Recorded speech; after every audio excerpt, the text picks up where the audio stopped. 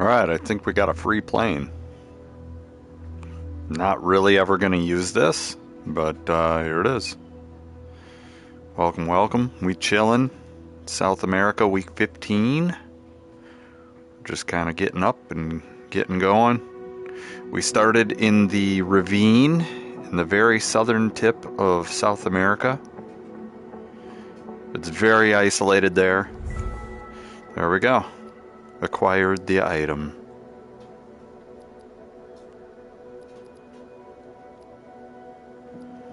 I think that's the only thing that we could get for free today. Alright. So here we go. We are flying the Cessna 185. We might switch to the 200 at some point. 200, whatever it is, right. Right, where is it? 208B Grand Caravan. It's a little bit faster than the one that I'm using, and it has better liveries. But I do like the interior of this one. So overall, this is my favorite plane right now. Icon A5 could also be a good one, but it's a little slow. FCC raid. Oh. FCC raid, what? What's going on? What's up, Harmonious Crow? What's going on, man? You guys jumping over from iMorphs? Howdy. We are, like I said, just getting going. FCC stands for Fancy Coffee Cult. Gotcha. Club. Yeah. Not a cult. 185. Not a cult. Not a cult. Definitely not a cult, even though it kind of operates like a cult. Not a cult. Okay, so we were down in this ravine. That's where we left off. Definitely not a cult. Not a cult. It's not a cult, man. It's not a cult. It might be an addiction, but it's not a cult. Alright, so we're going to pop off right here. And we're going to set his departure. I'm still holding... Asterisk sips coffee asterisk. Yeah. 6 coffees later. Alright, so on the ground, ready for takeoff. That's what I selected. I think they broke this last update. So I'm waiting for them to fix it again. Hopefully they, pay attention to their community a little bit and people point out the bugs. Yeah, so you can see we're not landed. The VR in this game is phenomenal.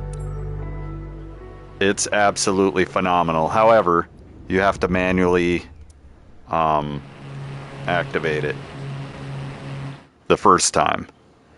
Okay, so it's saying check your play area. You gotta set your play area, blah blah blah. Okay, boop. And now we're in. Alright, so now we're on the cinematic screen, which I don't know if that's really coming through the stream or if it's just showing the middle area. I'm like in a Tron room. But once we resume, we are in the game. This is absolutely phenomenal. Like, if you want to fly a plane, Just the middle. Yeah, it was the Tron room. Great. Yeah, this is insane. I've got my co-pilot. Like, I can stick my head out the window and I can look down and I can look around under the wing. Like, this is so insane. And like, if you want more immersion, you turn off all the towns and you just go, man. And if you want scenery and you want to be a little bit more of a tourist, you go out here. And it's extremely 3 dimensions. And if you already have VR on PlayStation 5, like I'm playing this on PlayStation 5. I have the game, and I have a yoke, pedals, throttle hyphen but no VR. Oh, okay, yeah. Sticking head out the window worth it. Yeah, oh yeah, definitely. Look at this. You can see the shadows on the water, and we're on the very southern tip of South America, so the thing about the southern hemisphere right now is they're in winter. But the southern tip of South America, you can see, you go off the southern tip of South America a little ways, and what's this down here? That's Antarctica. We're like right there. So I'm learning a lot about geography playing this game. Like it's so crazy. And like I bought the full $200 version. I haven't bought any aftermarket planes yet. But yeah, in January I was like, man, I need something where I can explore the Earth. And I definitely went through all the places I've ever seen in my life in about the first week. And that's when the exploration began after that. And after seeing places that I've seen in real life, now that I'm seeing places that I haven't seen in real life, it kind of, like my brain's trained, so it kind of clicks. So my honest review about the PSVR... This is the way to do it for sure. Yeah, for sure. It's the way to play Gran Turismo as well. Like, I don't care how fast I am without VR. I don't want to play it without VR anymore. I got VR and I haven't looked back since.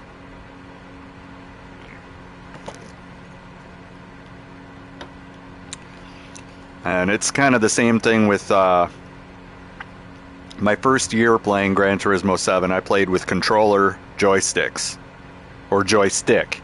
I used L and R for gas and brake, and I steered with the joystick. And I already proved that I'm an easy GT1 League driver.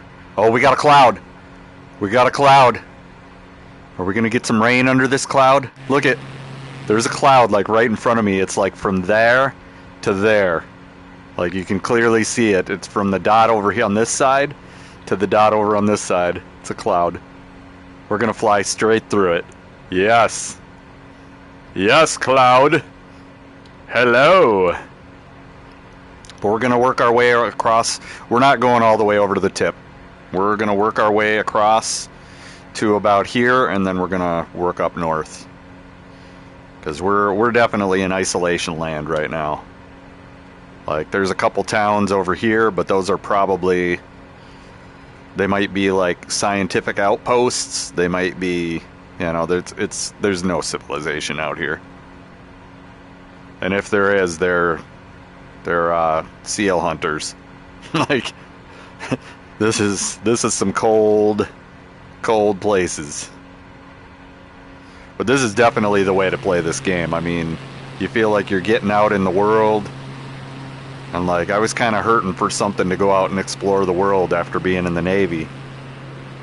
You know, and this is definitely it. And not only that, but the seaplanes, you just go like this.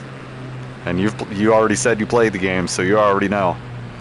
Cut the motors down, cut the flaps down, start going down. And I can land on water in or out of the cockpit. It doesn't even matter.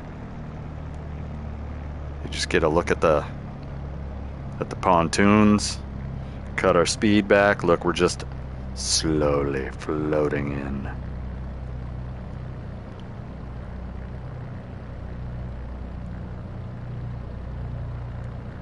I use it to fly home. Yeah. You can see the wind is blowing my tail out to the side like that, so I know I'm not landing straight. I'm doing everything absolutely wrong, according to every training and every manual. Oh, the weather changed a little bit. We might get some rain. We're swooping in. You can see the mist coming up, and that's a wrap. We bounced a little bit, but we'll cut the flaps. We should be good. Lower the rudders. Like I said, we did everything absolutely wrong and still landed it. But look at this. I mean, brother, I could lay an anchor right here and just sit here and chill. You know, maybe have an inflatable raft out the side of the boat, of the plane, that you can kind of chill and just kick back. Go fishing maybe. And then when it's time to pack up, you just deflate the raft, put it in the back. You got this whole back area right here for cargo. Rip out the back seat. You could live back there. Take a shit right in the water. Fuck it. Who's gonna stop you? Like, oh no, there's a group of pirates over there coming at us. Uh-oh. Uh-oh. Whatever will we do? Whatever will we do, co-pilot? I don't know. How about we do this? Fuck off, pirates.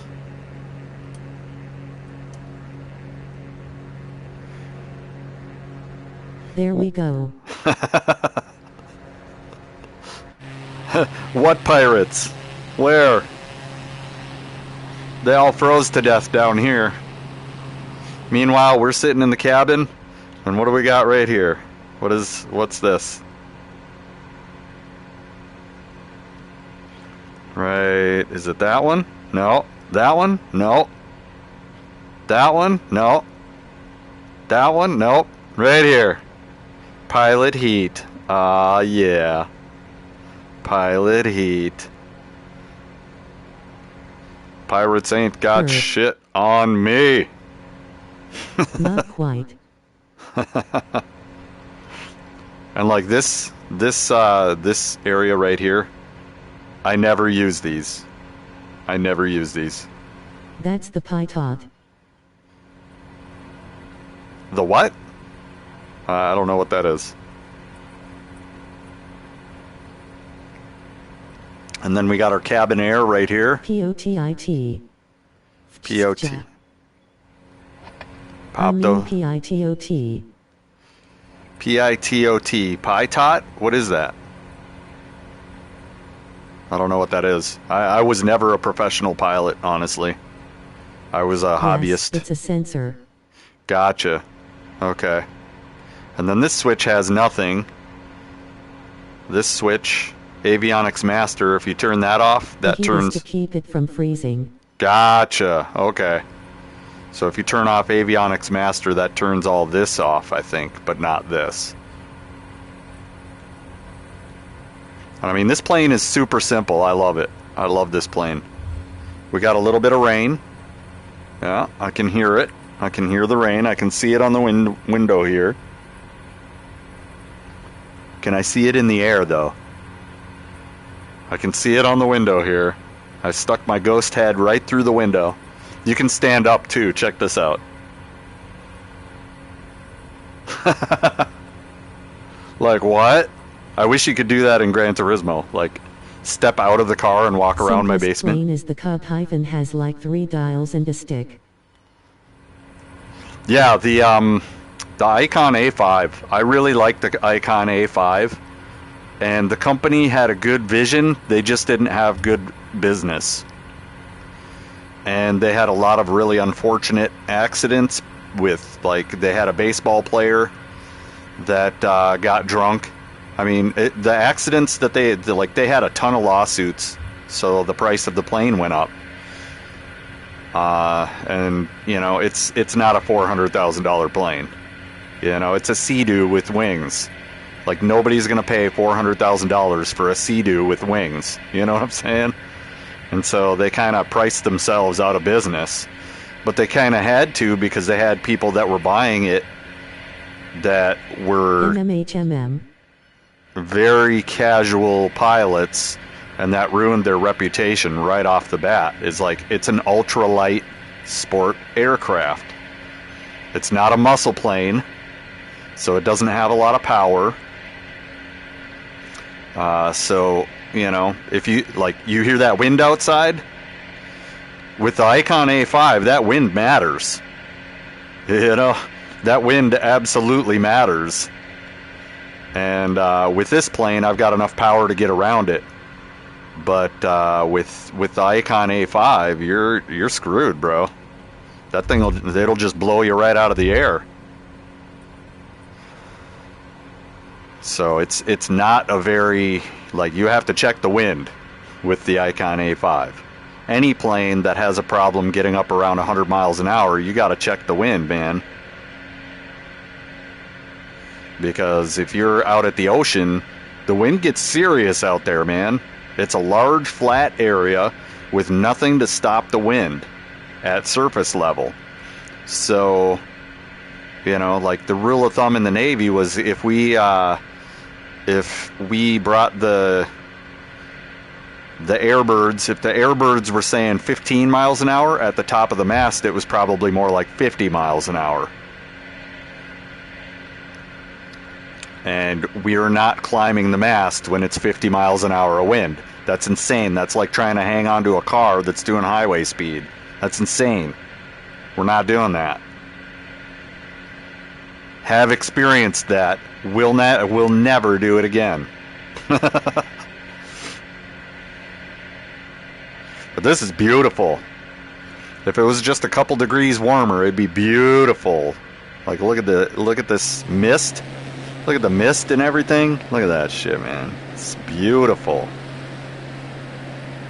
Beautiful. Nah, I love the cold. I take it the way it is.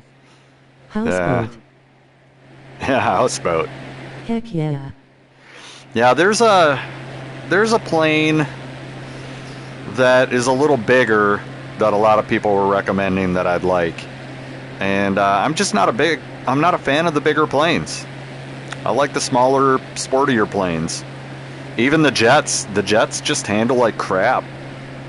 Like this plane, look at this.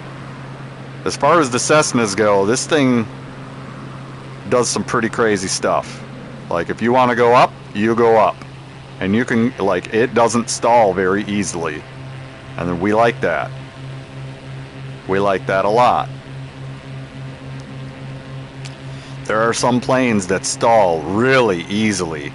The P-51 loses the tail so easy. You'll like get in the zone and all of a sudden the tail just whips around on you and you're dead. I'm like, I don't like that. I don't like that at all. So this plane is really stall resistant.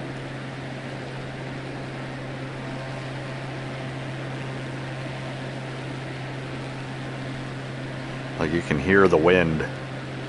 The wind. We're still trying to get the trim set. It's still early in the day. We got to stabilize and get that trim set correctly. Oh God. Come on, trim. Come on, trim. Let's go. You can see our V meter right there. Our vert meter. It's kind of swinging. If we get that dialed in, then we'll be good. And you can see when I'm adjusting the trim right there with that wheel.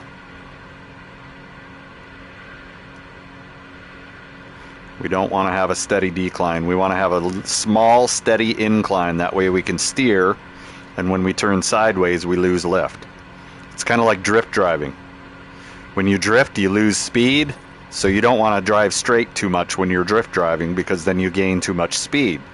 It's kind of the same with aircraft. If you drive straight, you gain lift, and then when you turn, you lose a little bit of lift. So I want to set it so I've got a little bit of lift, but not a lot. And then we just turn to scrub off some height. Right now we're at about 250 feet. We'll stick right in that area. Yeah, we still have quite a bit of lift, so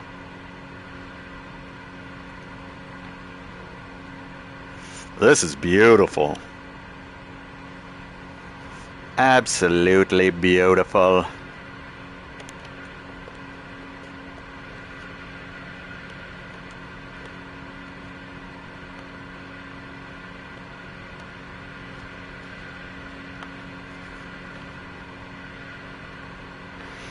And the trick with the VR headset is getting everything adjusted so that it's as sharp as possible.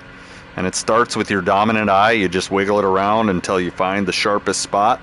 And then you adjust the dial so that your passive eye is in focus from that. And for me, I have kind of narrow eyes, I'm guessing, so it pinches my nose a little bit. But we can get over it.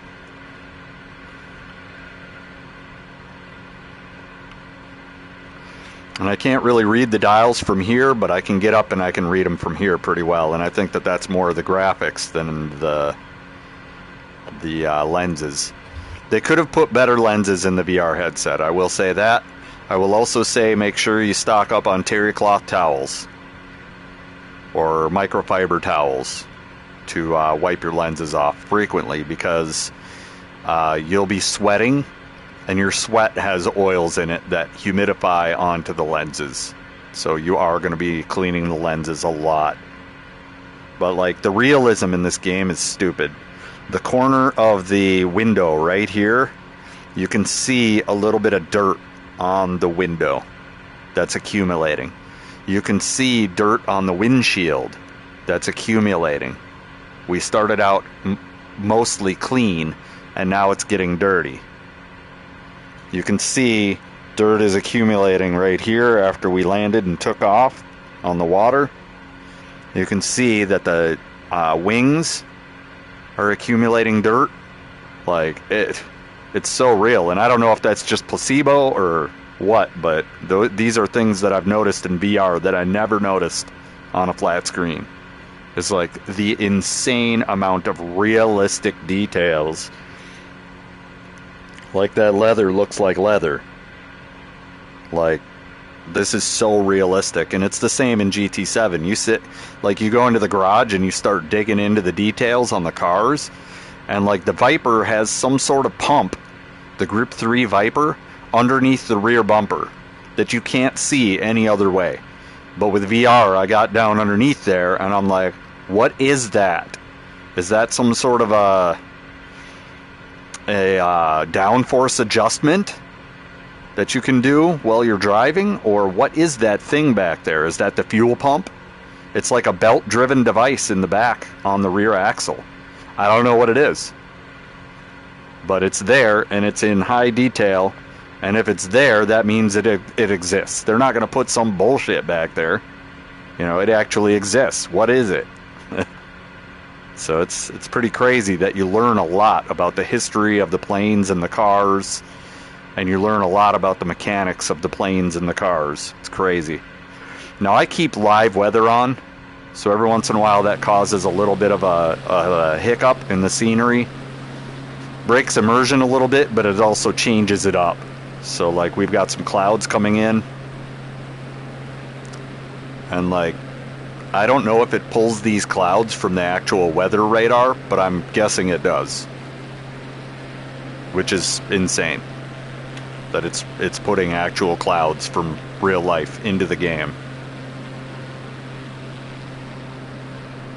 And so that causes a little bit of network stuff. The game is very network intensive, but it's worth it. It's worth it to have this ambience, and just, it's, you know, photorealistic. Like, this is insane. I am getting chilly like I'm in the tip of South America, you know. And we want to zoom in a little bit, maybe. Here, let's center on... There we go. So we want to break north. We're already across the bottom. We want to break north. Get this northern journey going. So we're going to go across these mountains. The sun is pretty low in the sky, but we are breaking north. So here we go. We're actually going to move this up too, so that I can look at it without it interfering with things.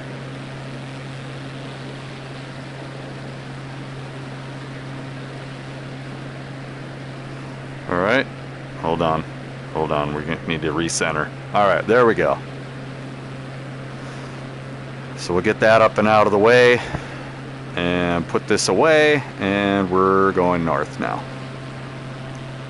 We're going to cross these mountains. We're going to get a little bit of height. That was a good valley there. I love that. That was super nice. But yeah, we're not going all the way out to that tip. We can come here specifically for that any other time. Now, what happens when you get higher in the air is you need to set your trim farther back. because your propeller moves air to create speed. When the air gets thinner, you're not getting as much speed. When you're not getting as much speed, you don't have as much lift. You also don't have as much lift because the air is thinner. So the air being thinner affects your lift for two reasons, because you're losing speed and because you're losing air density for lift. And you're losing speed because of the air density, and you're losing lift because of the air density. It's crazy. So when we get up higher in the air, that really slows the trip down, but we also have to set the trim back. You see how my speed is way down now? And we're maxed out on the throttle. It doesn't go any higher. I'm giving it all she's got, Captain. We're going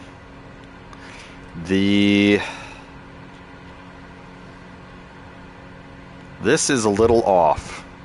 This is a little off again. You can see we just excuse me.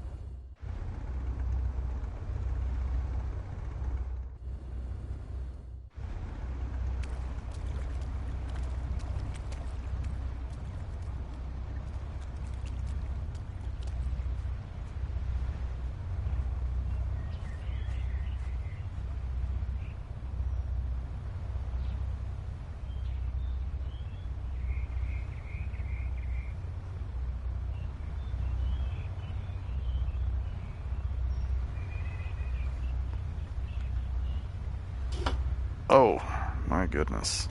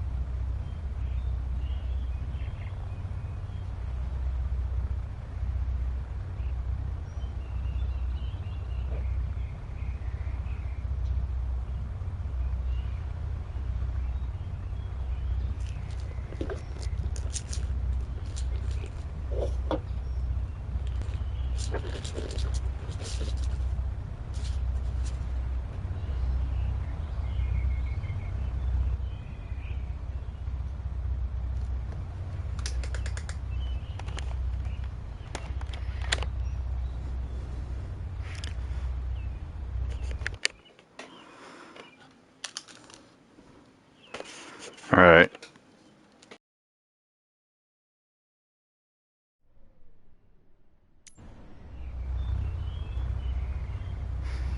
had to navigate some menus. Alright, we got lunch made. So now that lunch is made, we get back on the plane. And we start thinking about taking off. Pull the rudders up.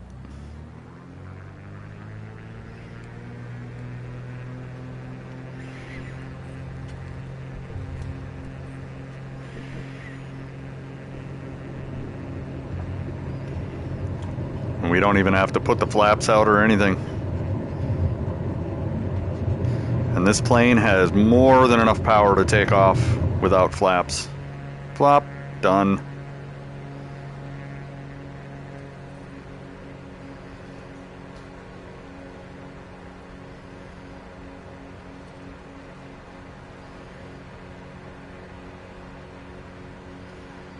Super crazy. Just like that. Like, so chill. We went from a boat sitting on the sand dunes to a plane in under a minute.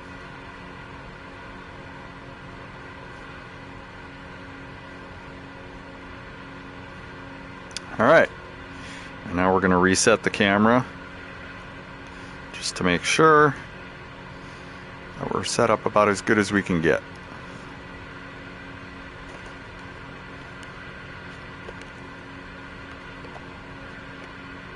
And we're flying, but not only are we flying, we're eating lunch. So we're navigating this sand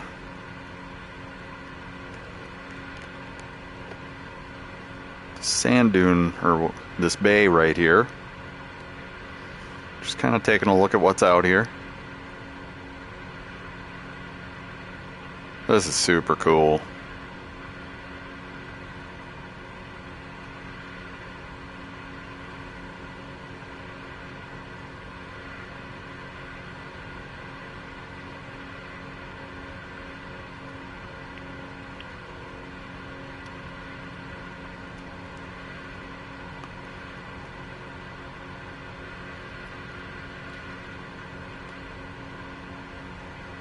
We can take and move this up.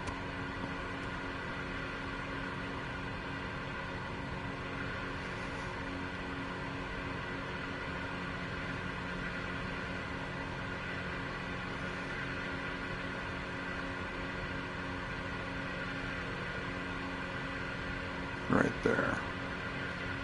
That's where I like that being. And like that. We're just kind of cutting across the land here.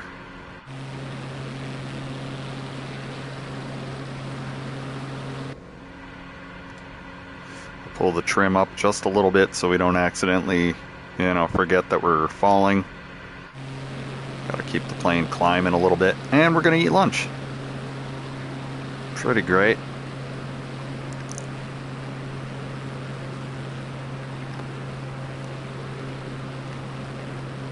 So, as a Southern Hemisphere explorer, I have learned a lot of things about the way that the sun works.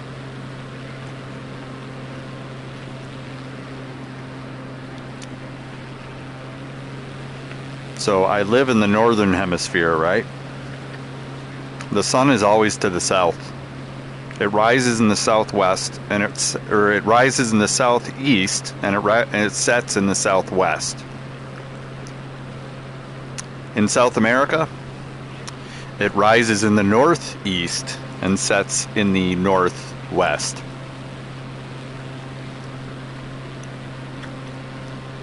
So one thing I didn't think about on this journey was that the way north, until we get around the equator, we're going to be flying into the sun. Had no idea.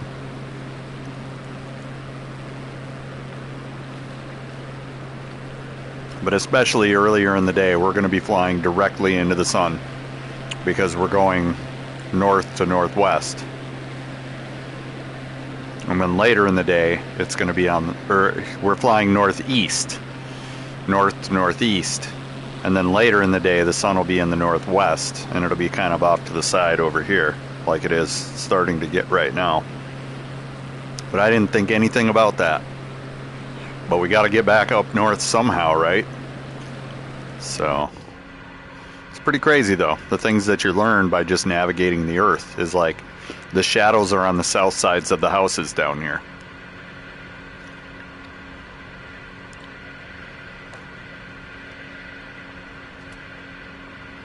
Pretty crazy.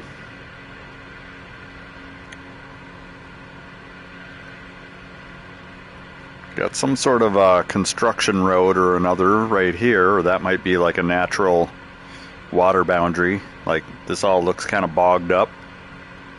So the ocean probably rises up here and there in this area. It's pretty crazy. Pretty crazy.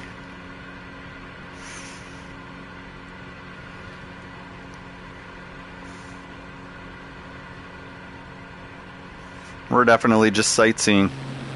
So we're, you know, imagine how good life is when you can eat a cheese sandwich flying off the coast of South America. You know, it's a good life.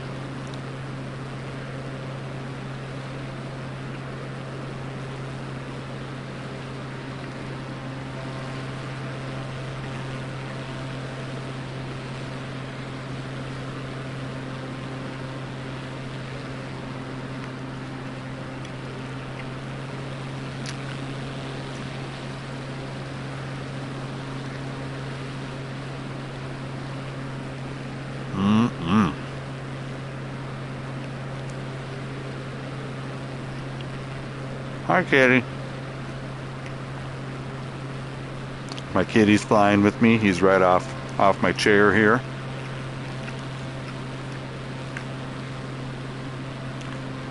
Yow. Hi.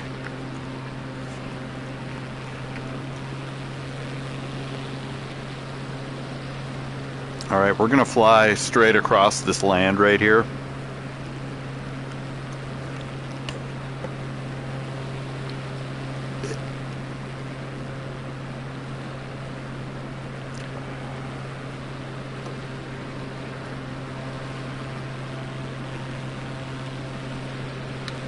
Yeah, that's nothing over there.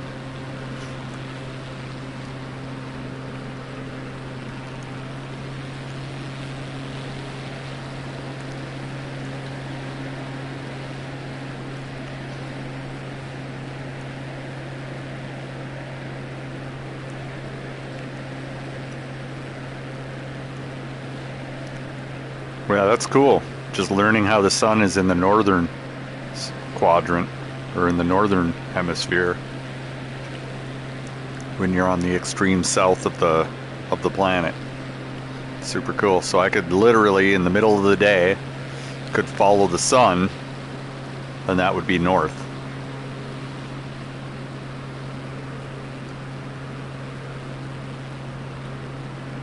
Which is like backwards to where I live. And like the perception would be that the sun, because it's on the north, the perception would feel like the sun is rising in the west, when it's still rising in the east. It's just to the north instead of to the south.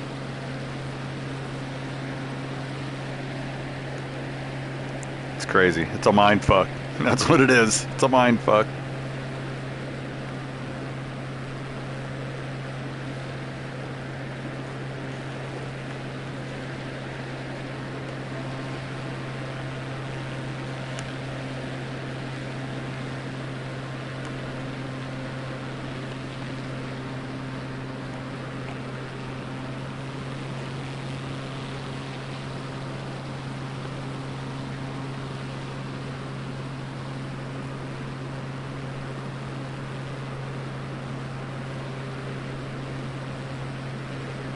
Like, we don't want to go too far over that direction, but we also don't want to go too far over that direction.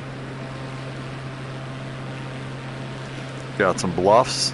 This is a pretty solid ocean wall right here, and you can see that the ocean comes up sometimes.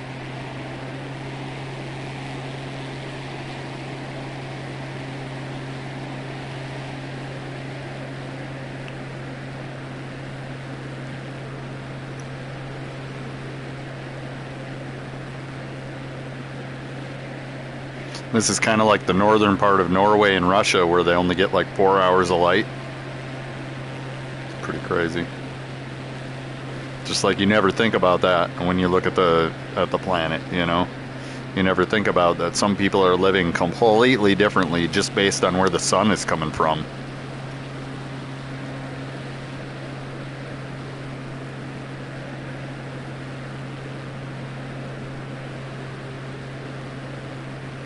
Like, it'd be interesting to see the southern tip of South America and see if they have the same things going on that northern Alaska does, where in the middle of the summer they might have 24 hours of light because they're so far north or so far south.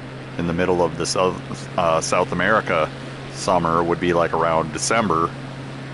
It'd be interesting to see if they've got 24 hours of light, and this game would definitely do it. Because the celestial body is basically built around the Earth in this game. So when the Earth goes around, you can see the constellations moving as accurate as they are in real life. It's pretty crazy. Like, they did a really good job where you can celestial navigate.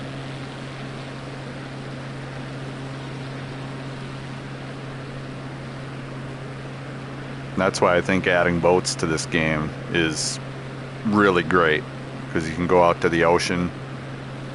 You can try to navigate the ocean if you want to. It's gonna take you a while, you know, and what kind of weather are you gonna get? I don't know. You know, if you're trying to navigate the ocean, I would give it like 5 hours a day. But you could literally just start the stream with your boat, and maybe they got an autopilot that'll set you to go east. You could set it to go straight east and see if your boat survives.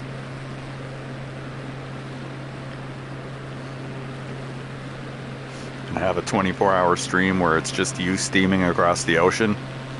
And people will say it's boring as fuck, but you're gonna see the weather and everything else that's happening. You know, you could simulate a crabbing boat or something. That'd be awesome. Crabbing of the seven seas.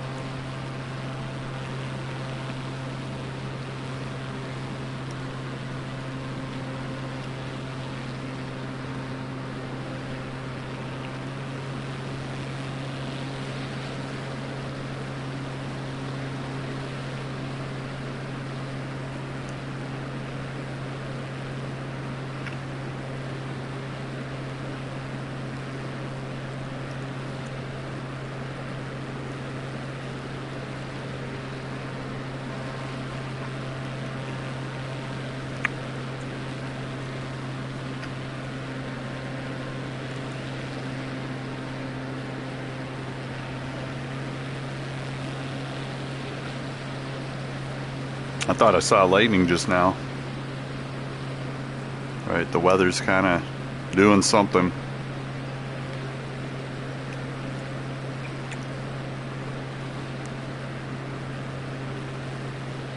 See that METARG data? These clouds are kind of following whatever's on the weather radar.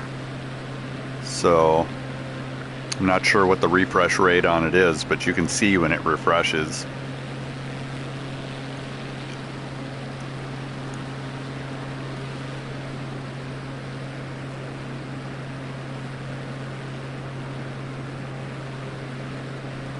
Said it before and I'll say it again, this is the worst that it's ever gonna be. Like, this shit is only gonna get better, to the point where VR might not have lenses after a while, you know, because right now it's a lens type system. I think in the future VR could definitely be a little bit better than that. It's just human eyes have a problem focusing really close to their face. So they use the lenses to simulate distance so that your eyes can focus on things. But there's going to be a day where they're going to figure out how to make the graphics in a way where you can't, where, you know, they're in focus at closer distance and you won't need the lenses.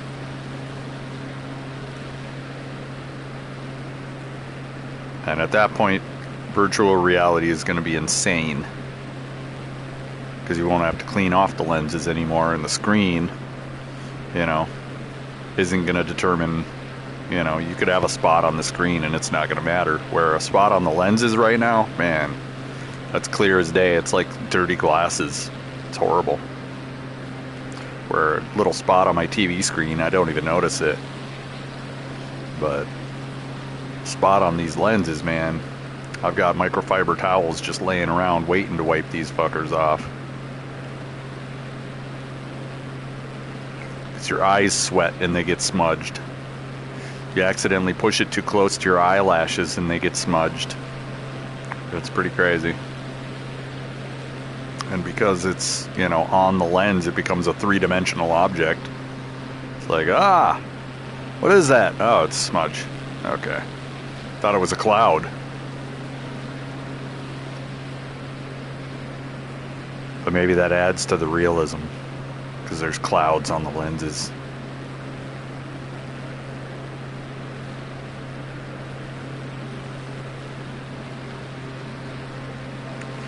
Yeah, we're just kind of farting around on the bay. I think we're gonna break north across this bay. I'm not really trying to explore the interior water bodies of South America at this point in time. This is the coastal tour. The Coastal Americas tour. We started in San Diego. We're gonna go around the south. We're gonna go up and up and up, and then we'll end up probably on the north of Canada and maybe work our way around Alaska and then back to San Diego. Just circle the whole Americas. I don't know. I don't know what this is, you know. I just wanted to do like a South America circle at first, but you know, we could keep this going on Tuesdays for quite a while. But yeah, we're breaking north across this bay. We'll try to hit this point over here.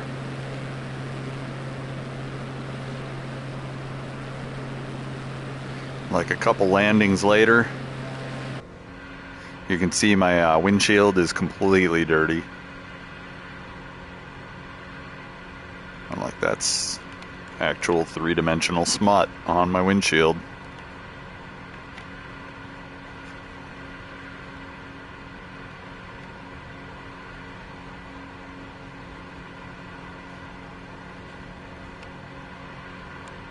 It's crazy.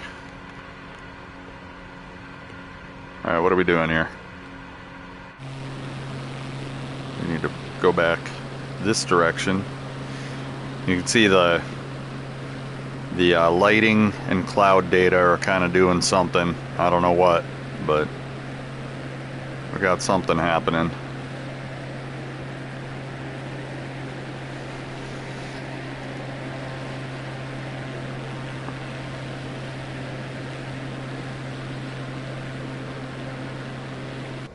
But this would be so relaxing.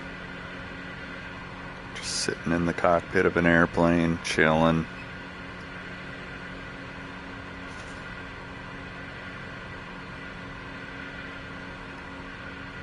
Chilling.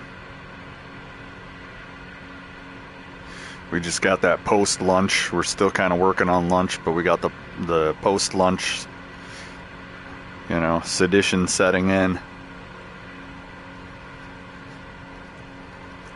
We'll need some caffeine. If we find a river, if we find a cool looking river, we're gonna drill down it.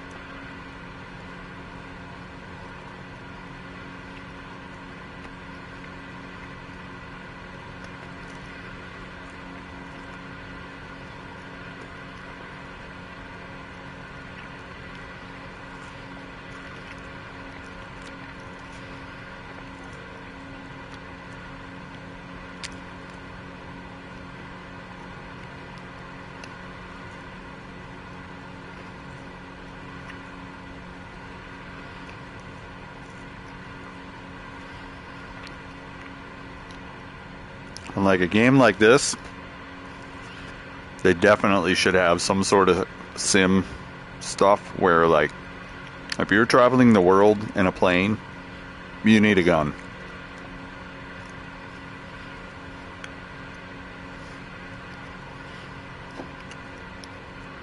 There's no room for discussion about it.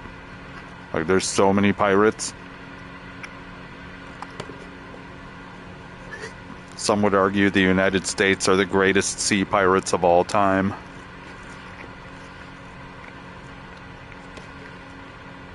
And they definitely have guns. So, start there.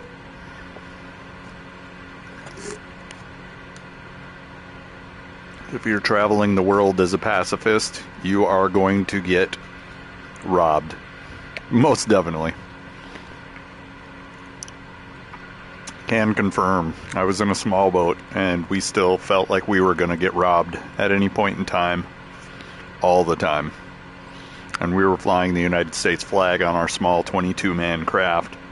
So if we were under scrutiny and worried about getting robbed, if we were flying a little two-seater plane, I'd be scared shitless. Because that plane is worth a lot of money. Money that people would kill for just for the plane. And then whatever resources you have on board, yeah. Like, there are people that just see other people as resources. And, you know, self-gain. So that's what's cool about this game, is you can get out and you can explore the entire world and never worry about getting robbed by pirates, killed, trafficked, or worse.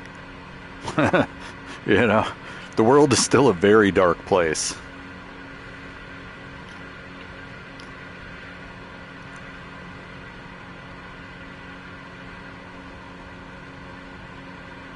Like, people say the Dark Ages were in the late, you know, turn of the century, late 900s, something like that.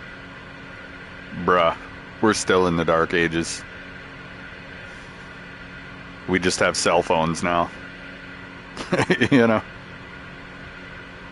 We're in the age of information, but we haven't evolved much past the Dark Ages. People are still praying to a ghost.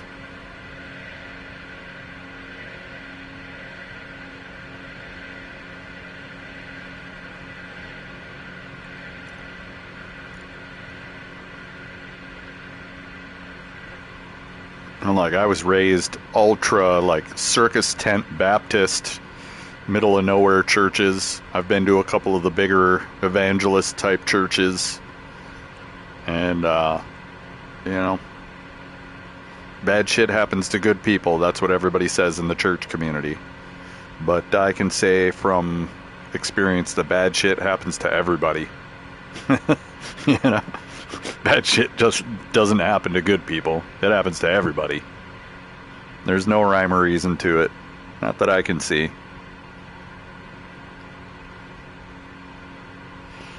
So we got some sort of towers over here. I don't know what that is. It's kind of crazy. And like, the clouds are flicking. Clouds are flicking. Did I finish my sandwich? I did. I finished my sandwich.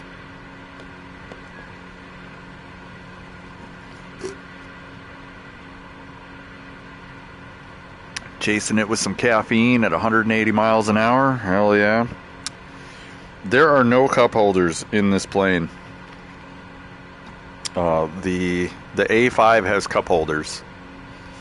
So, are those cup holders worth paying twice the price of this plane? No. No.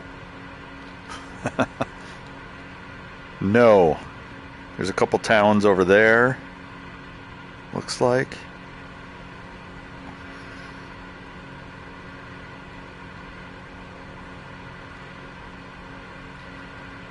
Alright, we're hitting that point, and now we can just follow the land. The lawnmowers are adding to the immersion. I can hear another plane. It's funny. Super chill, man. It's super chill. Like, if you're seeing me playing VR and enjoying VR, imagine what it would be like if the stream was in VR. If I could transmit the three-dimensional data and other people could see this in VR. Because the stream doesn't even show what's going on. They're like, it's not what I'm seeing. It's a flat screen approximation of what I'm seeing. And like, once I started playing VR on this game and Gran Turismo 7, I don't want to play them any other way.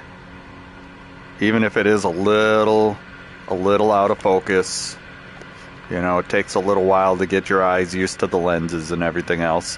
That little out of focus and the 3 dimensions of it just makes it that much more surreal.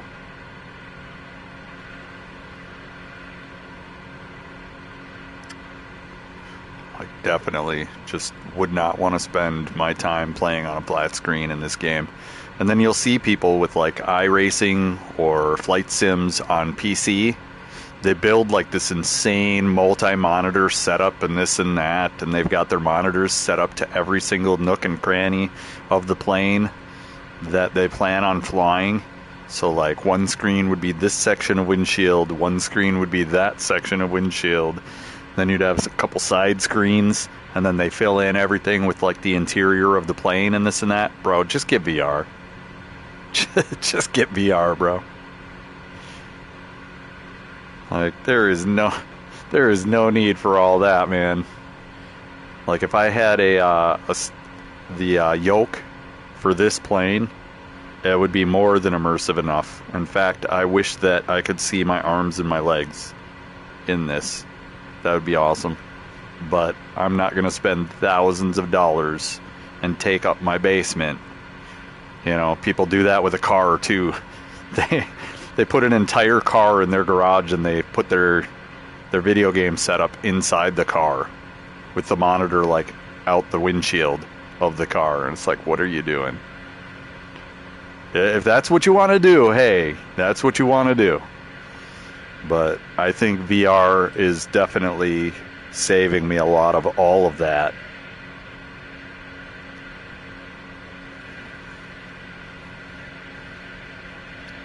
Because I'm looking at the interior of an airplane, and I go into Gran Turismo tomorrow, and I'm looking at the interior of whatever car I'm driving. It's crazy. It's absolutely crazy.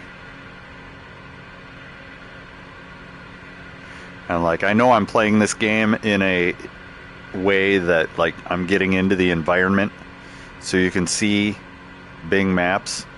Like, I have real estate apps that probably, like, they should be pulling from HomeSpotter.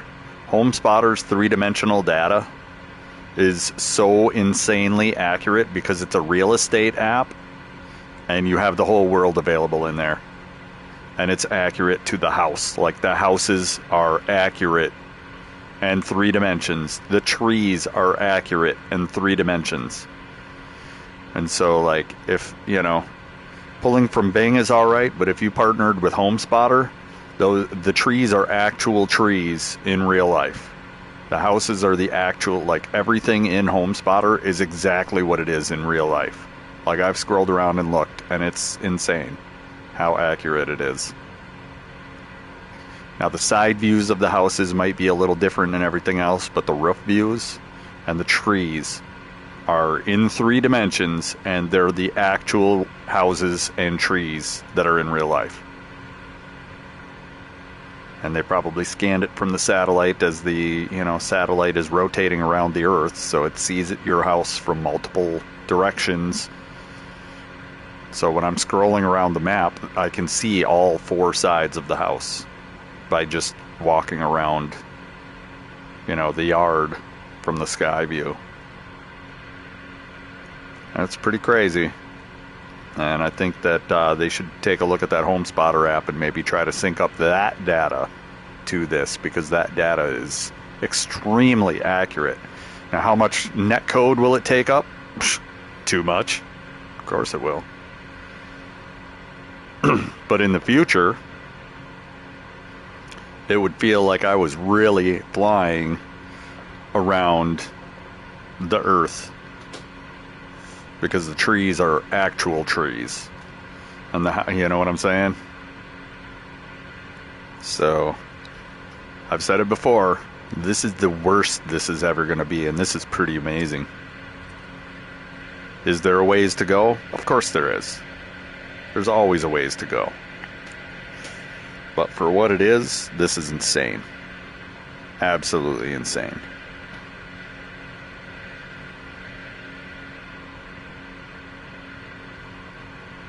So right now we're coming up on 11 o'clock. No, noon. All right. So the time changed at some point. So the time shifted. We shifted 1 hour. I don't know when that happened. But we were already coming up on 1 o'clock an hour ago, according to the plane's clock. And it moved back at some point. We crossed a time zone or something. Because the tip was at an hour farther ahead. We'll see what happens. But now we're on Eastern time again in the plane. I'm still on Central time.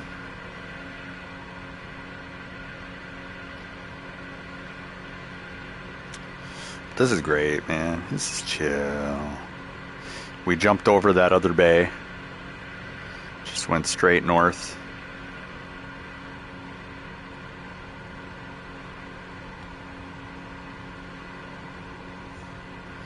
We're just going to see what we can see. This side looks a hell of a lot more lively than the other side did, so I think we got the boring side out of the way. The other side had those rectangular farmlands with those channels around them. That was about the most excitement we had the whole flight.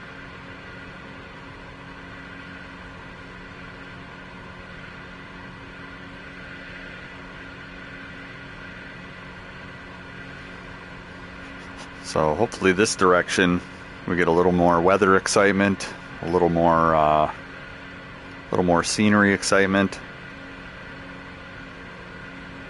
And there's going to be a few places once we get back up into the United States I'm going to explore pretty in-depth, like up the East Coast.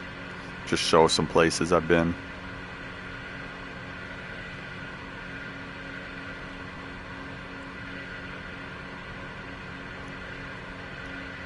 Let's chill, man. It's the post-lunch apocalypse. We've got a little bit too much lift, so we'll cut back on the lift a little bit. See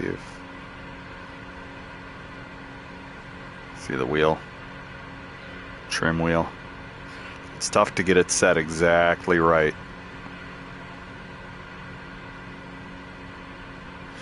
We've got a cloud shadow. That's cool. Got to break through the clouds right here. Where's our shadow? That's a good question, right? Where's our shadow? Is it behind us? Do we not have a shadow? I don't see my shadow. Where's my shadow? We don't have a shadow. The sun is too close to the horizon to have a shadow, apparently. It's crazy. There it is. Okay. Ah! Okay. We do have a shadow. It's just way back there because the sun is so low in the sky, in the north sky. Which is something I never thought of until I did this trip, is like the sun comes at you from different angles depending on how far north or south you are. That's crazy. I just never thought of it because I've never experienced it in my life. I haven't been on the southern hemisphere of the earth very much. So like South Africa, their sun is in the north. You just never think about it when you've been on the north hemisphere your whole life, you know?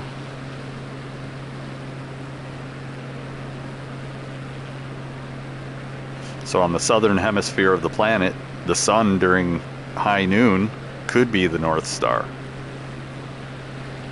It's pretty crazy.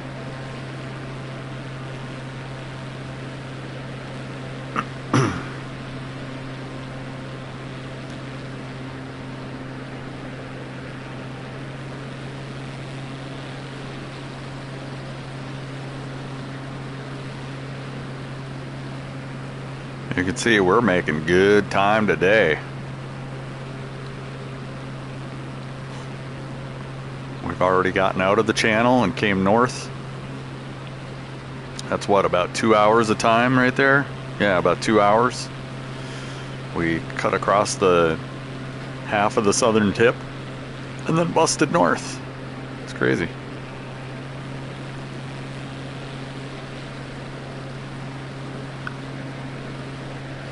So we're gonna get some good travel time in today.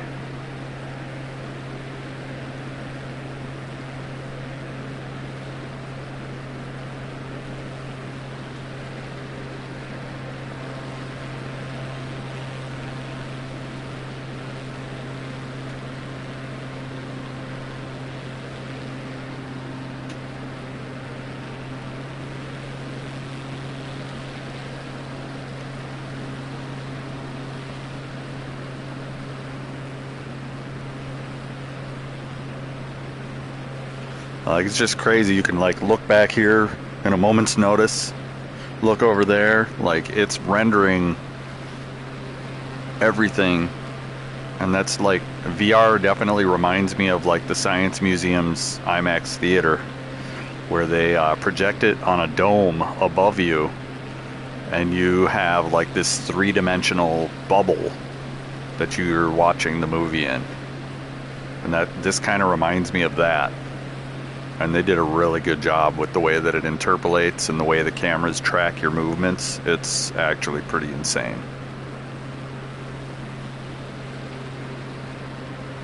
Because when I'm turning my head in the cockpit, as long as I don't go side to side, it kind of flickers a little. Like it doesn't want to do this type of motion. But when you do this, like strafing motions, it doesn't like strafing.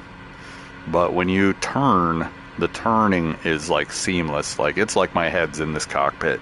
It's really crazy. And that doesn't come across on stream at all. Like the reflections off the windscreens, like everything is just like it's crazy. It's absolutely crazy.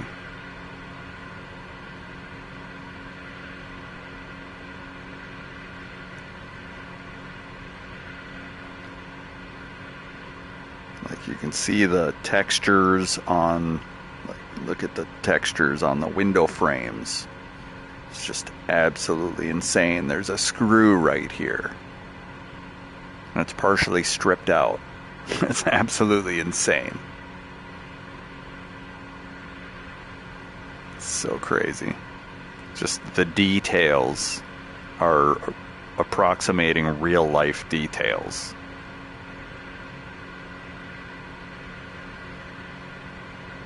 And like the reflection of the sun on the visor when you change the angle, it gets darker, it gets lighter. That's so ridiculous. And then when I dip down, like just the lighting and everything, it's just so ridiculous. It's absolutely ridiculous.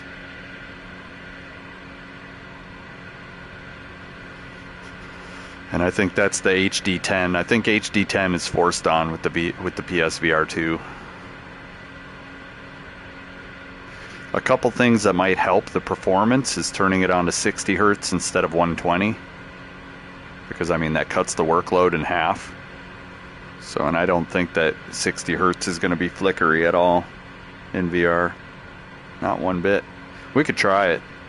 But the HDR, I would leave HDR on. So the HDR is insane. Just the reality, the realistic look of the colors. And I really like the look from inside the cockpit. Outside the cockpit, it kind of gets this dull, dead look to it, which I'm not really a fan of. But inside the cockpit, you see how everything looks a little more lush. And that's why I changed to inside the cockpit, is because it just looks way more realistic inside the cockpit. Even though you don't have as much of a field of view and you're blocked by a lot of the instrumentation, it feels like you're really in a plane. Like, as long as I keep the beach straight underneath, but still, I mean, look, even when you put the beach over, the very edge of the reflective water looks fake as hell, but the waves look super real. Like the waves, if you try to follow the waves with your eye, it actually looks like they're moving when they're not. That's a picture of that wave at that moment in time.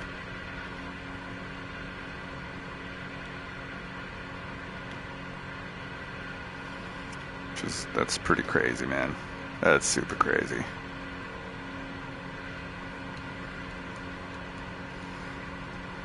We are coming up on some sort of water here that I might want to explore a little bit. It does go quite a ways inland though, so I don't know if I'm up for that adventure or if we'll save that for another time. 'Cause Tuesdays, like I said, we're trying to cover some ground on Tuesdays.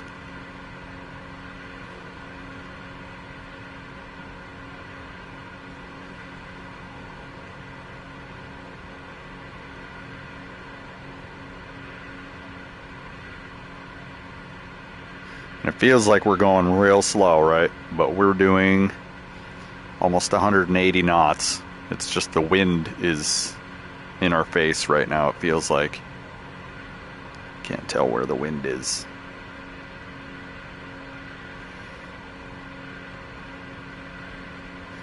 I don't know if we have a thermometer or whatever the hell they are. We're trying to stay below 1,000 feet for sure. I think we are going to skip this water as well. And the farther north we get, the more the sun is going to be above us instead of in our face, so that'll be nice.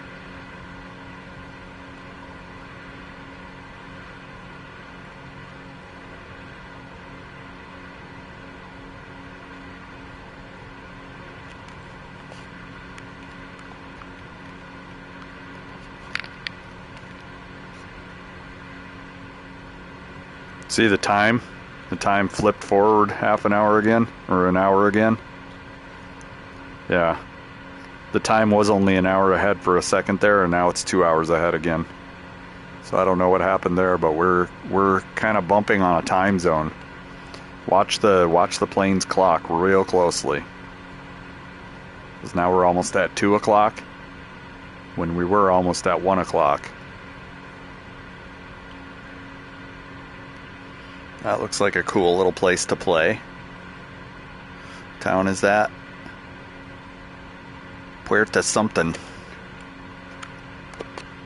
Can't really see it.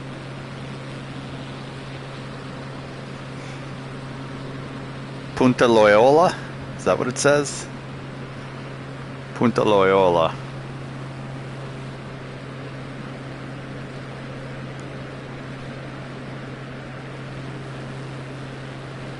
The sun is kind of burning my eyes right now.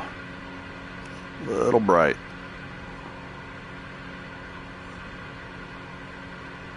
So we're at high noon. What we really need to do is get farther north so that the sun will be up higher. Hold on, hold on. Hold on.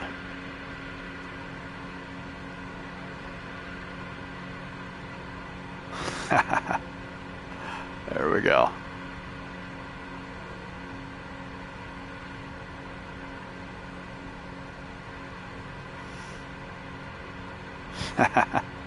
That's super funny. No, don't do that. There we go. Now we got the sun visor. Thing is the sun visor's doing some weird stuff here, so we got to get that pointer kind of out of the way. There we go. There we go. Because even when you put the pointer away, it's still out. Even though you can't see it, it's still out. Alright, so we're starting to get into the, like, we're making good progress today.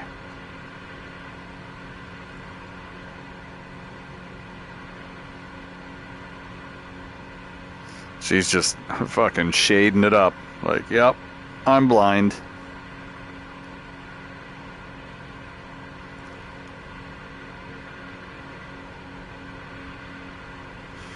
Yeah, this is a hell of a cool experience, man. See if I can find my soda without looking.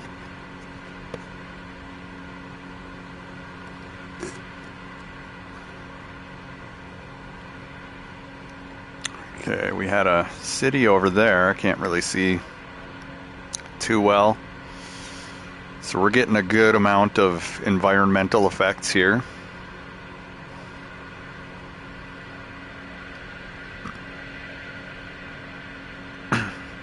Right now we're getting the sun effect, the midday sun.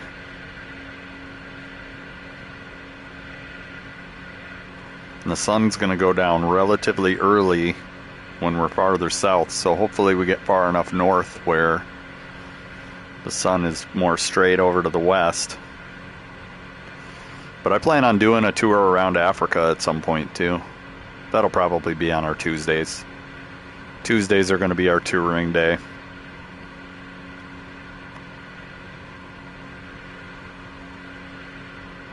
This is pretty crazy, man.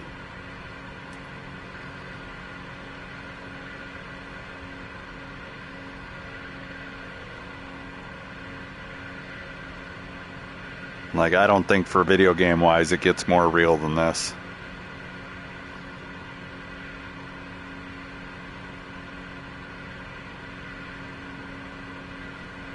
At some point I'm going to land and I'm going to turn it back to 60 hertz. And we're going to try farting around with my streaming software and see if we can't figure out some way to stream straight off of the computer again instead of straight off the PlayStation. 'Cause it'd be nice to have a radio. You know, reach over and get a station going. Like these cliffs. People were saying in 2022 the cliff sides looked kind of crappy, and now like they actually like put a texture on the cliff sides so that it looks like an actual cliffside. So that's pretty cool instead of some stretched pixels.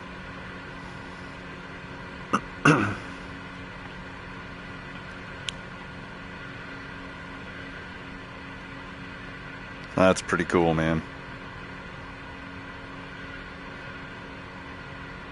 It's like actually more detailed than the surface now, you know what I'm saying?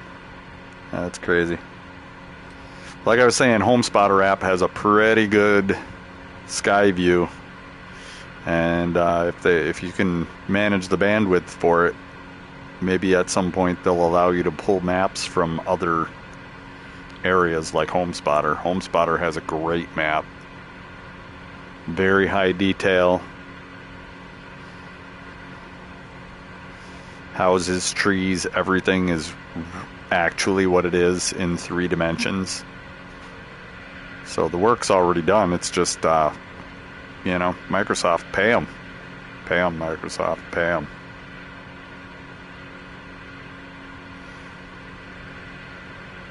Small price to pay to have the best fucking sim on the planet. And not only that, but the roads and everything in HomeSpotter are awesome. So you could have cars, boats would be awesome, rivers would be awesome. All of it is photorealistic. This is mildly photorealistic, but I'm telling you, man, HomeSpotter has a way better 3-dimensional map than this.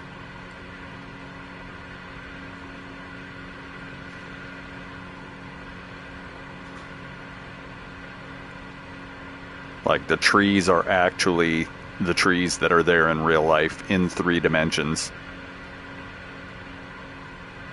So like when I fly over my house in HomeSpotter, it's showing the actual trees that are in my yard and my actual roof and everything. It's not like a made up little AI building.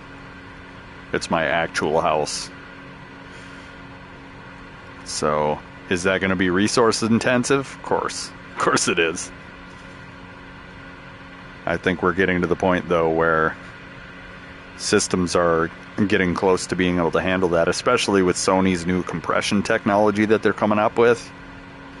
They just came up with a compression technology that's going to take the size of video games and divide them by about 500 times. So they're going to be 1,000 times 2 what they are now. So if they're a terabyte, which I don't think there's any games that are a terabyte right now, but if they were a terabyte, they would be 2 gigabytes with Sony's compression technology, that's insane. Like, to take a game that's a terabyte, which doesn't exist yet because it's too big, and melt it down to 2 gigabytes is insane. And that's what Sony just came up with in the last month or so. So Sony is about to get super rich, and everybody's about to enjoy the fruits of Sony's labor. Thank you, Sony. And so the games that are on Sony PlayStation, you'll watch them all whittle down to 1/50th of what they were. 2% of what they were. It's insane. So a 100 gigabyte game is now going to be... Wait. No, it's more than that. It's like 1/500th.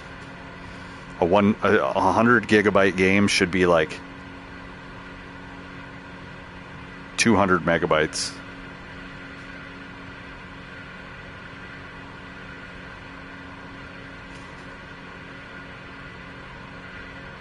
Like, everything's going to shrink down. And that's something I've been seeing with a lot of the games, is like they've got so many gigabytes of data, but you know, I mean, like Destiny is up around 200 gigs right now. And Destiny, it's got great graphics and it's got a lot of content, but they had to take content out because the game was getting so big that nobody wanted to give up their entire PlayStation for one game. And so they cut it back so that, you know, people weren't complaining about the file size. And we're still complaining about the file size, don't get me wrong, but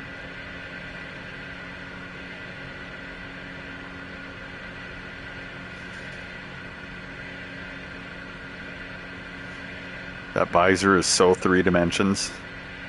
It's pretty cool though. Put the visor down and now you can enjoy it without the sun in your face. Sorry, I'm leaving your visor up. You're already blind anyways.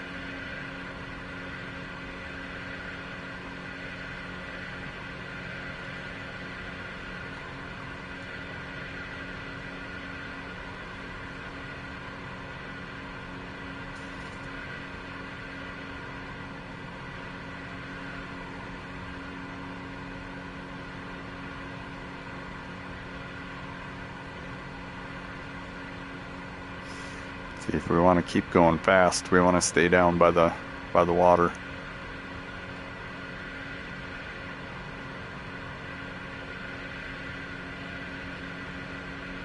So according to the plane, it's just after 2 o'clock, but according to my PlayStation, it's just after noon.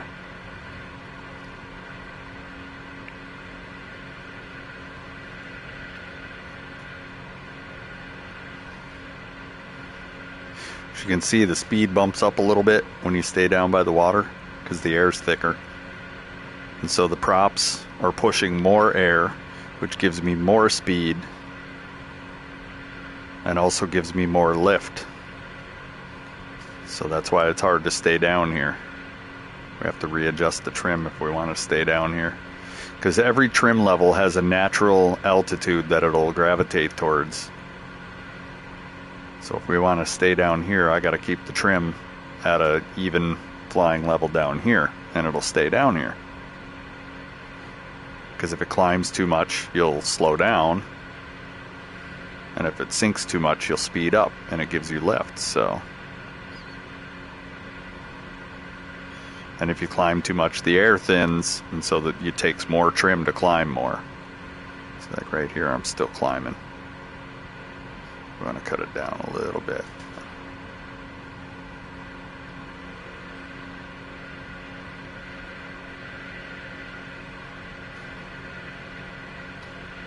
We're bouncing. The wind coming off of these hills here too. It's kind of screwing me up.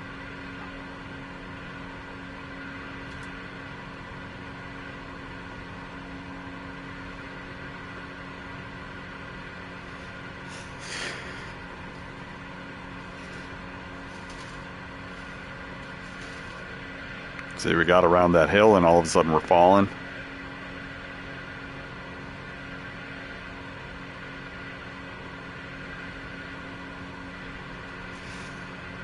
Yeah, we're coming up on all these interesting areas to go to.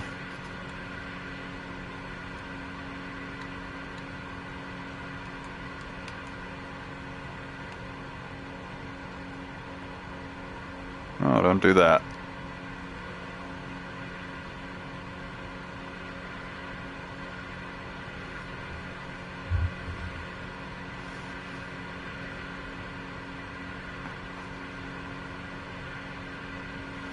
Oh. See, we get enough speed and it just pulls up automatically.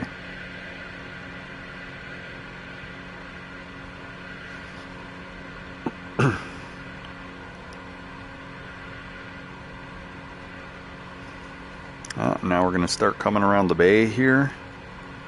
Looks like there might be a river going that way as well. Uh-oh. We're getting hit by that downdraft again. We're going to keep the trim up. We'll just manually push forward if we start getting too high, because the plane is definitely taking a downturn here and there.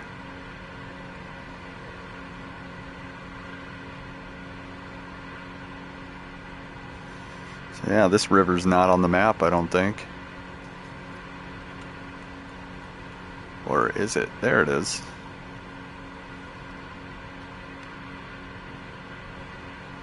We're not going in there. Hold on a second. Yeah, we're not going there.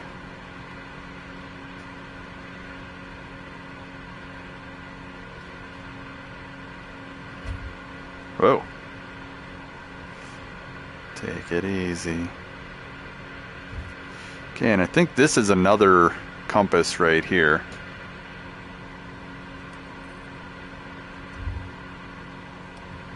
Which I'm not sure what it's saying. I can't really see it.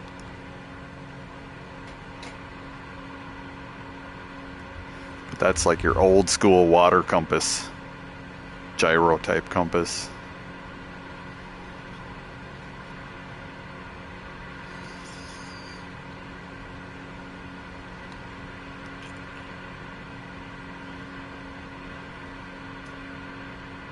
This is pretty chill, man.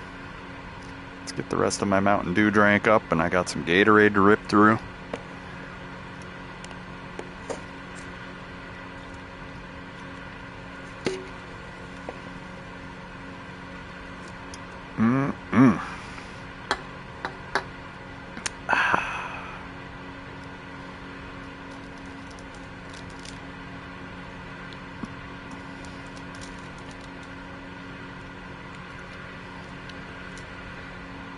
See, we're getting kind of blown off the side of the island here. Or off the coast, I should say, an island. Psh, it ain't an island.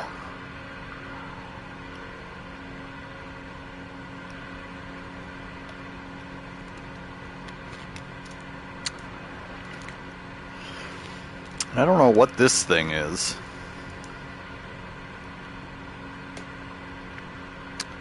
That's like another way to tell north, south, east, and west. Looks like it. Yeah, that's another compass.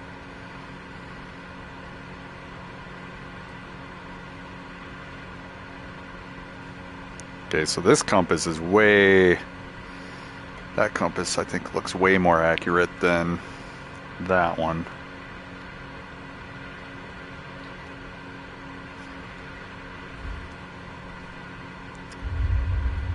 Let's take a zoom.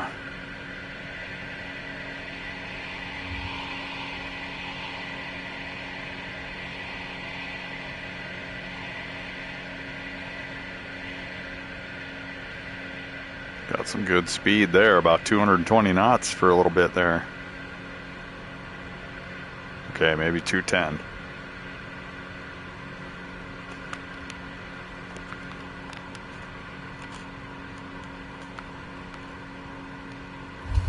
That's so crazy. That's so crazy.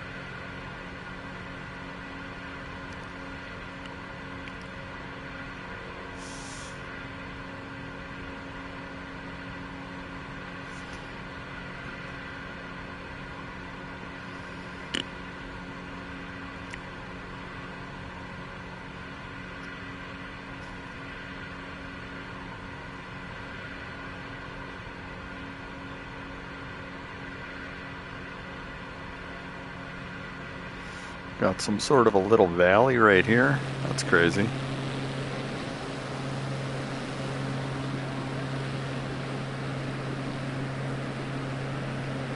Yeah, it's way too bright out there right now. Like the environmental sunshine is killing me right now.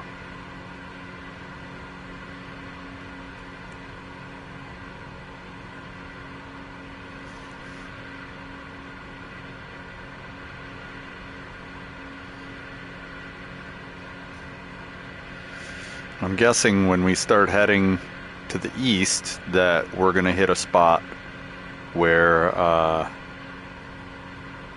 the clock is going to change again, because we're like jumping time zones, and the in-plane clock shows you the time that of the area that you're in, I'm pretty sure.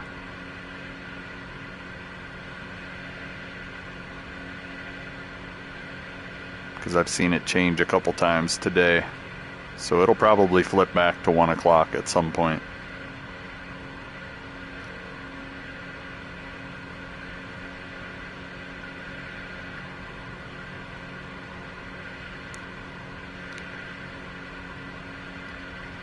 What's weird is we should be at Central Time right now. You know, but it's not doing that. It's going to like an hour off of the East Coast. It's like 1 hour earlier than the East Coast for some reason. Just kind of weird.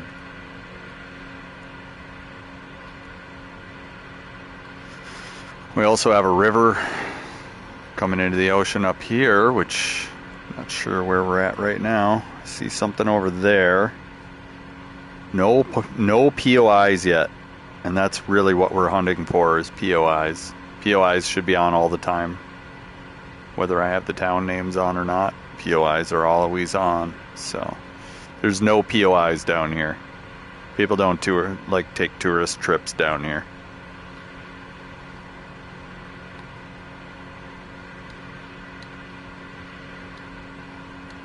And we're a long ways from Brazil still.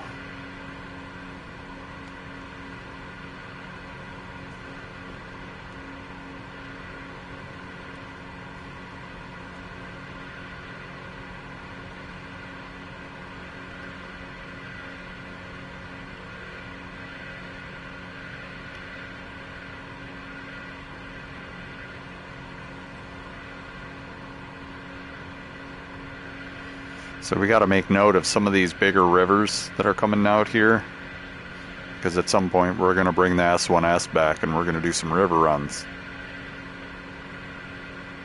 Love me some Mortal Kombat planes.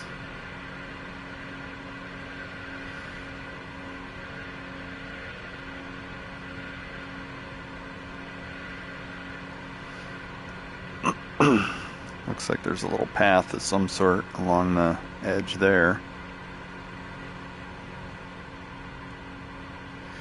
See, like those are not natural shapes. I don't know what those are in the landscape, but they're not natural. Or like some lines drawn.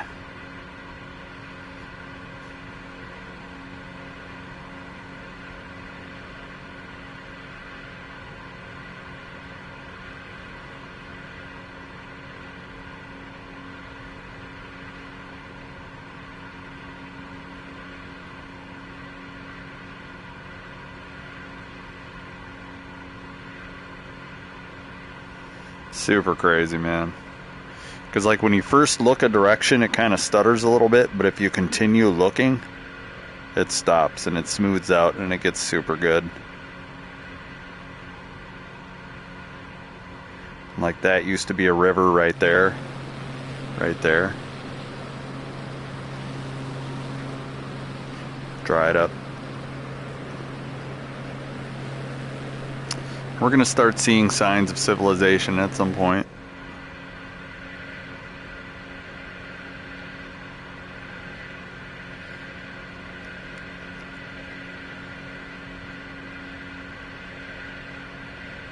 Ooh. I'm seeing some three-dimensional objects. Are these animals? I get excited when I see animals in the game, because they don't give that shit to you.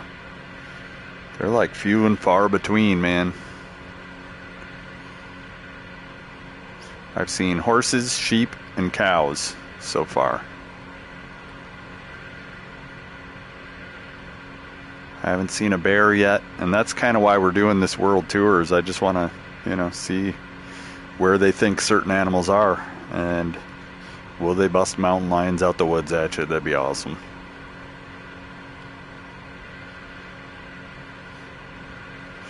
Like Grand Theft Auto, I got killed by a mountain lion. I got attacked by a dog, and I shot the dog to death. That mountain lion was too fast, man. He popped up. I heard the noise. I was like, what? And I tried to get in my car, and I was too slow. I got ate.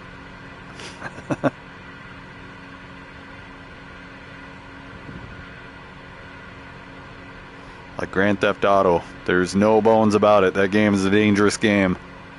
You could die to a mountain lion.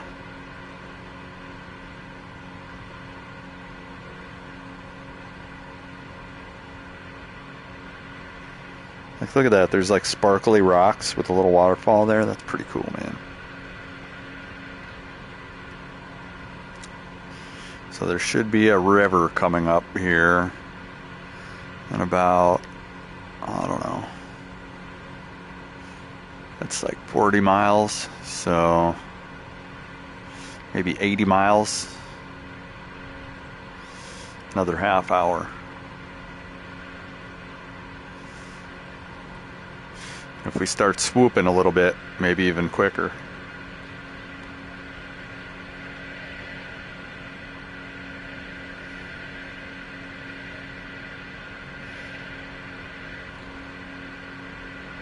Like you can see the land is going off to that way.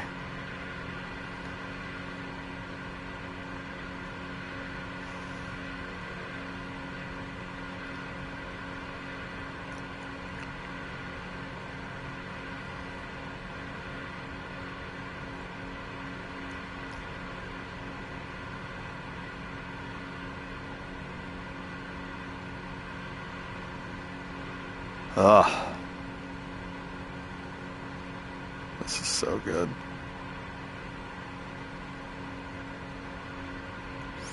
Alright, now that the sun's out of our face, I think we can raise this back up.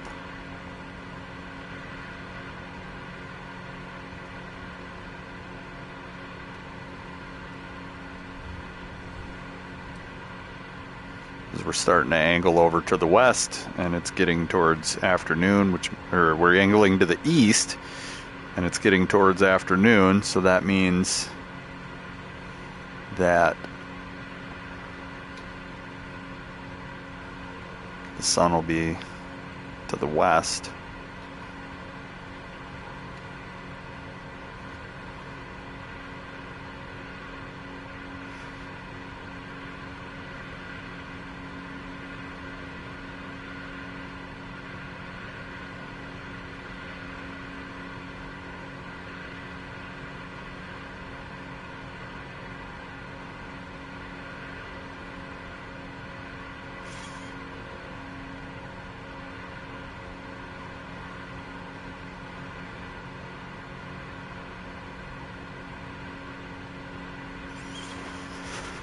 Yeah, sweetness.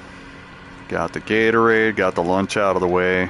At some point we're gonna have to take a potty break, and at which point we're gonna land well having the pee-pee shakes.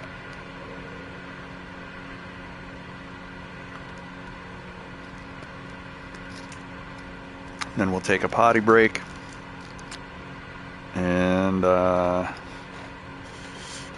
get back at it.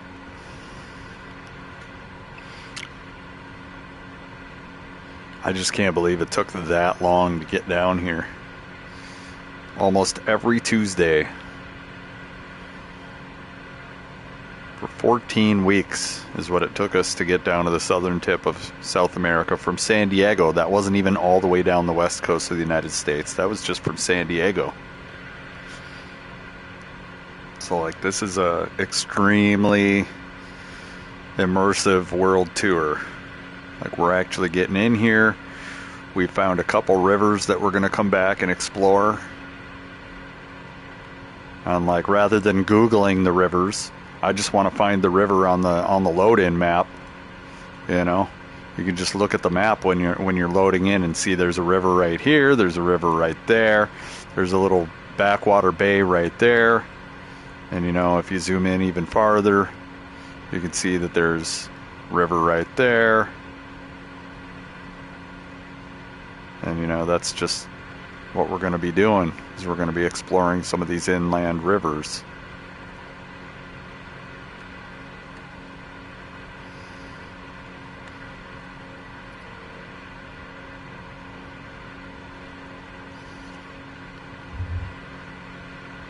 Okay, we got a town coming up over there. We got a couple things coming up over there. Alright, there we go. I don't know how the camera gets all zoomed out after a while, but I don't like it. So it might be because I'm sitting back farther, chilling.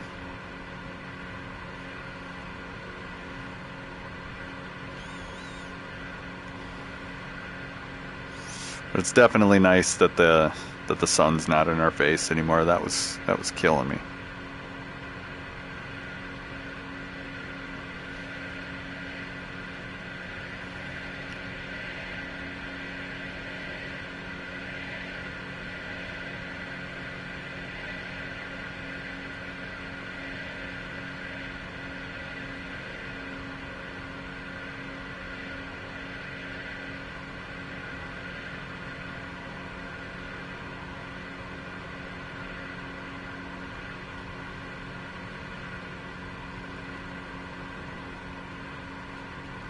It's crazy. We made it so far today.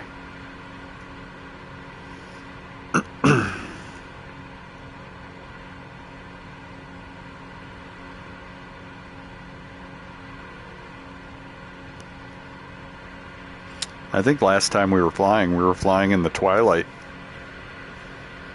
which is pretty crazy.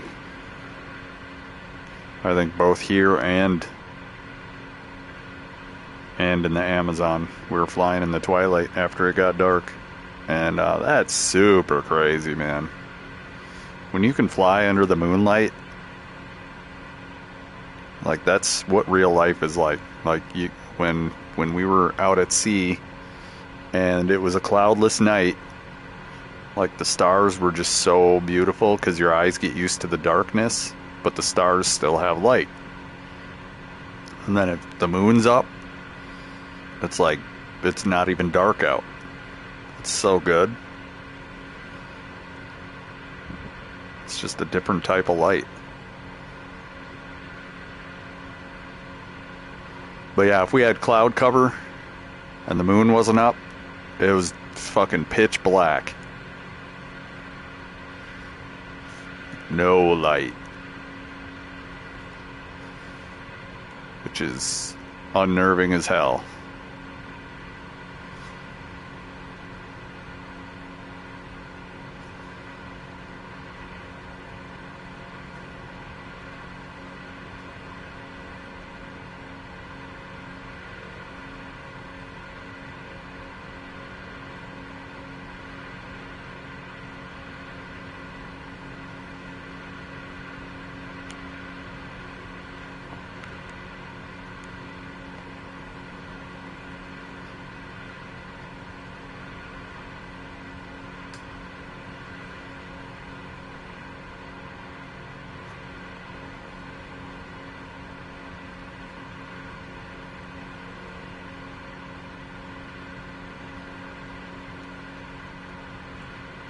Nothing? Oh, they're there. Okay. I was like, there's nothing again? That'd be crazy. Got a little bit of wind.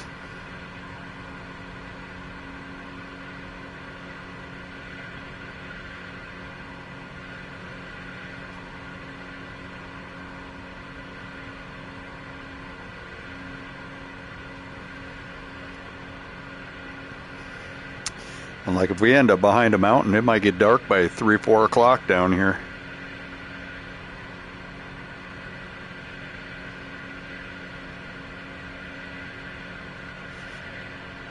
So we're about to see some of the best sky colors that you could possibly see while it's still being light.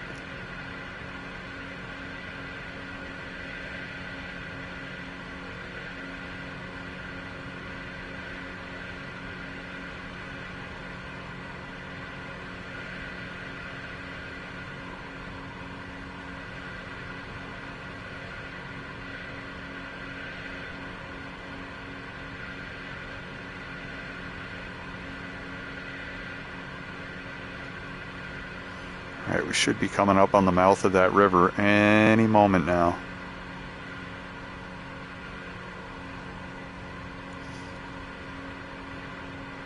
About 6 to 10 minutes.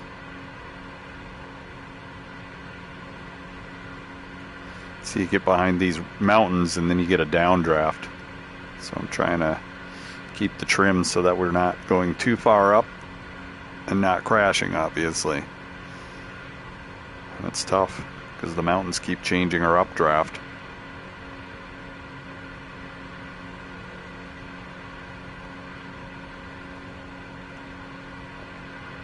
This is pretty crazy that you can play this game and fly this far. Like, I don't think any other games let you do this. Like Truck Simulator, I think, has a 18-to-1 ratio or something like that. So it's not even a full world size anything. Where this is like full world scale. Lets you get on in there, playing the world's largest video game sandbox ever. And like, I think that the ground has been laid to, you know, make the world's best driving simulator, hunting simulator, combat simulator. Like, bro, I want to hang a fucking AK out my plane window and shoot at a pirate down in the water if I want to. You know, and I think that there's definitely a platform here where that could be done.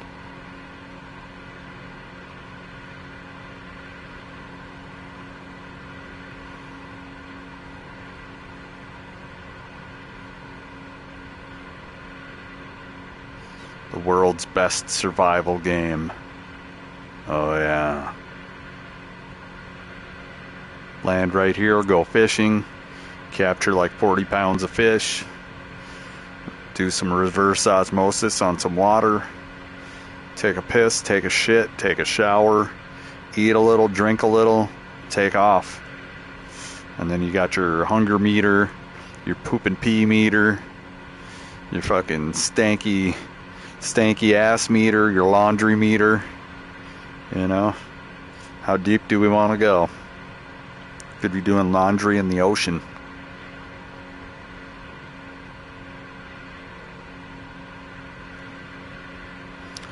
You know how fishy your clothes would smell after a year? Oh my god.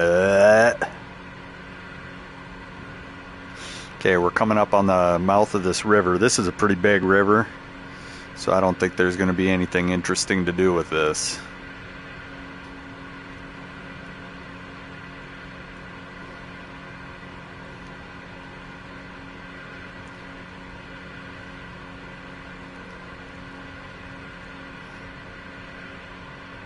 Those cliff sides, though, those are pretty steep.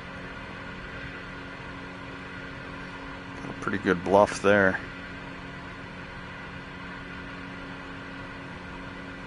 No civilization to be had along the coast here. I wonder why that is.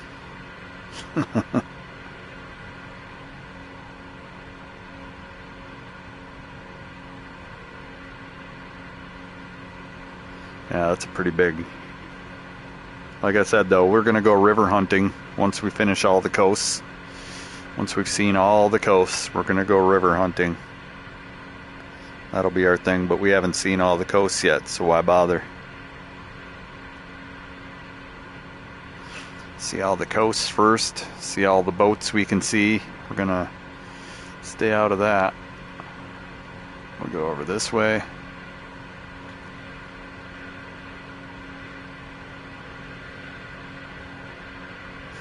And I should turn on the weather too. Plane is actually evening itself out. That's scary. Now we got the sun at our back.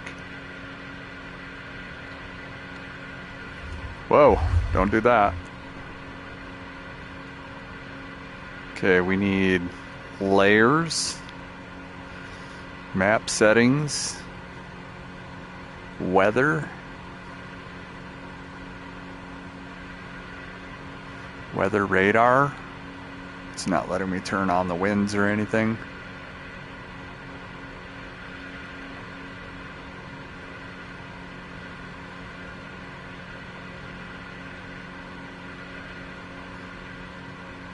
Okay.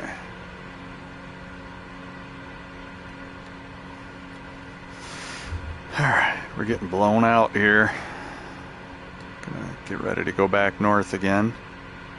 This water is beautiful.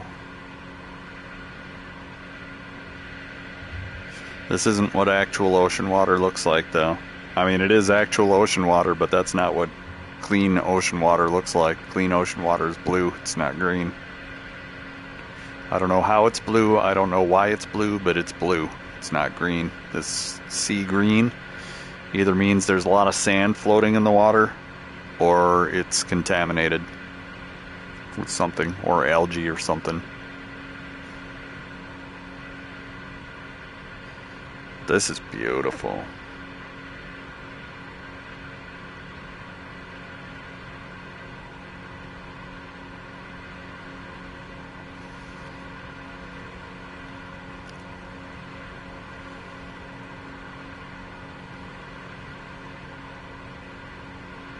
It's kind of flat on the land, but the contrast between the land colors and the water colors is beautiful.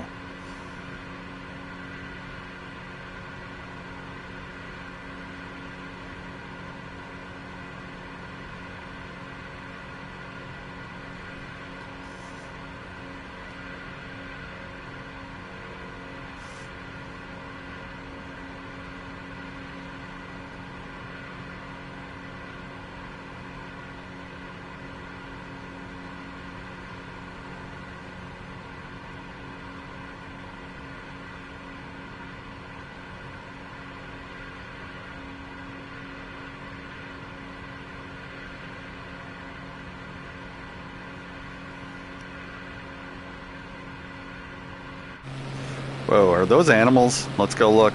I want to see. I think I saw some animals. Nah, they're just trees. Damn. Thought I saw some animals.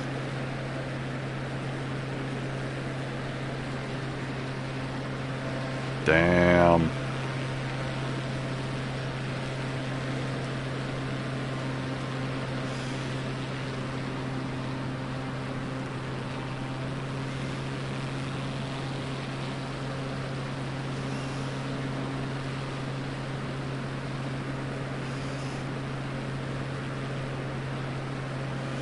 Definitely thought I saw some animals. I'm so disappointed.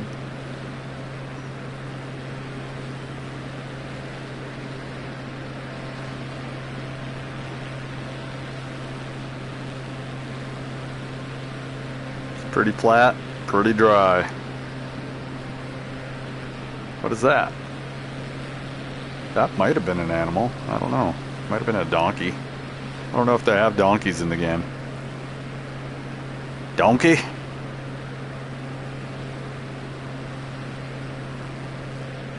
Look at how wide and flat that is. And like, what is even around here? There's no towns here. There's no nothing. This is just a big South American desert. Undiscovered. Trees? Trees don't grow here.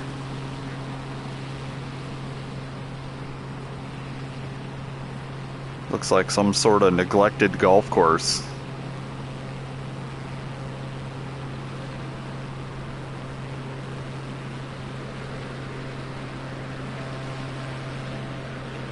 And that haze is just, you can just feel the heat. So hot. I wonder how hot it is here.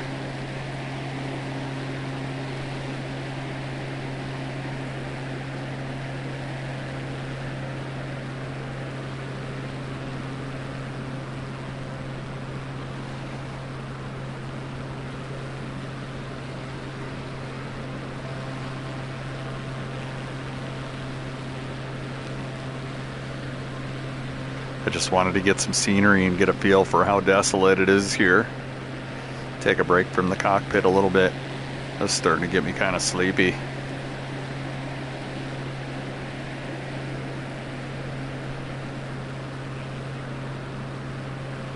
So that river there was pretty large. See how it's really blue here? It was like really green back there, but now it's blue here. I don't know if that's the same from inside. Maybe it was the glass of the cockpit too that did it. Let's get on over and see what we got here. Yeah, it looks really a lot more blue here.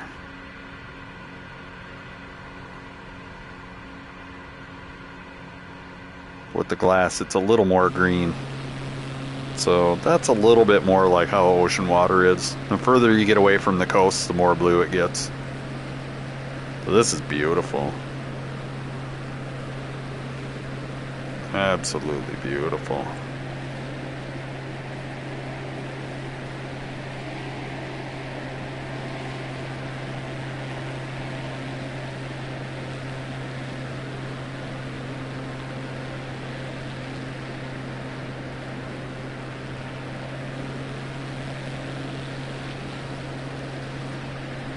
The shadow's right there.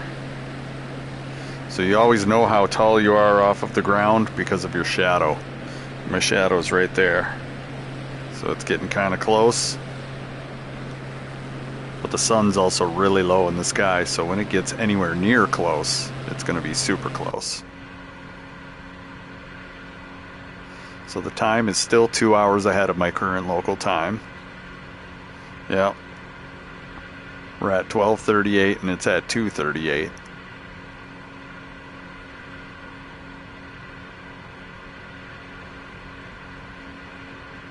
This is cool, man. We went through some clouds over the mountains on the southern tip. We flew with the sun in our face a little while, and then that kind of tapered off. It's like it's always changing conditions. That's how reality is. You know?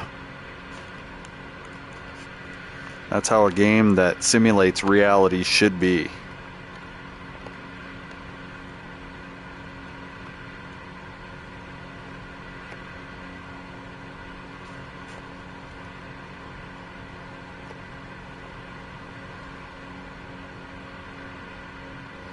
You should have all sorts of changing conditions, because that's how reality is. Now it's like we've got this kind of sparse cloud cover.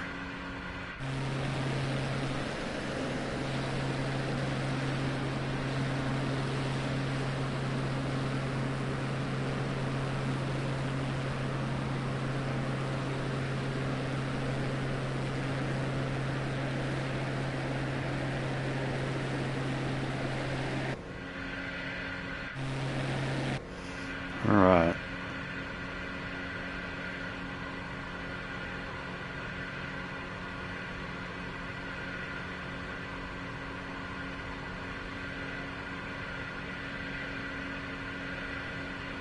Sitting at about 150 feet.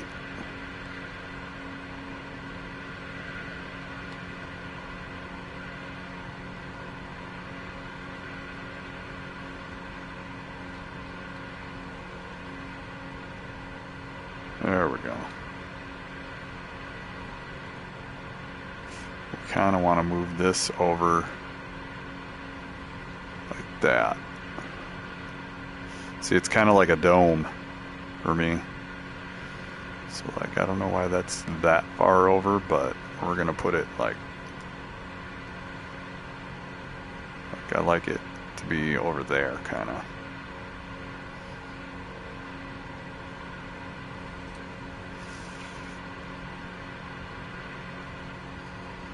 It's kind of messing with me because it's 3 dimensions on its own 3 dimension, but it still covers up parts of the plane that look like they should be in front of it.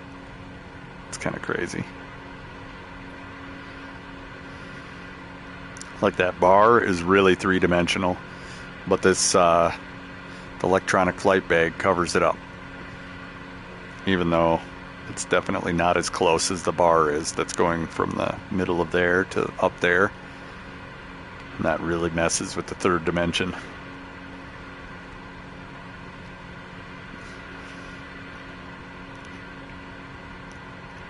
We could put the EFB down too. We could put it down here. If I can pick it up again. Could put it down here.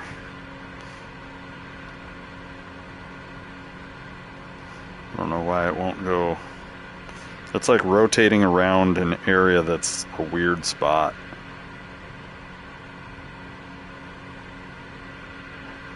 I don't know. Right there is good too. All I need is my height, really.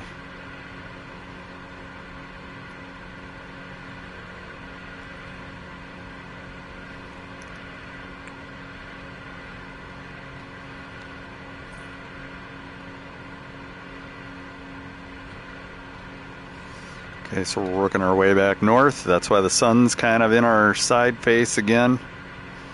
But we're making good distance today. At some point, we're going to take a whole stream and we're going to fart around with this Garmin, and that's going to be not in VR. We're actually going to sit the camera in front of the Garmin, and we're going to look up a guide online about the Garmin, and we're going to fart around with the Garmin and learn how to use it. And I think that that'll be fun, and it'll be informational, and it'll be some YouTube content. So if people want to learn how to use the Garmin, that video will be there. Because as an electronics technician, the first step that we did in every single school that I went to for electronics was we learned how to use the piece of gear. And the way to learn how to use the piece of gear is to look up or have the instruction manual for that device and start reading it. Chapter 1 is usually safety, Chapter 2 is basic operation, and if you can't basically operate it, you can't even begin to figure out what's wrong with it. And who knows what the operator's trying to tell you. They don't even know half the time. So you bring the operator's manual with you and you try to operate it. And what's it not doing? Alright, now, based on what it's not doing, that it's supposed to be doing, now you know where even to start troubleshooting it, and then you can begin to fix it. And that's a skill that I practiced for a long time in the military. And it always starts with the basics of safety and then goes into operation, and now you can begin to troubleshoot it when you see what it's not doing that it's supposed to be doing. So with a Garmin, that's a pretty basic GPS map unit, it looks like, right here. And you can see there might be coordinates in there at some point. I'm not sure.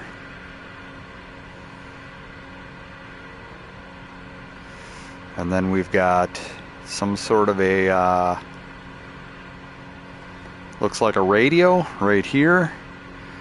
And then we have a transponder down here. That radio might be an AM/FM radio right there.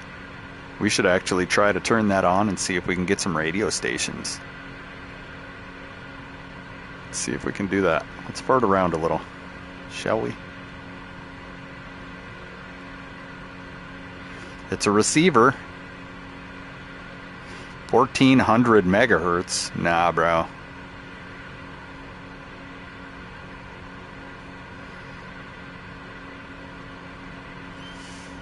That is no. Transponder is off. Alright, so this would be your TACAN, Tactical Air Nav. But that might just be a basic version of it.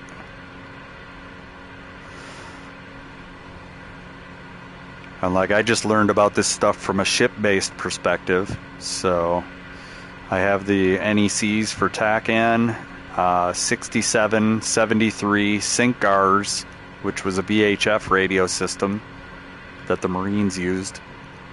And I think those were the only schools that I had. But then I also have experience with the 49 radar and a few other things. So let's see. Man overboard, bunch of different GPSs. So that must be the satellite frequency that I'm using. to get my GPS. I'm not sure. Like I said, we need to spend a little bit of time with this one day and just figure out how to use it. And then this, I'm not sure what this is either. Looks like some sort of an ADF transmitter, and this would be the ADF receiver, I think. So that's interesting. But that's definitely something that we're going to have to look up, those pieces of equipment, and we're going to have to fart around with them. And that'll add to the immersion a lot when we can start talking to the towers, because the game does allow you to use your voice to just talk to the tower, which is crazy. And I think that there's other players in the game that'll be able to hear you when you talk to the tower. Like, there's people that just play radio tower. They don't even fly. They just practice radio tower comms in the game as if it's real, which I think is insane. And they'll tell you to keep it professional. It's funny.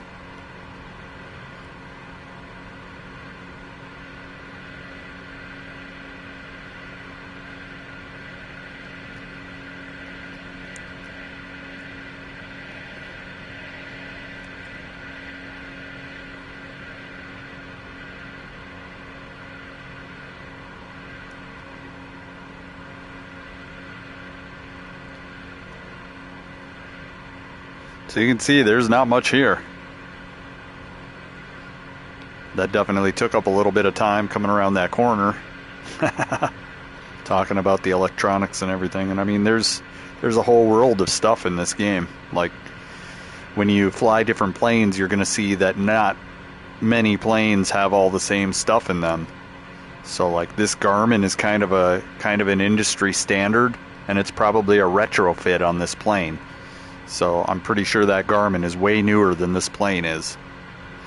And you'll see that the Garmin is pretty much across the game, but the rest of this stuff, depending on how new your plane is, it may or may not have any of that.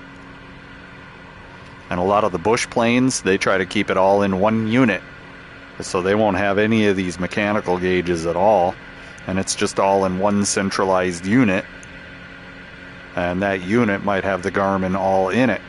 And I'm going to have to find an instruction manual for that motherfucker, because I won't even be able to barely know what I'm doing with the plane until I read the instruction manual, which adds a whole new dimension to the game, but it's really hard to read the instructions when you've got the VR headset on.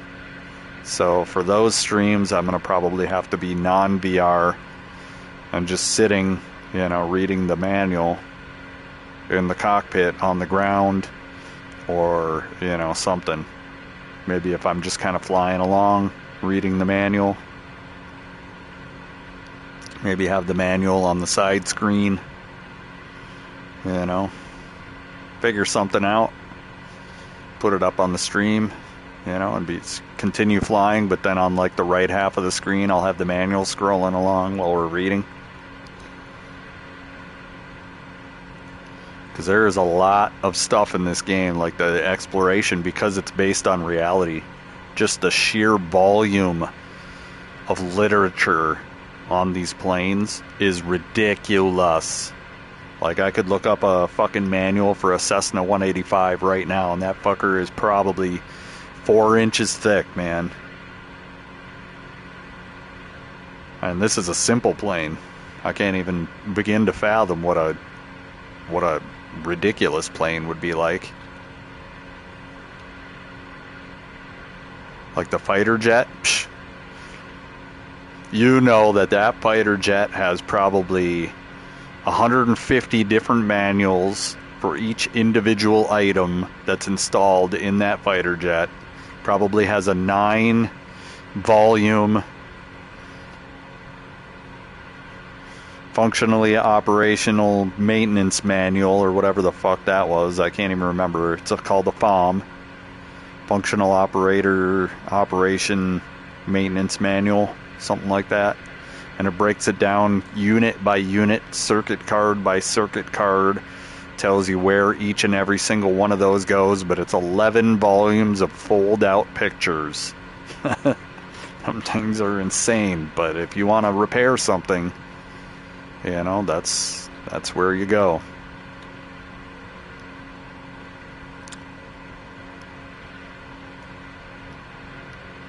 I'm not the smartest bulb on the tree. I'm not the brightest brain in the head.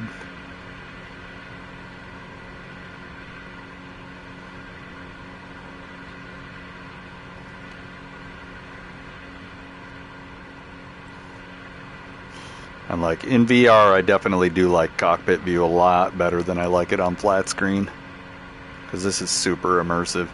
The exterior view, I still like it for sightseeing, but the colors are kind of weird out here. But for sightseeing, it's still pretty solid. And you get a little bit more lag out here too, because it's showing a lot of moving stuff in a three-dimensional environment, like 360-degree view. And it's rendering all of that, so you can tell the PlayStation is hurting. Where here, it's not rendering a lot of that motion because it's covered up by portions of the plane and stuff.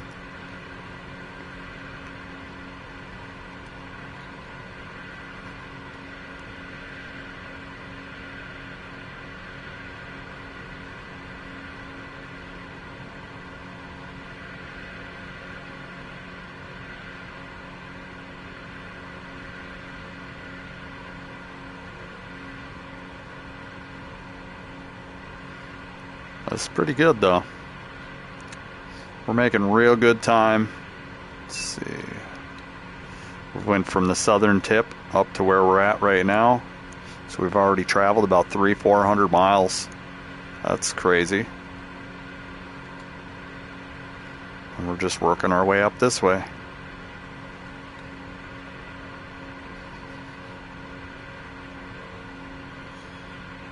And I knew that we were going to hit some areas that are just empty. Like there's something right here. I don't know what it is. Puerto something.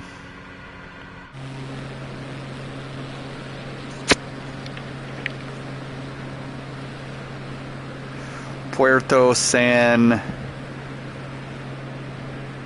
Julia.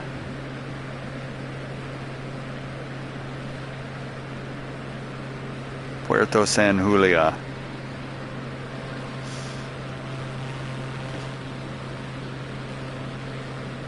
There's an airport over there too. And I swear every once in a while I see like stuff jumping out of the water. Like I swear I'm not making it up. Like every once in a while I just see something splash out of the water. And like it makes it so realistic. Like you can almost see like the mackerels like feeding on the top of the water right now.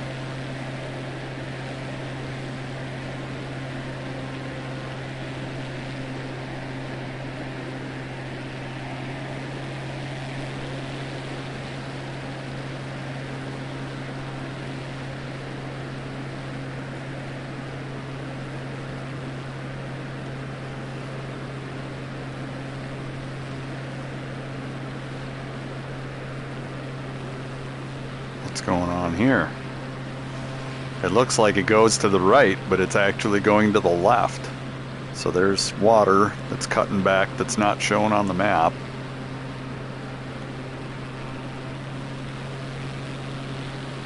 Oh yeah, it is. It's a very small cutback right here.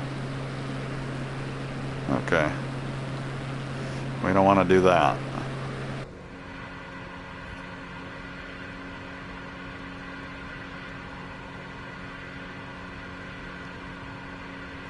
Let's go ahead and do that, and then we can sit up higher.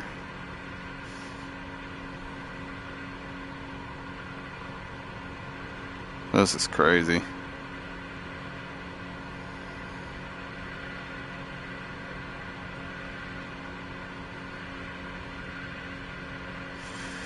Yeah, I think this game is one of a kind, man.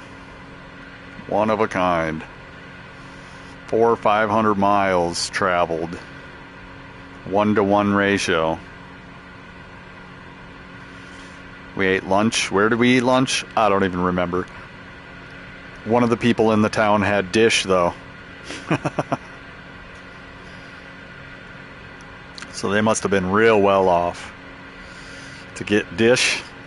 Man, first of all, you got to order it and have it delivered. Who's delivering to that town in the middle of nowhere, south, deep South America?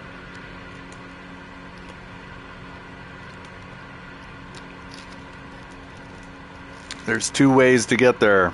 You were either born there or you're rich.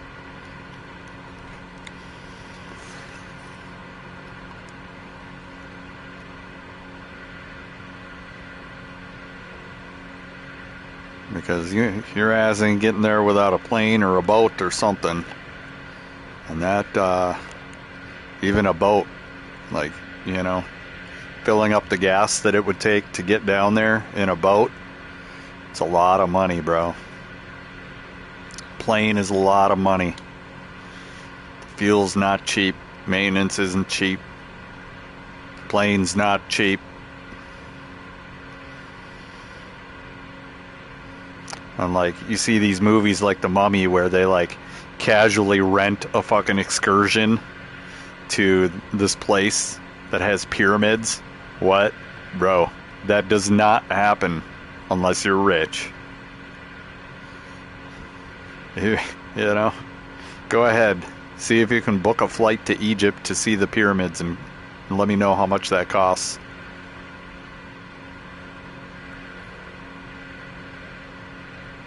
And that's just the flight. I think you can get package deals where you have a tour guide and everything else, but questionable whether that tour guide's trying to sell you off while you're there. Like, you gotta watch your shit, man. Trust nobody. It's not America.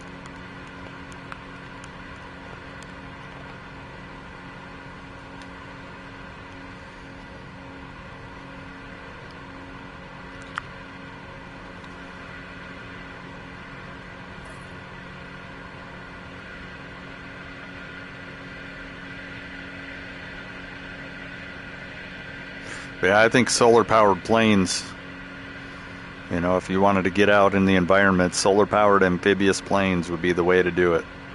But it'd have to be smaller than this, because the amount of power that you'd need would have to be small. So it'd have to be like a glider-style plane.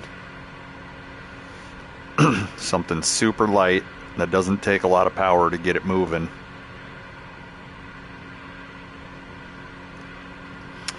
And it would have to have amphibious, you know, it'd have to have floaties on it or something that you could land on the water.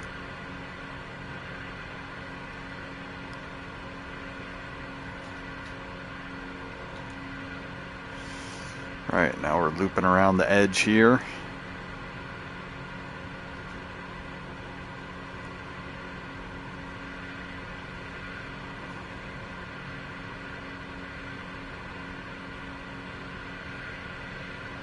Like, bro, that water surface is fucking with me. I keep thinking that I'm seeing like fish jumping and shit. It's like messing with me.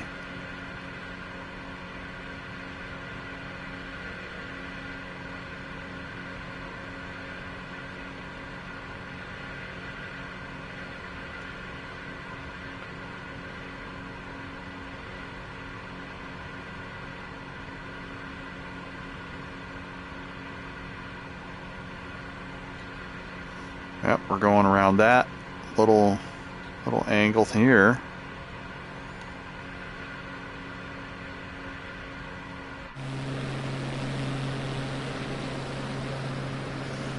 Now, there's not much here. So this is kind of like the west side. It's like there's just not much here.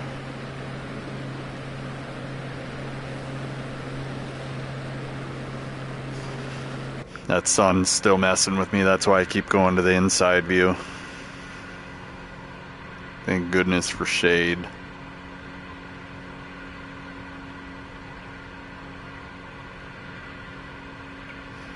But we're gonna see how dark it gets when the sun goes down. If it gets too dark, we'll probably land and we'll start up again next Tuesday. If it is bright enough to fly, we're gonna fly.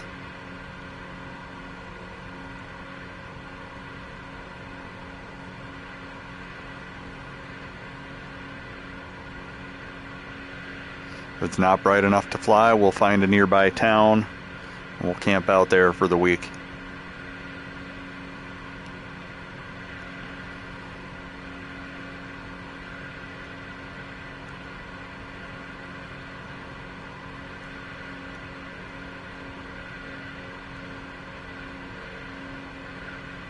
And during that week, we don't just sit there in the bay with our plane.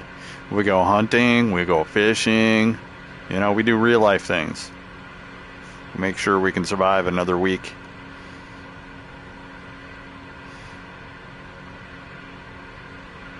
Grow our own corn. Yeah, in a week. We grow our own corn, turn it into ethanol, fuel up the plane again. Yeah, of course we do.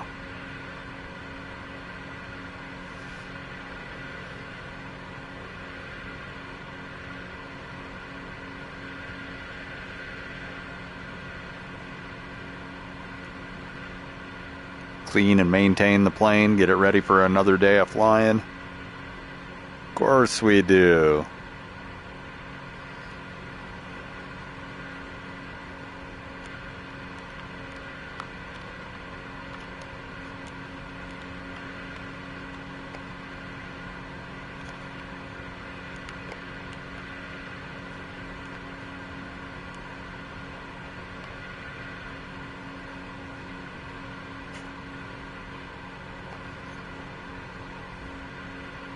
We've already been in a rainstorm today, climbed over some mountains, landed, ate lunch in some random town we ain't never heard of.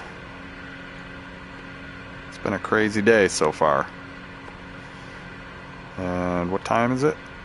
Alright, so the clock is still in 2 hours ahead in the plane.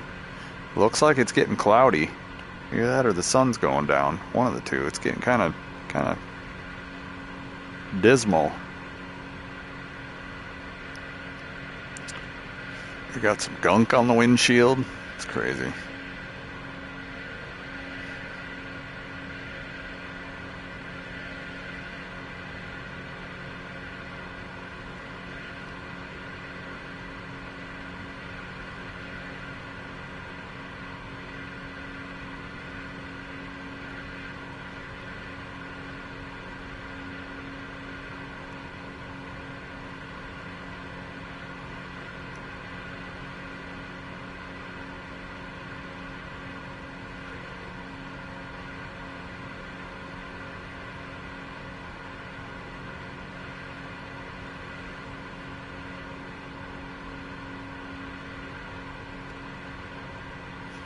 So tomorrow we're going to take a look at Gran Turismo a little later in the day, probably after lunch. And we're going to find out if we can farm some DR for the last round of the manufacturers series that we're in right now, because I saw a guy come in and he got 40 points. So if I want to defend my title as the fastest Minnesotan Dodge driver, I'm going to have to make the last round a good one.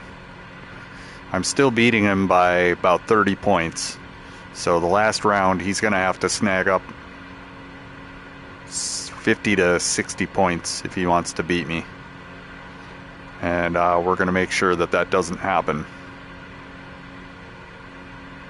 Now, the most points I've ever scored in a round is 128, I think. So if I crank my DR up as high as I can get it, there's a good chance that he's not even going to come close. And we don't want him to come close. Like, I want to be the fastest Dodge in Minnesota no matter what. Nobody should be able to come into GT3 and get enough points to knock me out. And if you are, I know what you did. You know what you did.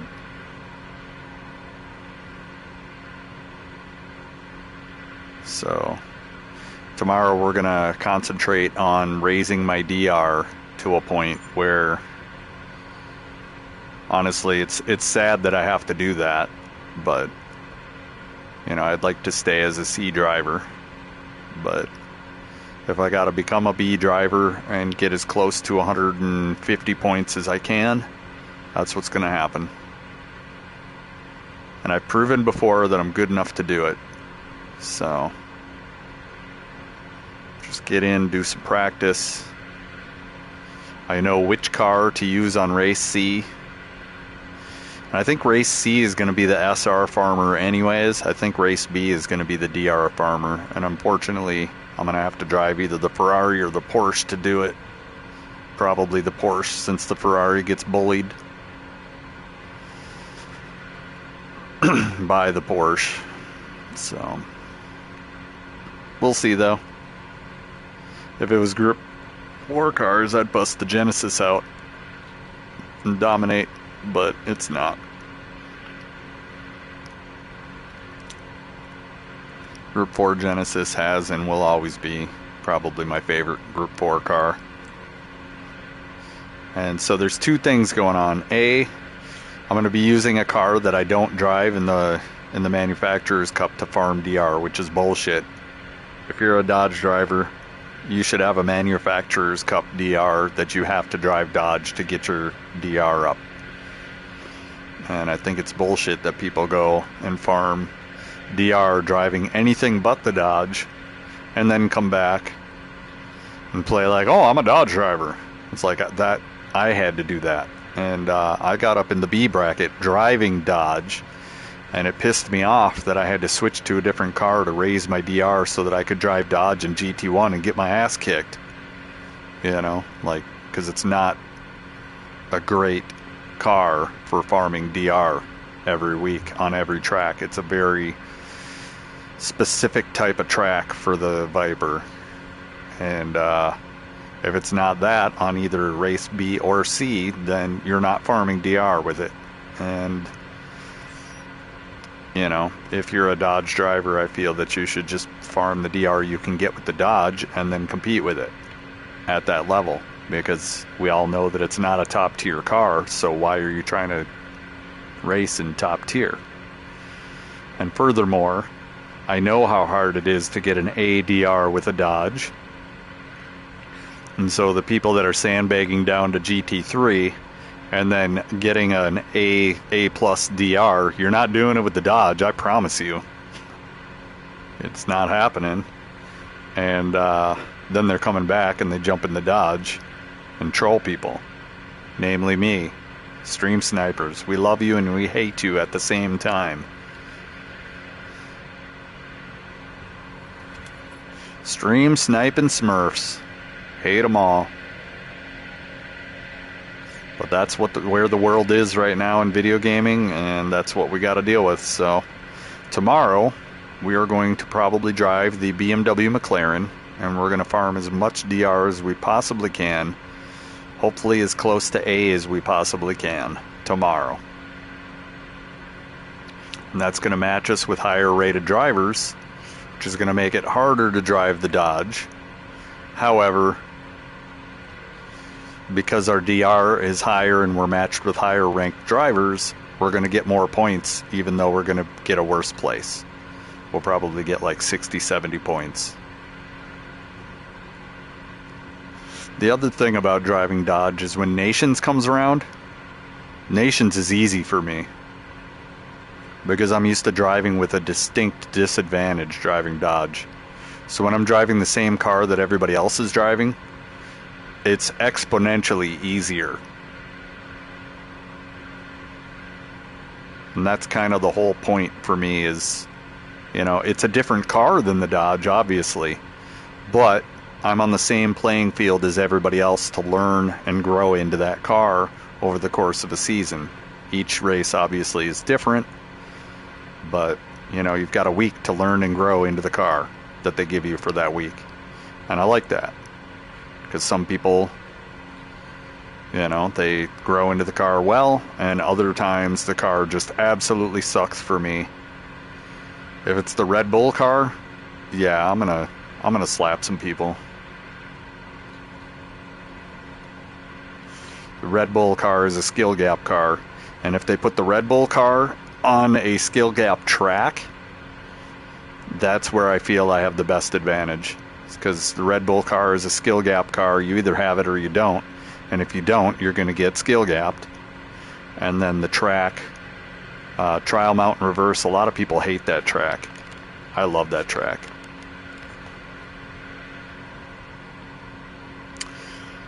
Fastest in Minnesota, third fastest in the United States, and fourth fastest in all of the Americas. 2022 with the Red Bull on Trial Mountain Reverse. Yeah, that's me. And the only reason I was a third in the United States and a fourth in all of the Americas is because there were Smurfs that didn't belong there. And I proved it, each and every one of them. I found their A+ account. And I called them out on it, specifically called them out on it. Like, why are you racing in GT2? You don't belong here. I'm just practicing. Well, in the course of your just practicing, you screwed people out of places that they deserve. Like, I worked for that, and I earned that shit.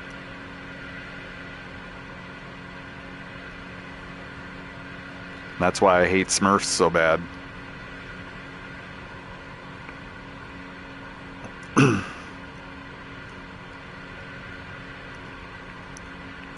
So now I just play in GT3, and I try to stay as a C driver through the whole distance of GT3, but it's fairly obvious there's somebody that came in with a B account that's trying to take the Viper Minnesota. There's always somebody. But that guy had better farm his DR up to an A. Otherwise, he ain't beating me. And we'll see what happens. Sunday morning, I'm going to be getting up crying. Another guy came and did what I was trying to do. And I look at that outcome and I'm like, no, bro, that ain't going to be me. Because if I lose that, that makes the last 3 races a lie. And I'm not going to let that shit happen. So I'm going to come tight this last round. It's also a skill gap track. So the Viper likes Nürburgring. I don't know why or how it works, but it works. So knowing that, I'm usually a podium. And it doesn't matter where my DR is. I could be an A and I'm going to get a podium with the Viper. Because if you make a mistake, you're never going to see me again.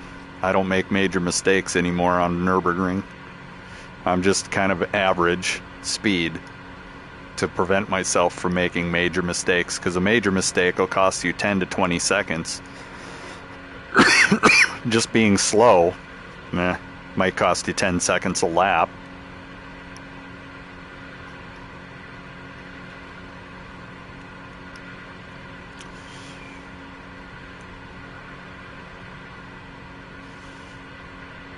We're chilling in South America. This is great. I do need to figure out my computer setup so that we can have music.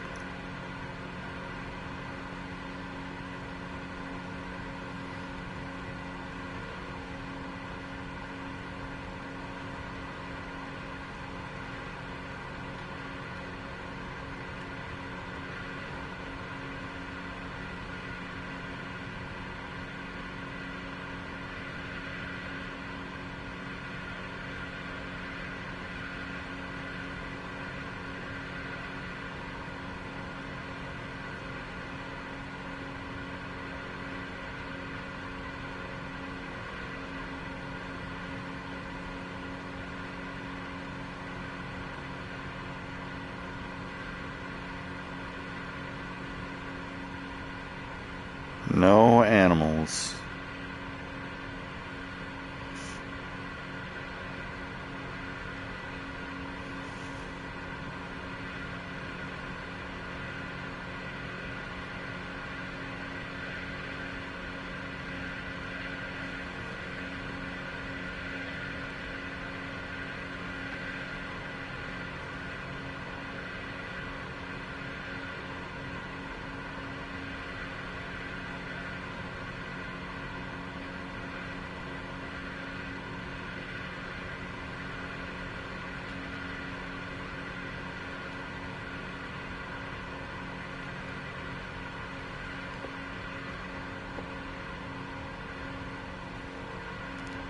So it might take us a few weeks to get the Mortal Kombat bots back up to operating efficiency, but we're going to be running them. Yesterday we learned, probably before anybody figured it out, that the BMW McLaren's the best car there by a mile.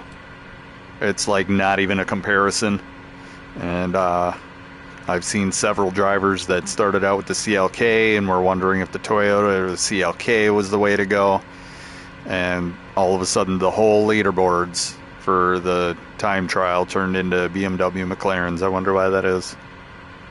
And like I knew it by noon that it was the BMW McLaren.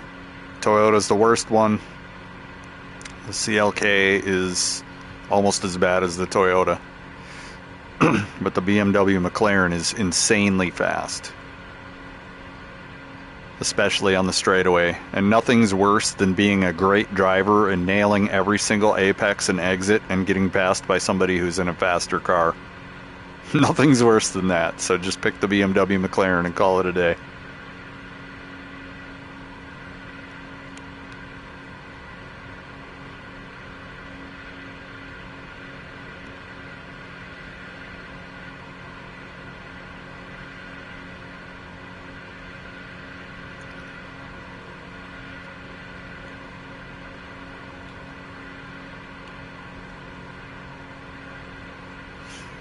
Look, it's 3 o'clock and it's already getting into like dusk. That's crazy.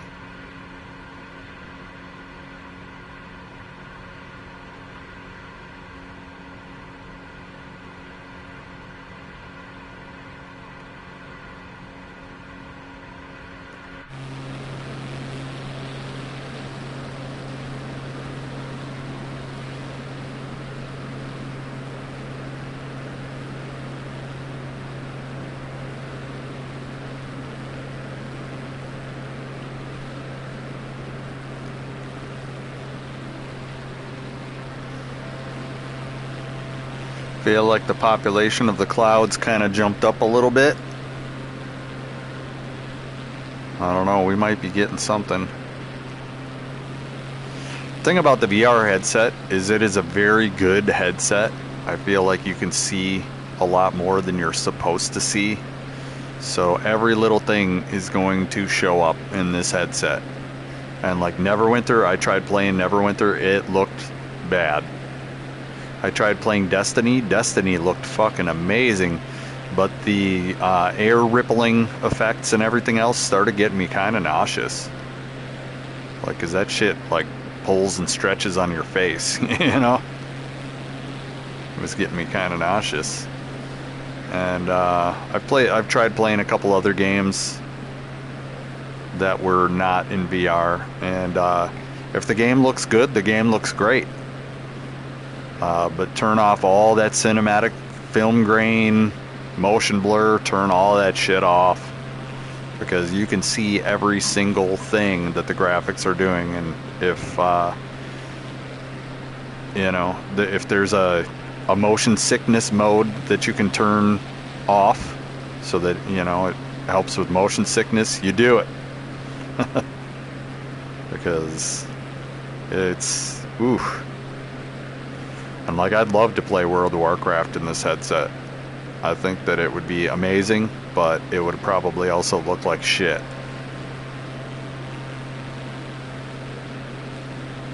So we'll just have to see what it is. Because I think when you hook the headset up to the PC, that it just turns it into a 1080p monitor.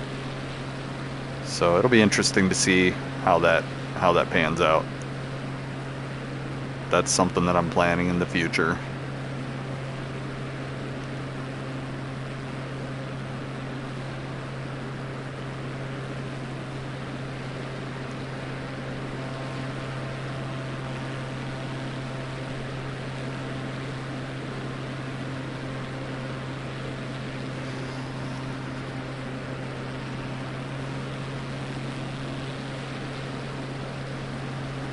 But until the foreseeable future, Tuesdays are going to be exploring the world.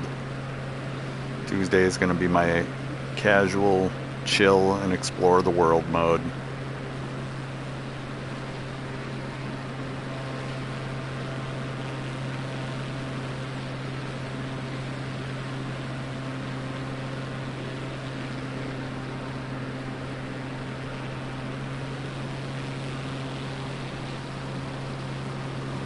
It looked like the land went over that way for a minute, and I was like, huh?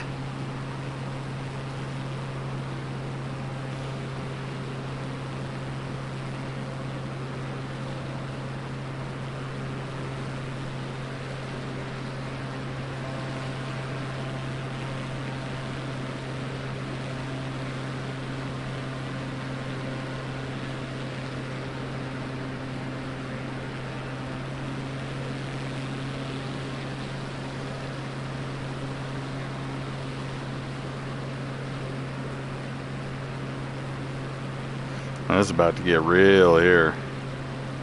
Let's see how this contour goes. Okay, we're probably gonna fly just straight across here, but maybe we should go around this way, I don't know.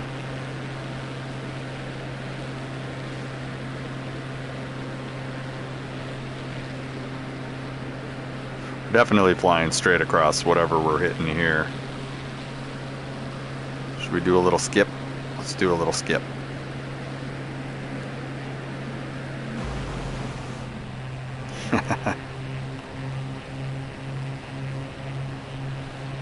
Plane's like, no sir, I didn't like it.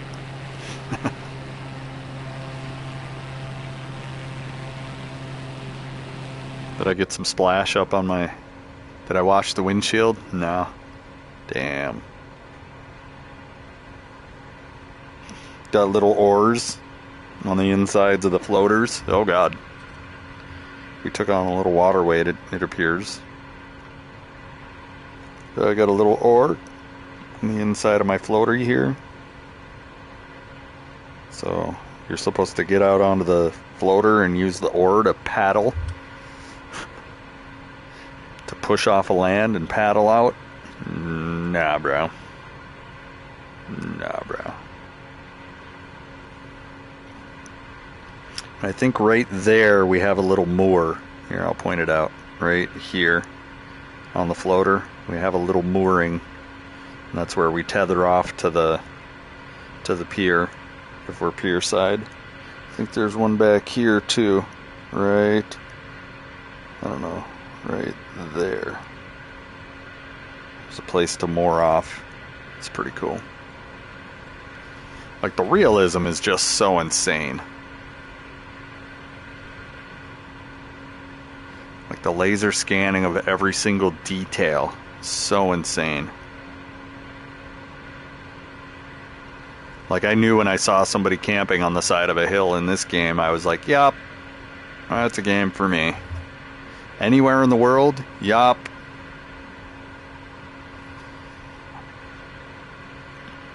And if they came out with some sort of a glider style plane that had an electric motor with solar panels all over it so it could charge while you're eating lunch or whatever, yup. That would be amazing. And then yesterday I figured out motion steer. I can use the motion steer right here. Gyroscope is on. And this is a totally different way to play this game. It's like so insane that like it's not even the same game. Because like there is no gas and brake to make you go faster or slower. You know, I mean, you still have a throttle, but instead of driving where you're only left and right, you now have an up and down. So like you use the gyro to go up and down. It's crazy. But like that's really high maintenance and like way too high maintenance for me. Like, I like to set the trim and have the plane just fly, you know. For trick flying though, I think motion steer would be really fun. And it's a lot more intuitive than just having a stick.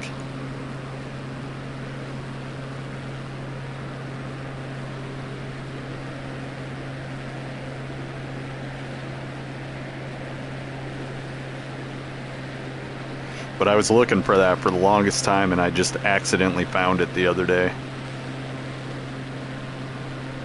It's just like, I went to do this, but I accidentally hit L1 and did that. I was like, oh, wait, that's cool. But you definitely have to have your plane centered up, and you have to have the controller centered up when you activate it. Otherwise, it sets you up wrong. So if you want it to be comfortable while you're using it, you got to be centered up when you activate it. And it's the same thing with the headset. You can hold the options button to center your view on the headset. And if you center the view on the headset when you're uncomfortable, then you're going to be uncomfortable the whole time. Like I'm motion steering right now, and this is fine.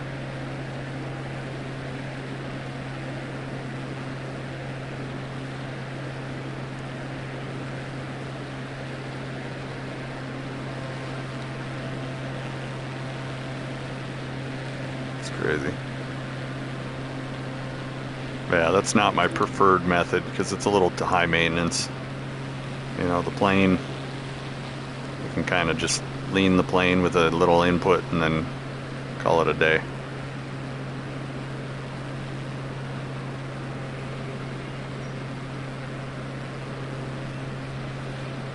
There's some wildlife here.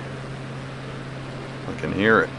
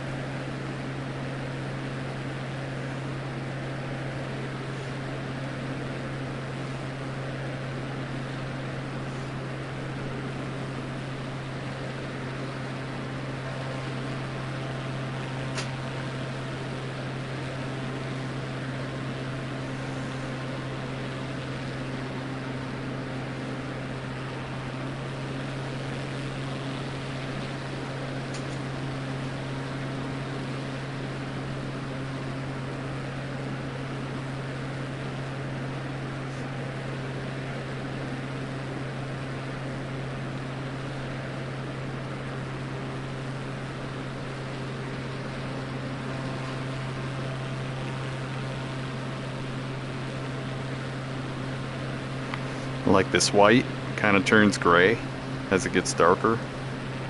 So it's like it's a Navy plane. So we got a little outcropping and then we're going north.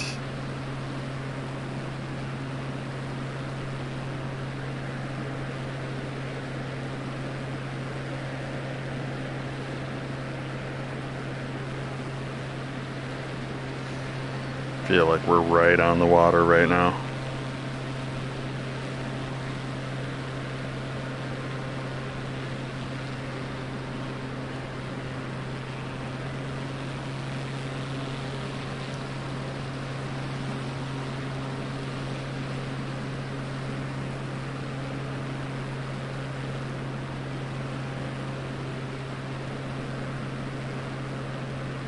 There's the shadow. I was like, holy cow.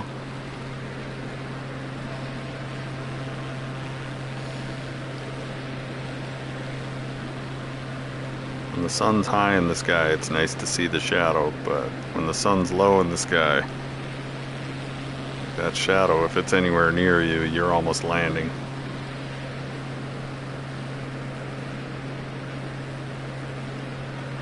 See that? We're like right on the water.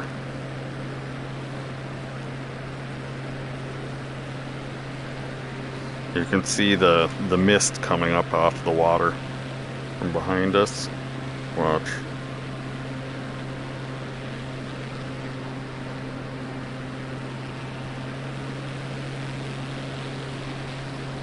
Right there. Should start kicking up mist. Right there, see it? And it goes away when you start going up again.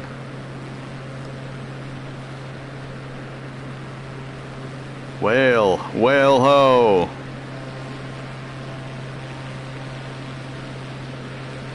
Not really.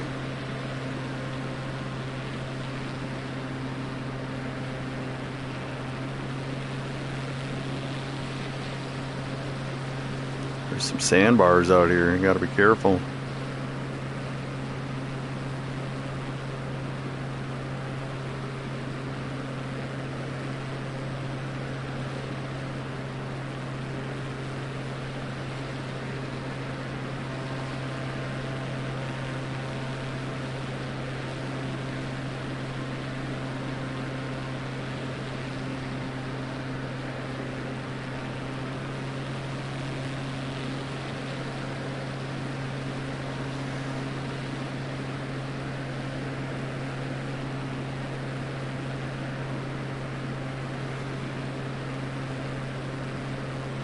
Well, what's going on here? It shows that it's supposed to be going north.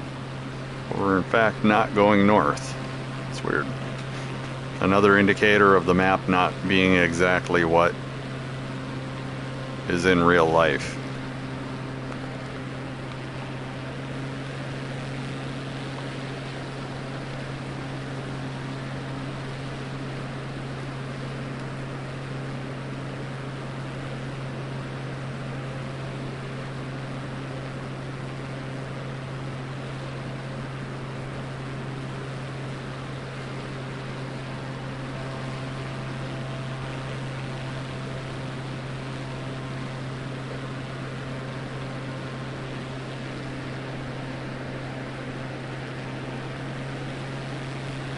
So this is kind of a flat terrain.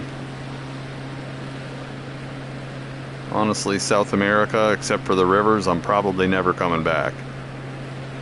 There's no reason to.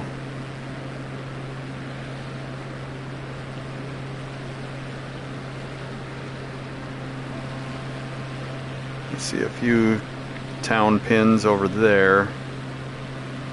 No POIs. It's crazy. Alright, here we go. We're going back over this way.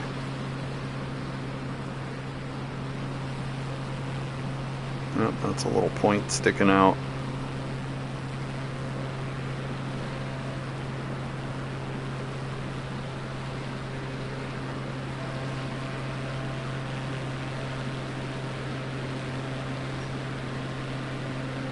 Yeah, now we're good to the map.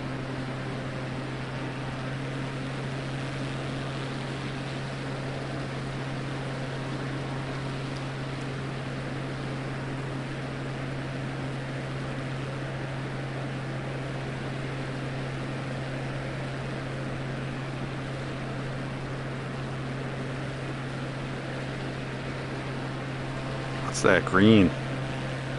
What is that?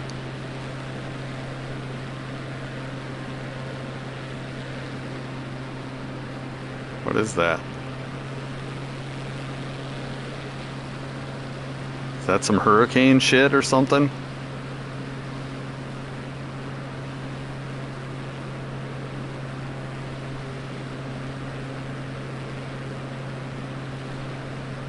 Yeah, that's some weather radar.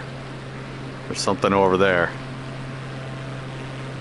Okay, I'd never seen that before, so that's what we're looking for.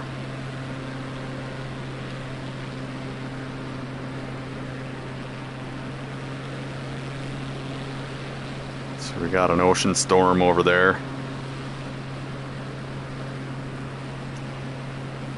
That's probably not the only weather that we'll ever see. Okay, you see how the sun is now way over there? It's 3:30 local time. My time is 1:30. So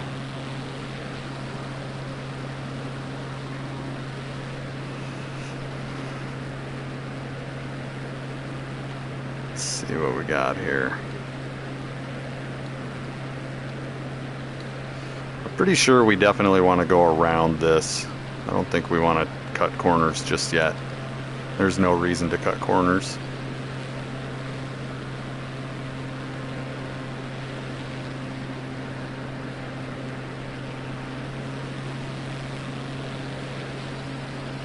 So we'll keep land in sight for now.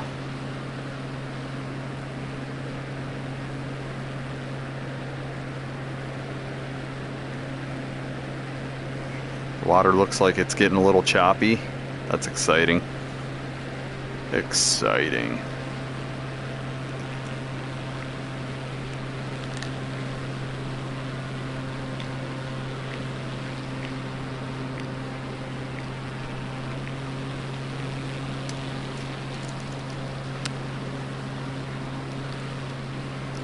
They did the middle of the water and the cloud ambience, like the air ambience, real well in this game. The edges of the water sometimes just don't look directly at them, and you're alright. And then the land, because of the AI buildings and trees, like I was saying, they could definitely partner with HomeSpotter, and that would make the game way more realistic. Like, so evilly realistic. I don't think people are ready for that. I don't even think technology's ready for all that. Because HomeSpotter has three-dimensional houses, the actual property house, and the actual trees and landscaping of everything on the planet.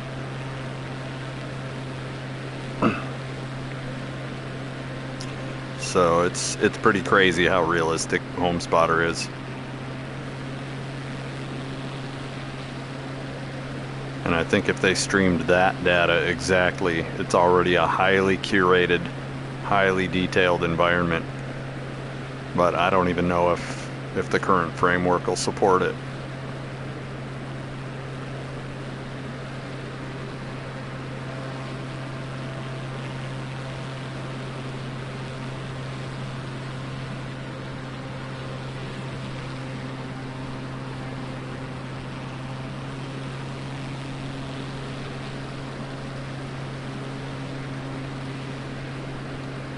Right now, at least we're going the direction we need to be going.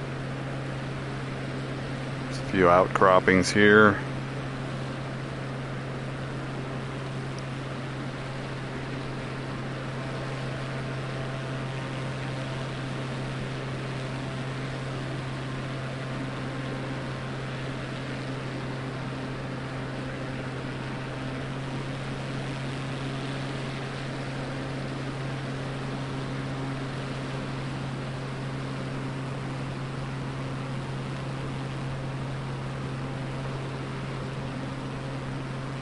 Like this has got to be man-made right here.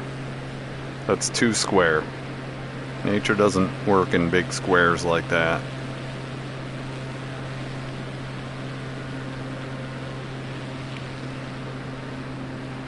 Alright, we might need our visor again.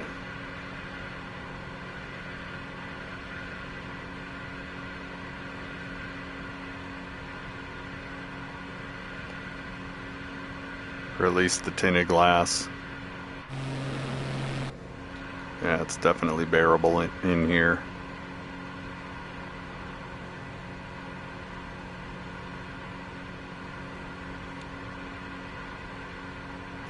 It's almost 4 o'clock local time, 2 o'clock my time.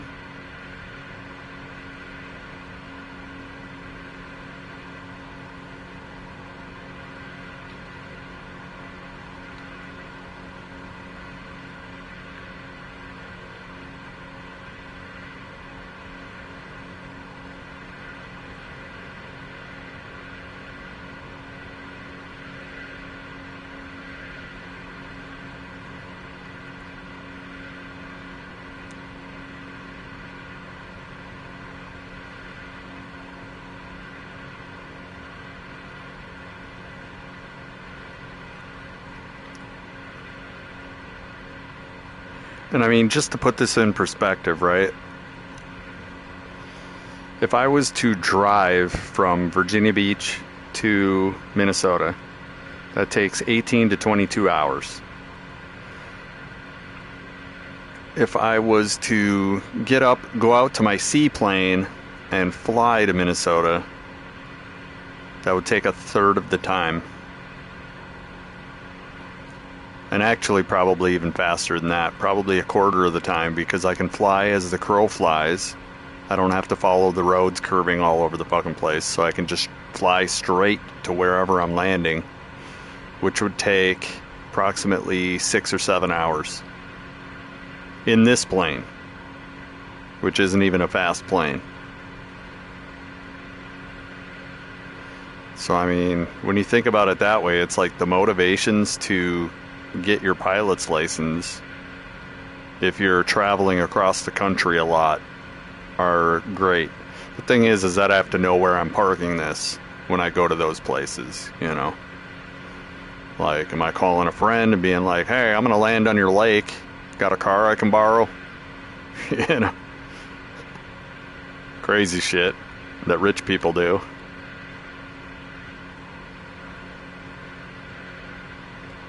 Or have a car there already, Enterprise dropping the car off.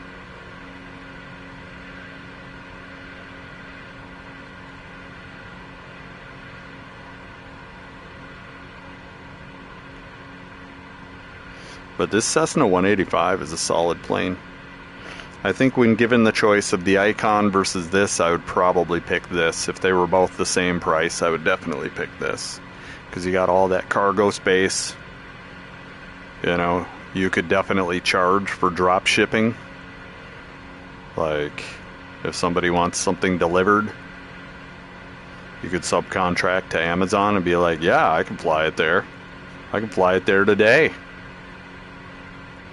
Gonna cost ya.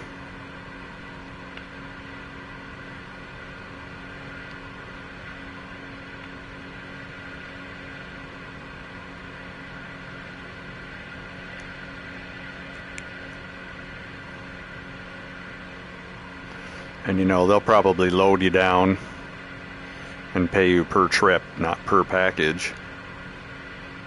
But still, you know, if your trip's covered, turn on some tunes and make some money, bruh. And this plane can haul how much cargo?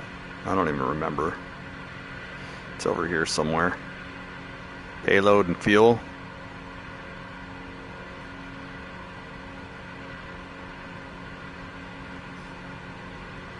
£1,760. Maximum load weight of 3,350 pounds.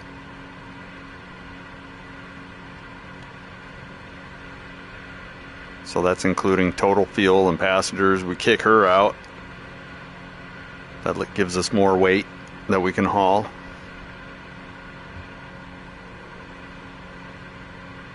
And get some scenery. Be like being a truck driver, only you're a plane driver. And you'd bring it out to those remote areas that, you know, ain't nobody want to go. It'd be like emergency drop ship only. So you'd be going out to those areas where somebody needs something like right now. You land out on the water and they got somebody waiting to pick it up from you. And then you take back off from the water and come home.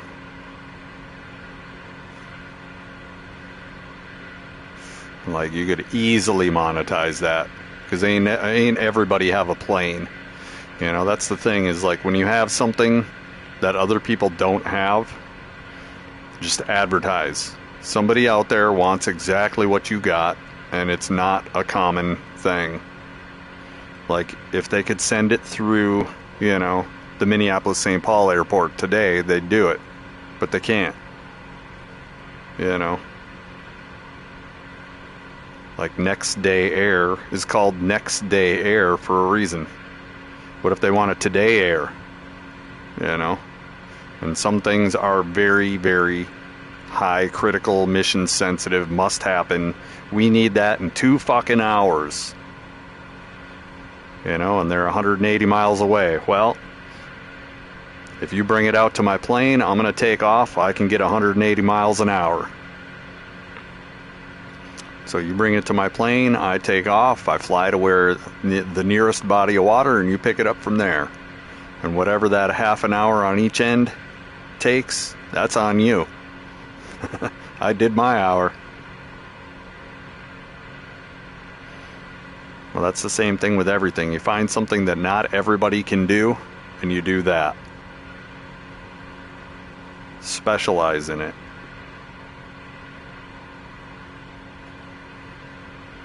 Big shadow right there on the glass. It's cool.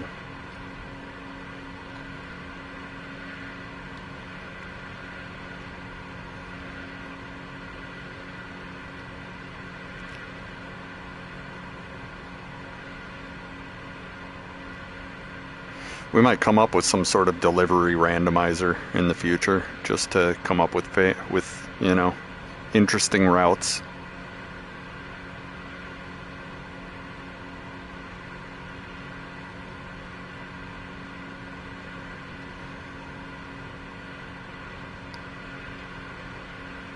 But right now, we definitely have the whole of South America to finish encircling.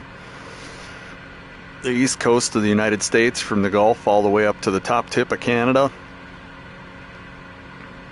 And then we'll see where we go from there. Because like I said, there's a whole world to explore, and I want to explore the coast first, and then we're going to get into the rivers and everything. Since I'm in an amphibious plane and I got these things, we want to use those.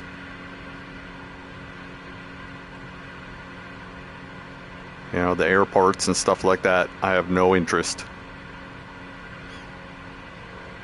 I like the freedom. You know, right now I'm flying this plane completely illegally. You're supposed to take off and you're supposed to get up to a 500-foot floor minimum. And the reason being is because remote-controlled aircraft have a 400-foot ceiling.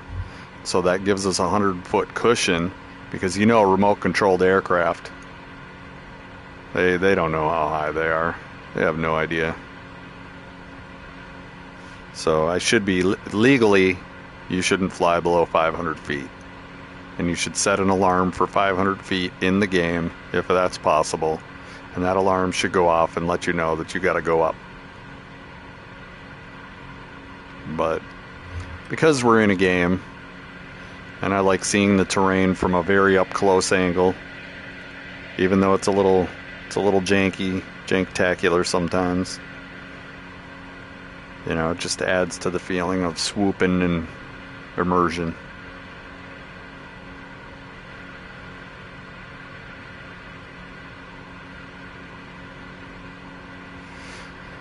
And honestly, let me pause this and try something. I want to try turning off the 120 hertz and see if that takes some of the graphics load off. Because I think it will. We'll go to settings. What, screen and video?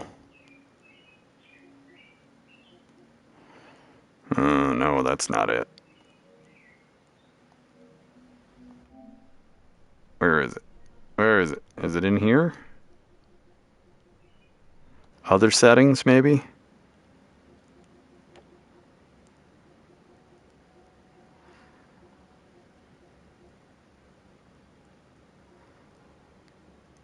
General, maybe? No? Video output. Alright, so the 120 hertz, we're going to turn that off, but we're going to leave HDR on. And we're going to see if cutting that to 60 hertz doesn't take some of the video load off. Because this game is known to not be higher than about 30 hertz, so being at 120 hertz is a complete waste of resources. And that might be what's causing some of the jank too.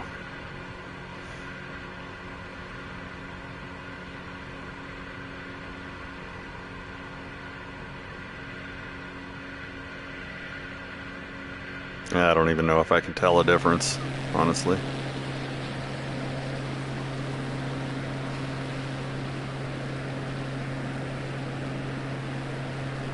But just like PlayStation 4, 4K was kind of pushing it. 120 hertz on PS5 is kind of pushing it.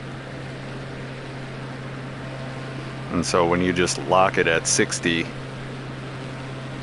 and I feel like everything's just a little snappier. I feel like it's a lot snappier. And I'm trying to stream, so putting it at 120 hertz and streaming at the same time is just, that's pushing it, man. It does feel a lot better.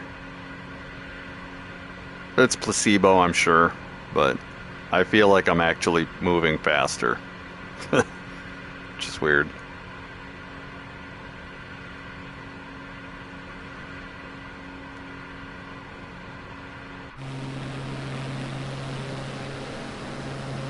And I mean, the world is still kind of rendering a little choppy. You can see it kind of chopping away. But it is what it is. There's not much you can do about it on console. You get what you get. And I'm surprised it runs this well. So the next thing is, should we jump straight across the bay?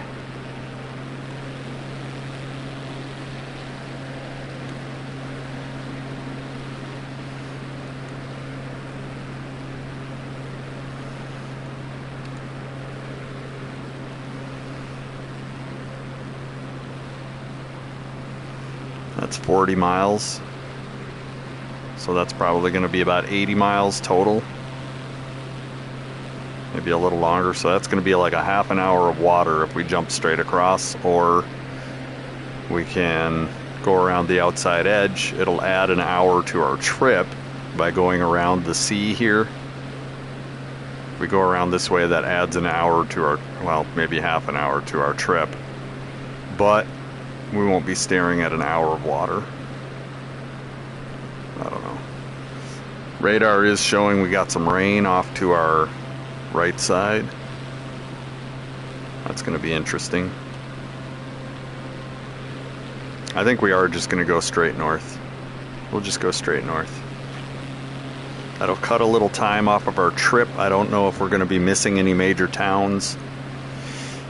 And we'll just, like I said, we'll check the inland waters at another time. We'll go down the coast from the world map and we'll find some interesting rivers and bays and stuff, and we'll check those out individually. Not really flying from place to place, but just dropping in, check it out. Because we've got a lot of point of interest hunting we still got left. We've got a whole world. A whole world. Not a whole new world. Not a whole new world. Just a whole world. The sun is kind of crashing. It's only 4 o'clock. We are way far south if it's only 4 o'clock and the sun's crashing already. That's crazy. But then again, it's their winter too. So a combination of the is it longitude? Combination of longitude versus winter. Causing it to get dark at 4 o'clock.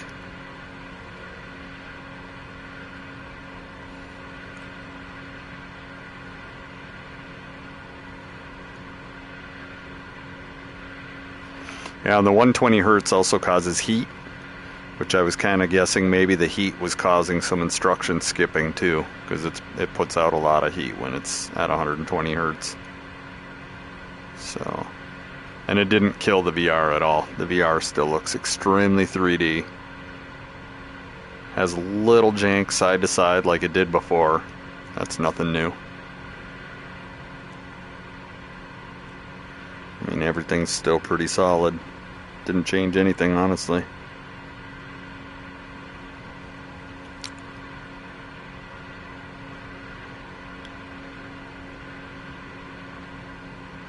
This is great.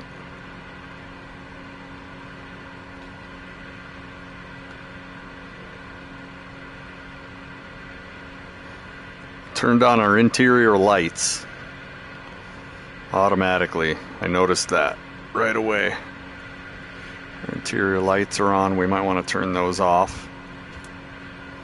So we'll go like this. We'll go like this. We'll get those set up. What's this one? Courtesy lights, we don't like those. Cabin light, fuck that. That's the red one. And then that one's the white one. And the white one we definitely don't want. Avionics brightness, we want to turn that all the way down. And then there's another one over here. Panel light intensity, we want to turn up to like 10%, and that's it. Maybe even less than that. Because once it gets dark, we're starting to get ready for dark. And we don't need taxi lights, beacon lights. We'll turn the pilot heat off. We'll close these.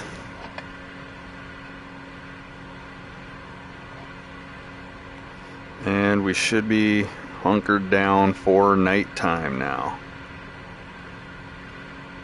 So we'll see what happens. Honestly, if we really want to preserve our night vision, we can also turn off the avionics, which is this switch right here, I think. This switch, that switch. That turns all that off. And now the cockpit will only be old school gauges. Like, I don't use any of this shit anyways. I haven't read the instruction manuals in them. I don't know how to use them. So they're just dead weight to me right now. So we can turn all that off. And we're just flying according to this. And we got our EFB. So the EFB basically is the Garmin. But the Garmin has some things we can do as well with it. But honestly, the EFB just made that obsolete. So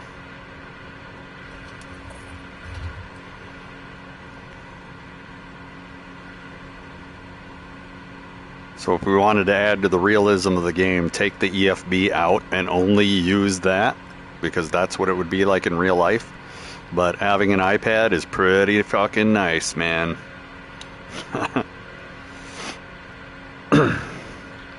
And we could literally take this and put this like right over here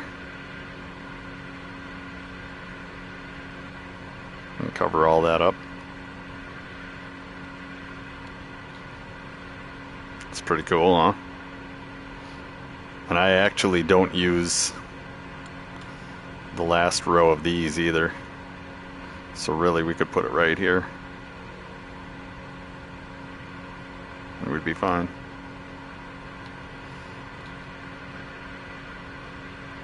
And that kind of makes it so that it doesn't cover up my stuff.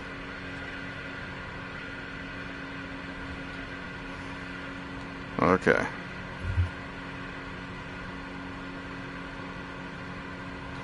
We want to actually swoop north.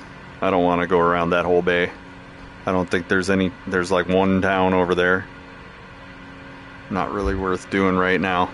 Like I said, we've got, a long time to explore a lot of the world. Alright, hold on. That's kind of annoying me. I don't like when it blocks my view right there. So right there is good. Right there is actually fucking phenomenal. Or we could put it more like...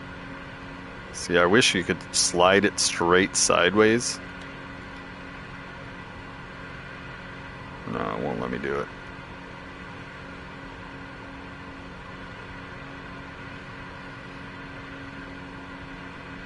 So right here is gonna have to do. Right there. That's good.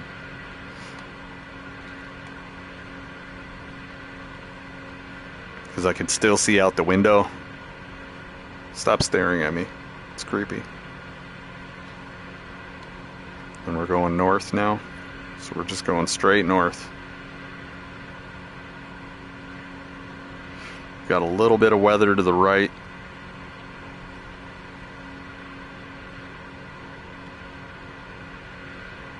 We're just going to cross this piece of water right here. 41 miles. So we should be across that in about 15 minutes. And we should see land far before then.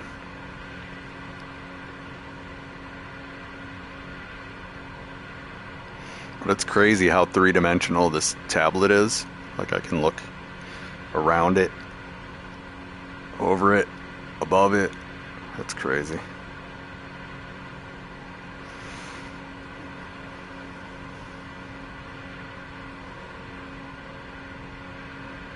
We're definitely set for night mode. If it gets, night dark enough where we can barely see, night mode's gonna be awesome. All right, we're gonna buckle in for a minute here. I'm gonna set the trim so that I'm going up a little, and I need to figure out something to drink. We're gonna go to the store quick while we're flying.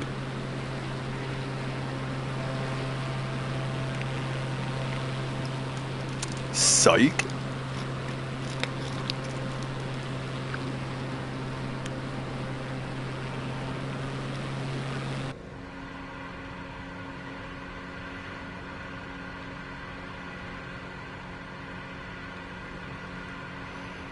This is nice.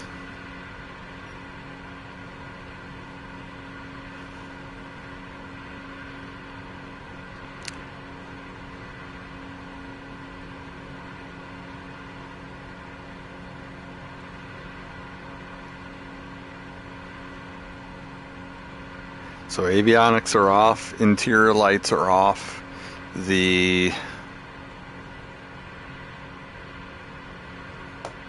whoa, that scared me. Panel light intensity is down. We don't need the avionics brightness because it's off. So we're going to be flying by gauges and vision. You know, we still have the FB too, so I mean, it's not like we're totally dead.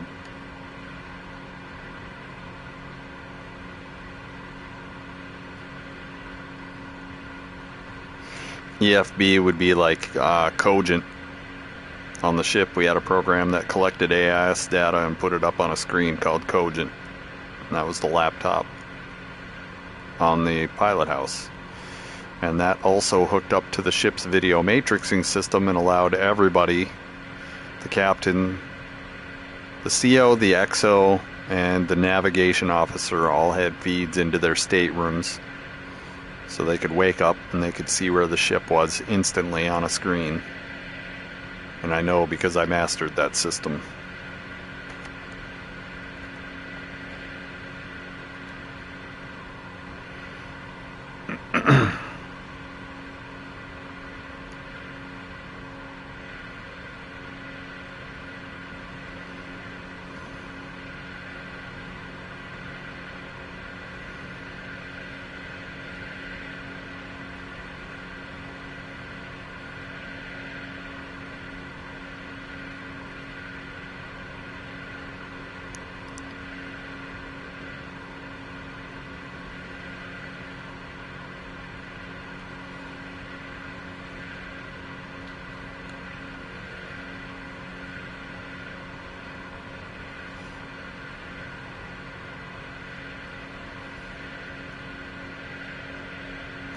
Right there, it starts to rumble, telling me that I'm getting close to the water. This is going to be a little ways across the water here. We're jumping a puddle. We could have taken the way around the bay, but that would have definitely added time. And it looks like it's only 80 miles, so that should only be about a half an hour. And we should be able to see land within 15 minutes-ish. Maybe a little longer.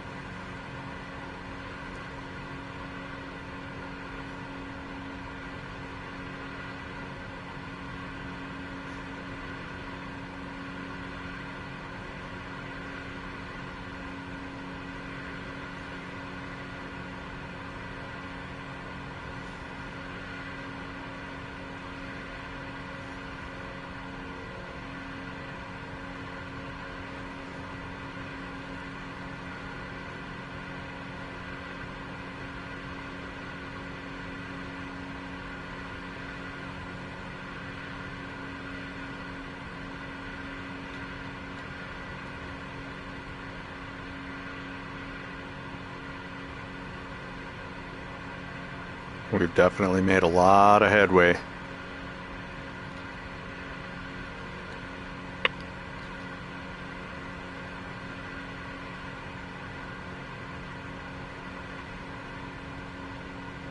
There's like a weird shadow that's popping up in the corner of the screen there when I don't look at it.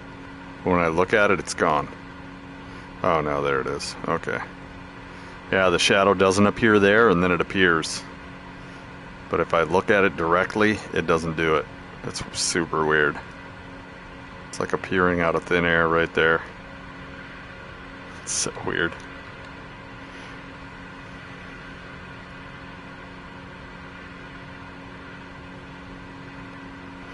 And like, I've seen people checking out different VR systems, and they've got nothing but bad things to say about PSVR, but they say that the PS uses it really well.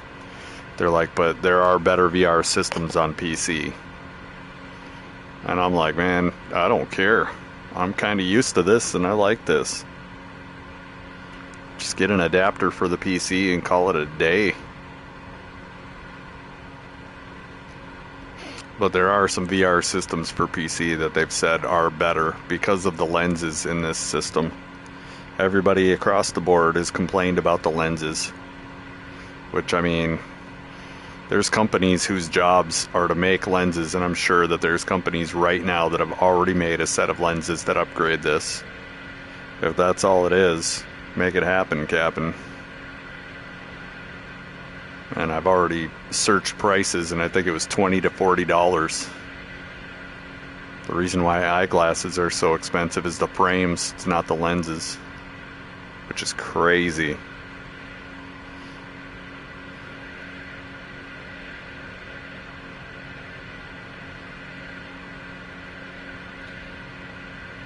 That getting custom ground lenses that focus to a certain level of precision is cheaper than a wireframe. That's so crazy to me. Precision made glass is cheaper by a magnitude of like 10 times. It's cheaper than the frames.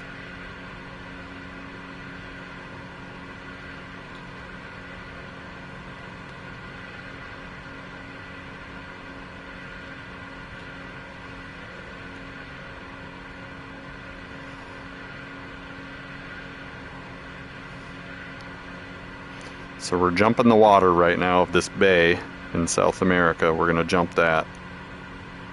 And we're probably going to skip that little outcropping up there on the north side too.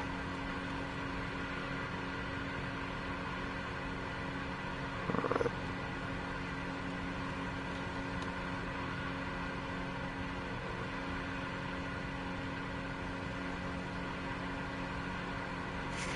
I think once we get across this bay, we're going to land. I'm going to stretch my legs a little minute, get a snack, and then we'll get back at it. I mean, we could do it now, honestly. Just hang out in the middle of the ocean. Sounds like a good plan, actually. Let's do that. We're going to cut power. Saw everything cut down.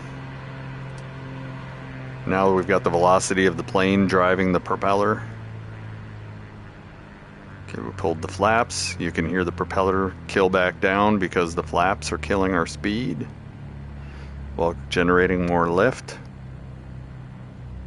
We're floating in. We want our vertical speed to be less than 5.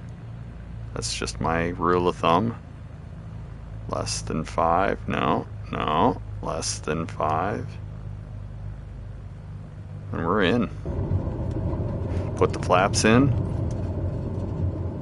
And there we are in the ocean. Splash. Splash, and it's super blue too. Alright, I'm going to take a break for a couple minutes and we'll be right back. I'm going to grab some soda, chill, stretch my legs, maybe go swimming in the bay here. We'll be right back.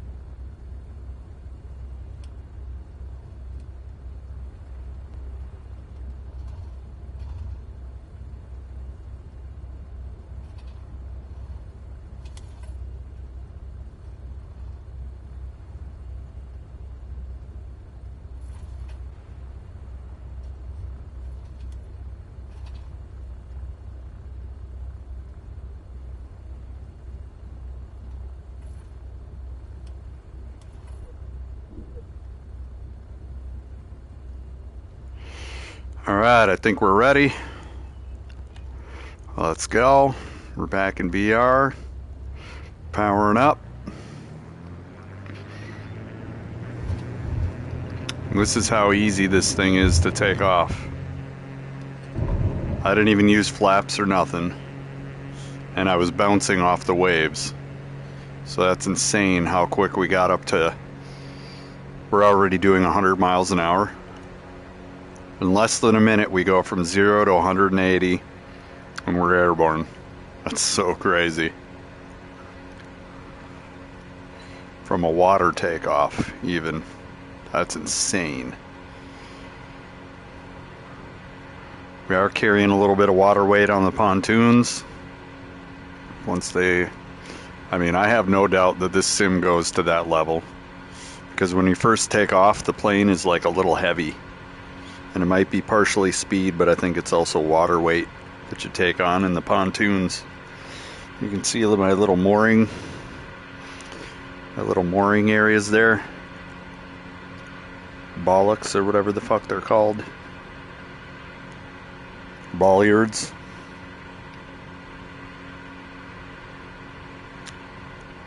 Alright, we're back on course. Just like that. We got some sun chips, we did a bio break, we got another soda out of the cooler in the back seat here. Right over here. We got a cooler back there. You don't see it, it's invisible. It's an invisible cooler.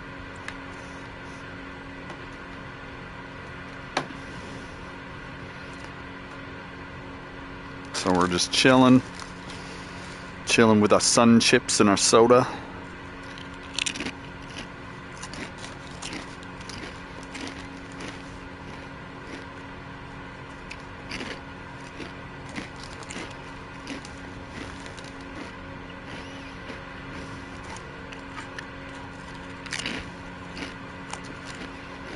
Uh-oh, we're getting blown out to sea.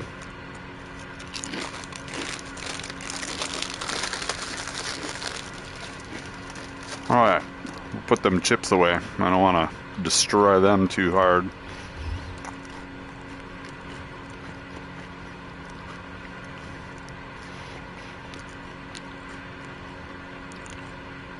Once we get our heading back, we'll take a quick swoop, get our speed up. I wish that this had a little more information on it, like speed by GPS. Stuff like that. Because you can't really estimate how far you're going when you're only seeing knots. Knots is your wind speed. You know, your speed through the wind. And I want to know my speed over GPS, which, you know, we can play with this, I guess. Map settings. What do we got? Matar. Does Matar turn on? Nah. Nah. Nah.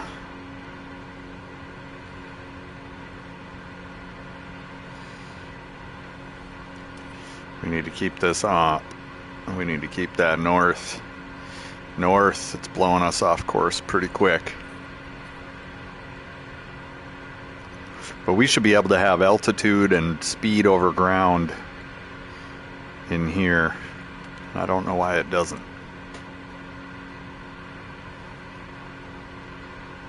Maybe you can only see so many things.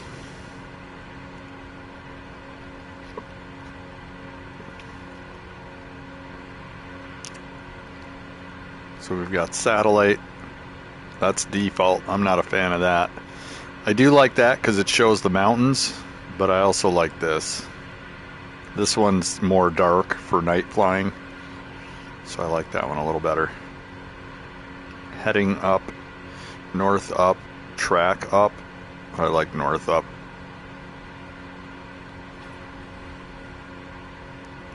Come on now, rein it in, buddy.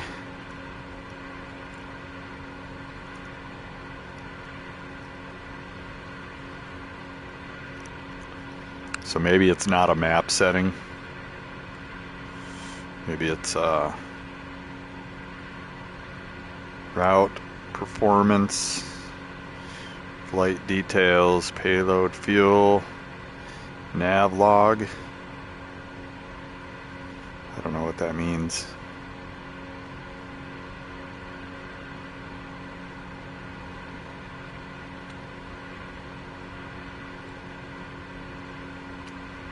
Got no clip charts. So yeah, I don't know. Recenter on route. Nearest airports.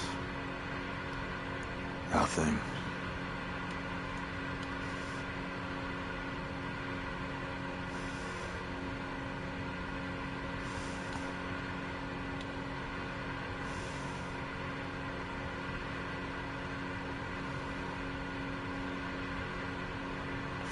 Flight information. Oh, there we go. That's nice. That's real nice. I like that. There's our ground speed. Okay, this is what I was looking for right here. That's absolutely what I was looking for. Nice. I don't know what ETE means. But we've got our track.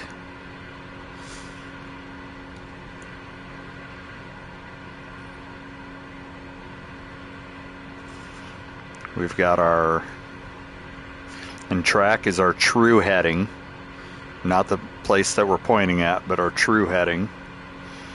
Altitude GPS. This is nice. This is really nice. I like this.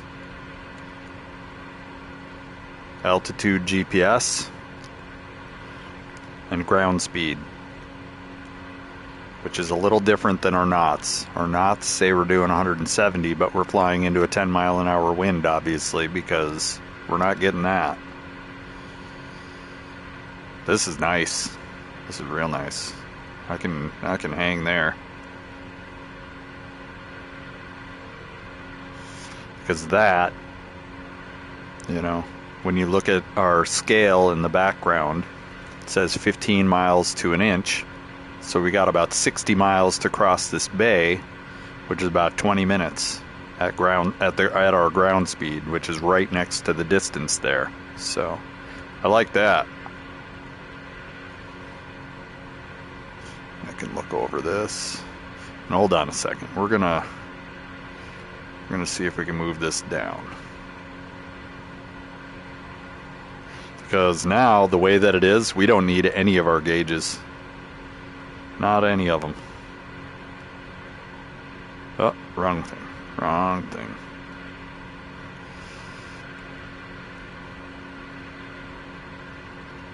We just want to put that kind of over here. So we'll have our little thing open up. And there we go. And we still have our altimeter there, which says approximately 1,650 feet. Altitude GPS says 1,650 feet. We're good. And they're both wrong if you're over a mountain. Like if you're right next to a mountain and you're at 8,000 feet, you're actually not at 8,000 feet over that mountain. You know what I'm saying? You're at 8,000 feet, but the mountain is also at 7,500 feet. And if you go down 500 feet, you're dead. So, just things to keep in mind.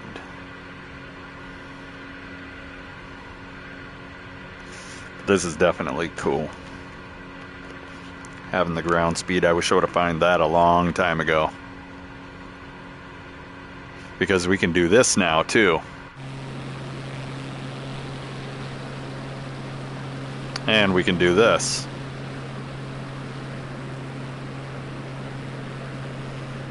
Which is insane. This is insane. So we can fly at exterior view.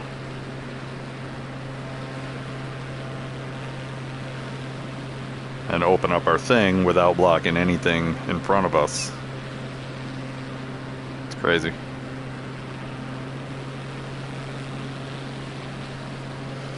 Or we could go, you know, higher. Because obviously we're not really worried about the sky.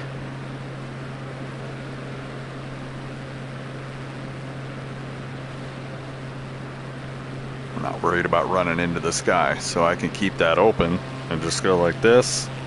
look up every once in a while, and I don't even gotta close it. And we still got our altitude 1880, ground speed 160. That's crazy.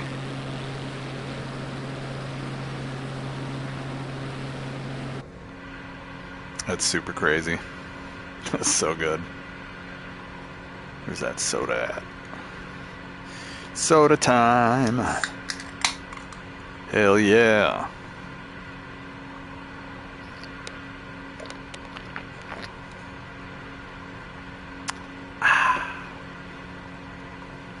It's 4:30 according to the plane. It's 2:30 local time. What is this? Okay, so it's still 2 hours off. Makes sense.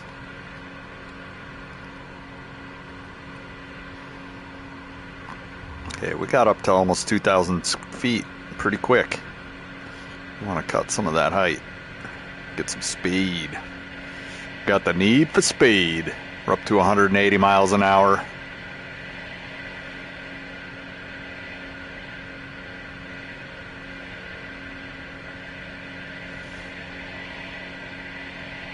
We're almost halfway across this bay. We've thoroughly played with our equipment.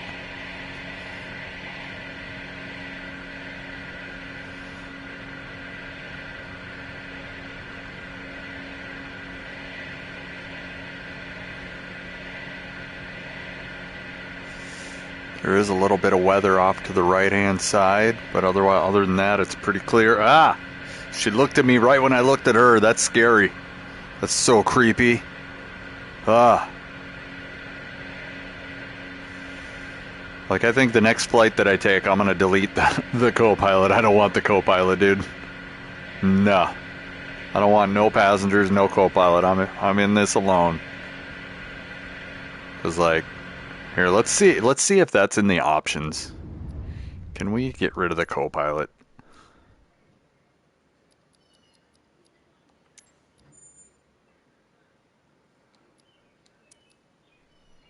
Settings. Can we even search for the setting? Graphics? I don't think it's in graphics.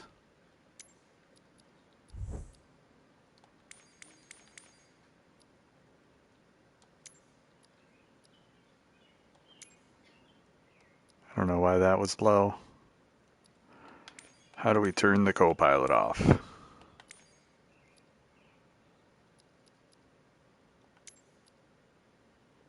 Show co-pilot.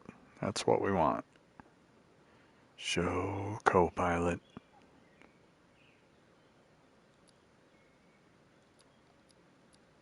Camera.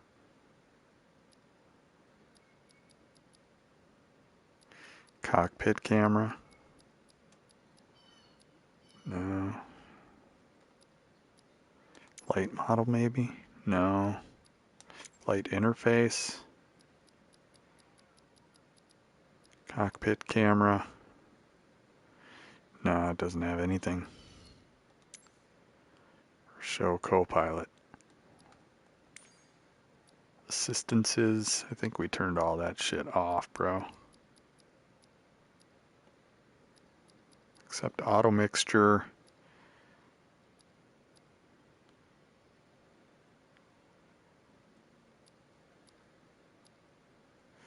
And I disabled crash, stress damage, icing off, unlimited fuel on. Turbulence is low. G's are off. G suit is on. And yeah, AI radio, I wasn't too worried about that. And airport services in motion or not. That's it. Controls. Let's co-pilot.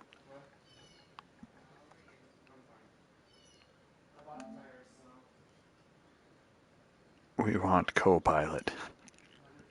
Co-pilot on off.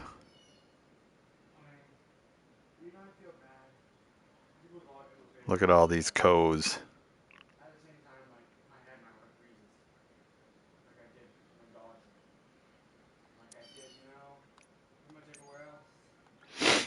we'll go to pilot. We'll just say pilot. Maybe that'll find Copilot quicker.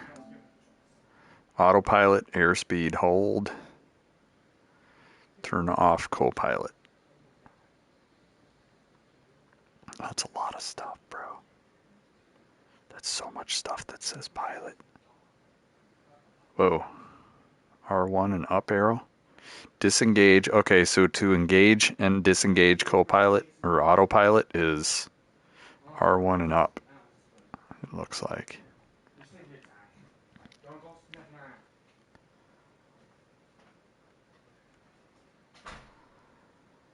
R1 and up is disengage.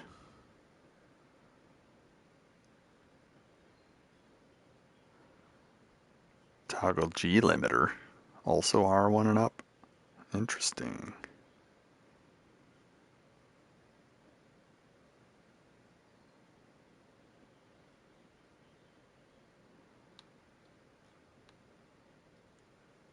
Previous pilot position. Toggle Copilot view. No, we want Copilot just turned off. That's it. So Copilot is one word. So we're on to something. We're learning. All right. Hold Copilot view. Toggle Copilot view. Toggle delegate control to Copilot. Set Copilot transmitter. What? Okay, well, I think we got to turn Copilot off before we take off. I think that it's a setting that I have to turn off in my payload. So we're not worried about it right now.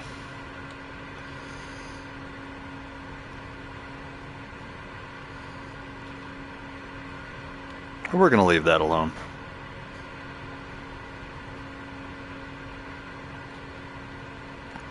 The Copilot control, that's pretty cool. I don't know how that works. If you can have another controller and have the controller recognized as Copilot and switch over to Copilot control. And then your buddy can fly. I don't know who would play a sim with another person sitting there bored while I'm flying. That'd just be kind of ridiculous, right? But maybe there's an online function. I don't know. It'd be weird too. Me sitting there watch somebody else fly and then they get tired and I take over. Come on, man. There's real and then there's boring, right? And when it gets too real, it gets super boring.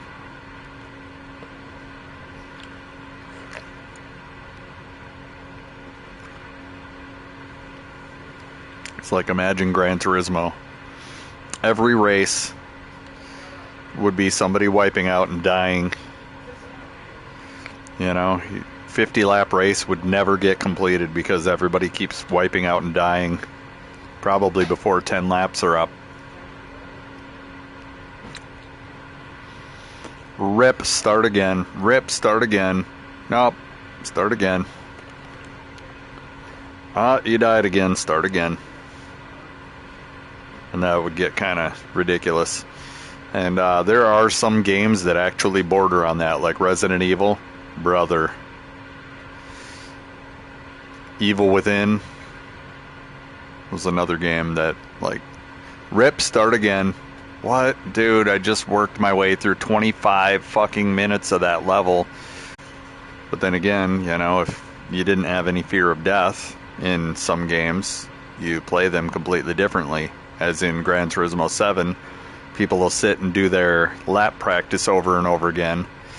And in a video game, you died. Well, start the lap over again. In real life, shit, you almost died. You're in the hospital for fucking 2 months with pins in your arms and legs. That affects your lap times. Because you don't want to spend time in the hospital. And you don't want to die. So on a track like Bathurst, real lap times are between 2:16 and 2:21. In online video gaming, there have been people who have busted a 2:13. So the game, although fairly realistic, because people don't have a fear of dying, they're going to push that little bit more, and they're going to practice that little bit more that you're just never going to get in real life.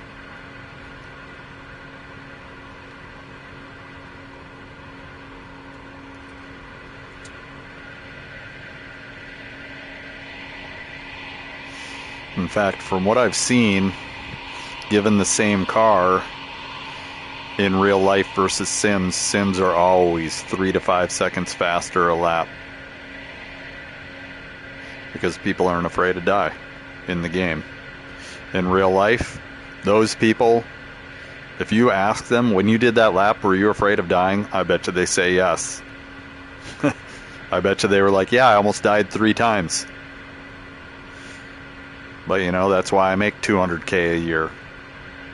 Or whatever they're making.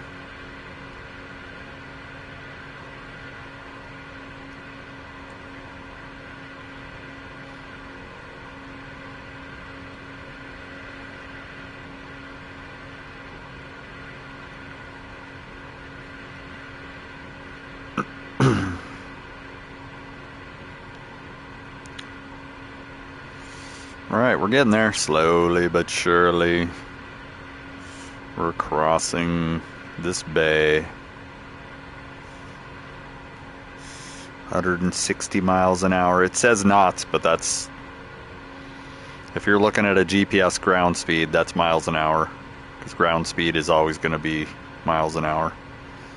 We're traveling 170 knots in the air, which leaves us at about a 10 mile an hour wind speed, or 10 knots, as the case may be.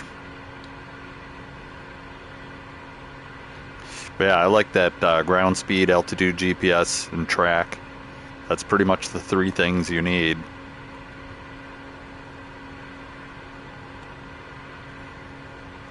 Hi, kitty.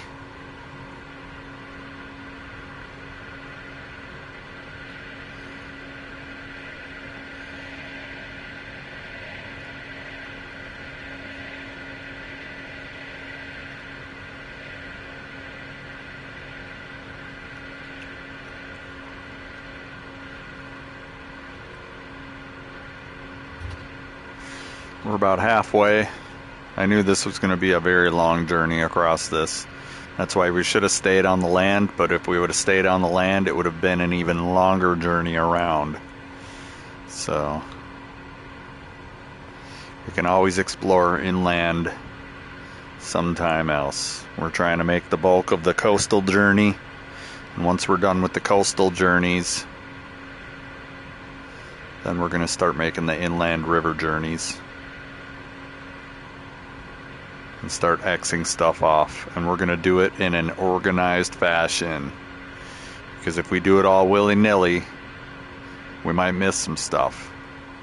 We want to go from like north to south, from the west to the east on the Americas, and look at each and every single river. And when we hit the end of a river, start at the next mouth down, you know, and just document it. Like, yep, we did that one. There's also a GPS track around here somewhere.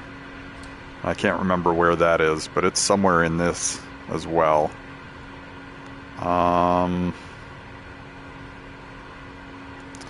Light information, that's all that does, huh? Poop. Display size, display orientation. I think it's in here. But it might just be like... you put a point here. No, I can't put a point there. There's some way to do it. Route, maybe? You put a point here.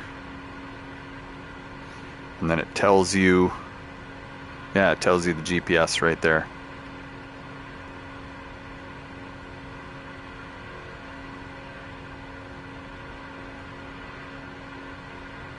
So, there's that.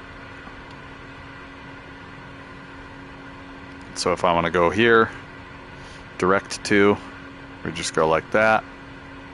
And now it's going to direct me to that point.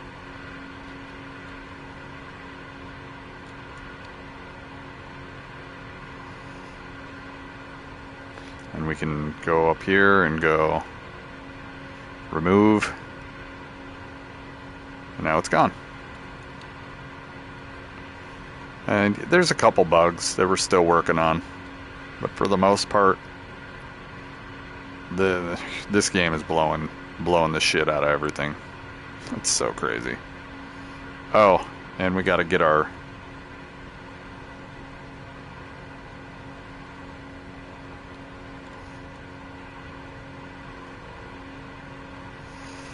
hold on a second. We got to get our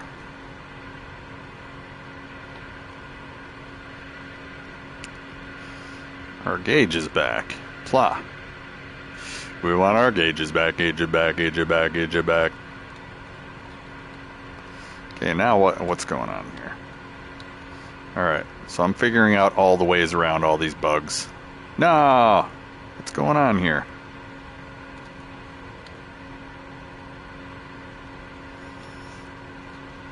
There we go. Okay. Figuring out all these way around these bugs. We do have some weather. So the radar is crashing my map, I think is what's happening. That's kind of annoying. So we're just going to try to fly with a track straight north.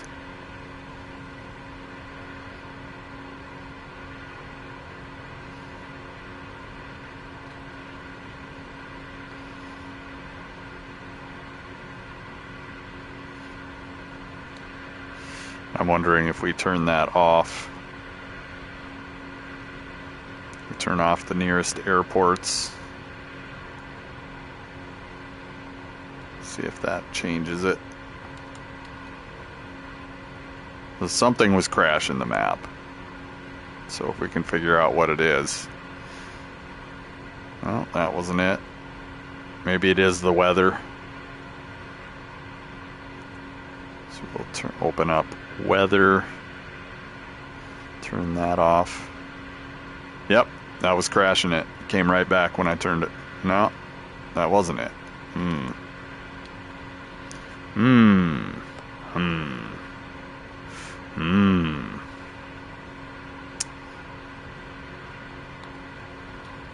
Alright, we'll see. We'll see if that fixed it. Nope. Nah. Maybe this is crashing it.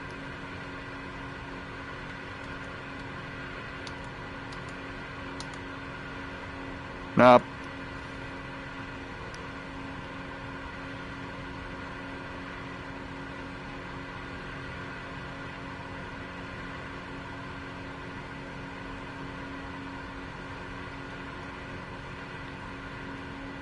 Nope.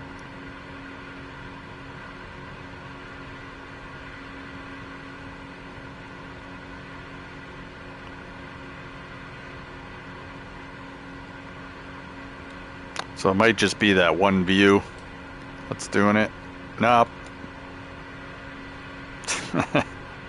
I'm just gonna keep spanking it until it stays.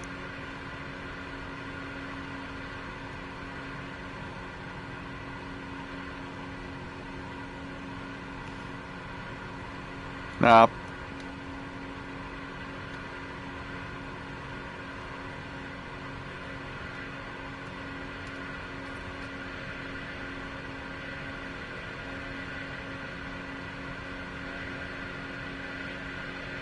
Nope.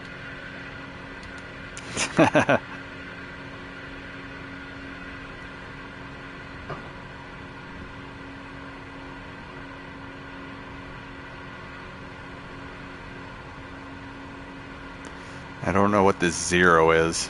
That's like notifications or something. I don't know if I can highlight these or what. More info.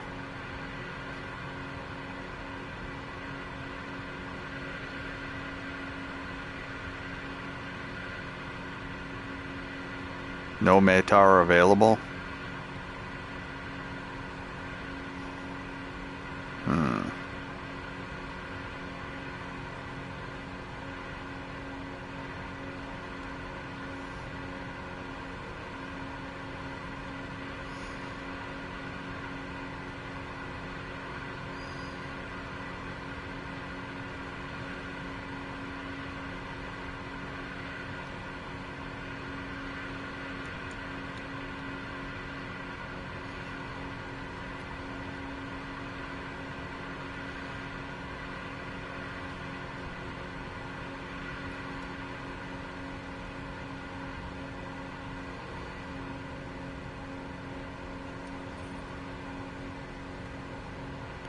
Let's take a look at this. Oh, we're crashing.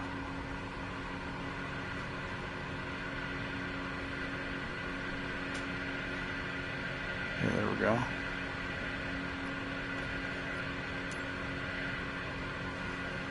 Live traffic, live weather, or live time, live traffic, live weather. So that should be good.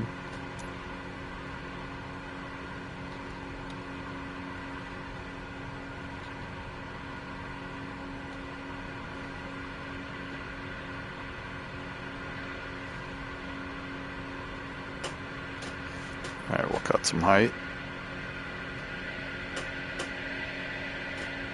Get some speed.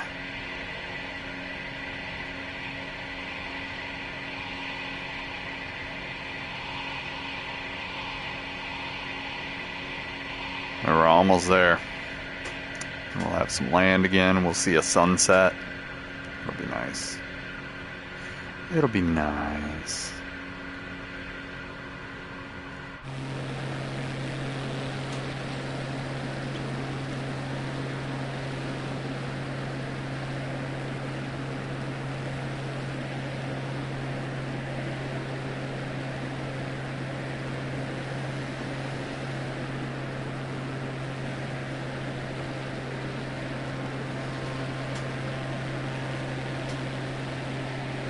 In the future, we're gonna get into our electronic flight bag and we're gonna remove the co-pilot, because that co-pilot's creeping me out, bro. That shit scares the fuck out of me. Especially in the Icon A5, because it randomly puts some like hobo or old guy, or it's just a random person. And like you look over and you're like, oh my god! It scares the fuck out of me, bro. You know, the flight sim kind of gives you this chilled relaxation, solitude feeling. And you got this fucking random dude popping up out of your right side. Ah! Neck chop!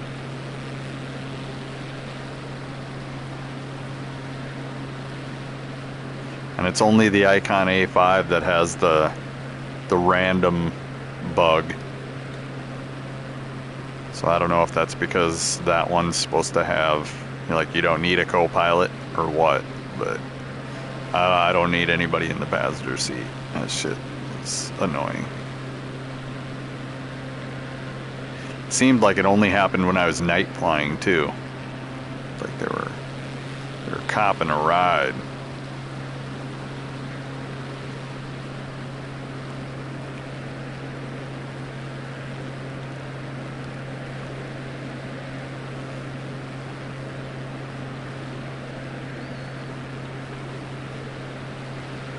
We're fucking cruising, bro.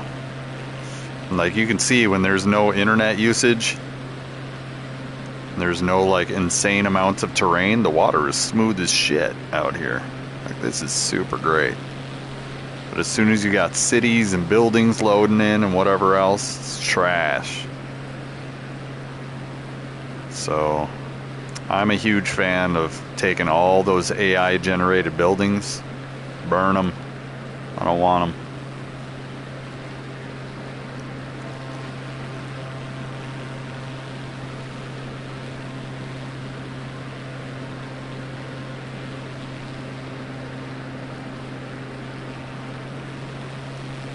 AI generated trees and shit. You know they're not real anyways. Like, so when it's not real anyways, you know, it's just there for the sake of immersing you, but it's causing lag. So it's doing kind of the opposite of what it should be doing. Because it's not real anyways, and it's causing lag.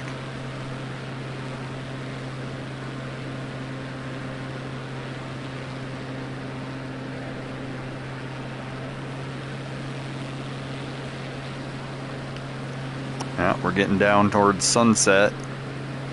I don't know where the moon is. Oh, where's the moon? You see a moon anywhere? I don't know, it's been a week. The moon might be gone. The moon might be gone, man.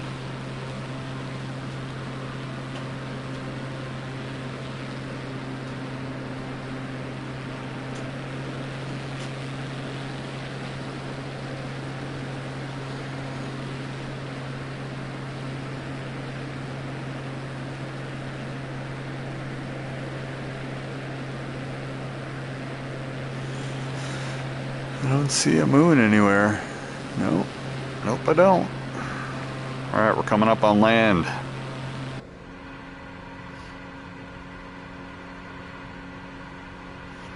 "15 nautical miles per inch." Yeah, we're within 15 miles of land, and you can see it when you're down by the surface.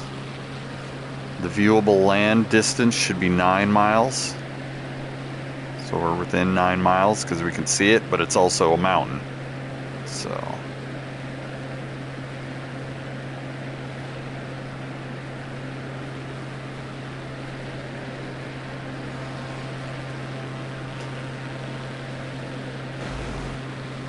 yeah. So those are mountains that are taller than 9. They're taller than horizon level, let's say. So in order to see flat land, it would be 9 miles. Since it's mountainous land, it gets up towards 13 miles. And you look at the map, and holy cow, we're within 15 miles. It's crazy.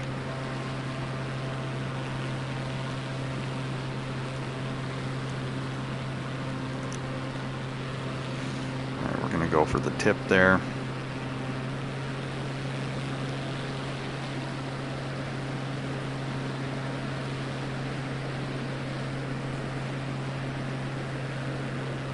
That was a little bit long of a flight over that water. I don't know if I want to do that again. This plane's not really a good water crossing plane. Good for landing in water. But for crossing half an hour of water, dude, that was mighty blah. But we know that the water's not causing lag. So we did learn something. That something on the land is causing lag.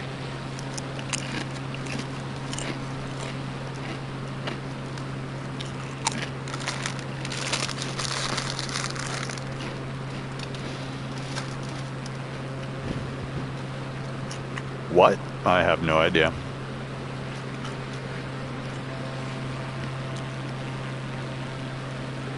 We have some cities showing up.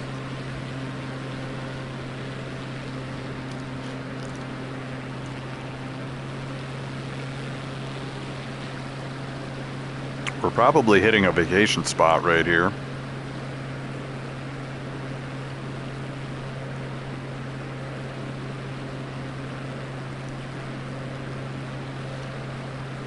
Uh-oh. What's this? Clear selected facility. I don't even know what that is. What was that?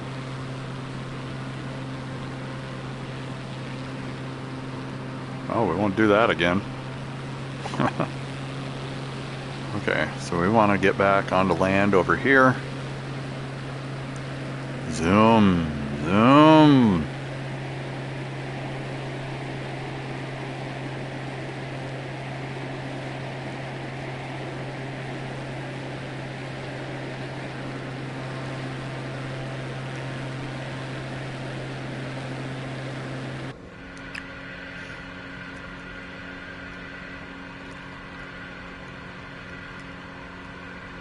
Got a little speed there.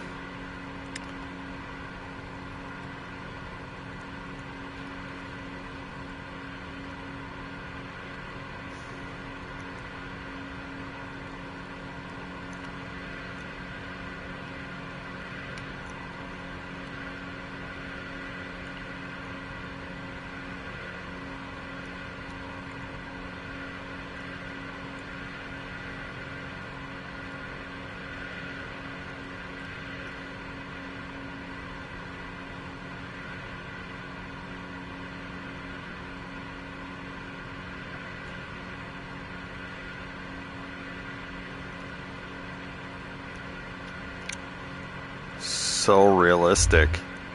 Like, so realistic. I can see my tail. And the rudder's going up and down. Like, this shit is so realistic. It's like... it looks real. It might not look that way on the stream, but... in the VR headset, this shit looks real. It looks manufactured. It's so good. And we got a couple little islands here. No signs of life on the islands. So our next city is there. I'm going to leave the marker up. Whoa.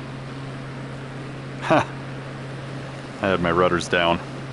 Okay. We're good now.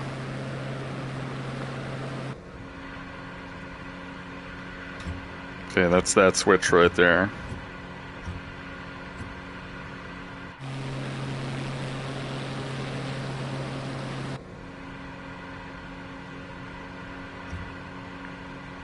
Okay. And I kind of went through and found the settings or the button combinations that I needed really early on playing this game. So like flaps, you know, the rudders, landing gear,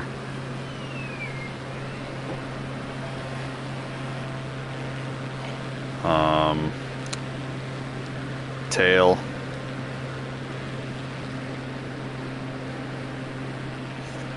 like, you know, I just went in and I pushed buttons and kind of figured things out, and then I figured out that it's like an R1 plus and an L1 plus and then an L1 and R1 plus type of controller configuration. So that's exactly how Final Fantasy and Neverwinter are, kind of. So I just went through and saw what everything did, and that's that. Also, if you go into the controller menu, and there's a way to search through all the controller settings that are set. So you go into settings, you go into controller, and then there's a filter by assigned. And then it shows you all the assigned controller button combinations. So I went through and just memorized a bunch of that shit. Okay, that one is way off on the other side of the bay here. So there's an airport right here. There's also a town right here, but we're gonna jump straight across this bay. Oh, no, we do not want that. No. I said we do not want that. No. That'd be good for trick flying, but for just chill flying, no, hell no. Gyroscope is way too active.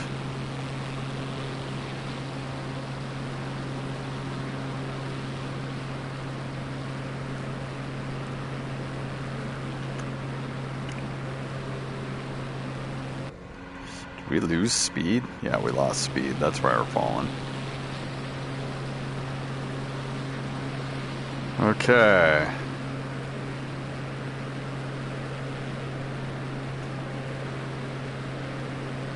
There we go. We're getting our speed back. There we go. We're gonna fly straight across here.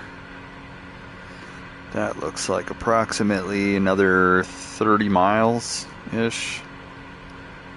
We've got about 10 minutes to cross this. And we're cruising, man. Like, we went from the southern tip, which is now on the very bottom of the map, all zoomed out. So we made it about a quarter of, maybe even a third of the way up South America in a day. That's crazy. Crazy. But I'm keeping this on so that we can use that as a waypoint and home in on it without pulling up the map over and over again. And I'm gonna get out them sun chips, brah. Eating them sun chips, not giving a fuck.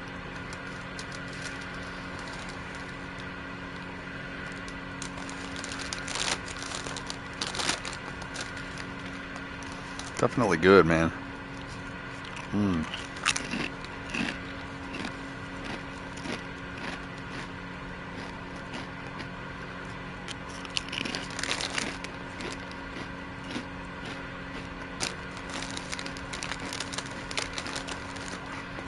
So we're getting blown out almost automatically.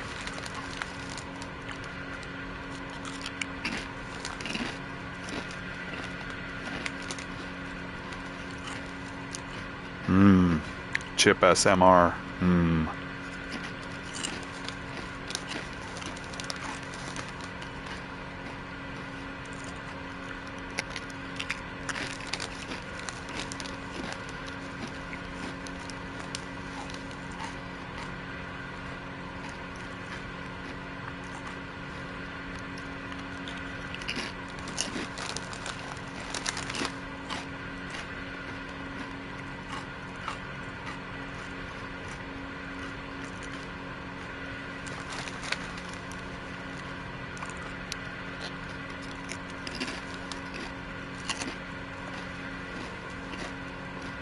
That's an airport, huh?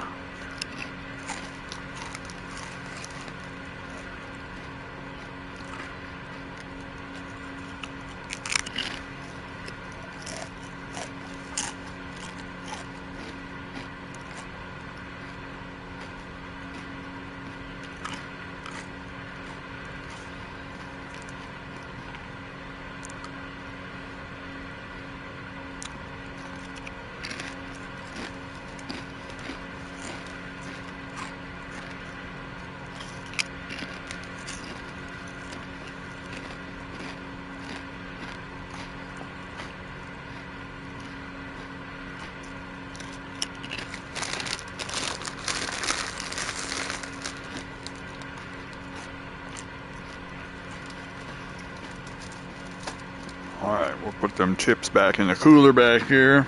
Well.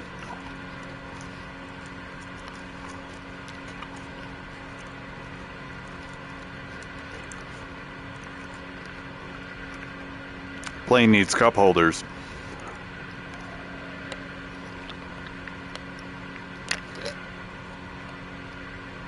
Why don't we have any cup holders up in here?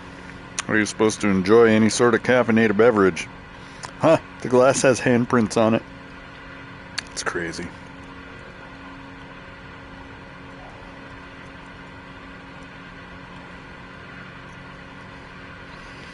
Oh, that's super crazy that the glass has handprints on it. It didn't have those on it before, but I opened and closed the door and now it has them. I'm sure that it didn't have them before because I was looking at the glass. It did not have handprints on it before. But I opened and closed the door, and now there's handprints on the glass. It's crazy.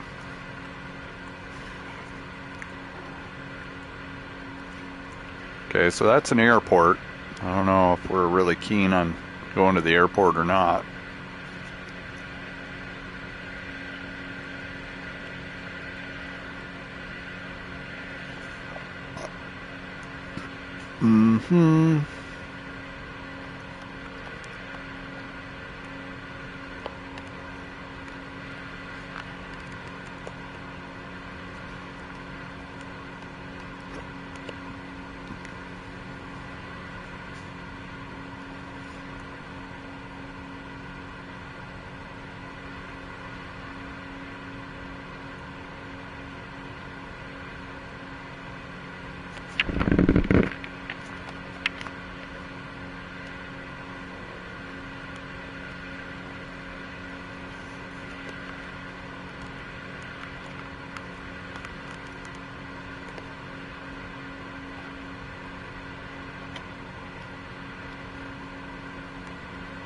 Alright, I'm farting around with the headset right now, just trying to get my eyes better set up.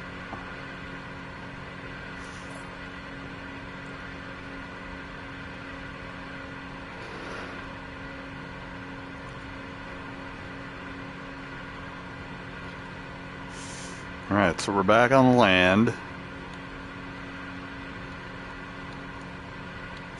Now we're headed up that way.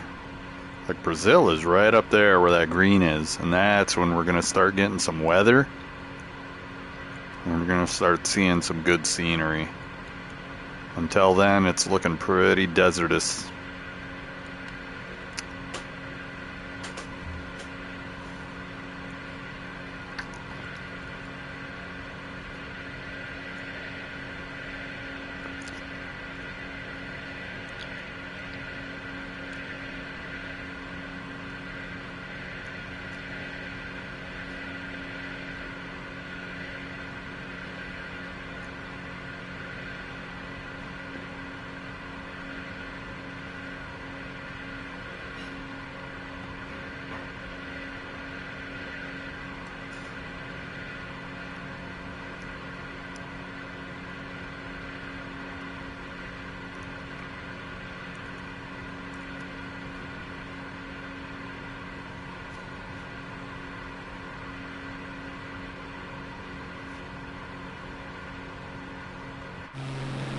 Like after sitting in the cockpit, this color scheme looks so bad. Like the cockpit glass just makes everything look like this lush color. Like for me, that makes it a lot more realistic looking.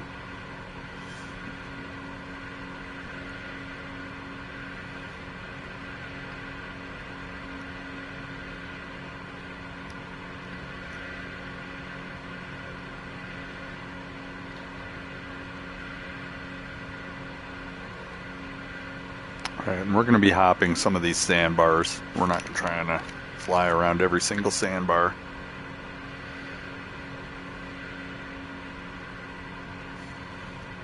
We should have a sunset here soon. We'll see what kind of stars we can see.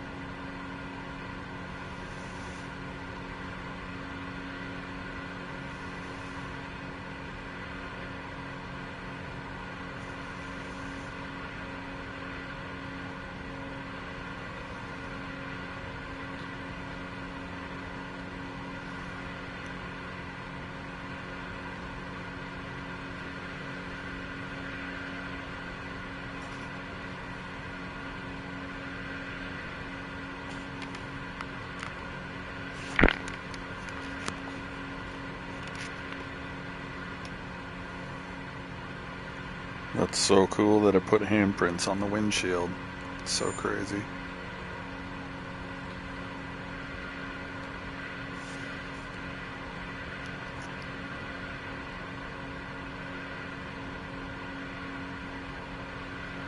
And I just set the trim back a little bit,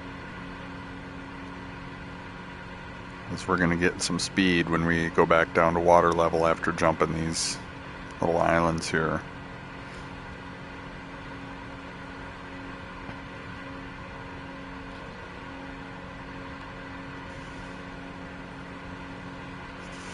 Like, it's amazing how sparse the populations are.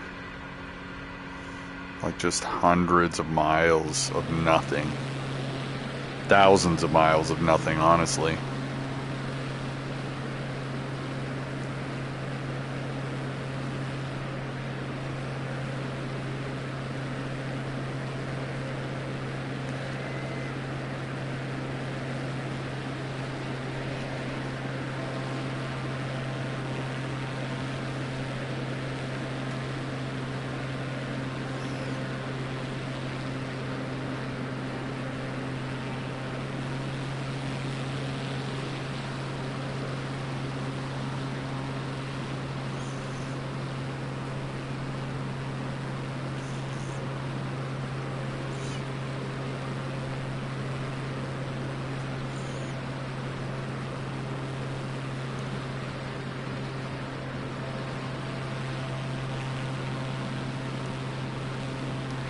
This looks like some sort of South American desert.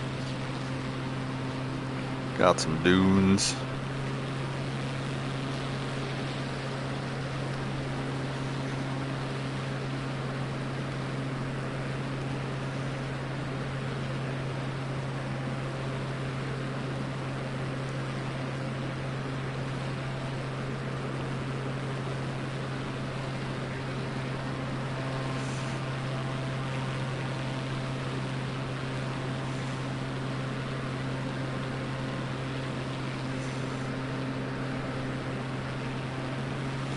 There are some roads here, which is pretty crazy. The main road right here. It's dirt, obviously. That is a dirt road if I ever did see one. They got a little trail along the dirt road that looks like some sort of a motocross trail or something. So somebody's doing some leisure something or other. What's this little house?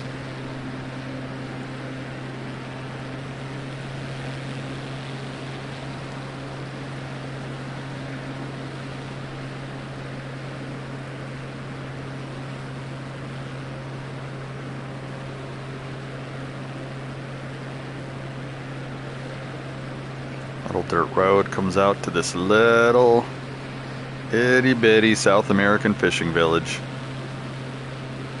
There's one little hotel right there, and then there's a couple houses over there, and that's it.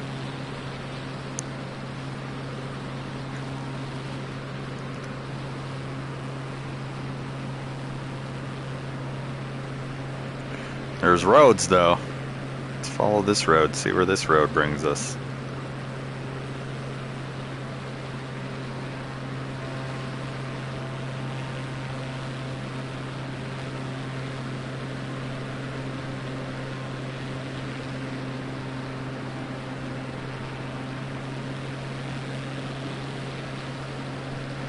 The road gets a little water in it, it looks like. That's a road. I don't know what they're doing with it, but that's a road.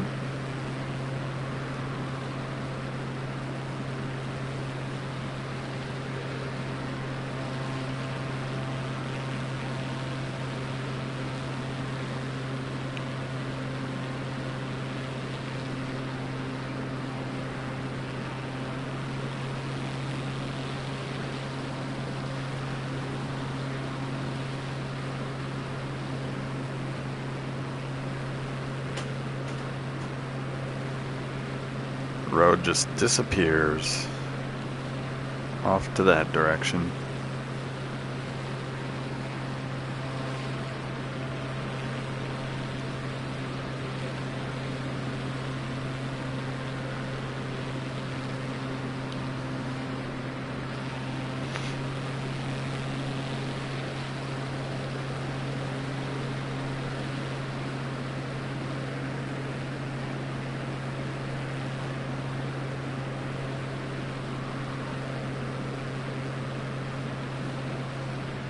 I think that's still a road right there. We're just gonna go straight north. So that's cool. We saw that little hotel with a fishing village of some sort. Super cool. Yeah, we're gonna go straight up this way.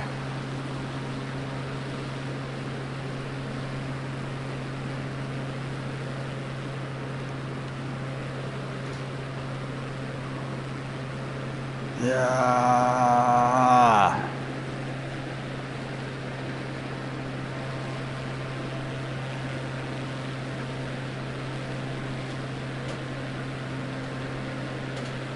Yeah. Getting closer. Getting the mist. Oh, splash. Oh, splash.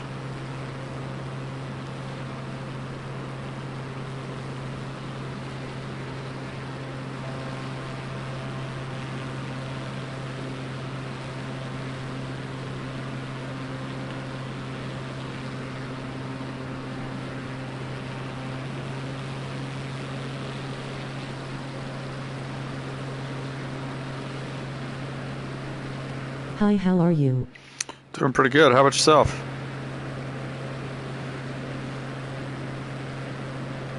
Can you fly though with thunderstorm? Have, yep. I was in the Amazon with the P-51 Great. a couple weeks ago, and it was thundering pretty good.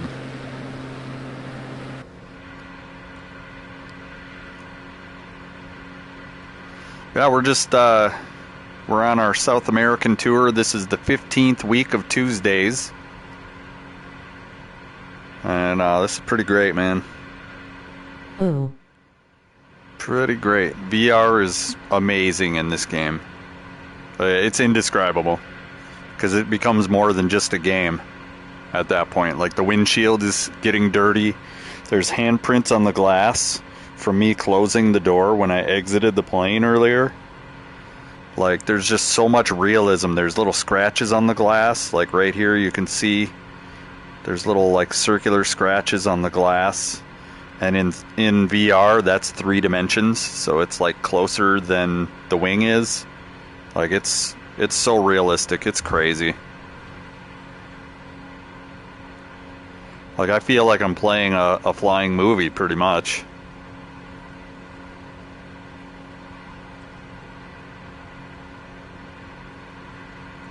It's super crazy.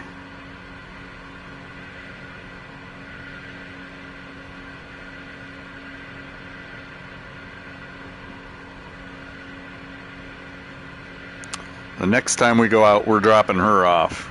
Because she looks at me crazy. We don't need that. It's kind of creepy. And sometimes the co-pilot starts randomizing. And that's even more creepy. When you look over and it's not what you're expecting. I just want an empty seat. Just have the seat be empty.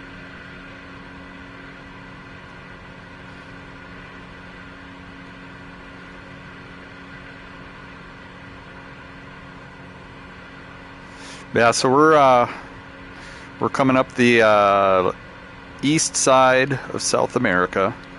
We started at the tip. We got to the tip at the 14-week mark from San Diego.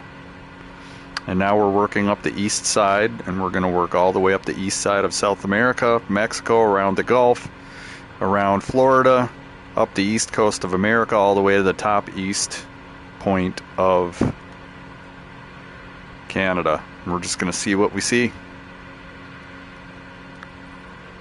That's what makes this game great, is there is a lot of world out there.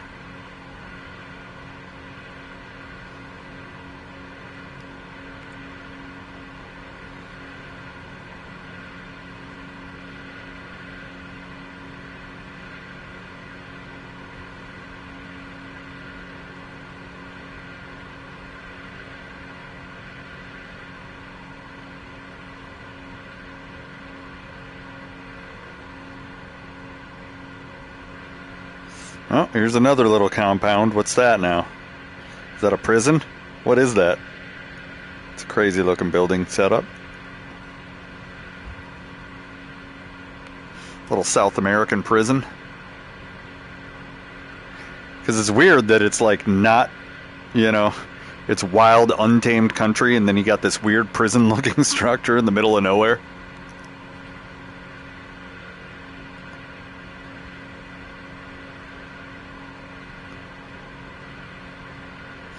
We're getting on towards sunset here soon.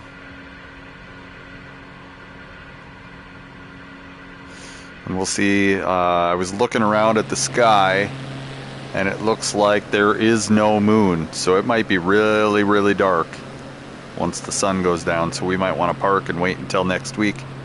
You know, do a little fishing, do a little hunting, get our stocks back up. So that way we can fill up the back seat with more food. She's looking at me like I'm crazy. Like, why'd you bring me on this trip? Yo, I'm gonna drop you off at some South American village. Yeah. Here, hold this. I'll be right back.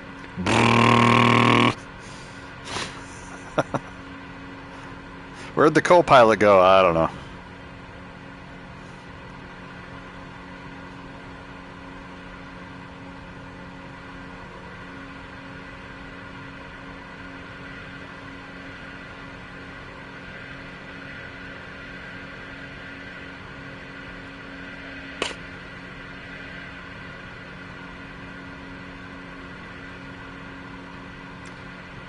I'm hoping we don't steer back over into the sun.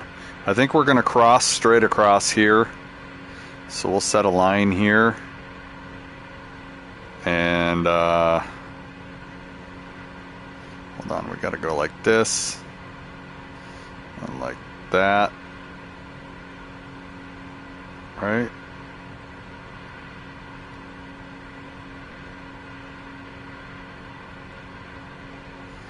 Thought it was like that. There we go. Direct to. There we go. We can erase that later. We can just close that right there. So now we got our flight path. Back to the land.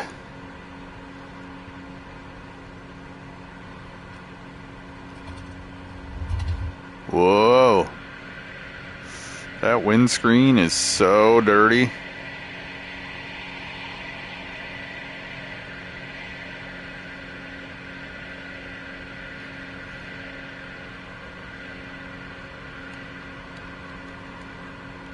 What is going on here?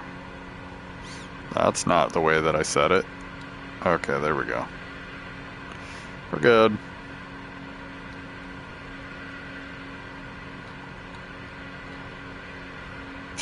That's so weird. It's loading in the map screwed up now.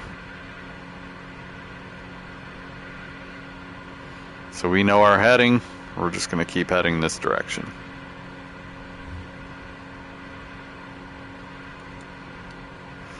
Now that's doing something weird.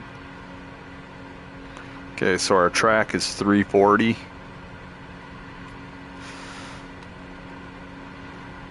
All right.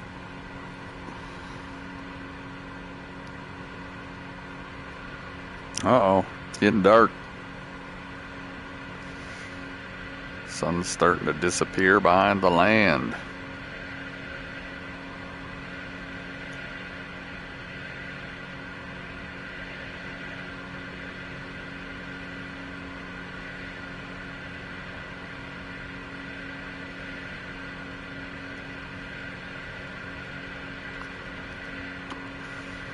All right, we might want to go over this direction.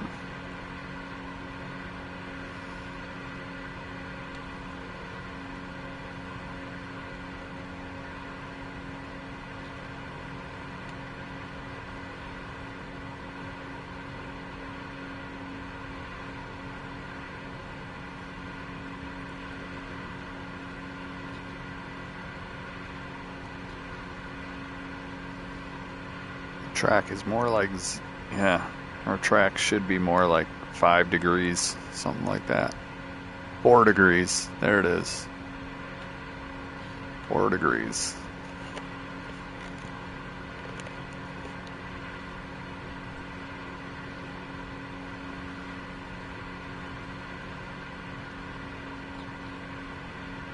Perfect. Maybe more like 7 degrees. But it says 4 up there, so we'll do that.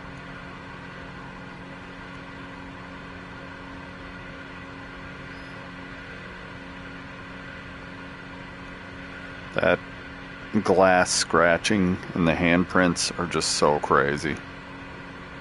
There's another handprint up here. Maybe that's bug splats. I don't know. Because I like low altitude flying, so I'm sure there's a lot of bug splatters.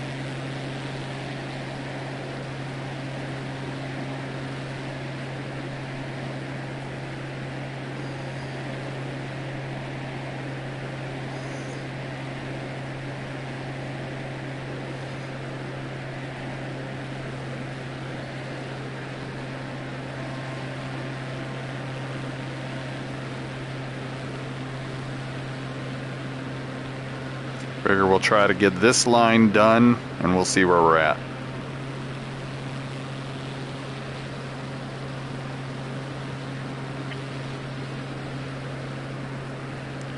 Because if the sun goes down while we're over land,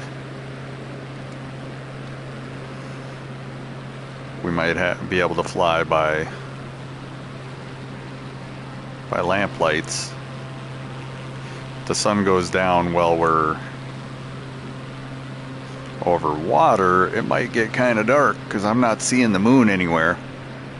So the moon might be actually full Or the moon might actually be new. I don't know where it was when I saw it last week, so it's one or the other. It's either full or it's new right now, because it was about half last week. So we're gonna find out. If it's a new moon, we're screwed. It's gonna get dark. If it's a full moon, we'll be alright, but I have a feeling it's gonna get real dark.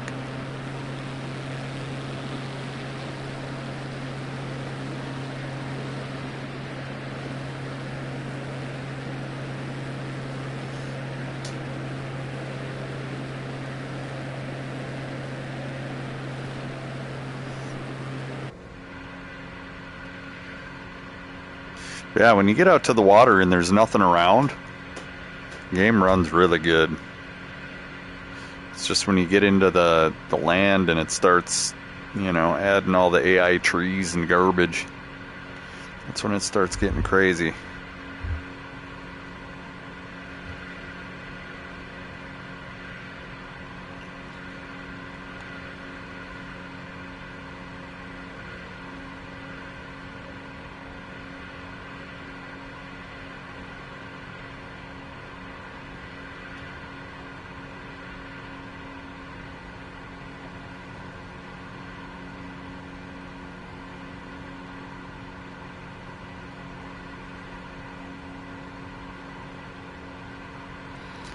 Saying that it's 5:30 and it's actually my time only about 3:30.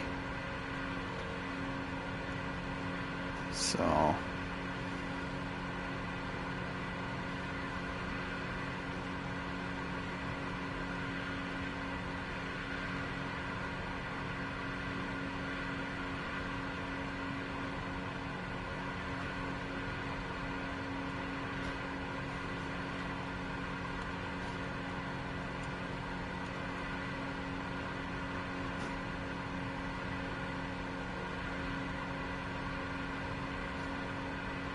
oh, I can see I can do that without doing that. That's so crazy.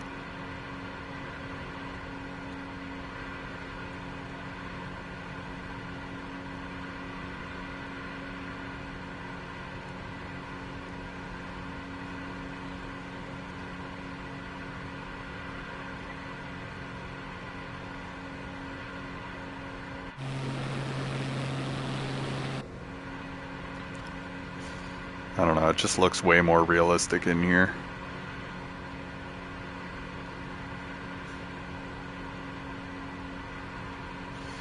Yeah, we gotta go up and over this.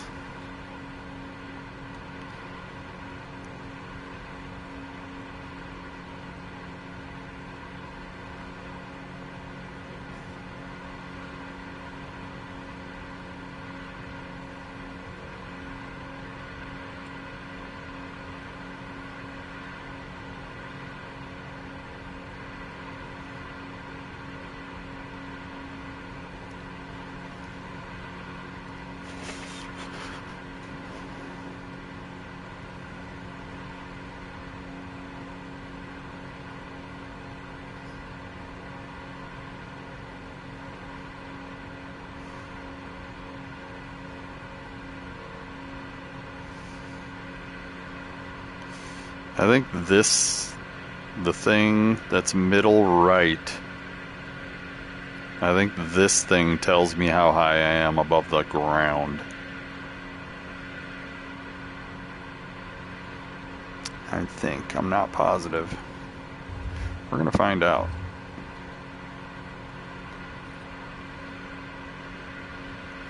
No, that's just a pitch indicator of some sort.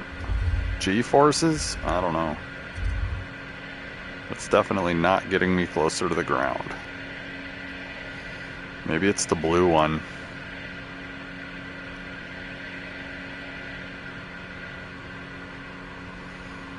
Maybe it's the blue one.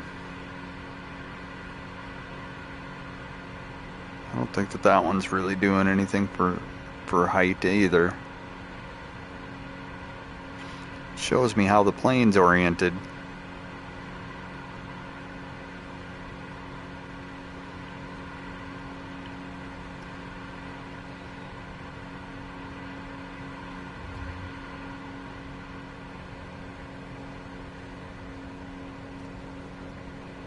And that one on the upper right there never moves.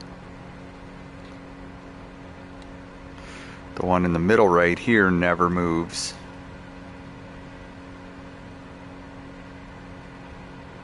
So I don't know.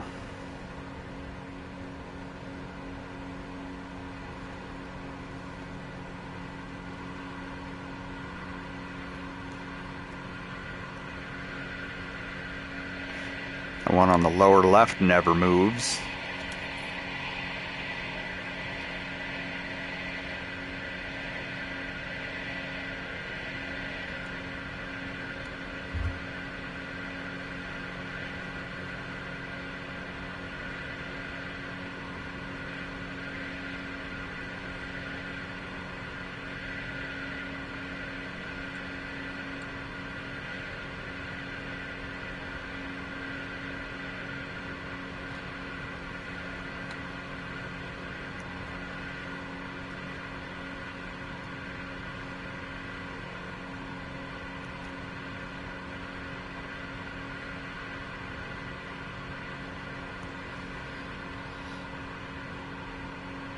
I definitely want to kick her out the plane so I can stick my head out over there.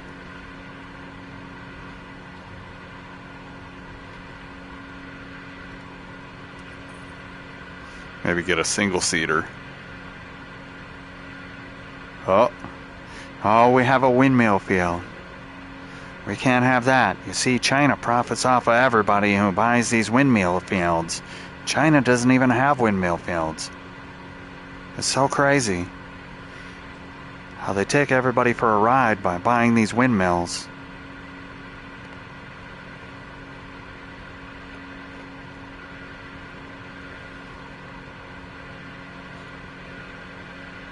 We're gonna take a look. I want to take a look. I want to see it with my own eyes. There are like airstrips everywhere here. What is this, Colombia? There's fucking airstrips everywhere and there ain't no towns. That's so crazy.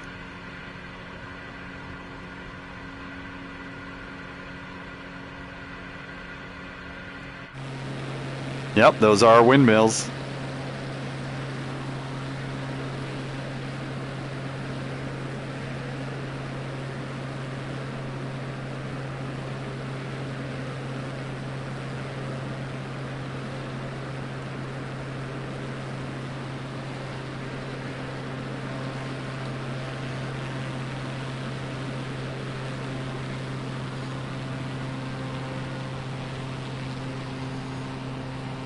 That's super crazy.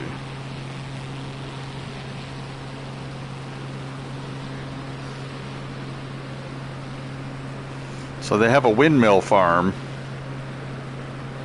Who bought it? We're in South America.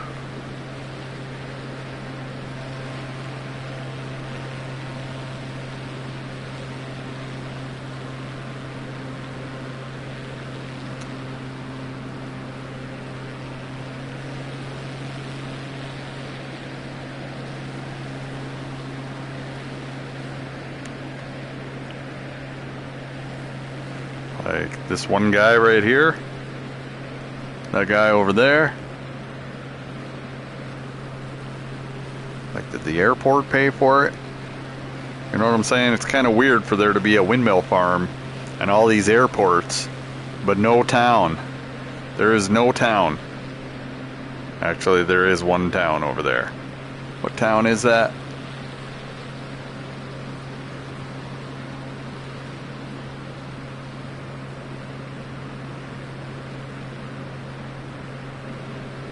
Rawson Springs? That's the most un-South American name I've ever heard. It's just Rawson. Rawson. Rawson Airport and Rawson. That is the most un-South American name I've ever heard. Rawson. Just saying. Something suspicious may be going on down here. All that wind farm, those are expensive. Wind farms are expensive. People don't just put in wind farms for charity. Somebody spent money on a wind farm. And then you've got this lake here that's ribboning through, or this river that's ribboning through here. That's a man-guided river with all these farms. Raw, son. And you got a lot of houses here. This is probably the most civilization that we've seen in a while, and it's mostly farms and kind of suburby looking. I wouldn't even say suburb. I'd say like farms. Farm burbs. Because some of those looked like they were really next to each other, but it was their yards were still mostly unmanicured. Farm burbs. That's crazy. Alright, we're going to continue going north. Daylight's waning. Still got some farms over here. Well, that was a lot of people. That was more people than we've seen on our trip for probably the last 15 hours. That was the most civilization we've seen. All those airports. And raw, son. Raw, son. Where'd you find that? So, raw, son. That's interesting. That's a pretty developed area right there. Wind farms tell you got city money. Because people don't just charity that. They're not like, hey, we're gonna give you this wind farm for electricity. Here you go. Nah, bro. Somebody purchased that. Probably city taxes.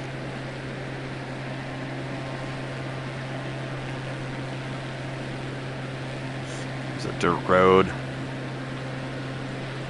Like, we're in a very, very undiscovered country. You can tell by the way that the map looks. It's rough. It's rough as fuck. This is like tumbleweeds, bramble, briars, rocks. There ain't shit here. But then you got that town with the windmills. Rah, son. I wonder if they have a port. I should have checked to see if they had a port.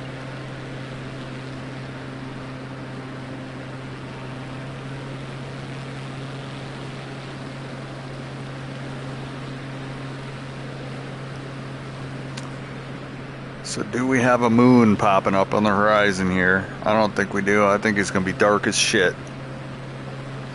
So when we get to the water, we might camp out again. We're going to go to that water.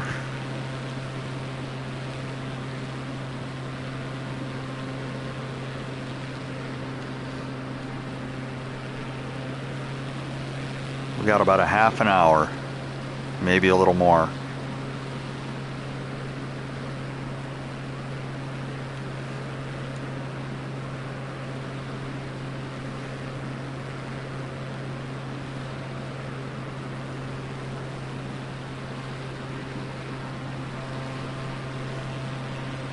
And I do like crossing the land like this too. It gives us something else to look at.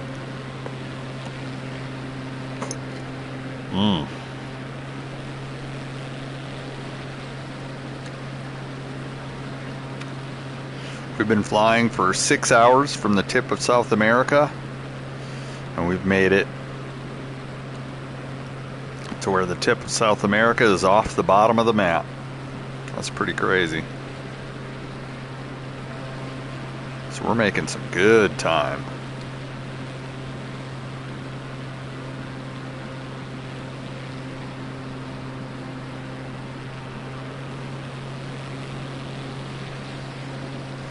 We are getting some elevation on the land now. You can see it's coming up. It's already blocking the sun.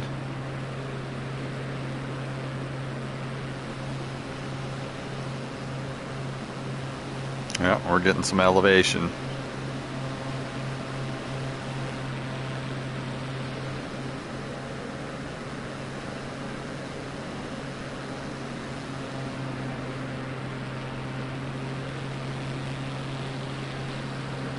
Got another windmill farm.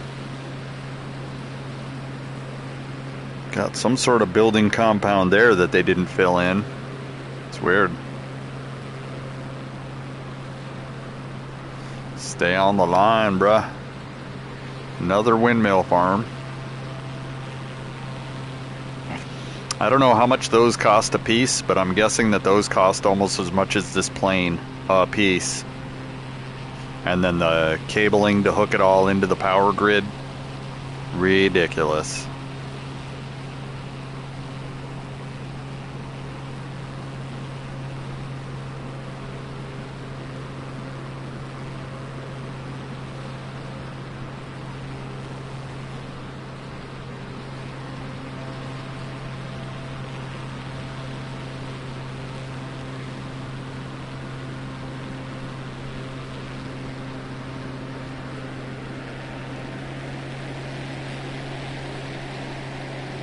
There's a bunch of them spread out over here too.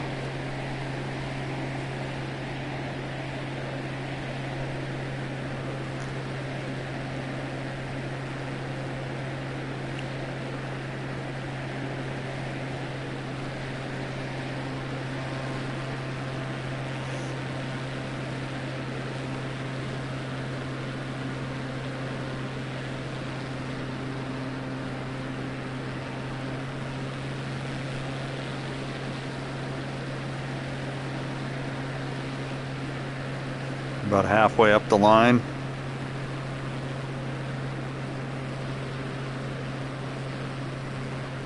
Crazy, man. Triangle intersection. It's crazy.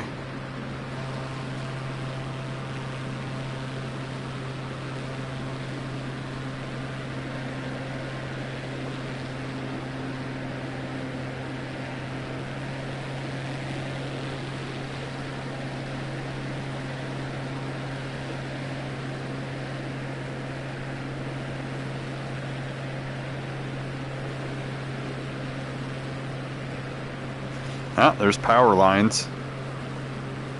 Those are real hard to see in VR.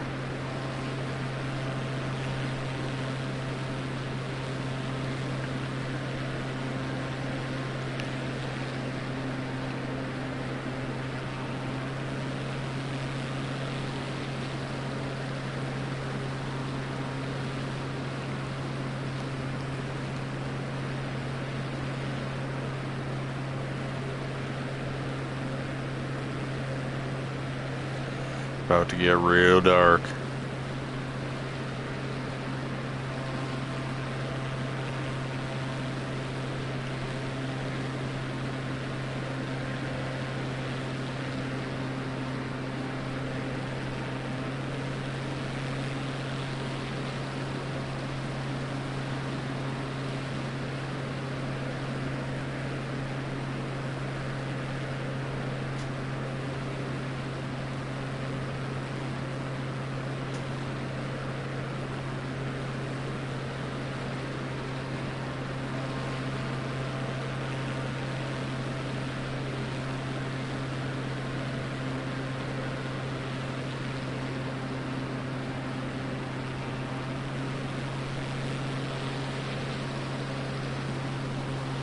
There's a lot of wild brush. Not a house to be seen. Where is all that power going?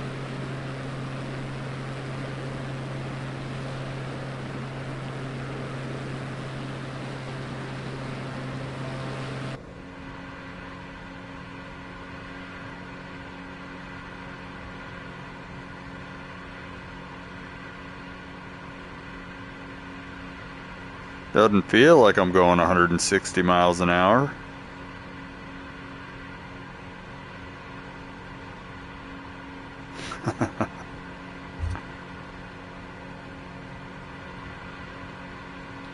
Okay, so we're cutting across a large portion of the landmass here by doing this.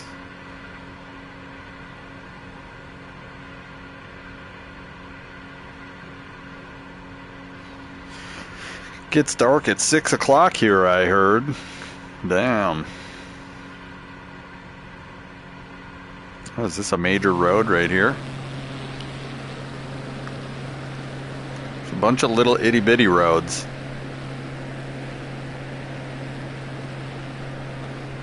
That looks like a major road. That might be like a train track now. It's crazy. There's like a bunch of little itty bitty roads too, and I don't know if those are like animal trails that have been carved out or what. 'Cause there's water right there by the hill.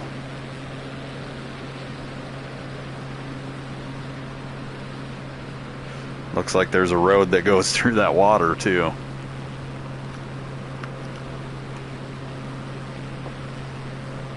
Oh, do we have a town here? It's either a town or some bluffs.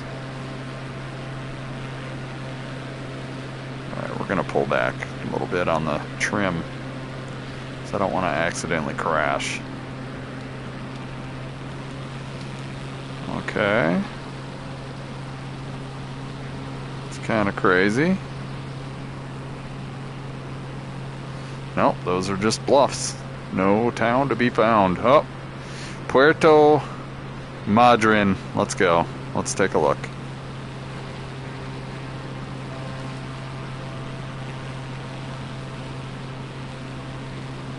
This is probably where all that power is going to. Yeah, this is a big town. Madryn. Puerto Madryn. That's a big town. Bigger than the last one, that's for sure.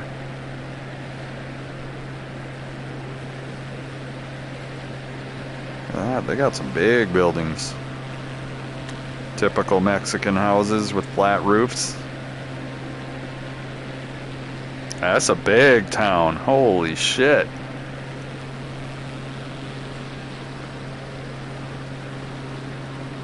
Too bad the sun wasn't down yet. We'd have had some lights.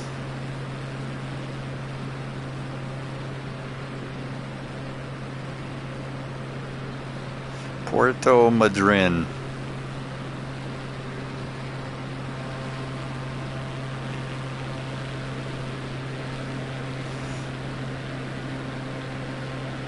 Got a running track. What are the chances that's a school right there?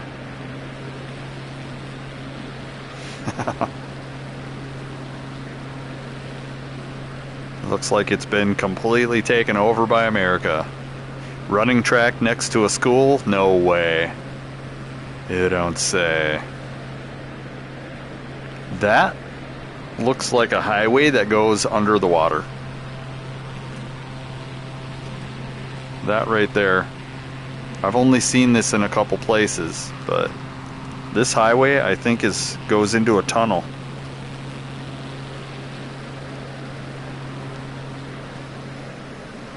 Kind of curious about this. Nah. There's no way they built a tunnel highway for that. No way. But it's crazy that it just goes out into the water like that. And they got another one over here.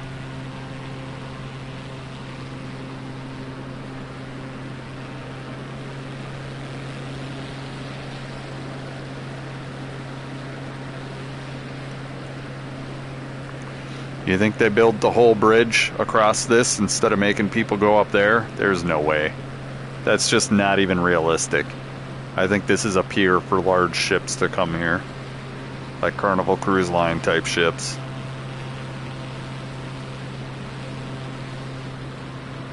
And there's nothing here right now, obviously. What the hell is that? That looks like a huge ass factory. This is a shipping. Yeah, this is a... Sewage is usually the round buildings. But these are like chickens and goats and... Bro, that is a centralized fucking farm system right there. That is like farm hell. That's crazy. Okay, back to the line.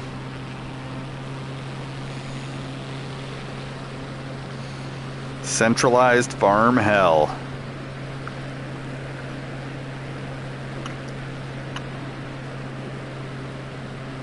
with 2 shipping piers.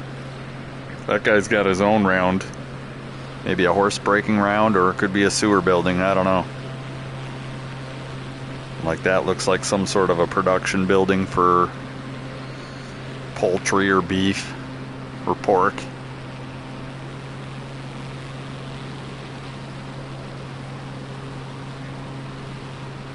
And they got street lights out here, man. They're really starting to get kind of civilized.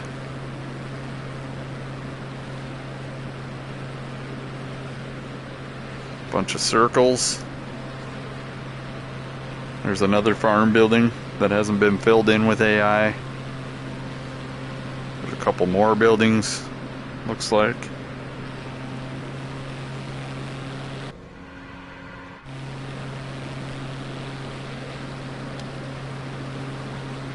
We're sightseeing now. And after that, you'd think with all these, like this is the farm burbs.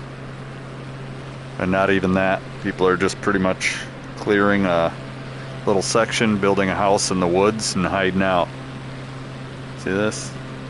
Just building a house in the woods and hiding out. Building their little hideouts. All dirt roads.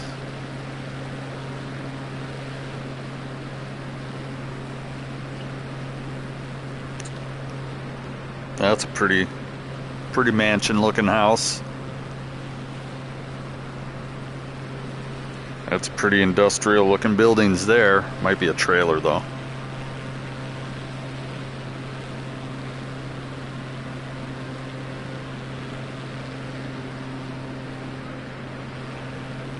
Like you can see, people are building these squares in the woods, but they're not necessarily building a house. Some of them are, but not all of them. Like that square in the woods right there. What's that?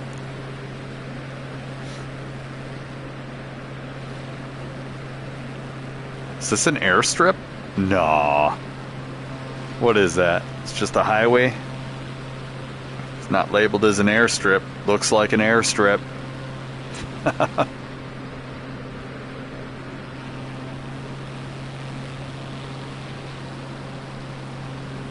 So that was a pretty centralized farming hub. Meat farming, that is.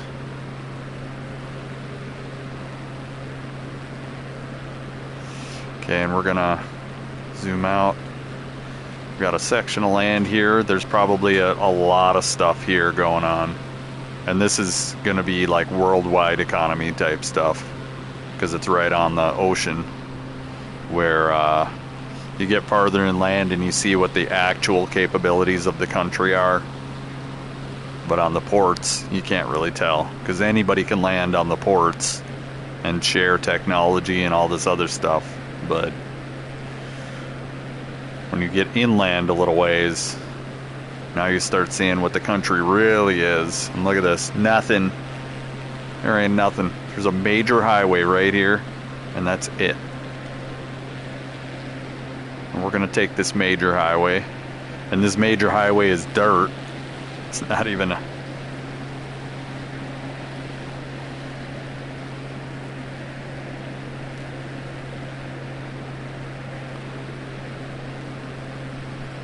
And you just got a lot of tumbleweeds and brush on both sides of a dirt highway.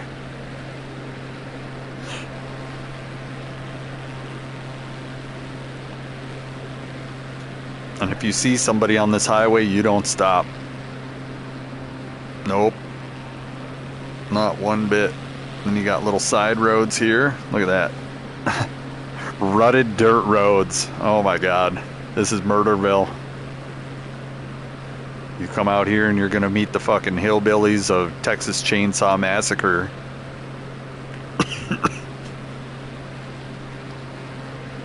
There ain't shit. I can't see shit.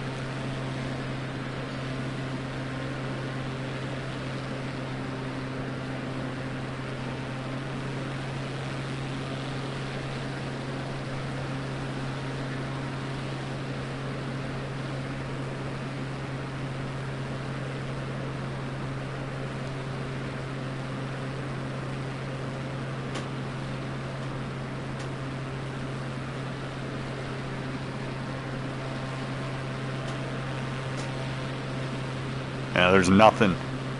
There is nothing here. We're just following this fucking dirt road to where?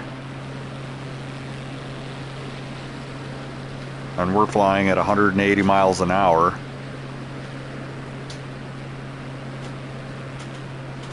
Actually, are we?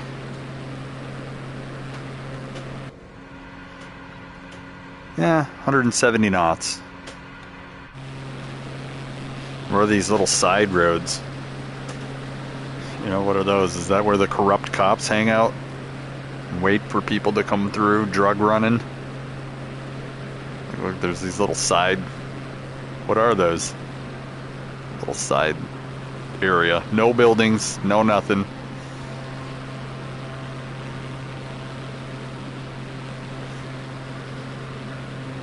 Another little rutted road there. Yeah, what are these little side roads? So crazy. There's no scenic overlooks here.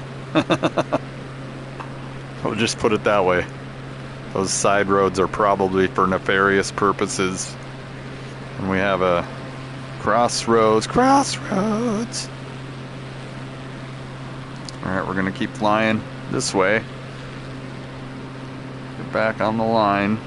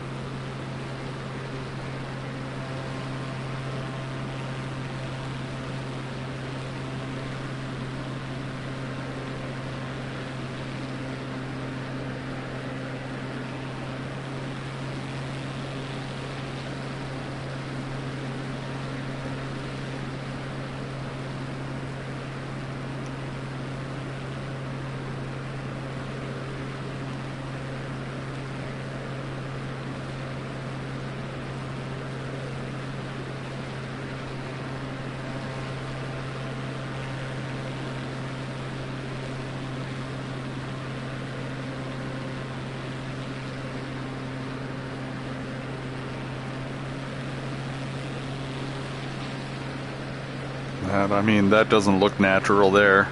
What kind of field is that? When there's no house anywhere in sight, what kind of field is that? Craziness. That's what kind of field that is. And like you can see, this is all trimmed back. And then the brush starts, but they trimmed all that back for some reason. Why? Growing something there. Don't look like no corn.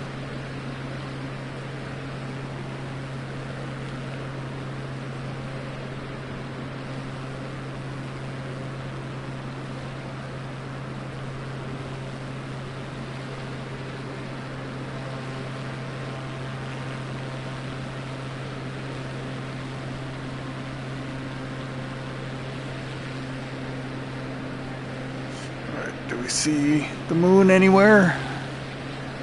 I don't. We're gonna see how dark it gets, because we may have to park out for the night.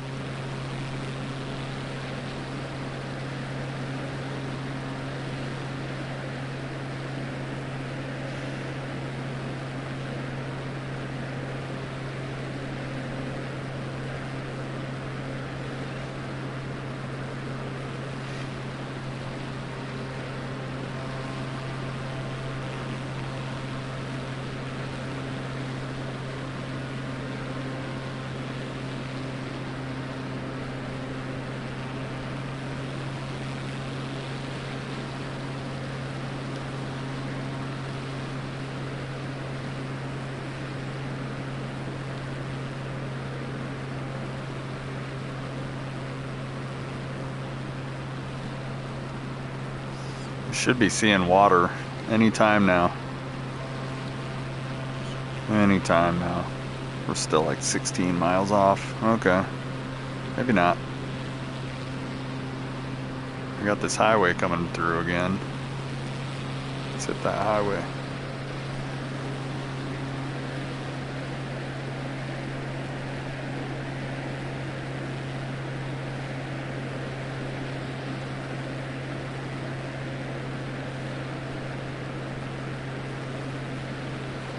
Like, you got the main road, and then you got this little side road. What the deal? Like, the main road, are people getting robbed on the main road? So they make these little side roads. Like, that's the road that you drive down if you don't want to get robbed.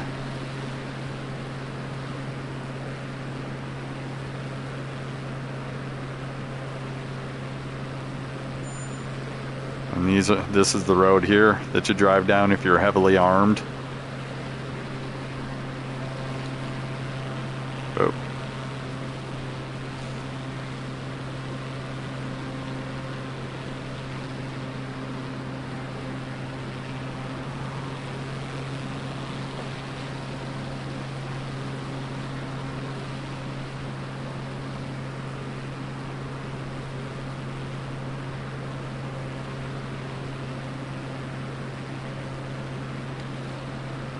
We should be seeing water any moment now.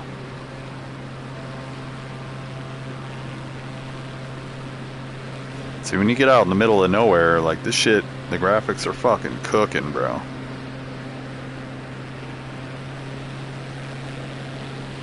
Like when you're in the jet, it's crazy. Shit's flying.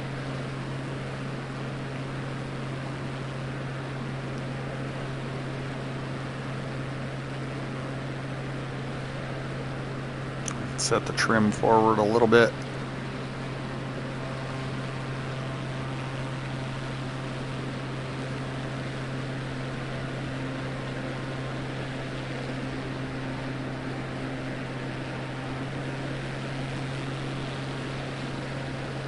There we go.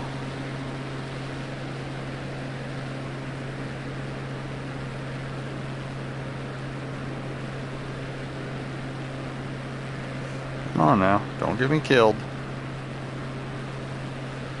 Trying to get the trim set just right, and it's tough.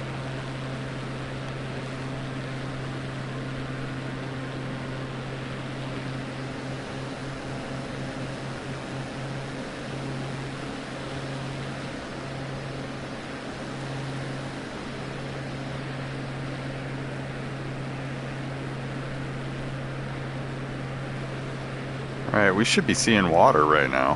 Why are we not seeing water?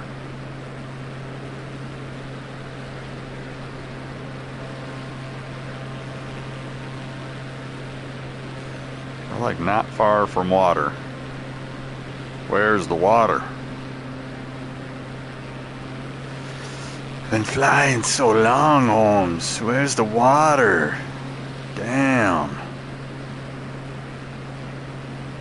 We probably flew about 500 or 600 miles today. Maybe more. Probably quite a bit more. So how many hours? Yeah, 6 hours. At almost 200 miles an hour. Yeah, that's a lot.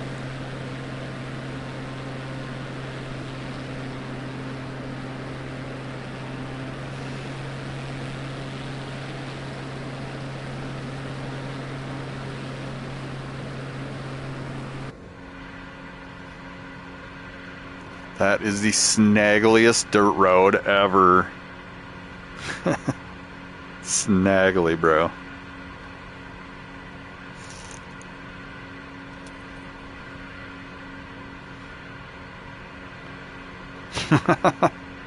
This is so ridiculous. It looks so real in the cockpit. Like we're flying. It gives you a sense of how fast you're going through this.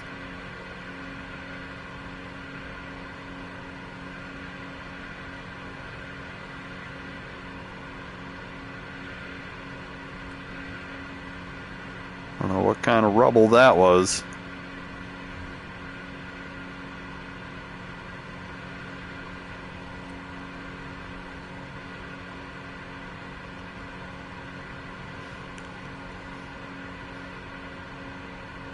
This is great.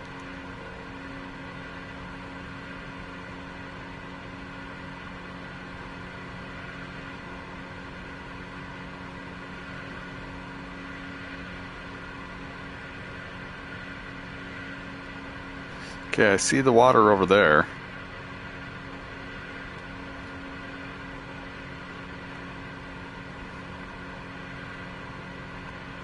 Okay, we can delete our green line.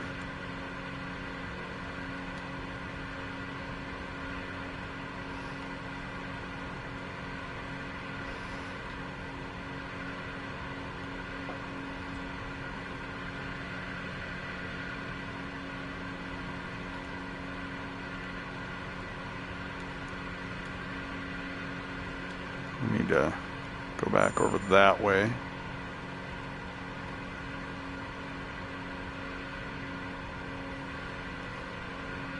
Okay, so we're just going to go out to the water now. Bye-bye, road. It was nice driving down here for a minute.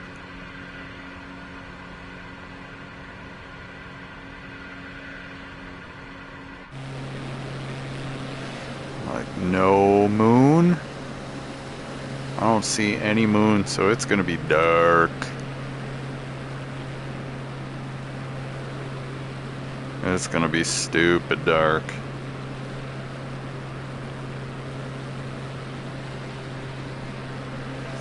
And like, we might have seen the last civilization we're gonna see for a while.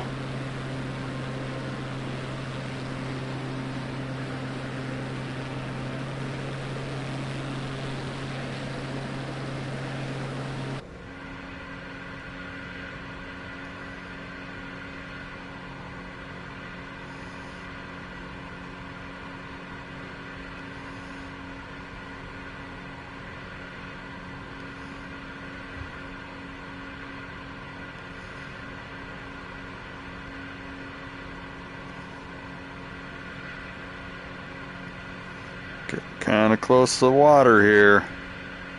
I don't know if I like that.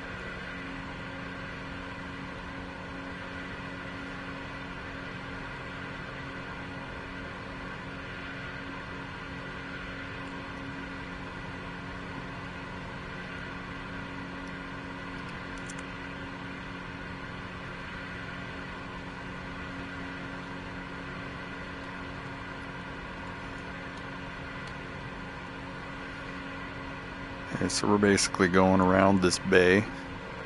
I'm okay with that. There's a town up here. Like I said, depending on how dark it gets is depending on whether we're landing or not.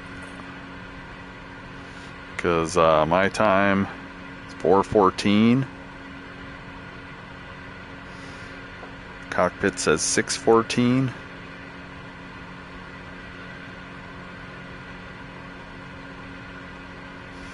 Cockpit view just looks so real.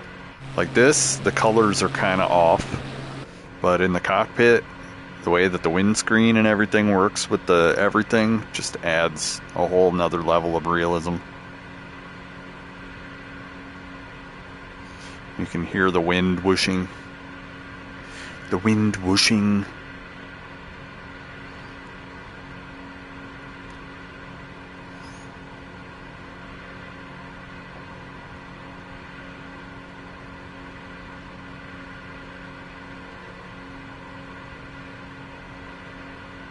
Why are we crashing again? Stop it. We're gonna have to keep the trim back a little bit. It seems like I'm hitting a bunch of little downdraft pockets. I don't want to accidentally crash because the plane starts trimming too far down, so it's easier to just push forward every once in a while to keep us down. And then if we don't want to go down, we just stop pushing forward. Up is good. Down is bad.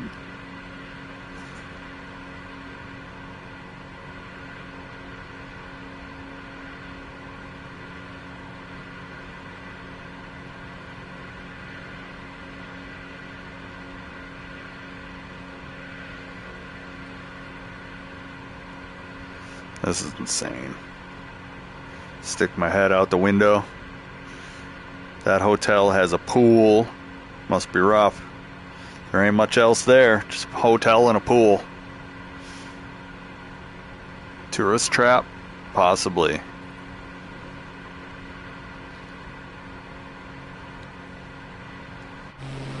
I do like that I can, you know, look 360 degrees. I don't know what that says.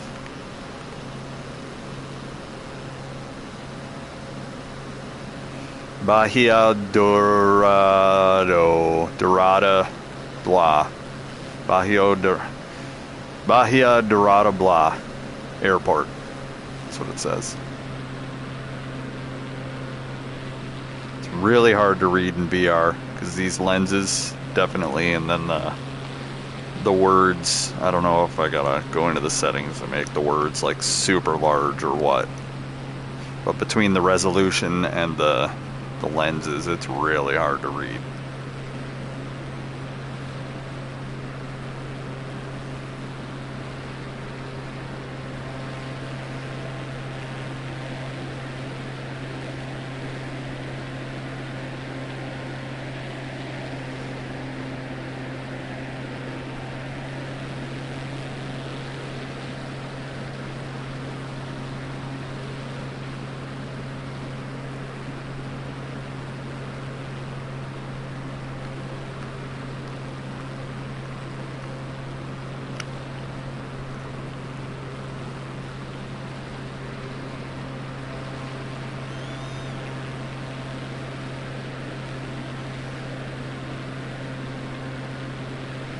It's going to be interesting to see what happens when the sun goes fully down. Kind of excited because this kind of dusk look isn't too bad.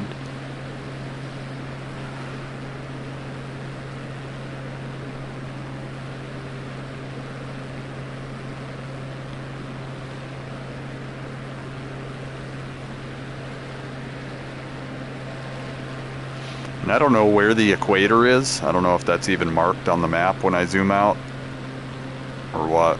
I don't know. So that's something I'll have to look for, see where the equator is.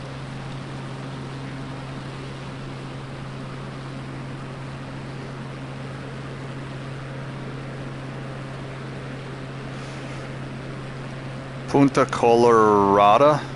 Punta Colorada. Sierra Grande Airport. I want to say I've heard of Sierra Grande Airport before, but, you know, I have like 5 seconds ago. There's a bunch of little dirt trails and shit. Some of these might be tourist traps. That looks like they got some sort of a pier. No, that's a sandbar. But these are all like high-rise buildings. They look like tourist traps.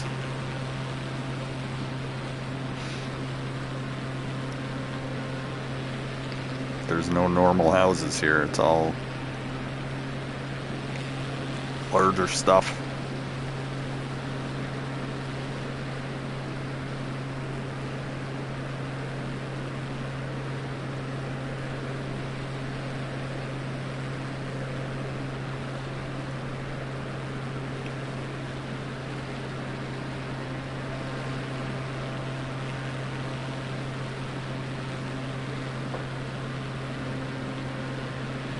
What's that noise?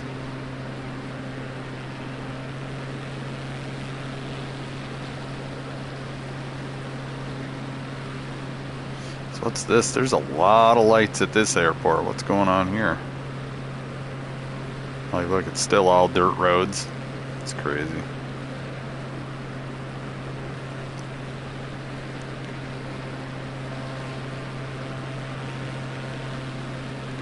That's weird. What is this? Why do they have these roads that are going back and forth like that? Are those all little takeoff and landing strips? Have we reached the Colombian Empire? Like, this doesn't look like any sort of airport here. This looks like a town. What's going on? And then that middle, this is the runway right here. Goes straight up the center of town. Because I don't know what was going on back there.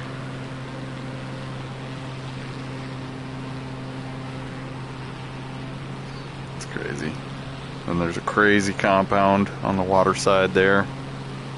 Somebody living in massive luxury.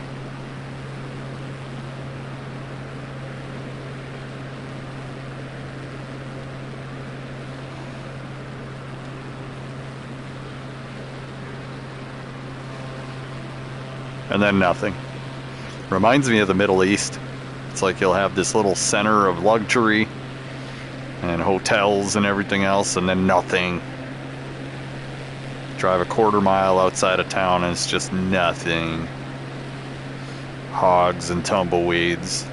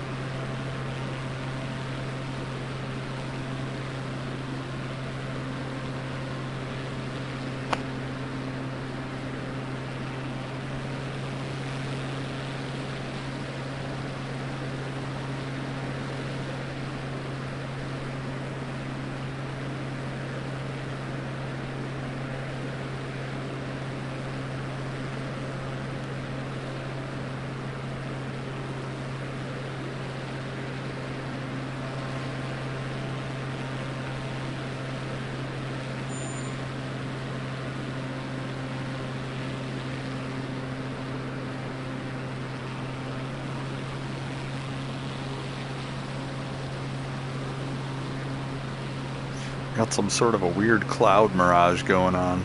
It's kind of crazy.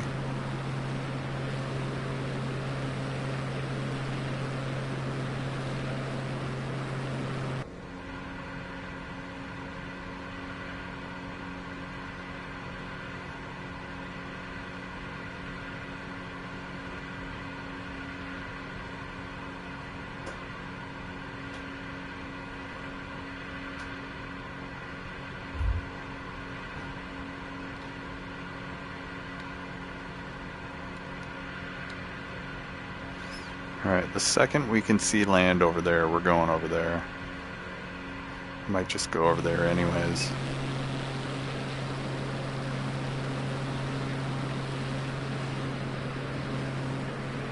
And I don't see any cities around. We're like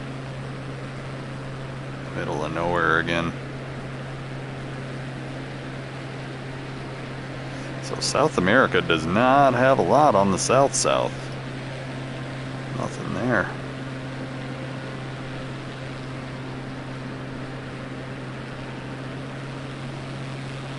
Like, this looks kind of weird though. Like, you see how there's lines going through the...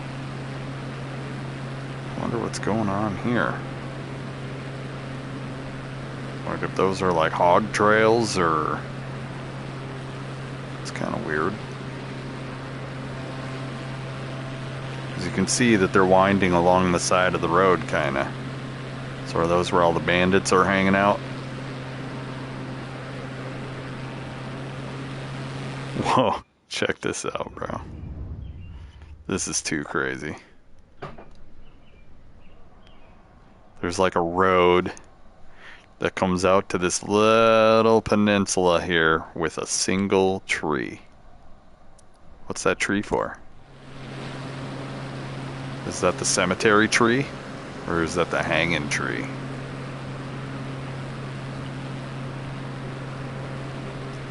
It's crazy.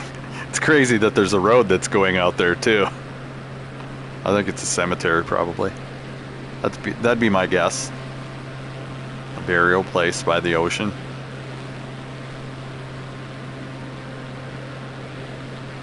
What? What?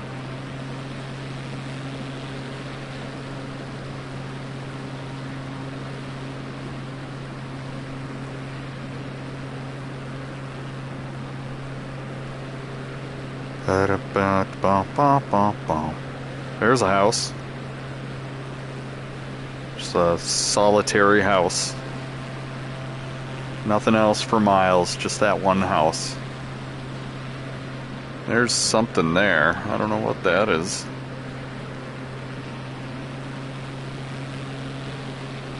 This is kind of crazy, man.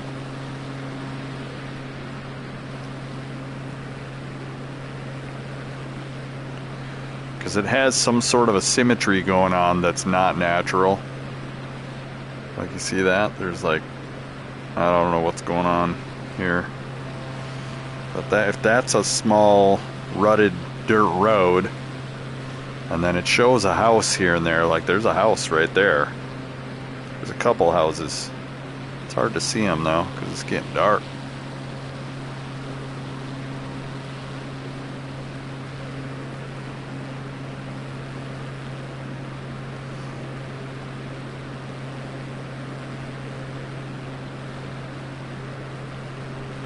There's another house. Guy just living on the ocean. It's crazy.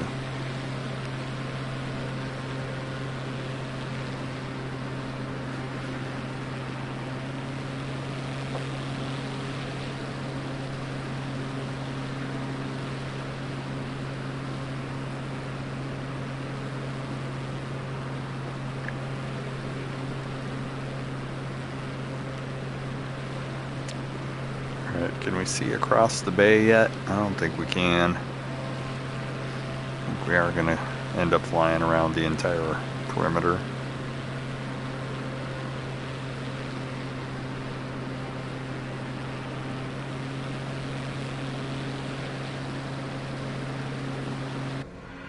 See, I already set up for nighttime, so we got our gauges. We got that set up for nighttime. So if the visibility gets too bad, we can come into the cockpit and we can see what we're doing here.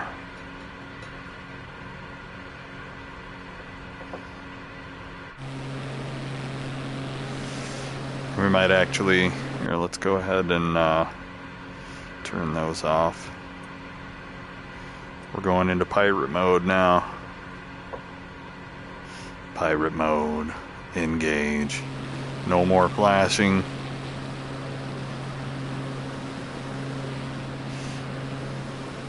Yeah, nothing. We've gone dark.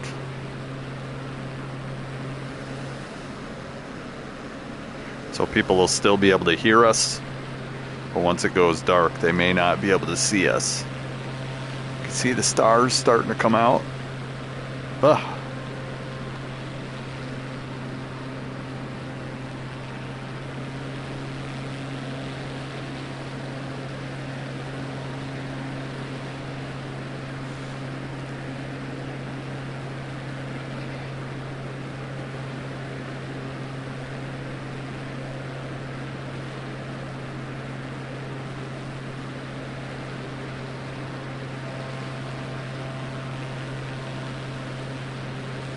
That's kind of a weird shoreline, huh? Got this weird zigzag to it.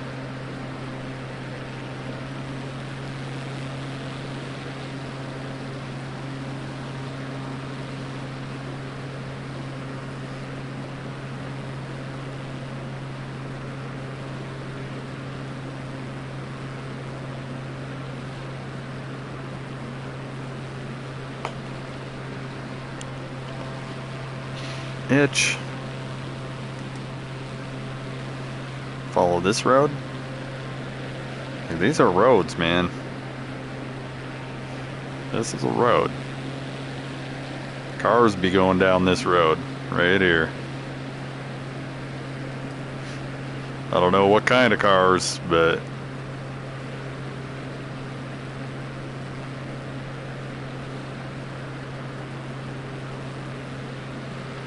and the road just ends. No, the road goes over here.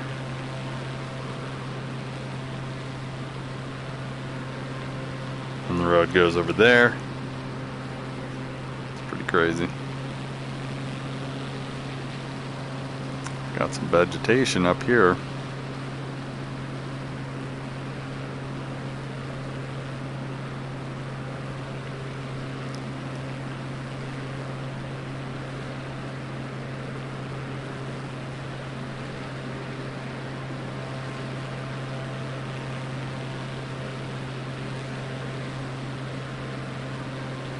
There's like a lot of slash lines and stuff on the beach here.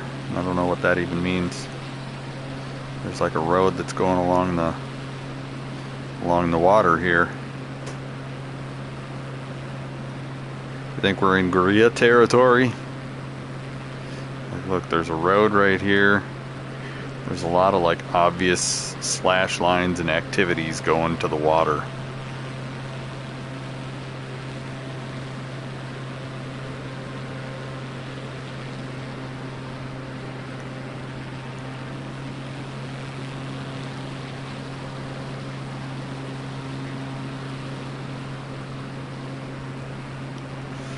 This looks like a place that could be like a nice little bay town. Nothing. Nothing here.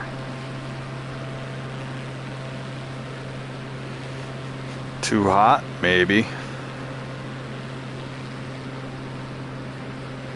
That looks like something like a pier was back there. You can see the pictures are showing us what goes into the water. So there's piers there. There's piers all over this place. Like, look at all this stuff that's going down into the water. There's like white shit everywhere on the ground. That ain't snow. Unless you want to call it cocaine.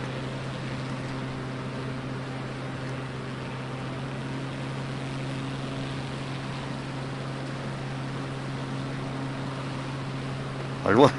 There were absolutely truck lines. They backed up some trucks to load straight onto the boats.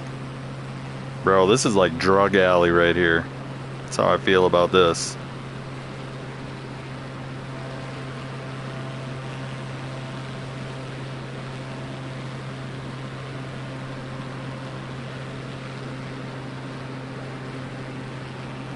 Could be ice though. We'll give them the benefit of the doubt. Of course, it's snow. Even though way closer to the Antarctica, there wasn't snow next to the ocean. Now, of course it's snow. Of course it is.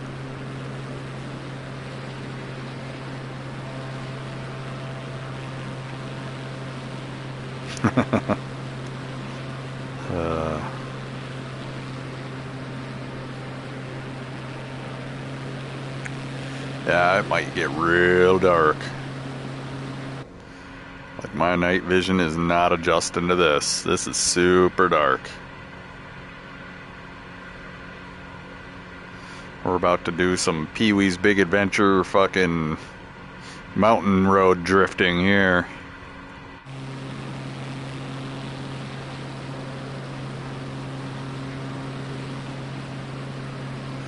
God, those waves look so real.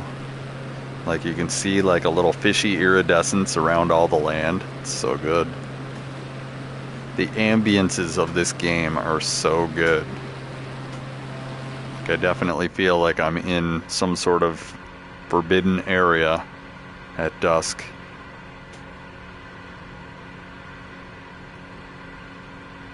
There's the road again. Look at this road, man. It's got a little side off-road. Got a little split off. Look at this shit, man.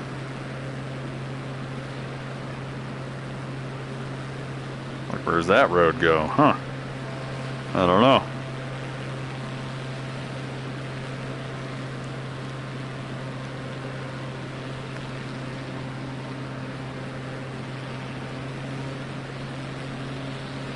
Like something there at that crossroads.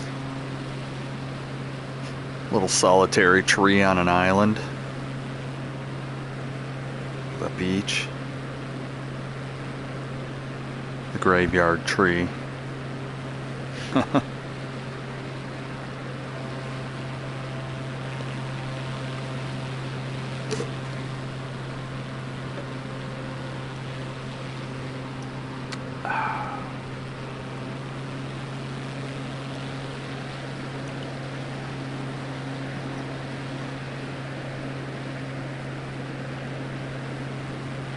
Oh, I see lights.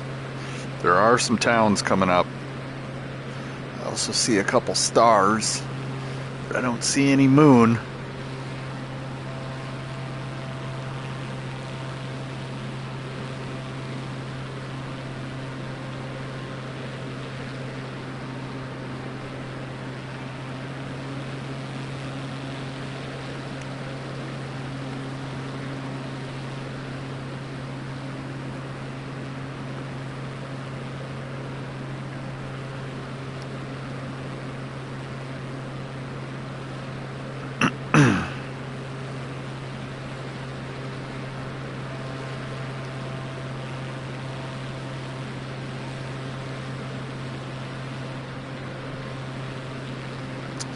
El Buki.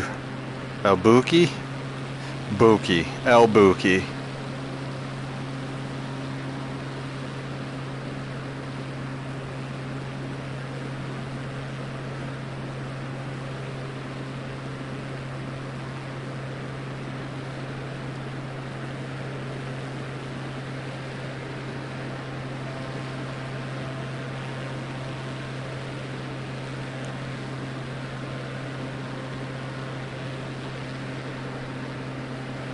Getting kinda dark.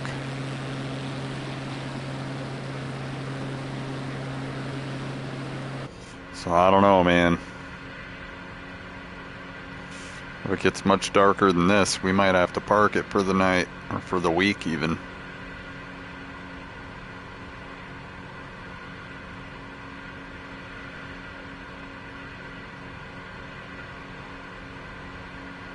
This is great though. This reminds me of cross-country driving in the United States. You know, it gets dark, still got a place to be. Got to keep driving.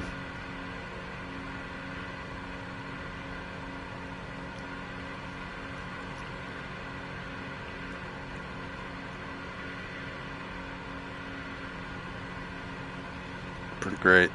You can stick your head out the window, see people's houses.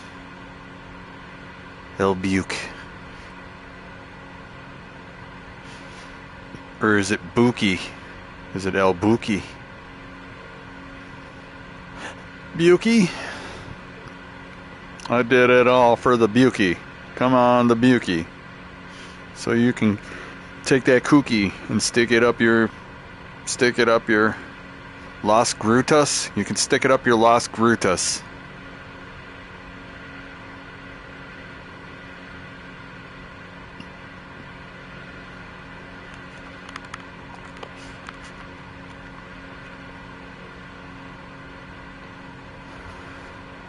This is cool, man. This is really cool.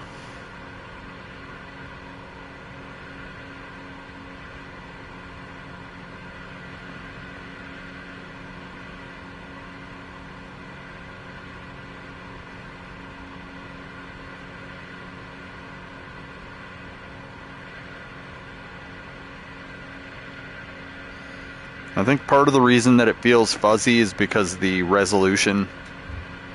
And part of the reason it feels fuzzy is because of the lenses. So like if I get up on stuff, it's still pretty sharp. But when I get back, that's when it gets kind of fuzzy. And you can adjust the headset a little bit and it gets pretty sharp. If you move your head around like this, you can find the sharp spot in the lens.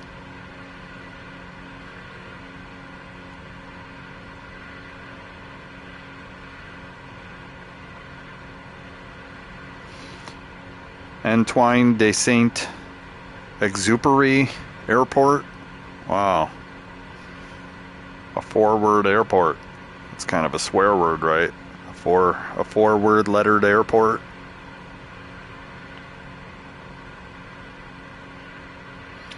Yeah, this would be the Mexican version of suburban hell right here.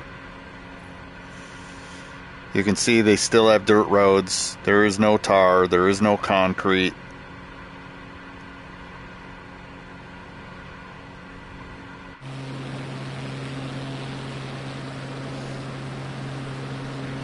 So it's a marvel that they have some of these houses that are like 4 stories here. It's crazy.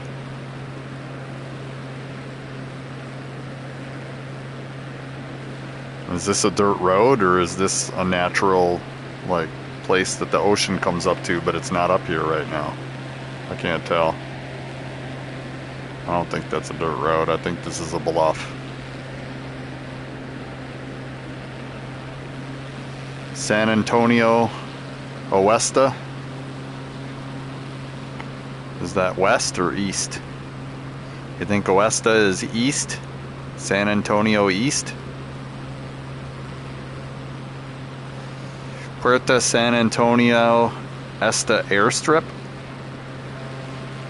Interesting.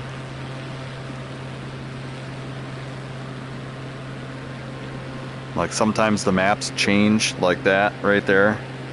They blended them together all right. I still don't see any moon. We're in trouble. Yeah, we're in trouble tonight. We still have our flight bag, but it's gonna get dark. It's hard to see the land by starlight.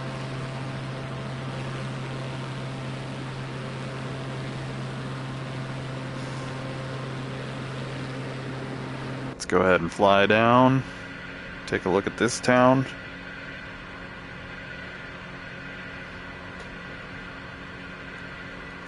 There we go. Now I won't be accidentally sticking my head through the glass like I was. Yeah, this looks like suburbia hell too.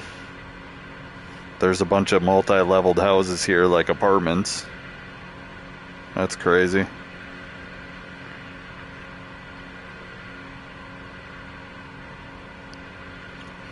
So this is a pretty populated area. Probably one of the more populated areas.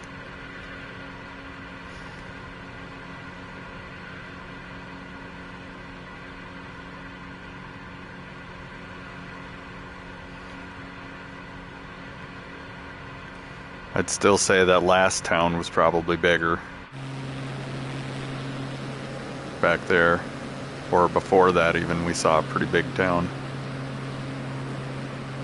That, I don't even know what that is. That's an island. I think Puerto San Antonio is an island. But we're gonna follow this side.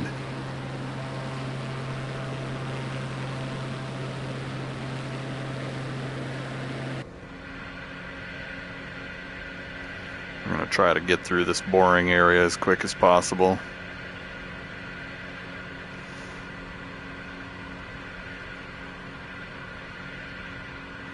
Like that looks like it's a road leading out of town or another airstrip. It's crazy.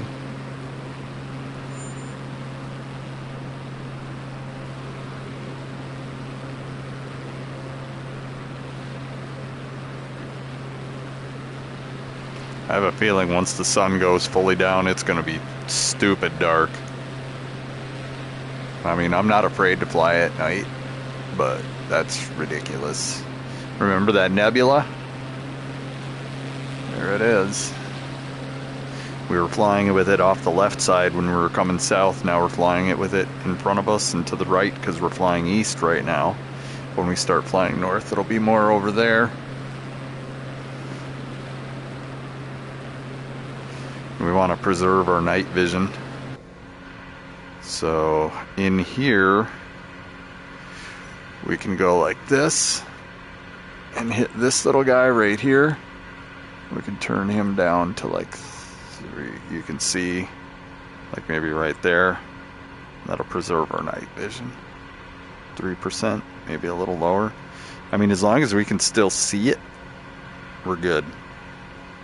Doesn't have to be fully in focus. Nothing. Whoa, shit. Not that. Don't do that. I almost died. Sorry. The co-pilot's giving me the look like, what the fuck, man? I almost did a barrel roll, motherfucker. Yep, that we did.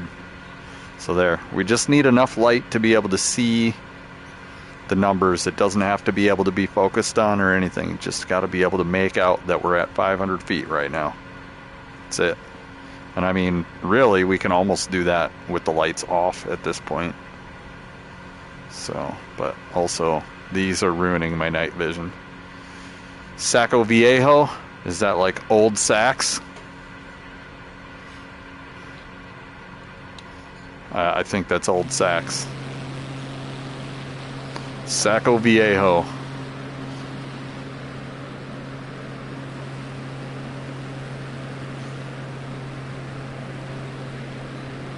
Alright, we're going to make our way around this ball sack right here. The old Sacs.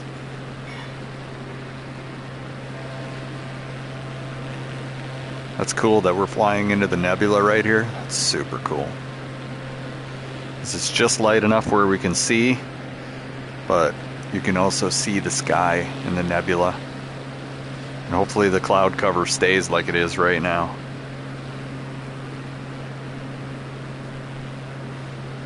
And the farther we get away from these lights in city areas, the better. We won't be able to see houses if they're not lit, but you know, this kind of adds to the adventure.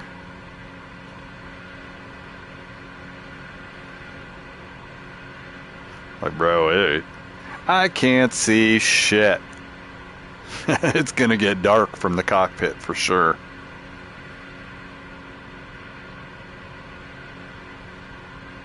Light is at our back right now. See, when I pull the map up, it just fucks your night vision. And this is entirely way too dark. It's getting really dark. It's getting stupid dark. When that goes away back there, bro, it's gonna be super scary dark. I'm like, I've got the energy where we could probably put another... It's only 5 o'clock, bro. Like, I could put another 5 hours of flight in pretty easy. But if I can't see where the waves are breaking up on the shore because it gets stupid dark and the stars don't really light the landscape up that much. We were flying by the moon last week. This shit's too dark, man. Way dark. So we might have to turn on our runway lights. We could do that, actually. We could do that. Let's go right here.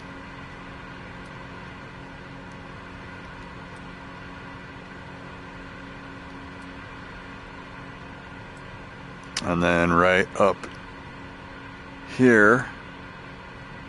Not the cabin lights. What the fuck is that? Courtesy lights. Alright, let's see what that looks like.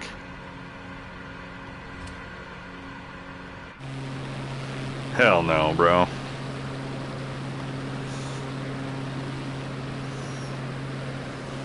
Like, we've got every light that this plane has. And like, all I'm doing is making myself a fucking target. That's what I'm doing. Letting everybody know I'm here. And it's not lighting up shit.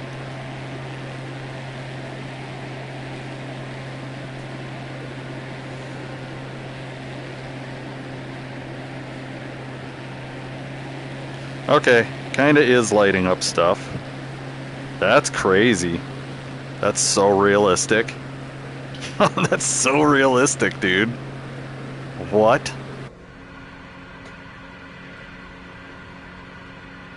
I wish that they were a little farther forward.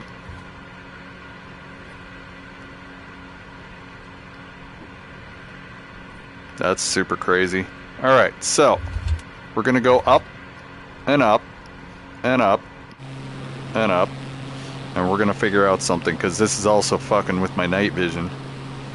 So we need to put the trim back a little bit so we don't crash. Go back into the cockpit and turn on the thing here, and that needs to go away. That needs to go away. I do like those, but I don't like this.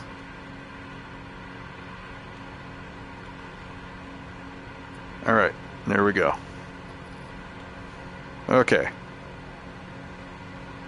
Now let's see what it looks like outside. I don't mind that. I don't mind that at all.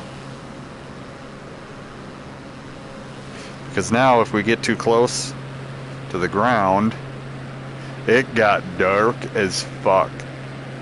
Real quick. And there is no moon.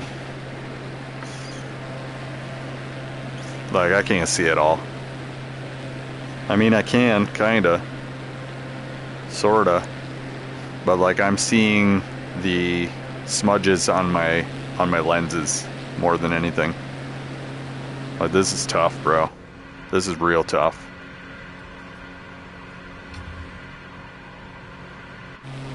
Like, I kind of want to look around and see if we have any hope of any moon, but I think we're at a new moon right now. So we're flying by a nebula, dude.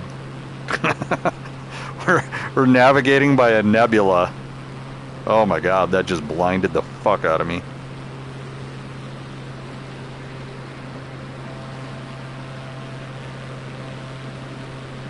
Like, we can turn the in-game up a little bit. Maybe. But like, that's gonna really take from the realism. It'll look kinda gammed out.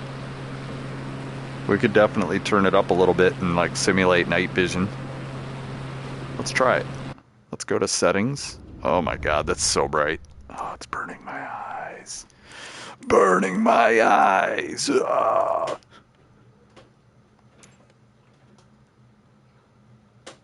All right, let's try 0.5.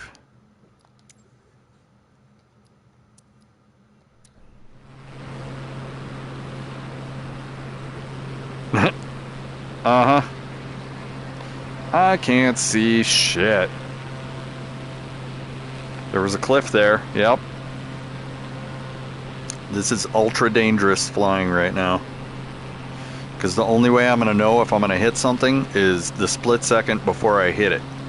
Because let's see when my lights make it light up. This is super dark.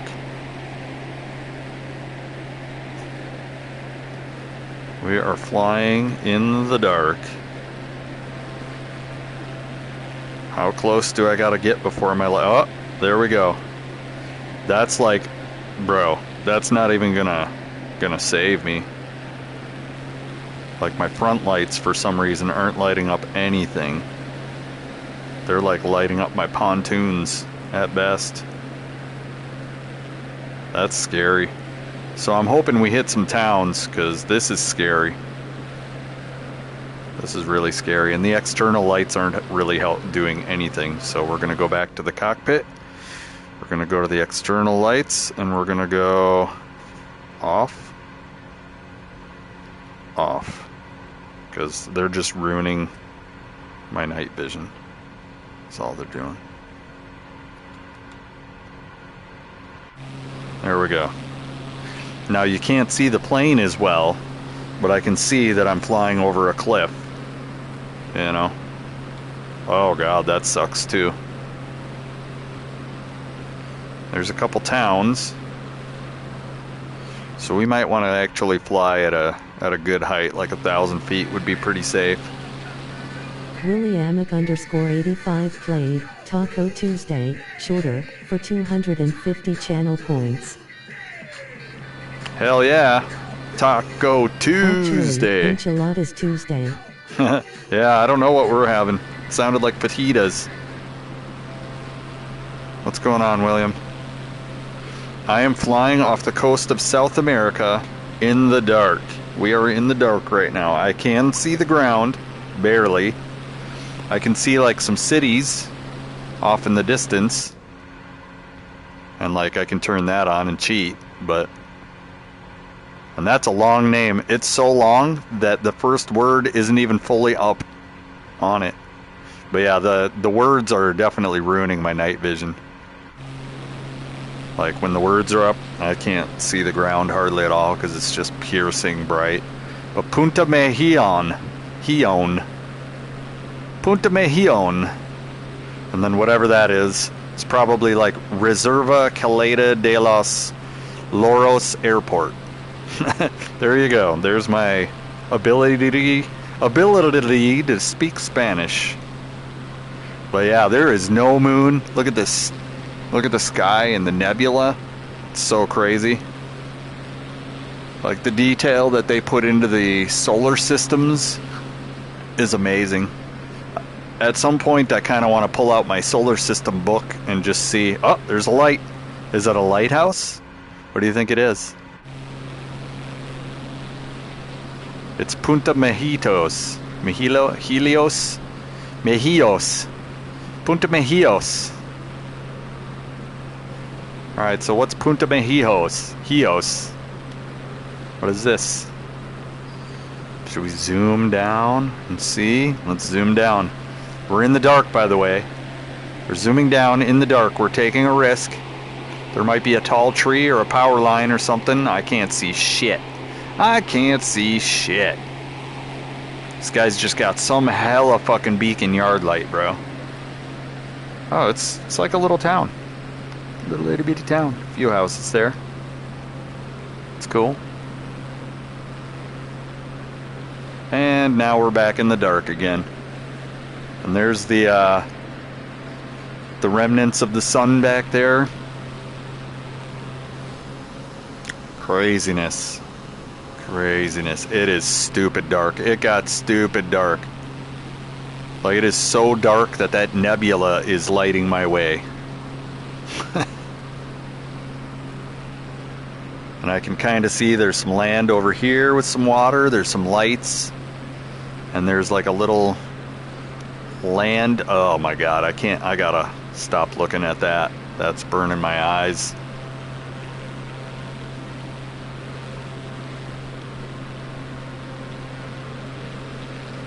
But that nebula is beautiful. Nebula.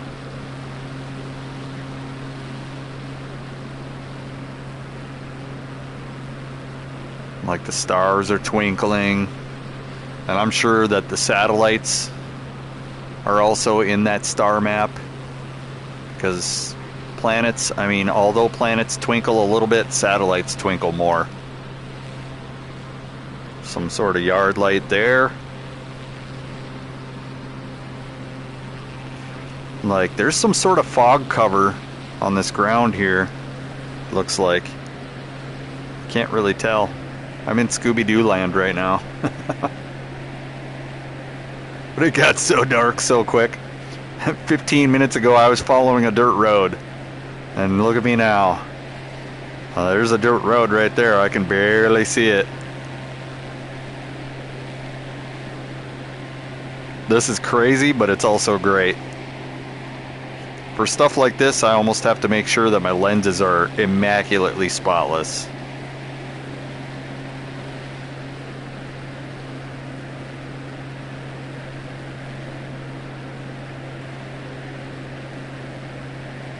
This is insane.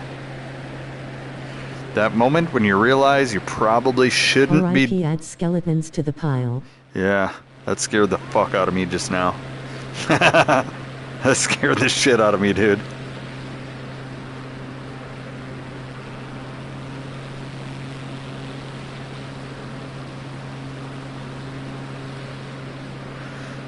Holy cow.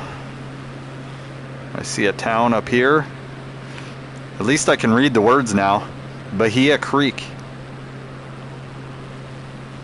And I'm guessing that the land is going to shoot off to the left.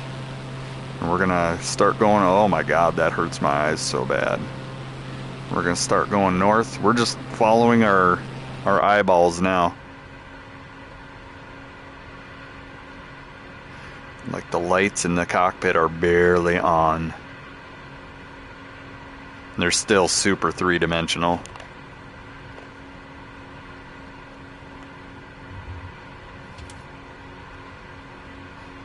This is crazy.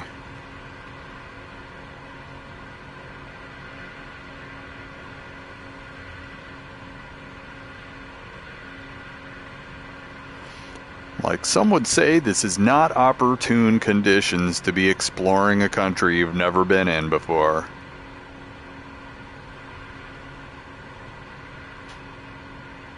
Bahia Creek.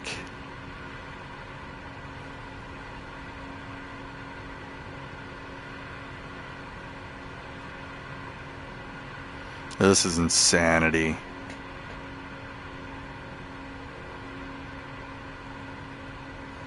Insanity. Like, just the stars make me want to sit outside and just look at the sky.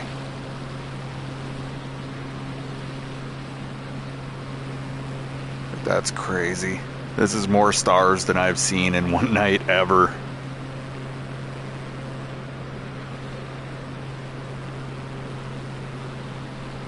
We're Following the land around. I don't know what this is. This isn't labeled. So I have no idea what this is. This could be like fucking Cocaineville for all I know.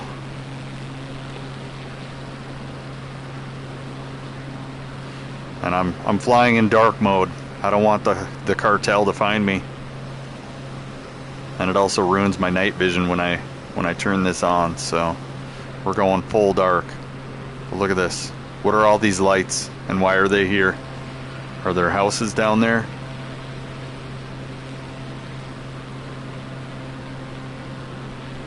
And then some are normal colored lights, and then you got some red ones.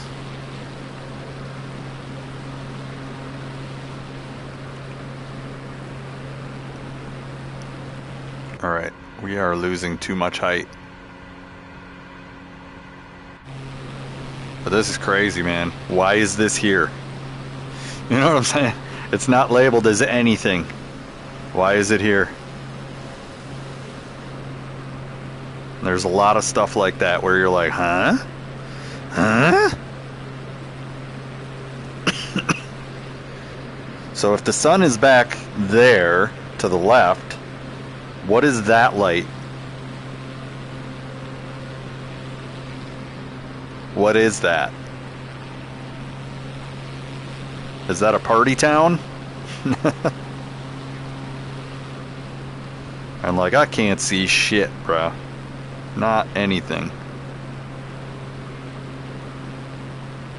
I can see that there is a lot of lens cleaning that I gotta do. That's what I see. Because it's lighting up like every single smudge on the lenses. When I go into the cockpit where it's a little lighter, it's not as obvious. But when I'm out here, it's very obvious that every little bit of light is highlighting the smudges on my lenses, because I can't see them when I'm here, but I can definitely see them when I'm here. But I'm definitely wondering what's that over there. That over there looks like Party Town. You can see the little disco lights. It's fucking going off over there. Because the sun is back there. That light is human light. That light is celestial light.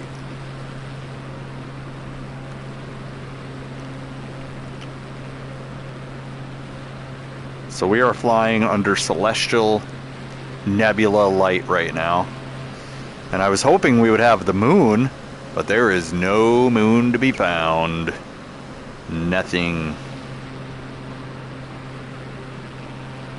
So we're flying underneath the nebula. We've got a nebula screensaver tonight.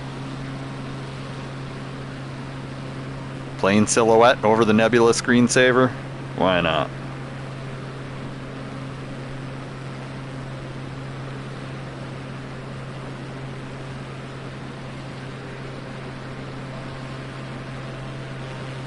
That's insane, man.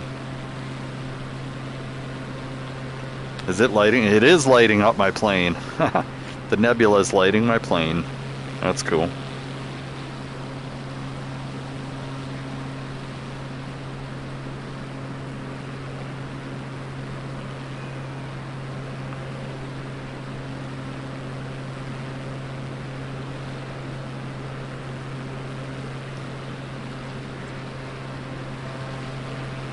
Pretty crazy. I don't know what we're looking for.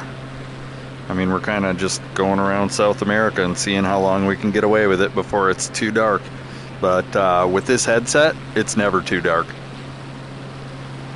Like, if this is the darkest it gets, we're fucking set, bro. As long as I stay over the ocean, we're good. As soon as I get on land, I don't know where the land is. It's black. And I mean, I can still kind of see that there's like a little sand on the beach there. But it's tough, man. My night vision is like absolutely fucking oof.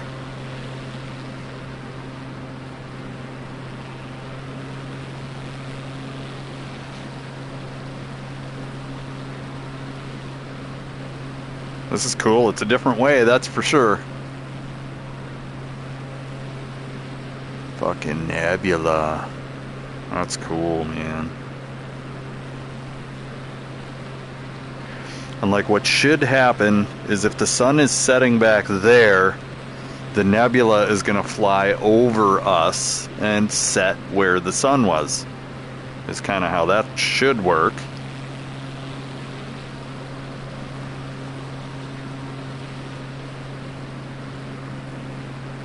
Because everything in the sky rotates the same direction, you know, and actually the Earth is rotating, obviously. We're actually rotating to the right, and that's making everything up here to be rotating to left and behind us, sort of. So yeah, that nebula should fly straight up over us and set where the sun was.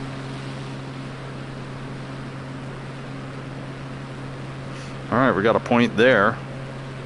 This is cool, man. I don't mind flying in the dark. I've said this a few times, but I don't. This is great.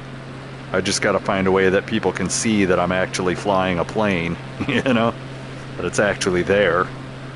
And in the cockpit kind of makes it seem a lot darker than it really is. Like, this is stupid dark.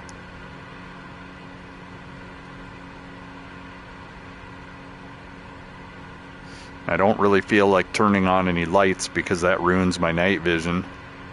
But, like, you can't see. I can't see. And, like, any sort of...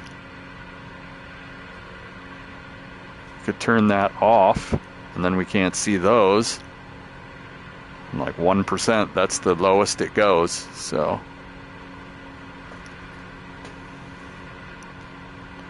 Oh, that even hurt my eyes. But yeah, the exterior view seems like it's the best lit. And just to let you know, I'm flying a plane, and I can see the detail of the land isn't really there. I can see that better from the cockpit, but the nebula's there. And like just having that extra light there just helps.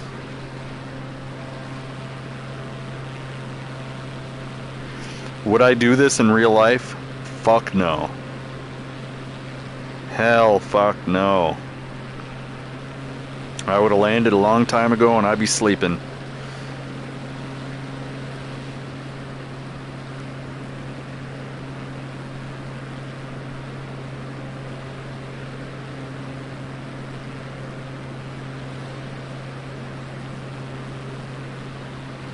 But the time here says that it's 7:10.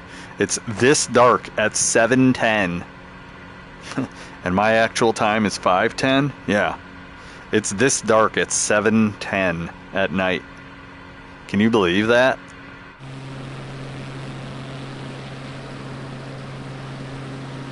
Like pitch black. Like, in America we have no idea how some people are living. And this is how some people are living. There are no streetlights. There is nothing.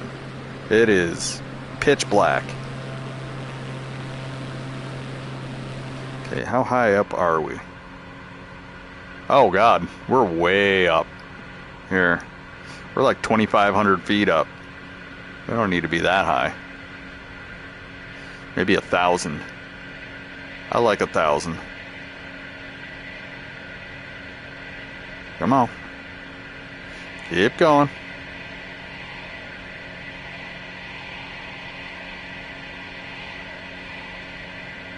We're on the ocean, so 0 is 0.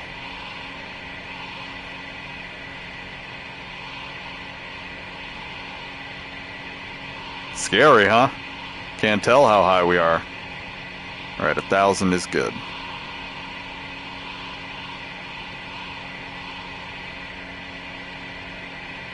$500 is better.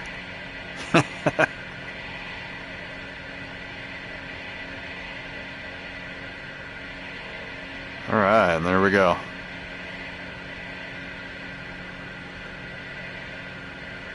This is insane. I don't know how good this is coming through on stream, but this is insane, bro. Yeah, level out. Let's go. Level out. Come on now. Level out. Level out.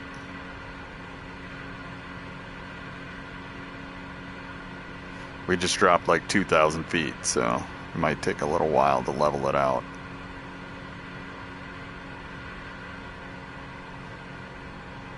Alright, that's good.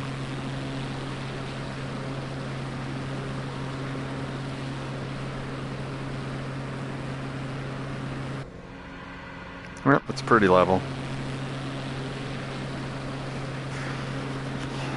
La Loberia? La Loberia. I don't know what all those are. We're getting over by La Loberia. Let's go ahead and take a look at this town.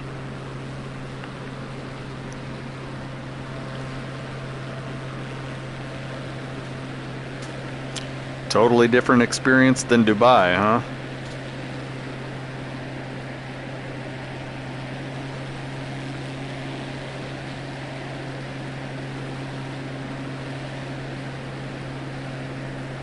Got another town up there. And that town's well lit. Look at all that light coming from over there.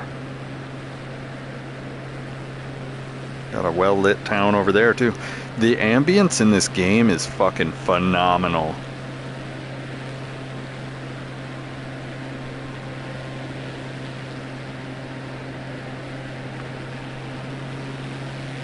Like, we're getting a good view of the town. Not really a too populated town.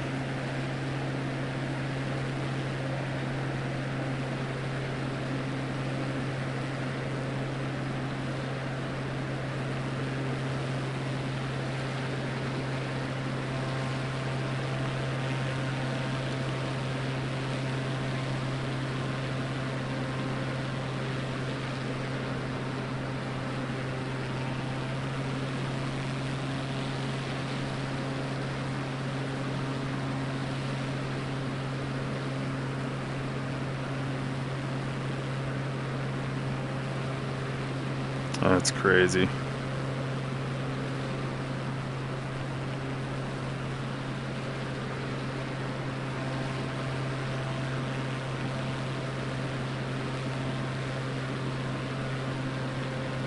We got this dirt road right here.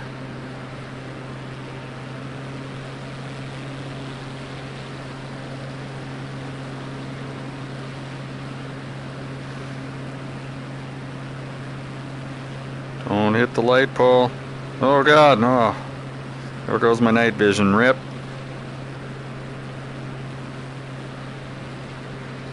Oh God. We do not want to do that in the dark.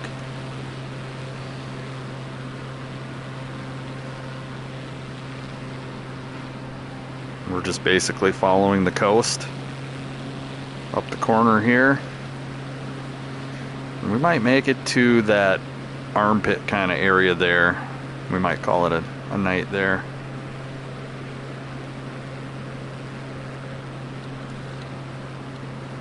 I don't know though, I'd like to make it to that forested area, honestly. If we can make it around these next two bumps. A couple more hours. That forested area, I think, is the bottom of Brazil. Brazil!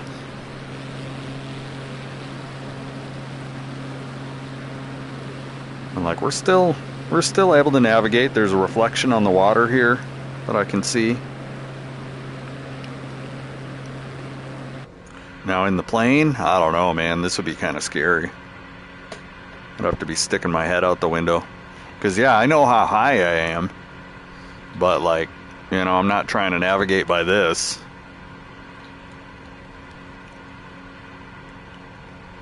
Like, I could turn this on and turn this on, and I could totally navigate by that right there and never look outside the window. But that's not really fun, is it? Like, we want to actually see where we're at, right? So we got ground speed 167, Altitude 300 feet. Track 72, 73. Nah, bro. I'm like a visual tourist flyer.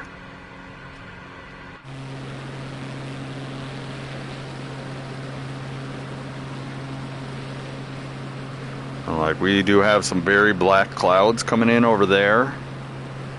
No sighting of the moon yet.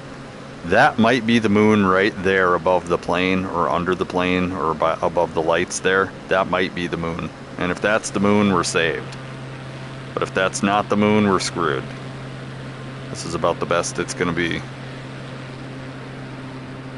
Which I don't mind this. I don't mind really flying. I don't mind time of day changing when I'm playing Gran Turismo. It just makes it more realistic, honestly. Cause like I can see these cliffs right here. In the plane, that'd be kind of scary. I'd be looking down at that like, wow, man, we are like 50 feet from cliffs right here. That's super scary.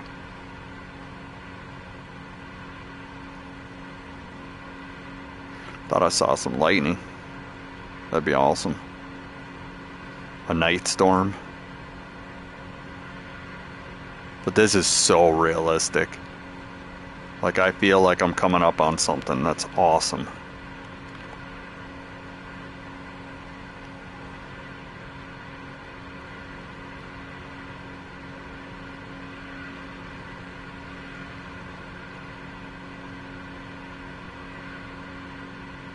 See that? How the lighting looks like it's lightning?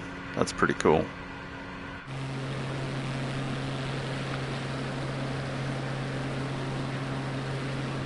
That's really cool. Like, you could basically put a GoPro on a string and get this camera angle. Be kind of interesting.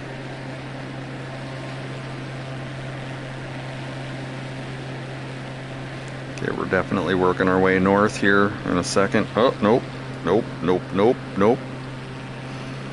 Getting drawn in too much. There is a fog. Danger, danger, there is some sort of mist in the air. That is scary. That is super scary. And we're supposed to be breaking north soon here. What is going on?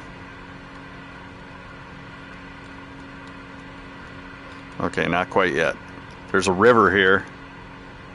Yeah, man, we know how I like the rivers. I mean, I'm literally Old Man River. And there it is, the river. Leads over to the party towns. Okay, we want to stay out on the coast here. We've got the interior lights as low as we can get them.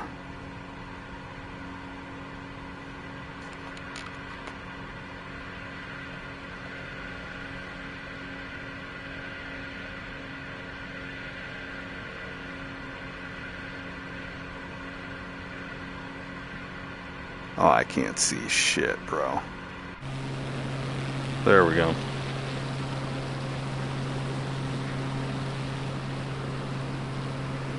Like, that nebula is beautiful.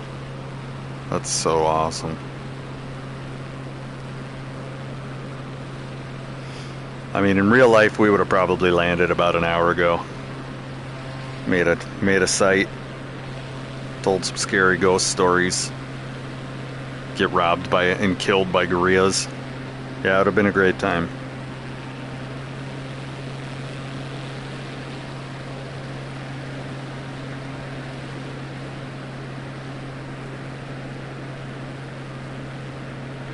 Yeah, I can't see anything.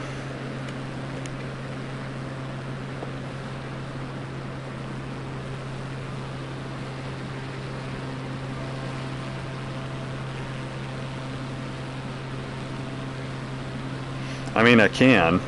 Otherwise, I would have landed. And I would have landed by my gauges, turned on my lights, gotten out, stood in the light, and called it a night. But we're trying to muscle through this, and I think we're in no man's land right now. I think there's nothing here. There's no civilization. Every bit of light is either behind us or in space. So we are definitely hitting no man's land here. That's why I turned off all my plane lights, is so that it wasn't ruining my night vision and giving my position away. Because in real life, at night, you want to black out. You don't want to ruin your night vision, and you don't want anybody to know where you're at.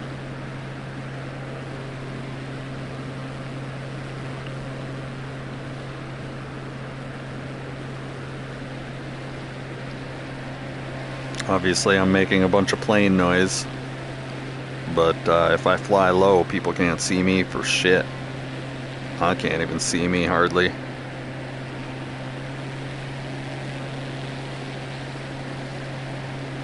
Controller's not vibrating yet, so we're not landing yet.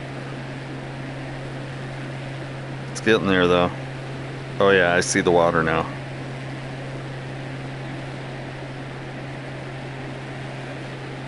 There it is. Yeah.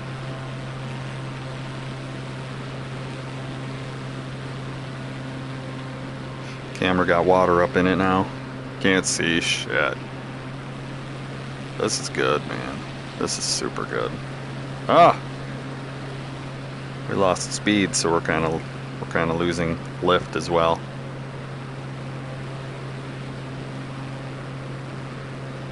Oh, blinded myself. I just flashbanged myself. Danger. This is super good though. Like, this is flying at night is an experience like no other.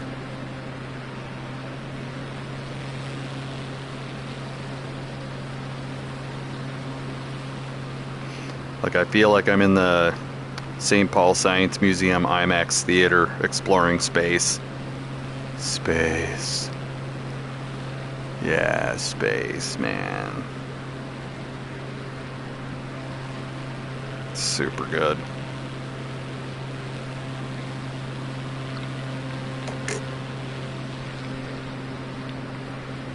Like over there, it's just stupid red. Super red sky over there. Couple little galaxies right there, and then this big nebula, whatever the fuck that is.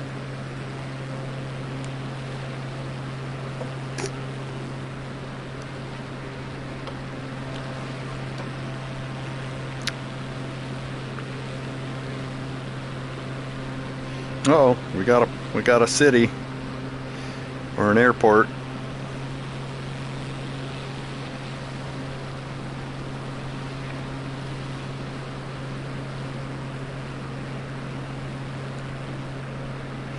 Flying around this hump. Oh God.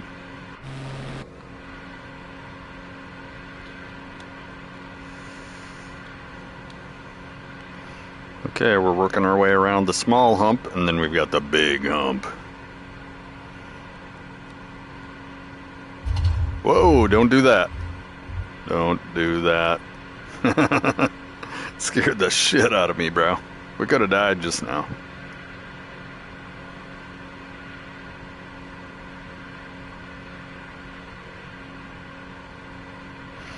And in the United States, I'm flying absolutely dark and absolutely illegally, and I don't care. I don't care.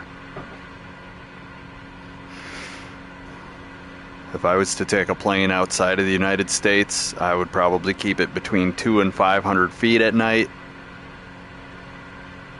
and I would not have any running lights.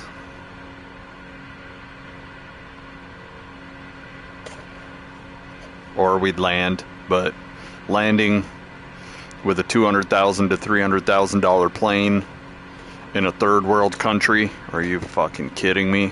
Not happening. We're flying, and we're flying. See some lights over there. Yeah, I see some sort of a light over there.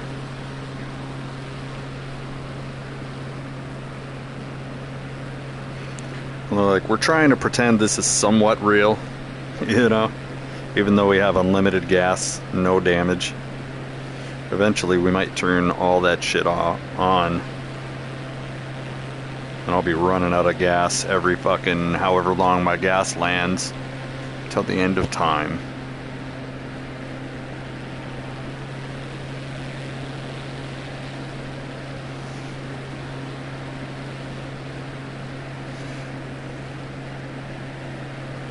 Interesting. And like, this is just flat water and flat land. There is like no, you know, there was a little cliff for a little while and that's about it. Like maybe a 20 to a 50 elevation max.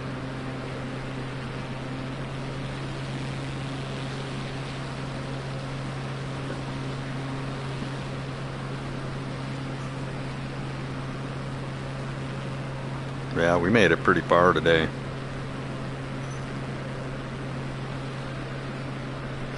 Like, I don't know what's going on over there. Is that the moon? That's... Dude. It's a red moon. That's fucking sweet, bro. That's a red moon right there. That's the moon. It's a full moon. We're in for a treat. Yeah. So it is a full moon. I hadn't checked the moon cycle, but I can see clearly that that's a red full moon. Almost exactly opposite the sun. That is super sweet, bro. I'm fucking amazed that they have that kind of stuff in the game. So we're gonna have to look back every once in a while and take a look. 'Cause that's cool.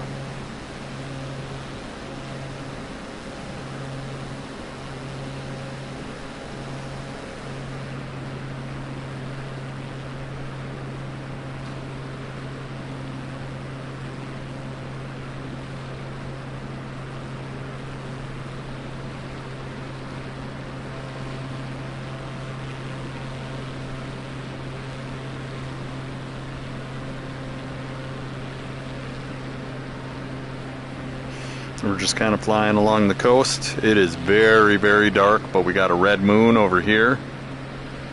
I was looking for it, and I didn't see it. I was looking all over the fucking place. And all of a sudden, there it pops. It's a nebulized red moon. Sweet. I just made that up.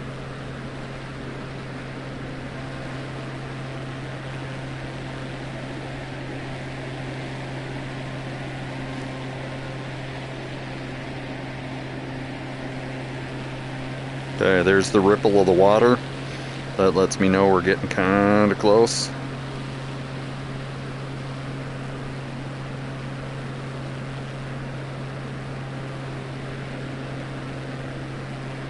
Yep, there's the ripple of the water. So we're getting kind of close. Yeah, we're getting real close now. That's close enough, baby. That's close enough. I think we made it down to about 20 feet. That's what it feels like.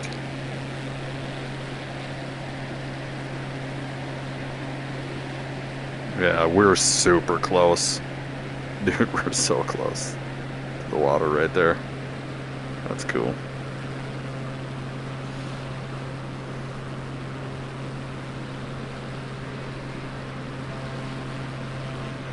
And we got the red moon.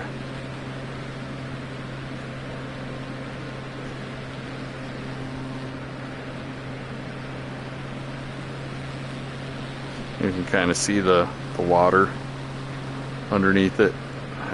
That's awesome. That's so awesome.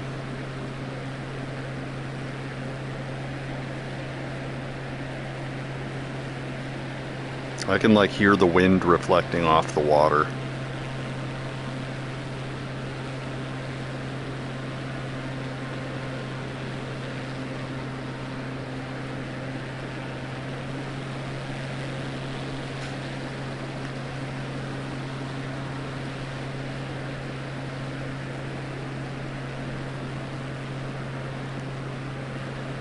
I mean, this is what it would look like water skiing at 180 miles an hour behind a plane. You'd be dead already. I'm just gonna spoil that dream. You'd be dead already. I know I would be. That plane would have tried to pull me up out of the water, would have filled my shorts with water, and I'd have done a fucking flying 180 mile an hour cartwheel forward. Broke every bone in my body. I tried water skiing once. It didn't work out. Yeah, that is the moon, for sure.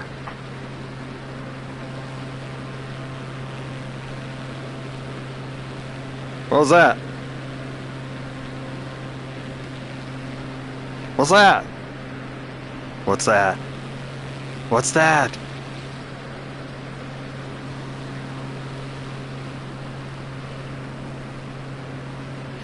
That's super cool right there. Nebula with a red moon. Like, they really did a good job with the atmospherics of this game. The atmosphere just makes the game.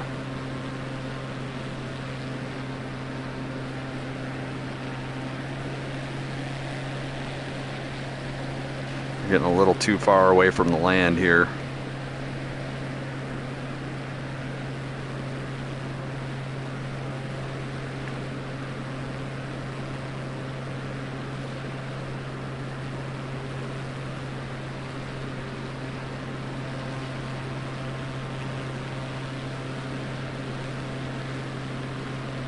There we go. Back on track.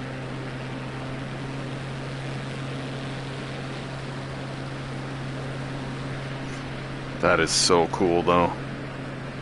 The red moon with the nebula.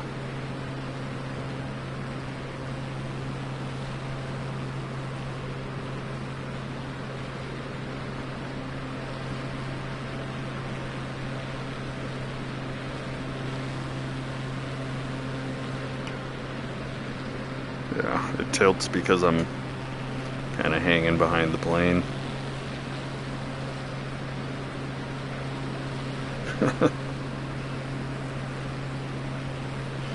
We got a main town there, it looks like. Oh god. Yeah, we're flying up there.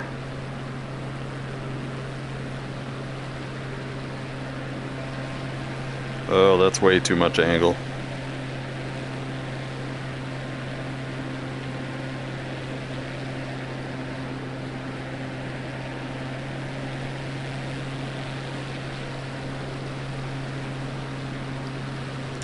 Little irrigation ditches.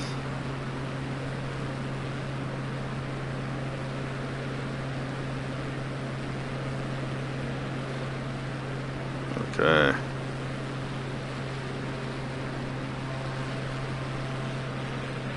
That red moon is so awesome. I'm glad we continued this journey after dark, honestly.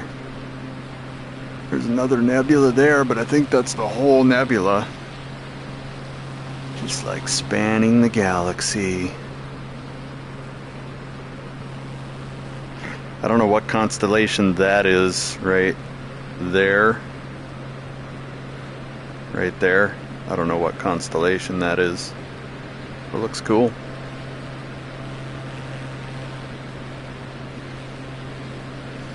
We got a port town here. What are we coming up on? Bahia San Blas.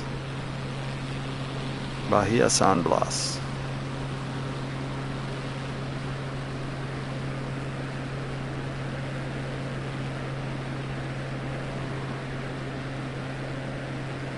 Got a little bit of wind too. My tail's getting blown to the left.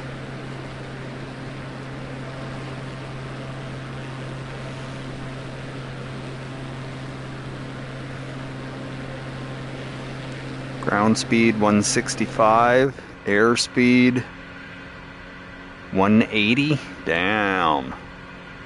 Yeah, we're fighting into the wind right now.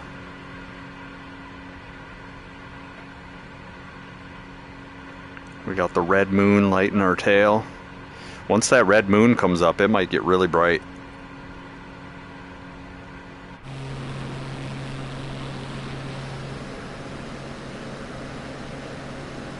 Like it might actually get really, like the ground might be red, everything might be red. That'd be pretty awesome. There's an island? It's not showing an island. Okay, maybe it is. We're just going inland. We might as well go straight north. We'll go straight north.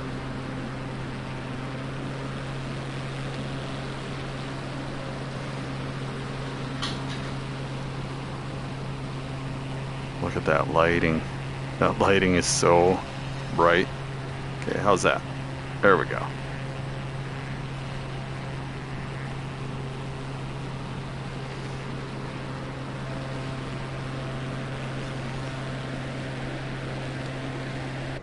What's going on here? Why are we dying?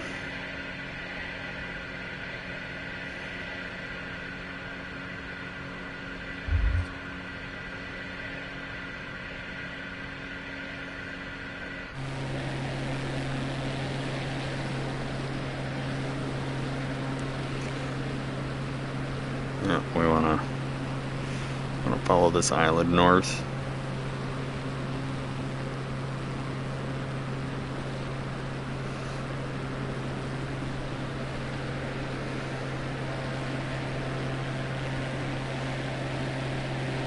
This is beautiful.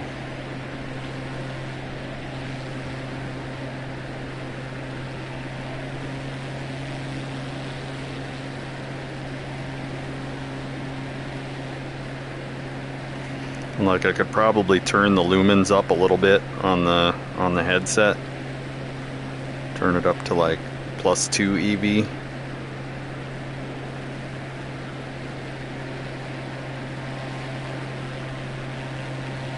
Like we're right down on the water right now. Like it's right there. I feel like I'm walking in it.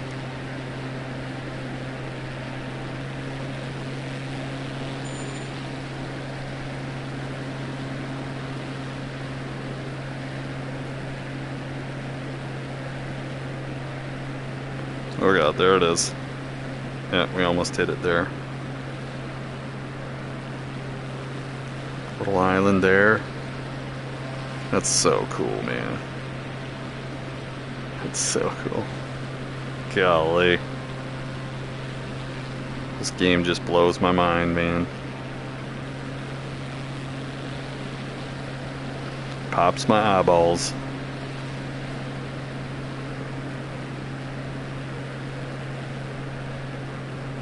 Okay, we're gonna do the behind view here for a minute, because we can clearly see the plane.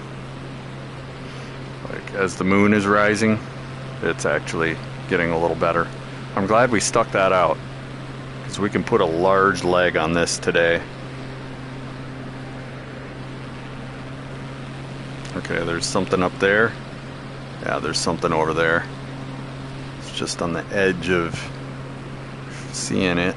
Ugh. It's so bright.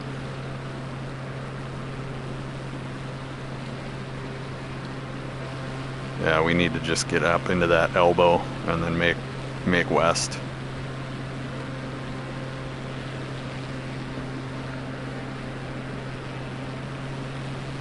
Yep.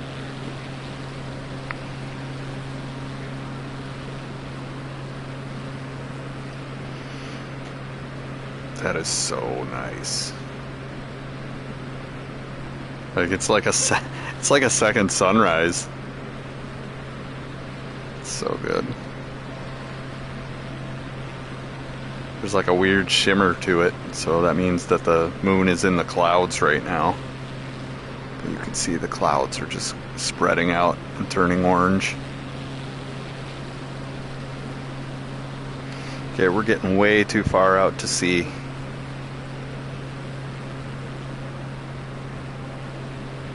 We need to go into that elbow, that port town right there.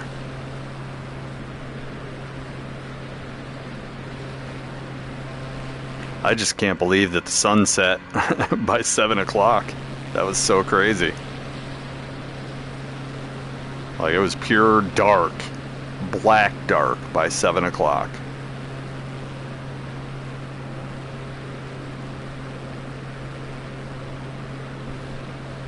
Black dark.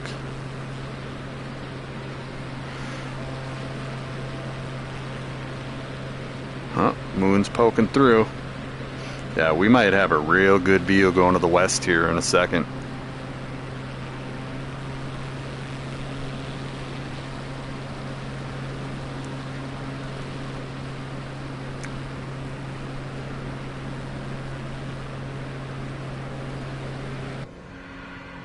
We want to keep it around 500 feet.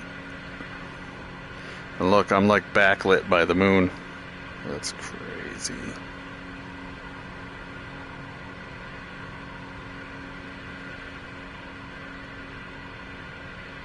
I don't know what that is. Oh, that's the moon reflecting off the glass, of course. And we got a town coming up here.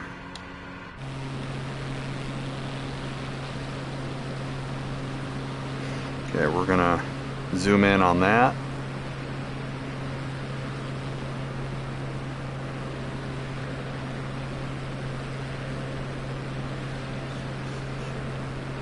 But when you're on the ocean, this is what this is about as close as you're ever gonna get to being in the Navy without being in the Navy.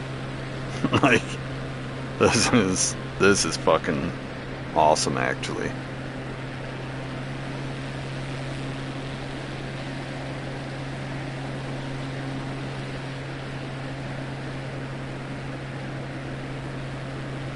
And like, we were about 20 feet above sea level on my ship, maybe 2-3 stories. Let's say 100 feet. At 100 feet, let's see what it looks like at 100 feet. Yeah, except we weren't traveling 180 miles an hour. So, there's that. I'd have to actually land. Let's land. Fuck it. Here we go. We're putting down, we're landing. Willy-nilly, spur of the moment.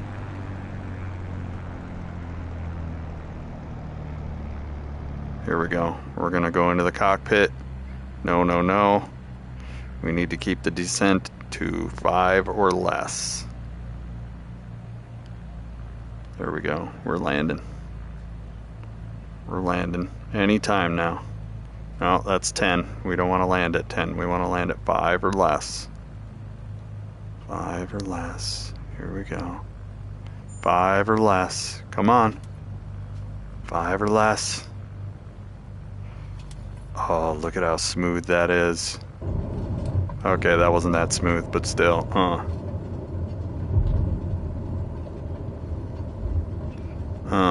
We'll lower the rudders. We won't need them, but we'll lower them anyways. Here we are. We're sitting in the ocean.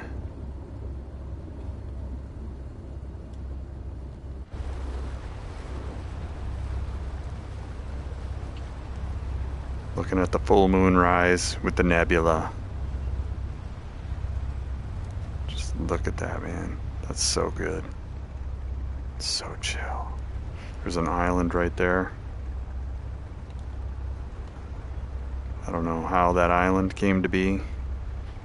There's an island over there. I'm glad I didn't miss it or hit it. This is crazy. This is super crazy. All right, that being said, I'm gonna stretch my legs for a minute and we're gonna stare at this nebula. And I'll be right back.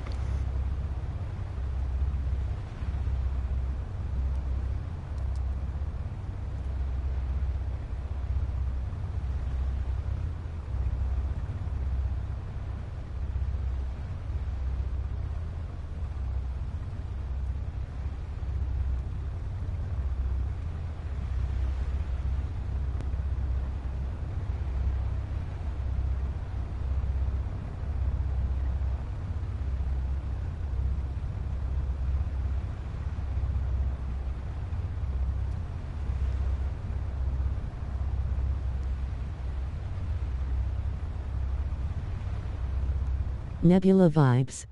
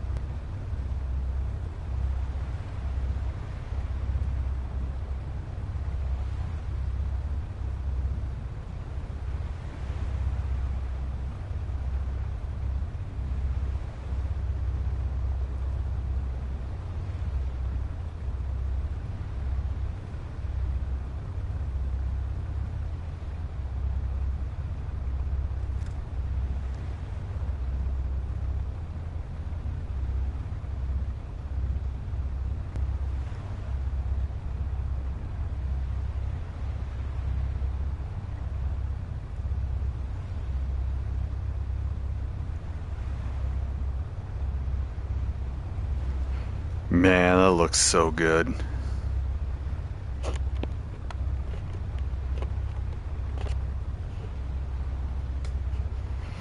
Alright. So, let's go.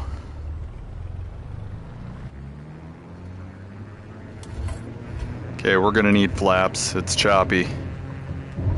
It's choppy. Just like that. We just took off just like that. That's it. That's so crazy. Okay, we need to get our speed up.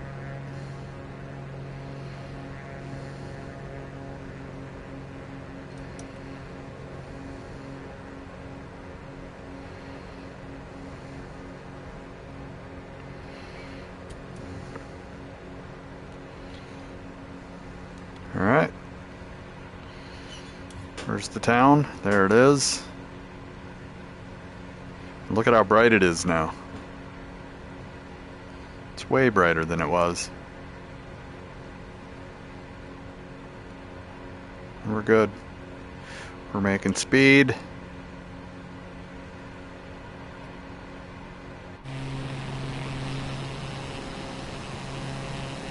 Yep. By the light of the moon and the nebula. The nebula and the moon. Oh, we still got another flap to go. And we got to pull up our things. Alright, there we go. Now we're good. We got our speed. Yeah, we got our speed. We're good. Let's go. We're cranking now.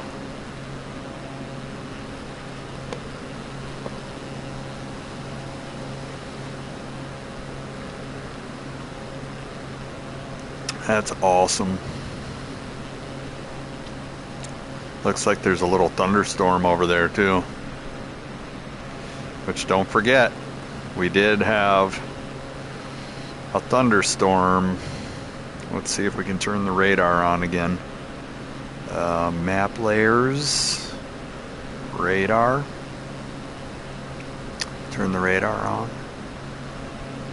Let's see when we zoom out if we can see anything. Ah, there's nothing. Nothing there. Okay. We lied. Where are you going, buddy? Not that way.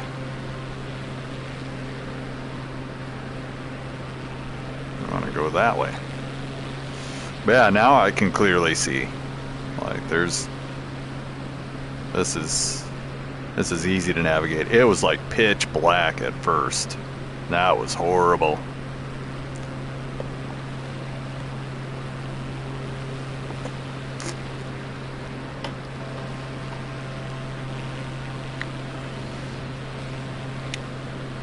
Now that the moon's coming up, we got some good lighting for some nighttime flying.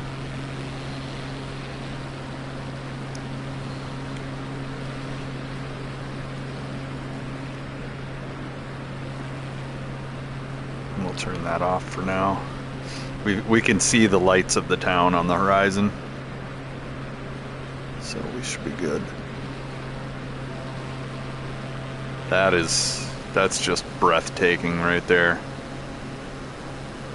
Just, you know, going back to if you told me when I was playing games that were two fucking lines bouncing a dot on a screen, that we were gonna have games like this within my lifetime, I would have said bull fucking shit.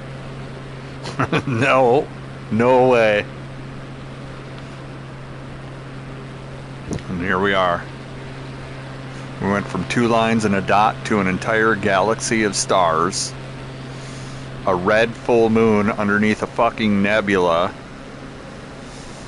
Not to mention I'm flying a highly laser scanned rendition of a plane in 3D over the fucking ocean in South America, navigating. I have a navigation tablet in the game of the entire Earth. What?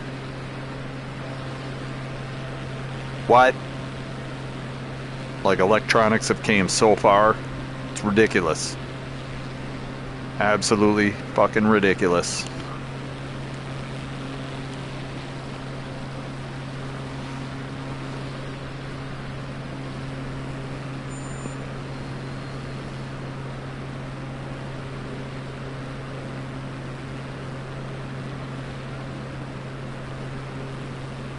Should we do an island flyby? Do the howl out the window. Ow, ow! Let's fly down over this island here. Island flyby, here we go. We'll look at the... Whoa, we are way lower than we thought we were. Oh no, we're at 1,000 feet. Fuck you. Fly down. That's the moon reflecting off of my... off my gauges. The moon must have came out of the clouds. That's so crazy. The moon is reflecting off my gauges. What? That's the moon right there reflecting off my gauges. And it is red. If you get it just right, it's red. That's so crazy. Just what? What?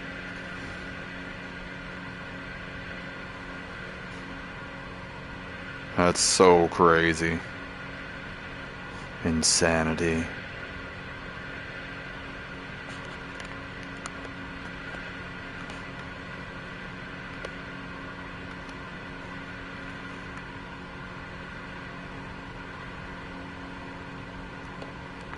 And it's only 8 o'clock, and it's already been pitch black and done gotten light again by the light of the moon, which I can see out the rear window of the plane right here. Looking out the rear window, I can see the light of the moon right there. Okay, we're getting off course though.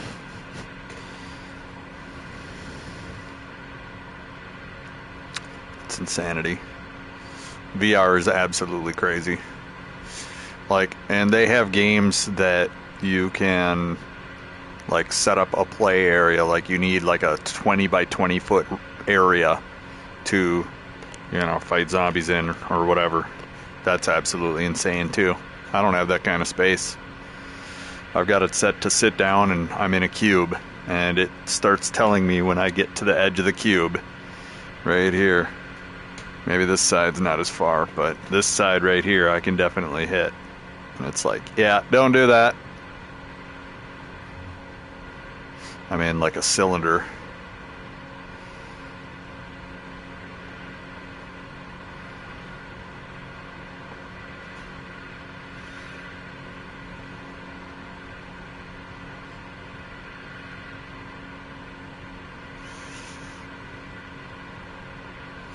It was definitely really dark for a minute there. I couldn't hardly see through the smudges in the lenses, but now it's quite a bit brighter.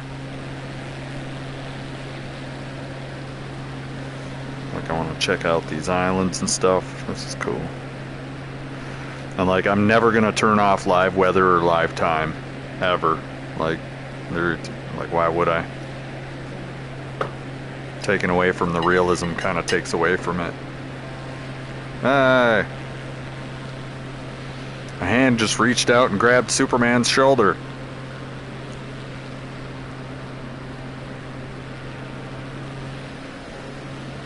Look at that. That's so cool. The moon. Nebula.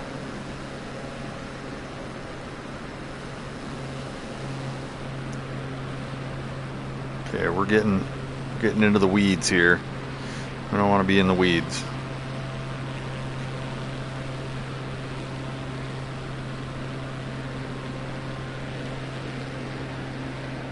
And like, there are no man-made lights around here anywhere.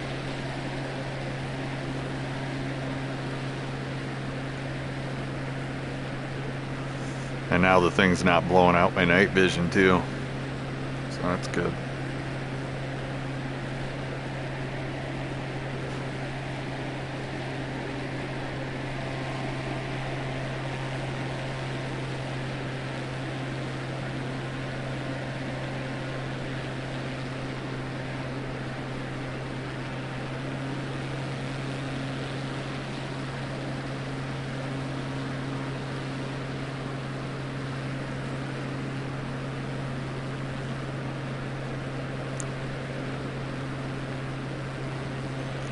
This is awesome. I mean, it's making it a lot more interesting because this would be a big open area with nothing, pretty much. And just being able to look at the moon, or being able to look at the nebula.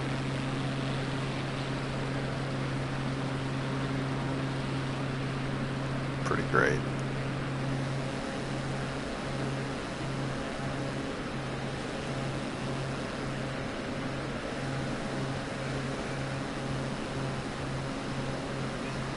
This is our South American trip. Like, what's cool about this is I can look this way, and now it's like we're flying alongside of the plane.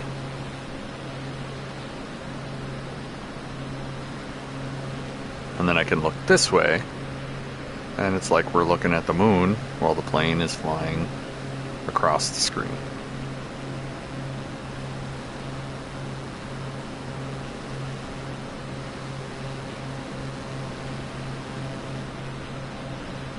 We're going to that town over there.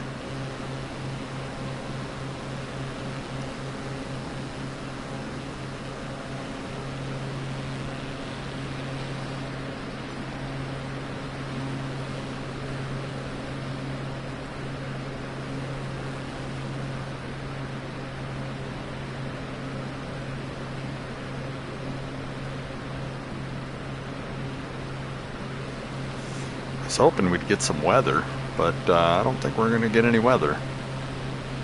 Only weather we get was the weather when we crossed over the southern tip of South America. In the mountains there, we got a little bit of weather, and those clouds were insane. If you look at the beginning of this stream, those clouds were insane. Like super thick.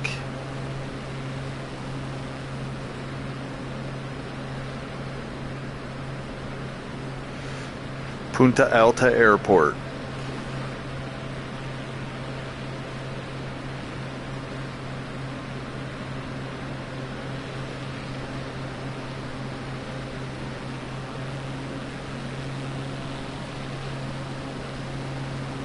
Wow, man.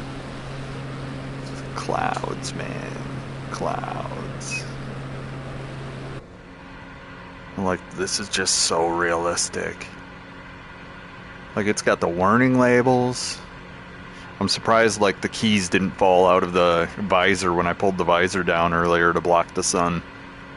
Because the sun was, like, directly in my face. Because we were flying north, and the sun is on the north side of the southern hemisphere, which is something I'd never thought of before. So I'm just like, what? Why am I flying into the sun all day?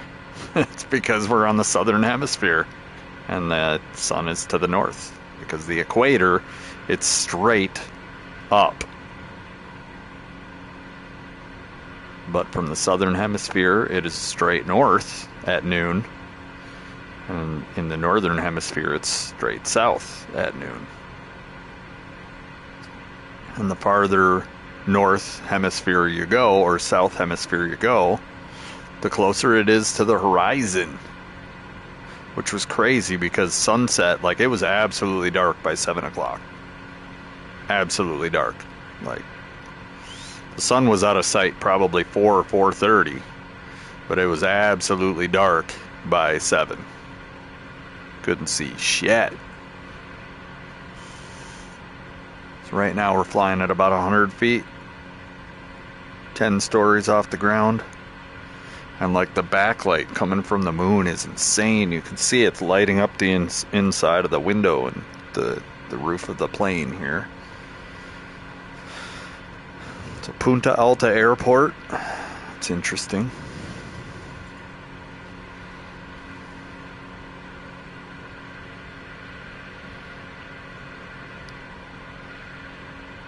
Aha. Don't try to say that 10 times fast. Chiquita. We've got Chiquita. Balneario La Chiquita. There we go. So, talking about the ball and the bananas? Is that what we're talking about? Balneario La Chiquita. I'm not trying to translate that. Nope.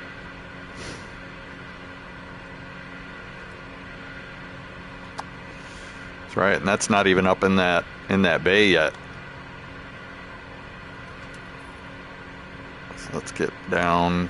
Yeah, we're gonna level out right here. We don't want to get too much farther. Too much lower in altitude. 'Cause that'll start getting crazy. So it is 6 o'clock here. See, I keep looking at the clock and it says 8 and the sun went down and I'm starting to get tired already. Not even dinner time yet. What the hell?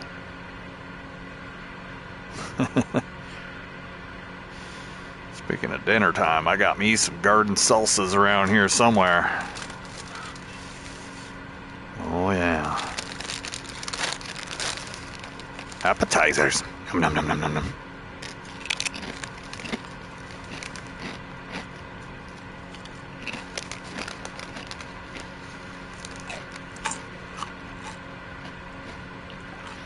That is a very small town.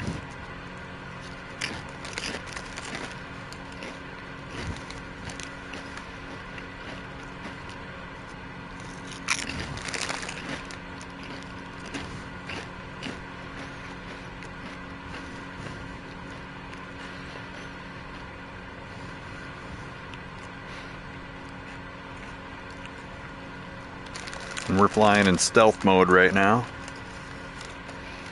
No lighting on. We're just lit by the light of the moon right now.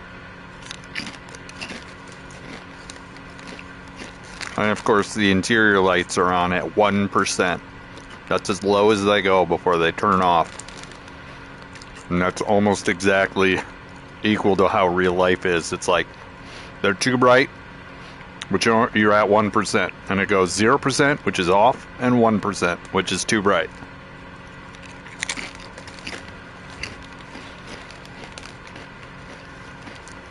It's pretty crazy.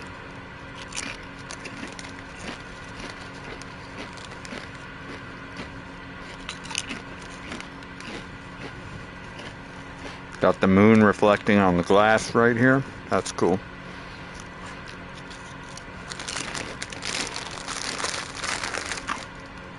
Alright, let's go back down.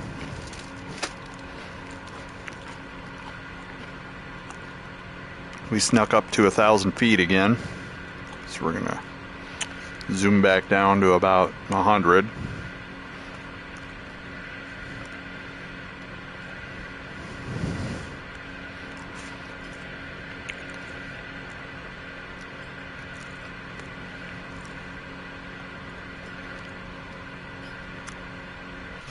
That's so crazy. Like, look at how bright that is. Like, I can't wait until they get boats on PlayStation. I want a boat. I want a boat.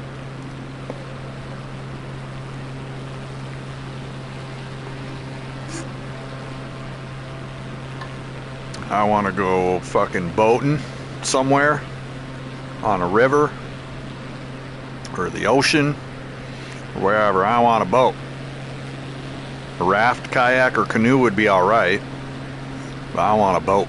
Something where I can stand out on the edge of the boat and just look at the scenery and chill. Or take a boat tour where we put it on autopilot and just let it go. And have the stream say, like, sleeping, sleeping, waiting for pirates.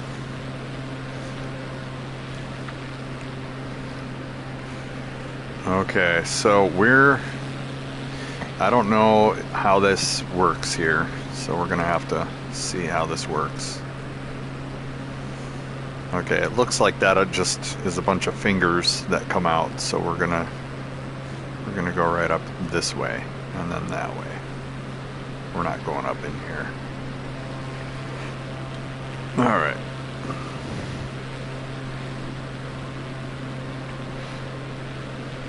Yep. Okay. Yeah, the game looks hella immersive from this spot right here. I'm gonna reset the camera quick. Yeah, I felt like I was starting to slide back a little.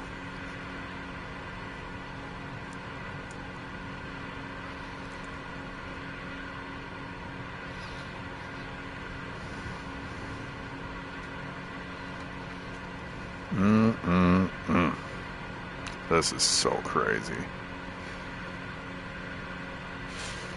No, I would not be doing this in real life. Hell no.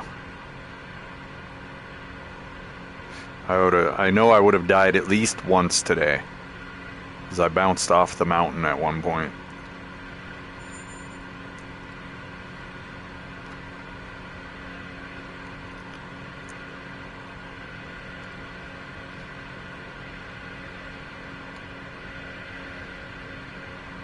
I think that this is land sticking out in front of us.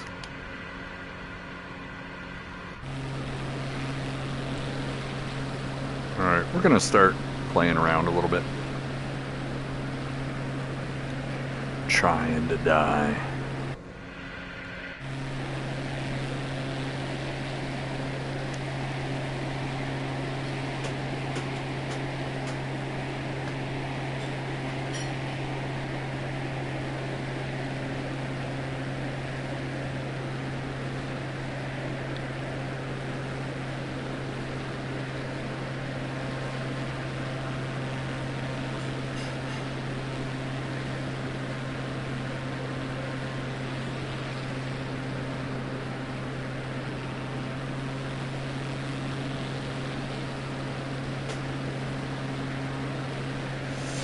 And I think with how I'm set up right now, I should be able to just stream straight from my PC next time. So I'm just so impressed with the way that the PlayStation streams right now. It's great. It's absolutely great.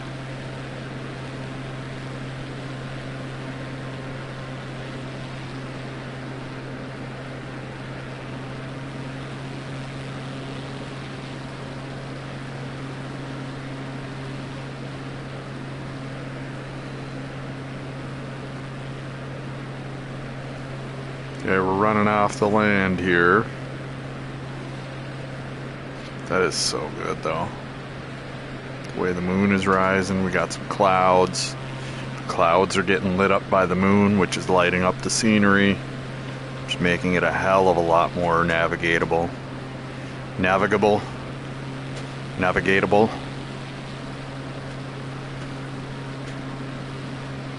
Visible.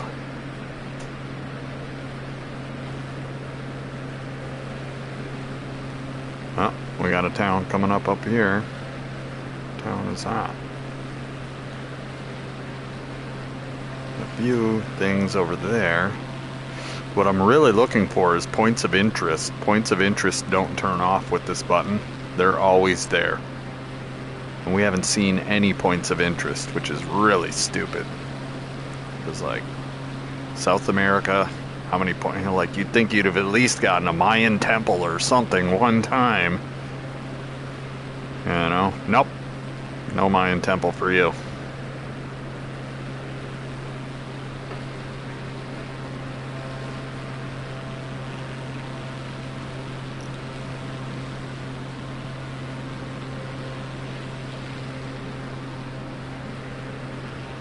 We haven't seen any boats either, which is pretty crazy.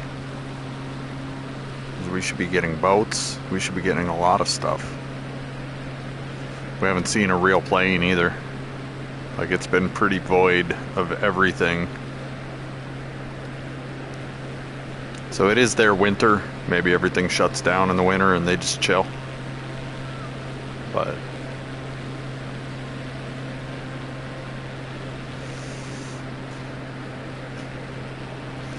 hoping we hit a point where we see something, anything. I'm a huge fan of live boats, man. The live boats are awesome.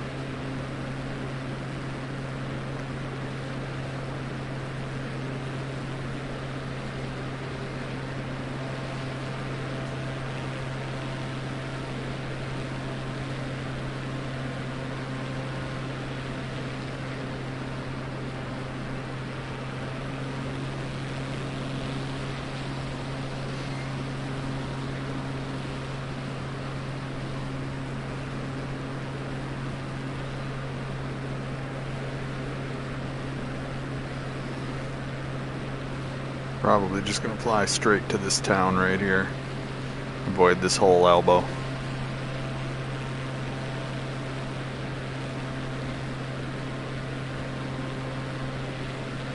Which it looks like that's about 15 miles. Should be about 10 minutes max.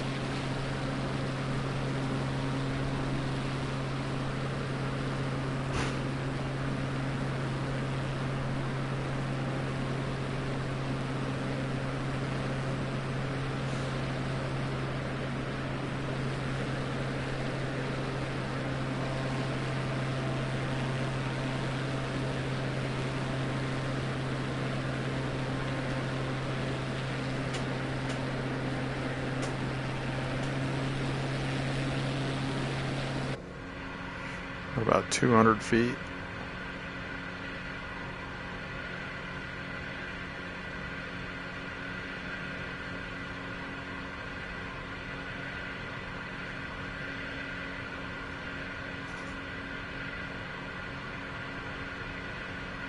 And I like how they do the overlays with VR as well. It's like, man, they could have you playing a zombie game in your own basement. Like, literally boarding up windows in your own basement. Like, VR is definitely gonna change some stuff. For sure. Like when it maps out your basement and like it was like telling me like I've got a ton of space for a walkway on the way to the washer and dryer if I wanted to do something with that. And it was telling me that like, you know, I don't have too much room behind me because of the bed and stuff. And I was like, huh? That's so crazy. But it like mapped it all out and it warns me when I'm about to touch anything. Like that's how it keeps track of how I'm turning my head, is because it's mapped out the data of what's in my basement and it tracks where that shit is and tells me when it's moving, and that's how the screen is moving when I move my head side to side. It's because it's tracking my environment, which that's super crazy. But it could use that camera and put that camera into a video game, and you could board up your windows while there's video game zombies crawling in through the windows. Like, is some crazy stuff that it could do with VR. I really want to get that cave spelunking game, but it's just too expensive. When the price on that game gets down to the single digits, I'm gonna get it, and we're gonna go cave spelunking. And I hope that there's some scary shit in that game. I hope we find some fucking scary shit in that game, bro. Like, I'm hoping that it goes along the lines of the movie Descent and gets scary, and like I'm shooting fucking albino cave people. Oh god, that'd be so scary, dude. Because like, why are you in this cave? I don't know. We're trying to find something. What are we trying to find? I don't know. But we're not going to be happy when we find it. We're not going to be happy at all. They're trying to eat us. They've been locked in that cave with no meat for how long? Killing their elders for food. Ah.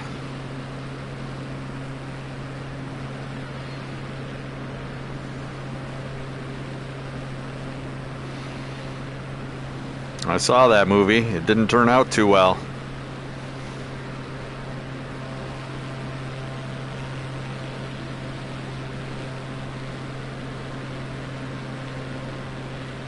I got some sort of climate change game that basically it allows you to change certain things of the environment and see how it affects it 50 to 100 years in the future.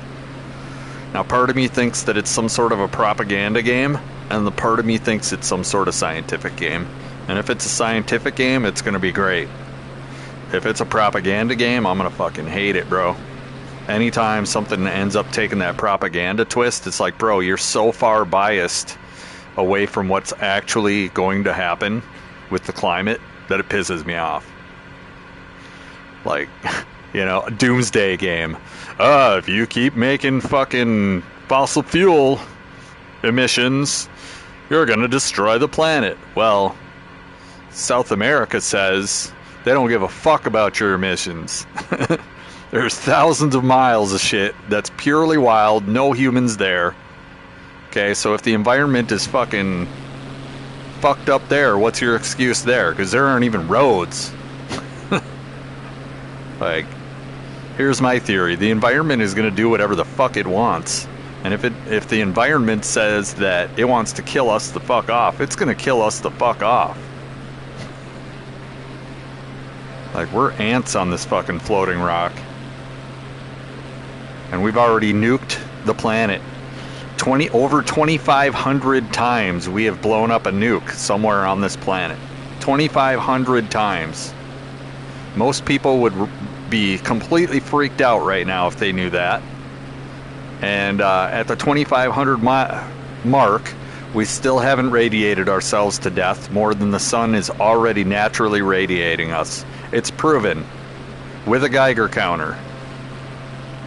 The radiation on the Earth has not gone up one bit compared to what the sun already had. We are nothing. And the fact that people think that we are something really is kind of depressing. We're nothing. We haven't even fully colonized one fucking planet.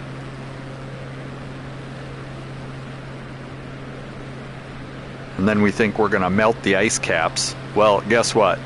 The Earth has been coming out of an ice age for longer than humans have existed. That's a proven scientific fact as well. What's this? What's this? That's food. I almost spilled it. Don't spill the food. I was grabbing for another controller. My controller's getting dead. It warned me. Alright, so what town is this?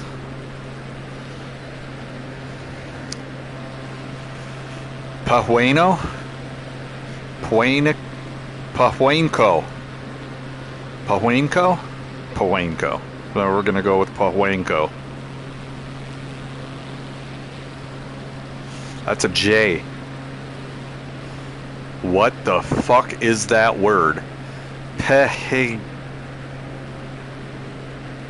Pahuenco. Okay.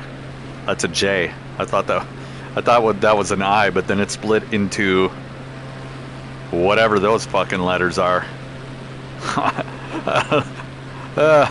don't know. Okay, it's not a J. It's a P-E. Okay, so that was a mark behind it. I thought it was a J at first. So it's P-E-H-U-E-N-C-O with a jalapeno mark over it. Pahuenco.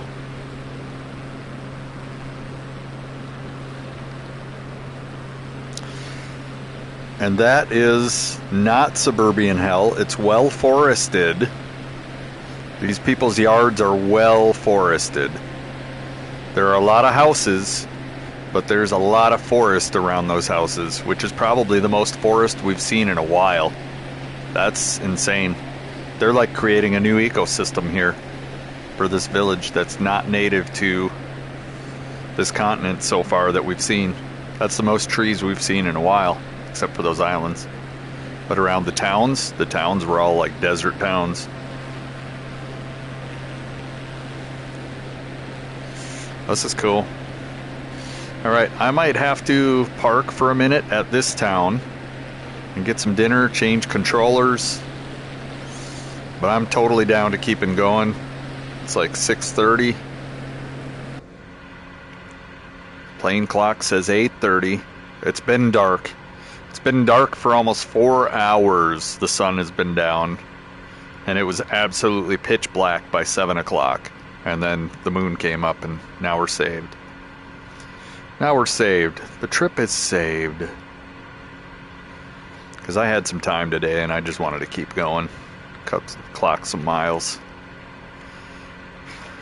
Clock them miles. And we should be up near Brazil at some point today. Possibly today. I think this mouth of the river right here, that's the start of Brazil, possibly. Possibly. Not sure. Not 100%.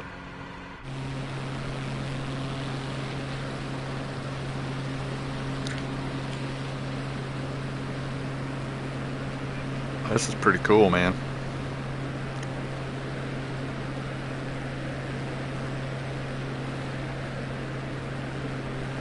Like, we may be able to take the headset down a couple notches on brightness. We're going to do that. We're taking the brightness down. 'Cause I don't think this brightness affects the stream at all. I think this brightness fully affects me. Oh, there's a plane outside.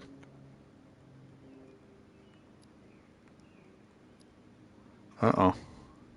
There we go. 0.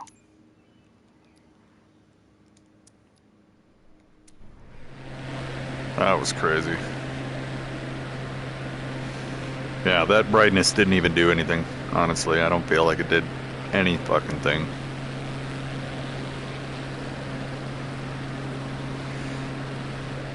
Monte Hermoso. Much easier to say than that last fucking place.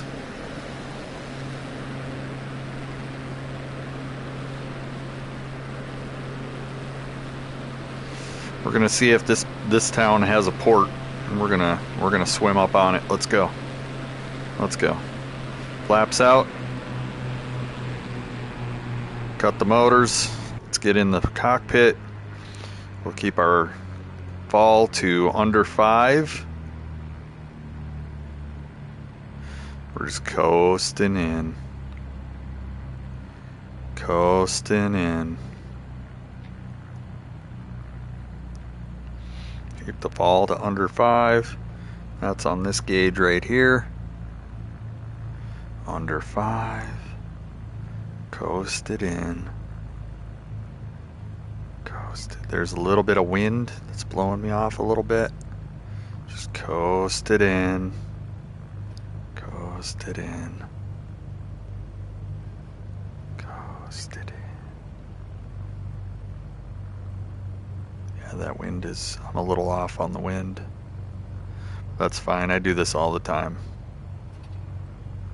Coasted in. There we go. Flop. Put the flaps in. That way it sticks. Alright. Put the rudders down. We'll straighten out to the water in our direction.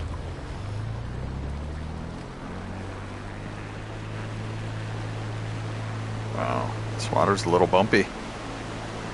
Oh, put the flaps in. All the way. There we go. Now we're oh no, don't do that. Don't do that. No. No, don't do that. No, don't do that. Oh my god, we're dead. Oh, we died. We died so hard. Come on. Come on. Come on. Oh, there we go. That was embarrassing.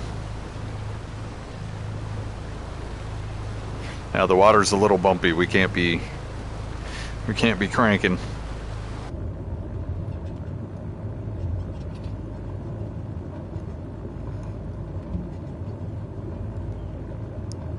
Okay, we're not trying to exit the aircraft, bruh. The water's a little choppy.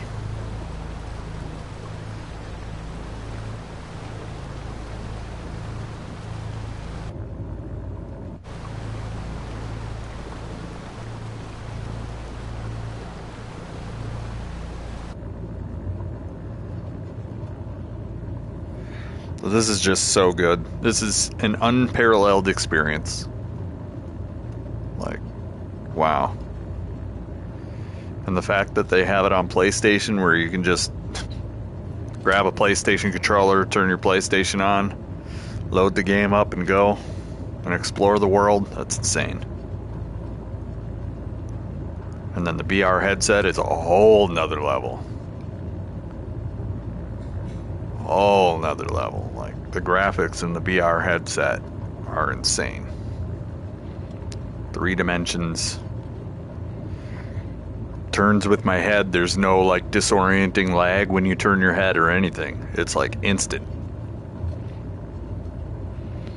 It's like I'm actually turning my head. Like instant. I figured there'd be a little bit of disorienting lag or something. Nah, bro. Input lag on the VR headset doesn't exist.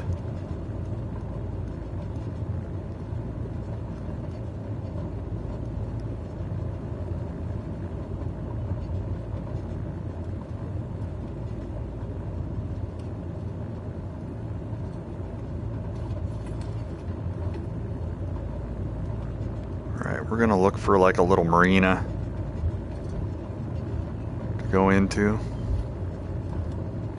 Yeah, this water is super choppy. I don't like it.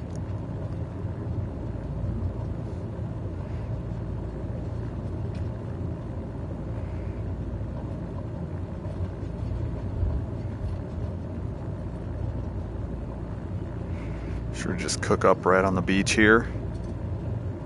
I think we should. Let's just go right to the beach up here.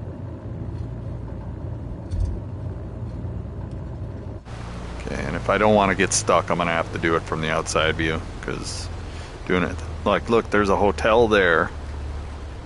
Bunch of stuff here. This isn't the main town, though, is it? No, this isn't the main town. We want to go to the party town. We're going to have some fajitas in fucking Monte Hermoso.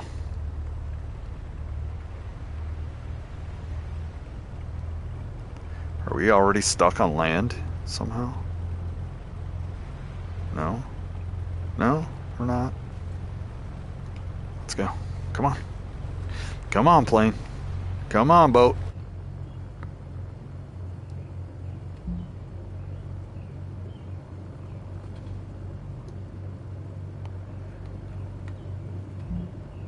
It's trying to tell me I'm trying to exit the aircraft. I ain't trying to exit the aircraft, bro. That's another bug, is it'll try to exit the aircraft when you're trying to give it gas. When you're inside the cockpit, it does that every once in a while.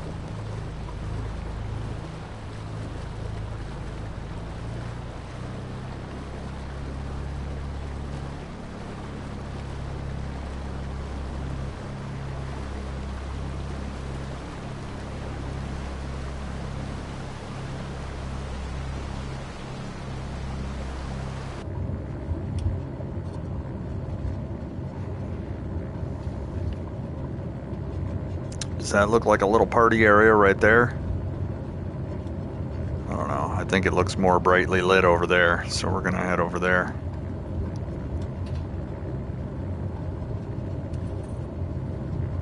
Monte Hermoso. Let's see what kind of party town this is. Like, it looks kind of party-like right there. It looks pretty party-like. You think this is a tourist trap? I would guess this is a tourist trap, because the landscaping is pretty over the top on that house.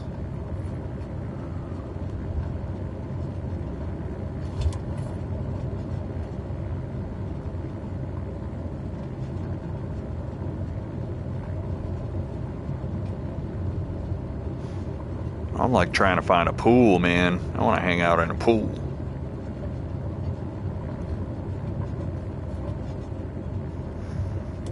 Eat my dinner, eat my fajitas in a pool, brother. You know what I'm saying? By the moonlight.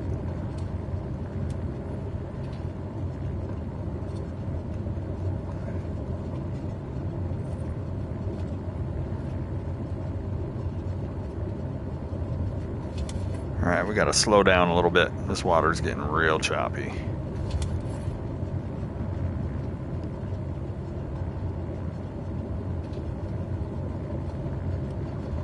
Alright. Oh, it's not. Yeah. My throttle got stuck in the cockpit again. Alright. I think we're gonna sit right. Keep going, keep going. Now, if I had a flight controller of some sort, then I'd be able to do the fucking throttle everywhere. But I don't know. Good flight controller is like $50. A decent one, anyways, for PlayStation. Super cheap.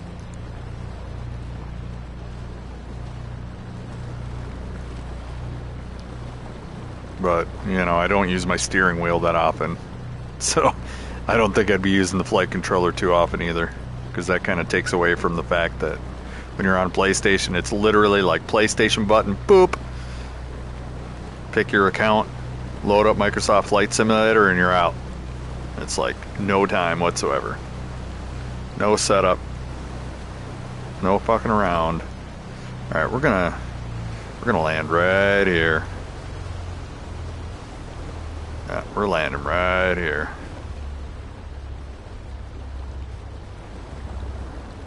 There are a lot of houses here. This is a tourist trap.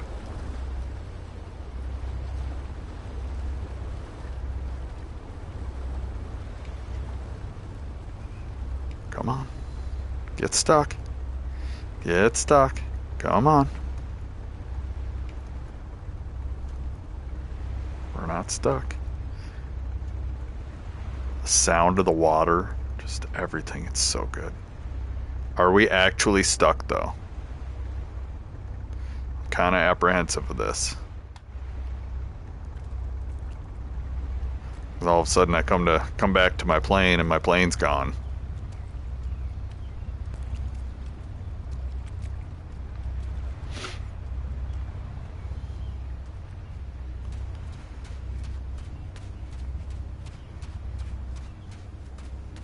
It's telling me I got damage everywhere.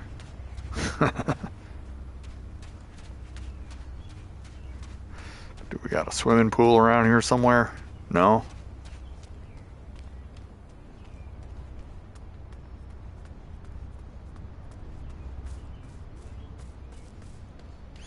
Alright. We're gonna sit right here. Like, look, when I turn my head, my guy turns. That's so crazy. Alright, we're gonna sit right here. Under this light, looking fucking sketchy as shit. And we're gonna eat some fajitas. So I will be back in a few minutes.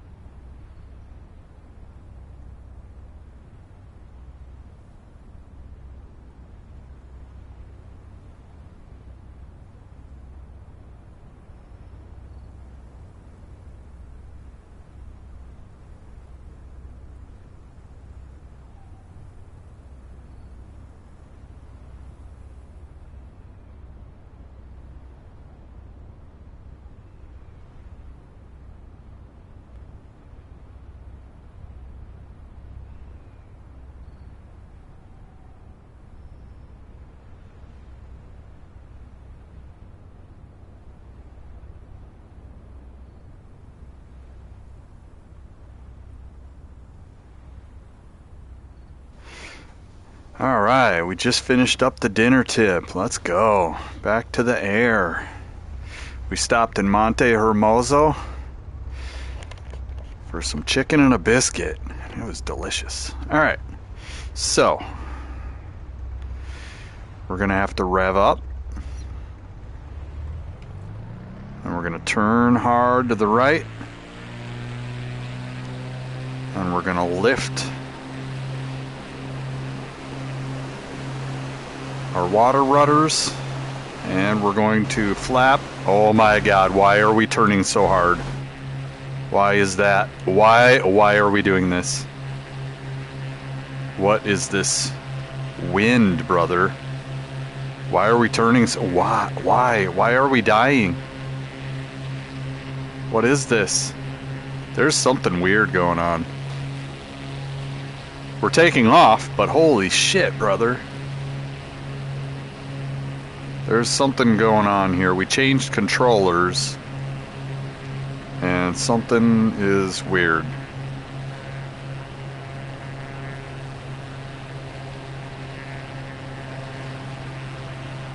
Yeah, I don't know. There's something weird going on with this controller.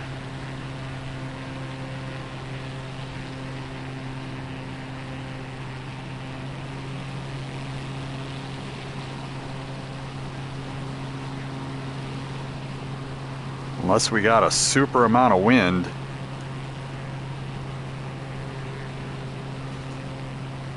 Like, yeah, the plane is just doing weird stuff.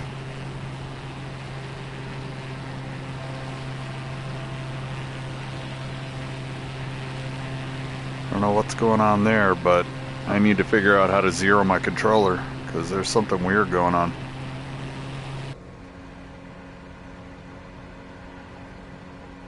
And it's like it's the plane or something. That's really weird.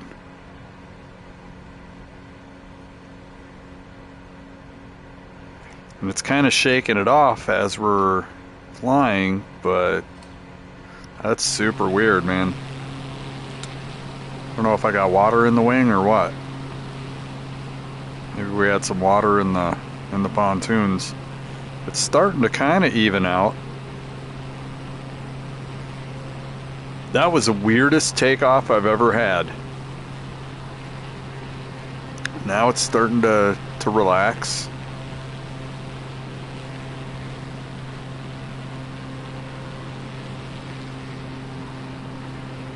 But it's still really heavy on the passenger side. And when I steer over this way, the plane is falling.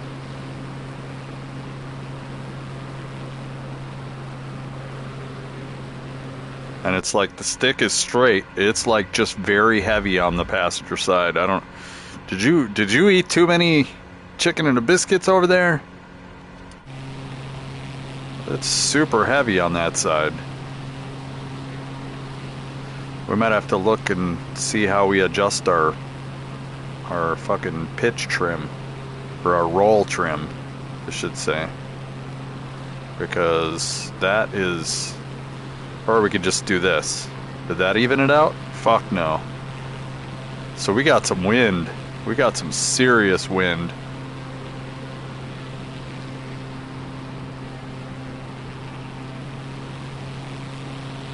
That is serious wind coming off of there.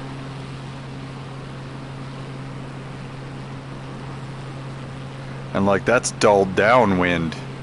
That's not even...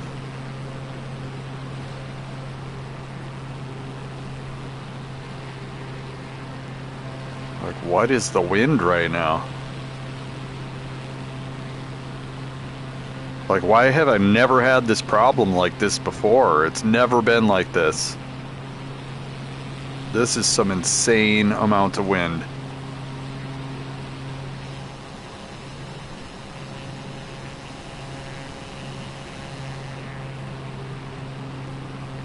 Like, look, we're just crashing.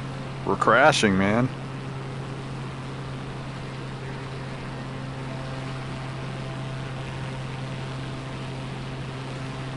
And because we're crashing, we're losing lift. We're barely at 150 feet and we're dying right now to the wind. Alright, I'm still trying to get my vision adjusted too. And what the hell? This is insane, bro.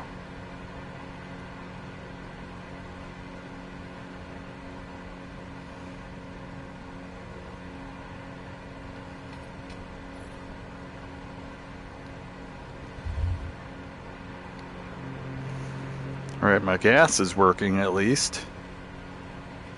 But what is going on with this? Alright, we need to look at my controls and figure out how to set roll controls. And this is that thing I was talking about. Alright, so we're going to search by filter, assigned, and then we're going to go, there's disengage autopilot R1 and up, toggle G limiter, elevator trim, that's how I figured that one out, decrease flaps, increase flaps, toggle spoilers, spoilers, huh? L1 and L3 is gyroscope toggle, water rudders, rudder axis left. Okay, that's the water rudders.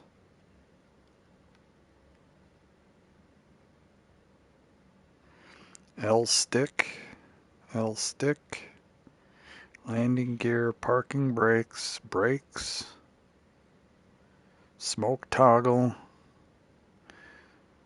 tail hook handle. That's the same as water rudders. So they usually have one or the other. Spray, firefighting. So triangle's your action button.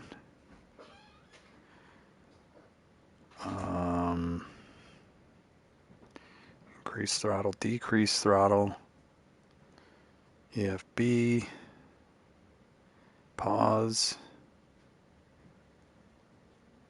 Visual assistances.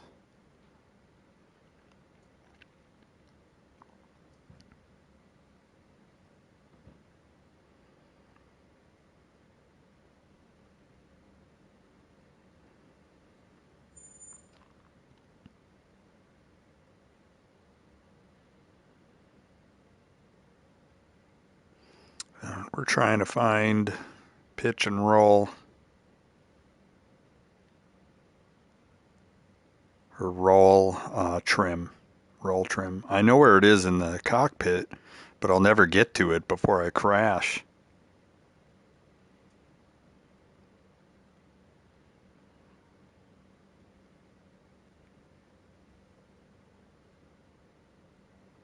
Ah, if you push triangle first, that's interesting.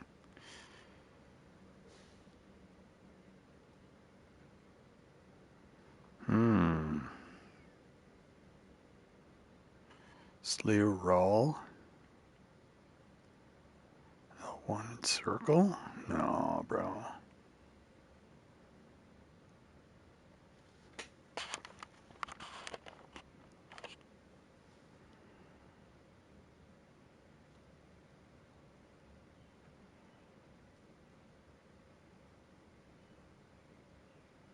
It's like our trim got screwed up. Or roll trim.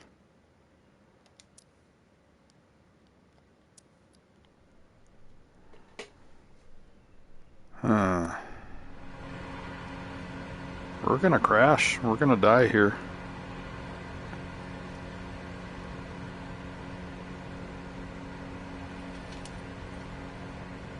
We need to go way up.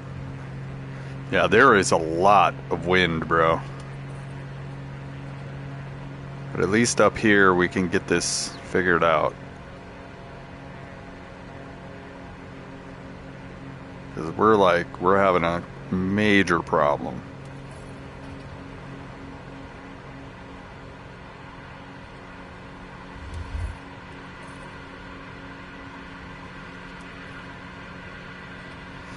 Alright, actually, you know what we're gonna do? So I think my plane just bugged out. I think my plane's bugged. Because I've never seen it like that before. So we're gonna go like this. We're gonna go like this. And we're gonna go like that.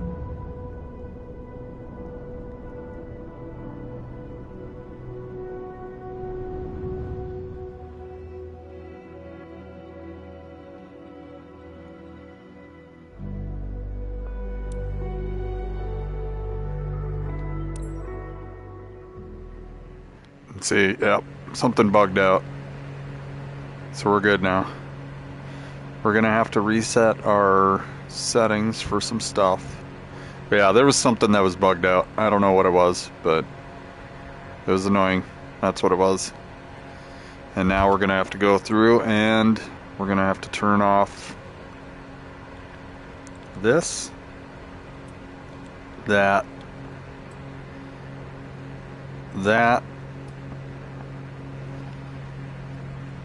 we gotta get under here, turn that.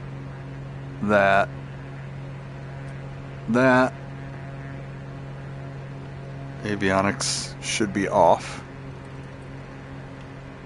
I just turned them off. And then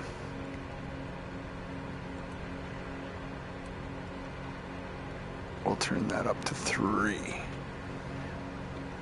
We can turn it up a little more. It's not going to bother me too much. 11? Sure. Why not? Alright, now we're back. Alright, so yeah, that was a bug. And you know, in a game that has this much complexity, finding one bug, I'm not going to cry about it too much.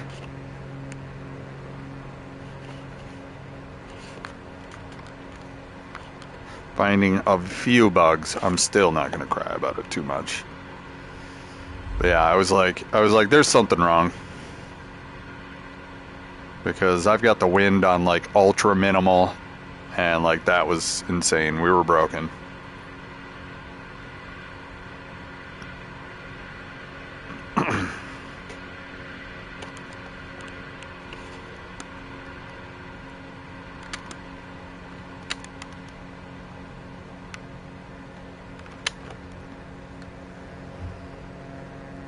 Alright, we gotta fix our trim.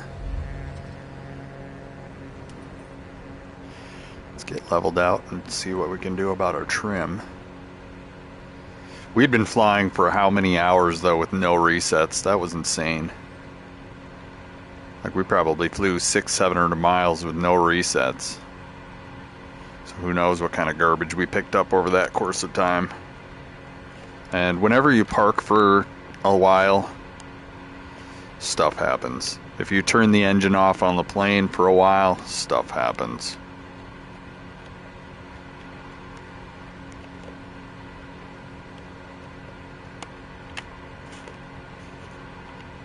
Like you can damn well bet this stuff's gonna happen. That's right. Hey, there's a plane over there. First plane of the day. Holy cow. Holy shit. And there we are. Flying under the light of the moon.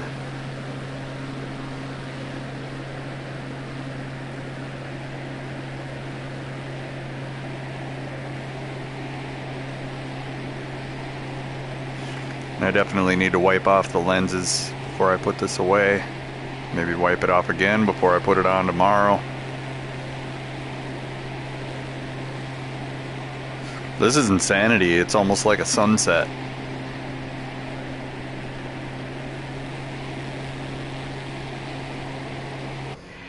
And the time is 9 o'clock, which is far beyond Eastern time.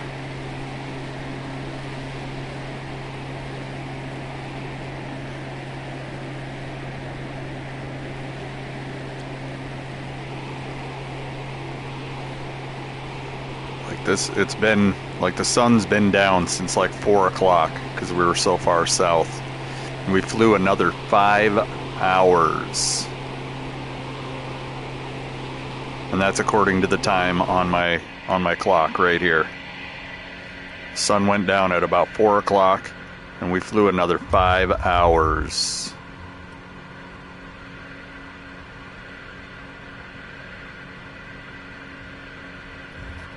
And it's like, you know, it got super dark at around 7, and then the moon rose, and we've been good ever since. Like, this is more than bright enough to fly.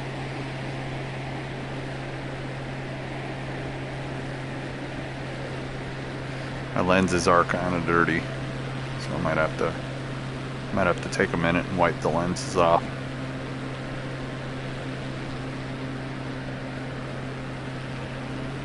Because the sharp spot is actually smudged right now. I can see it.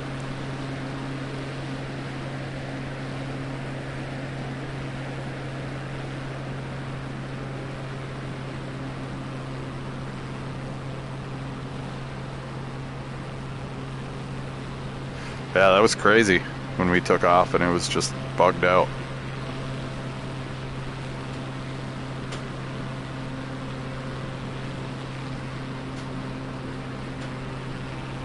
We're zoomed out to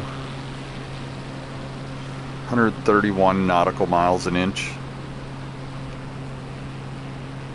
So 131 nautical miles an inch. That's about an hour per inch. We're about 3 hours from the mouth of that river yet. That's like an hour just to cross the mouth of that river.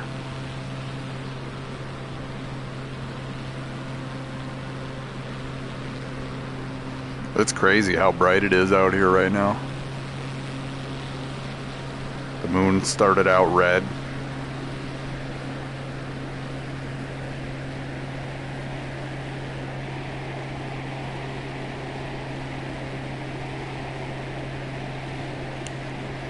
How does this look out here?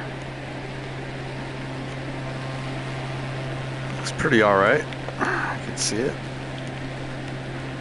I mean, you know, you're probably gonna have to watch it in a dark room like me to really see what's going on. But this is good. Like, the amount of ambience and lighting changes that happen in this game is wow. It's just wow. Wow, man.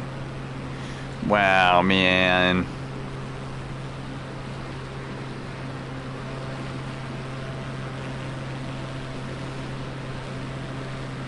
Wow, man.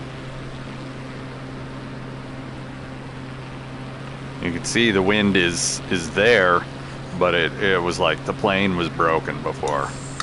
It was like responding with the front end to the wind, which it shouldn't do. It should be responding with the tail to the wind.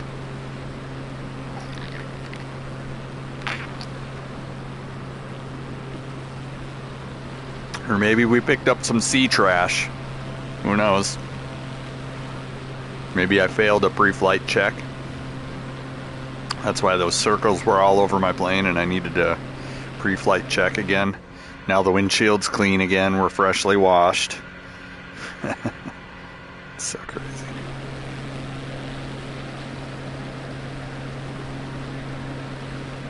Now that's what happens. Maybe we needed to do a pre-flight check, and after landing we screwed something up because the waves were busting up on things. Who knows? I thought I had damage off, but maybe things are affected by bouncing on the waves. I don't know. I don't know anywhere near everything about this game. There's so much to learn about it that, like, there's no way, bro. No way. I don't have the hours in the day to master one plane, much less the entire game. You know?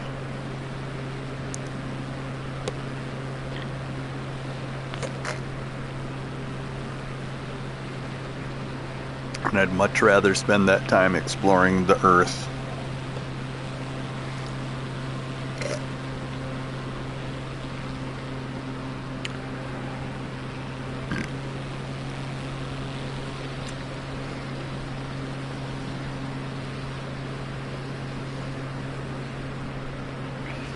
So we're at Marisol.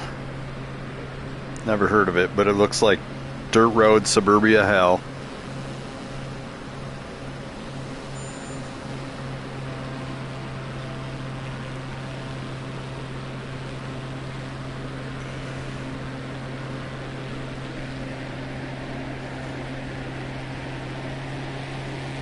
there's a huge smudge.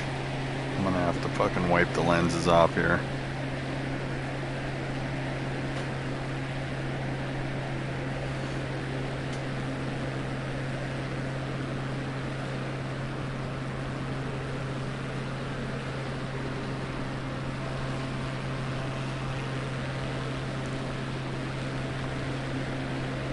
That's crazy that it's lit this well at night.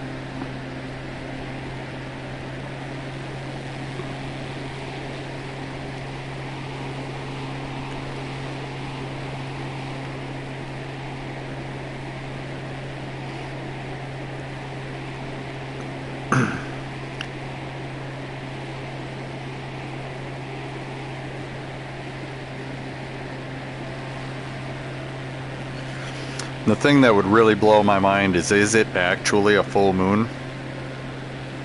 Is that where the moon cycles are?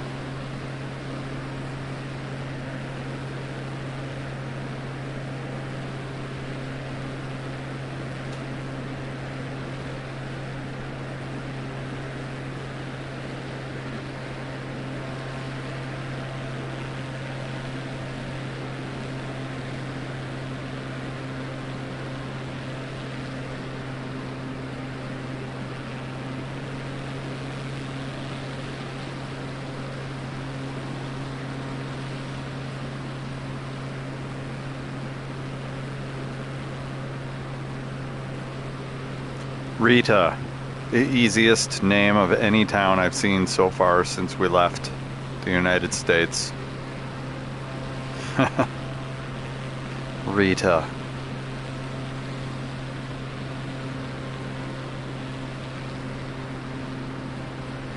That also looks like some sort of a forested suburban hell. Let's get down in there quick and see what we got.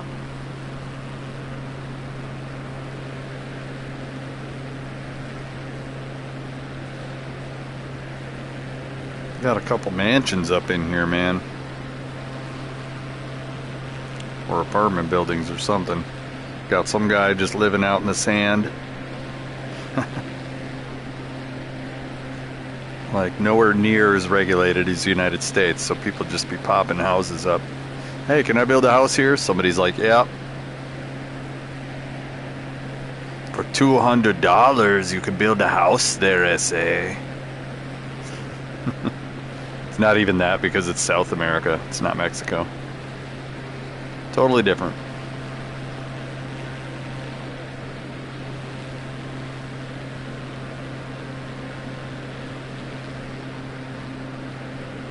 You can see by the tail of the plane that the crosswind is blowing to the right, from the left to the right. There's another town up here.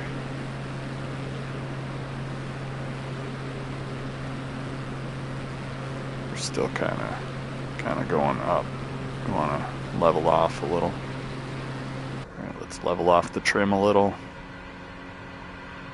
Like 200 feet.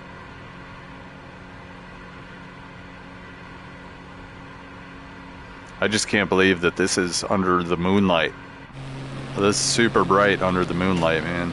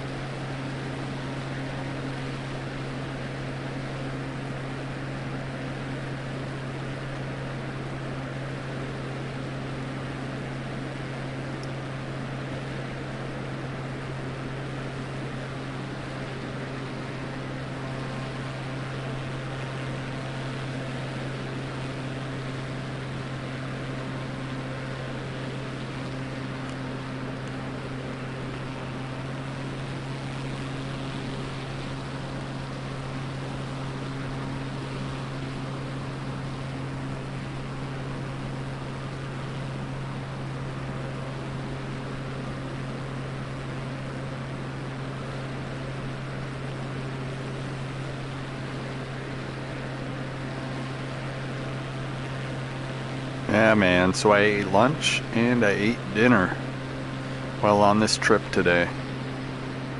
This is a good trip.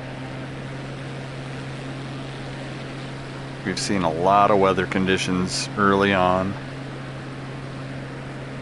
We found a couple bugs.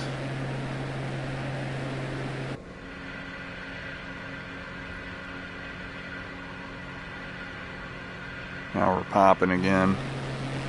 We're still flying dark. We don't have any lights on right now. Flying dark. Ninja mode. Not like people can't hear me, but if I stay low to the ground, everybody's looking up for the plane, and we're playing ninja mode. Ninja.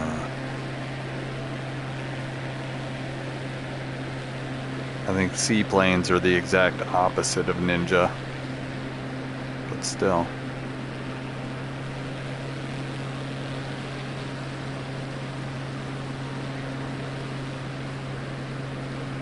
This looks like a little party town right here.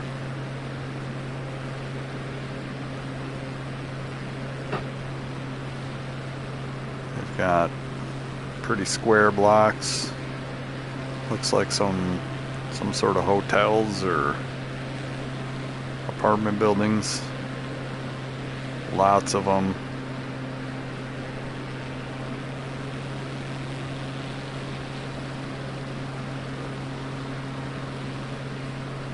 Just everything's super square.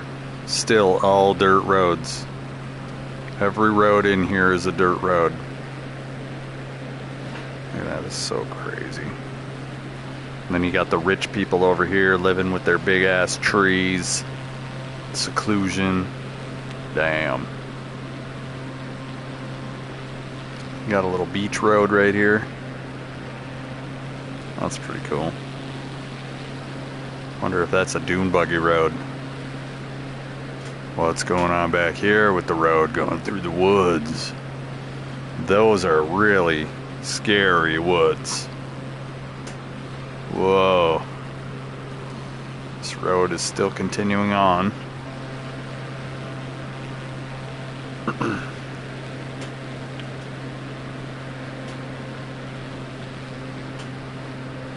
Where'd the road go?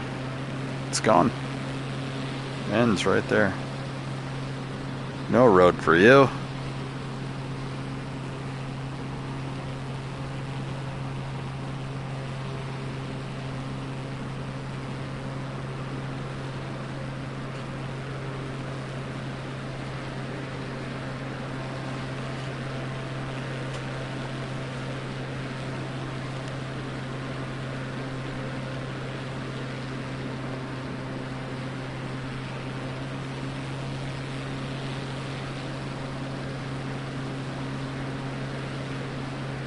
And like the map is barely even more light than it is out.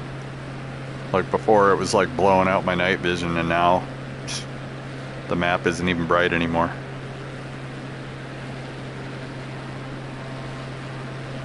This is twilight flying right here. This is cool.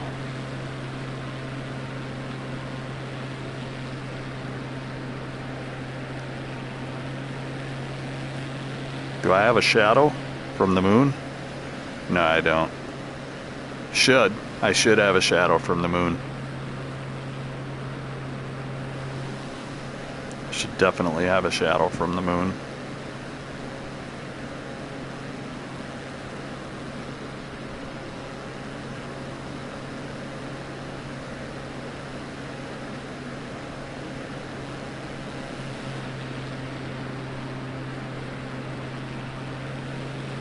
Back out above the water.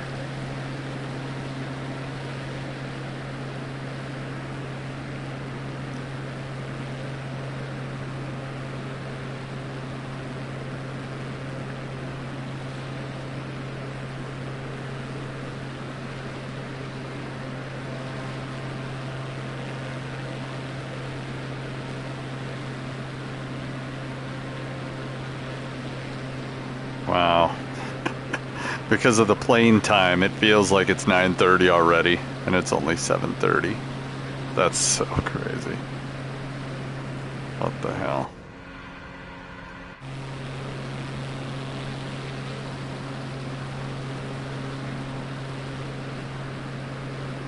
Alright, we're cooking along, man.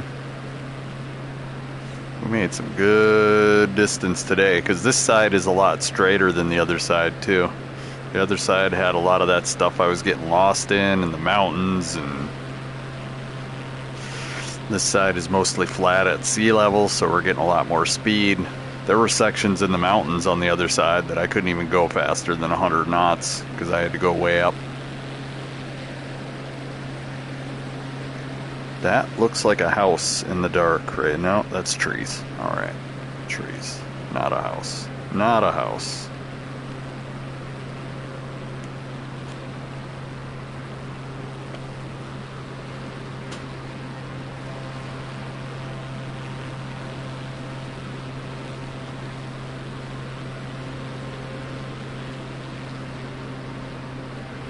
Town is this?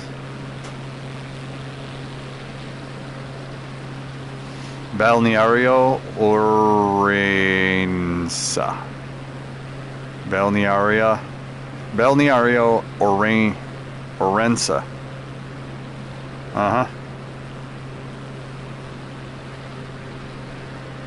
IR can raid. Yeah, there's a huge smudge right on the sharp spot in my left eye.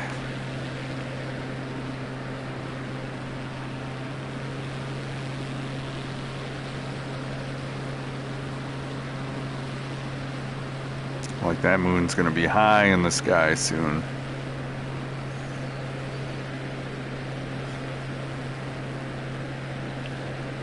It's like it started out getting it a little brighter, and now it's like stupid bright.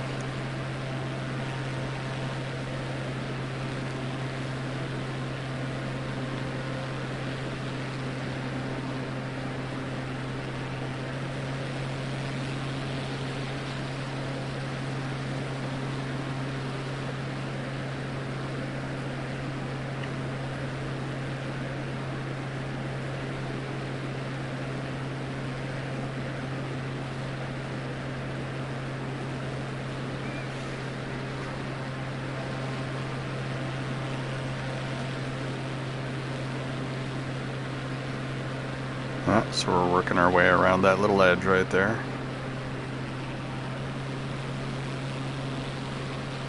We're about to get some really dense jungle. It's gonna be great.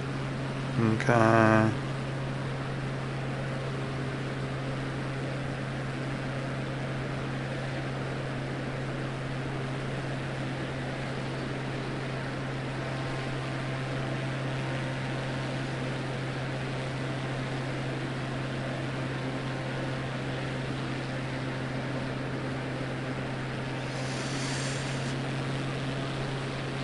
I'm just surprised we haven't seen a live boat yet. It's weird. Live boats are being weird.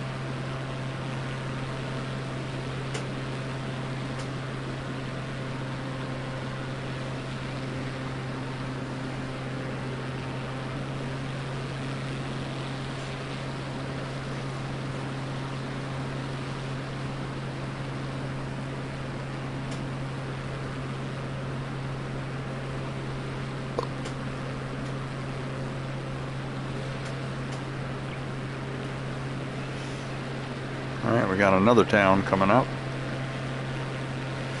And the hits keep coming. Hell yeah.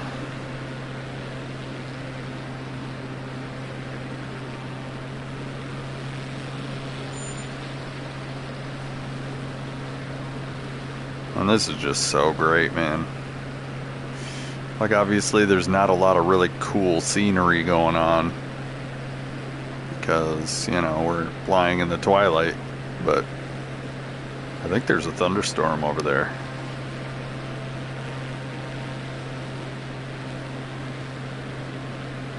Wouldn't see it on the map, but it looks like there's some sort of activity going on.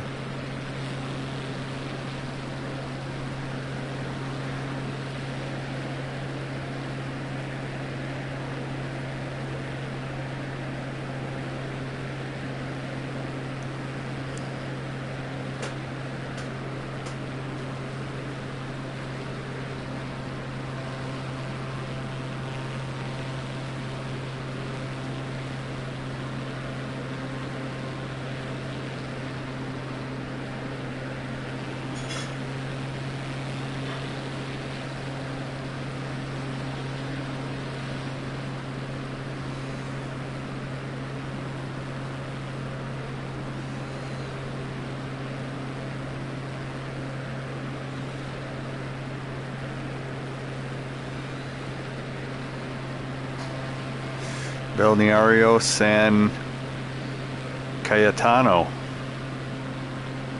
No jalapeno N, so it's Cayetano, not Cayetano.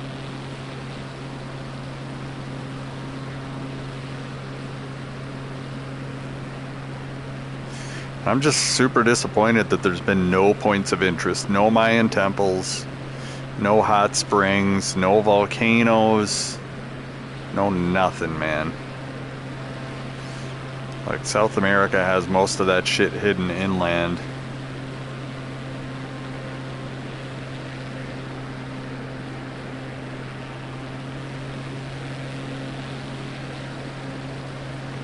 Let's see what this town looks like.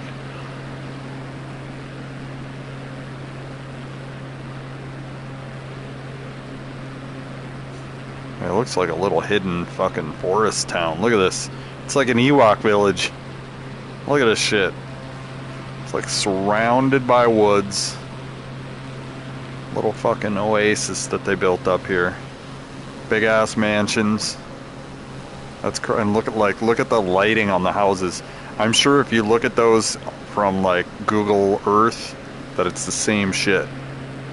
Like they've got a green or a red light for their yard. So that's a rich little neighborhood. Balneario San Cayetano. Rich motherfuckers. They built their own little fucking South American oasis.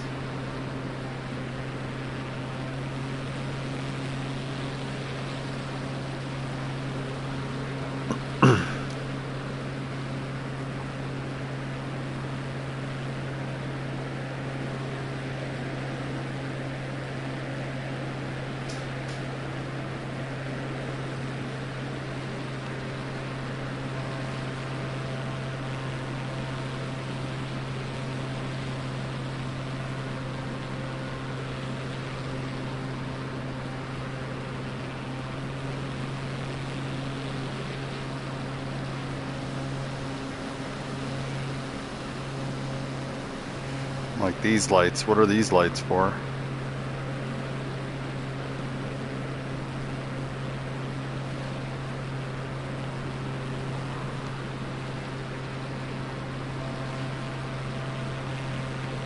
Just curious, what are these lights for?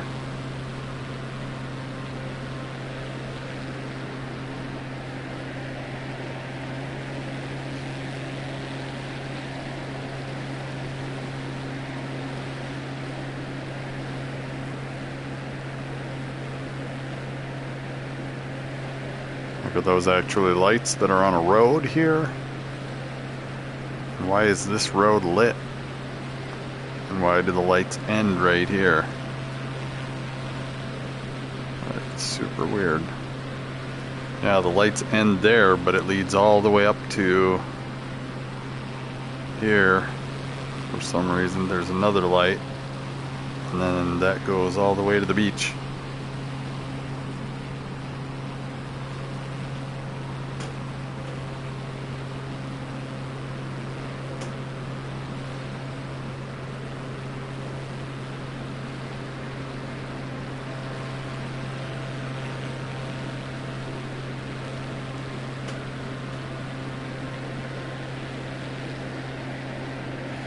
There's some crazy bluffs out here. I'd be riding motocross out here for sure. Break a leg quick as fuck.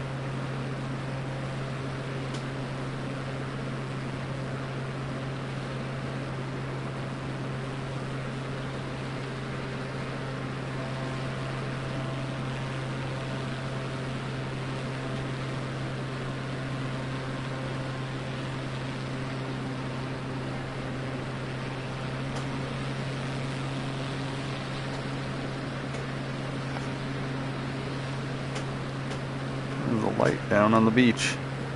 I think that's somebody with a campfire. Because if I find a campfire somewhere in this game, I'm definitely going to camp there. Like, look, that light is flickering like it's a campfire or like some sort of a bonfire. It's pretty crazy. Somebody having that beach bonfire. The big ass mansion on the ocean. Oh, there's several houses here. Okay. Hotel. Another house.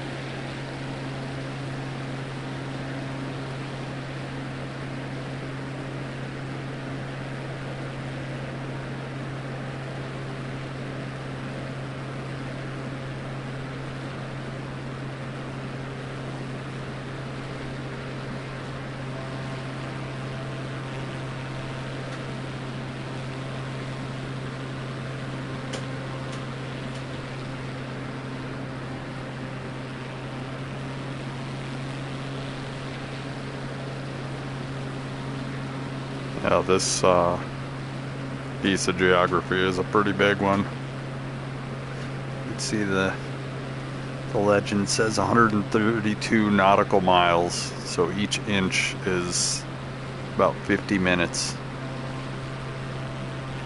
So it's going to be another couple hours before we're up to that bay. I think we're going to land in this bay. We'll find a town in that bay up there, and then we're going to call it a night.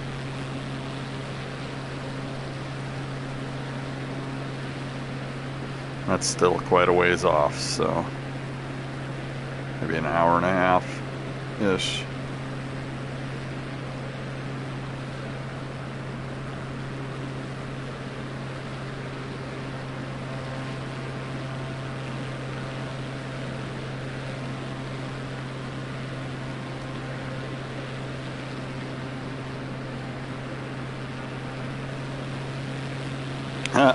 Los Angeles. Balneario, Los Angeles.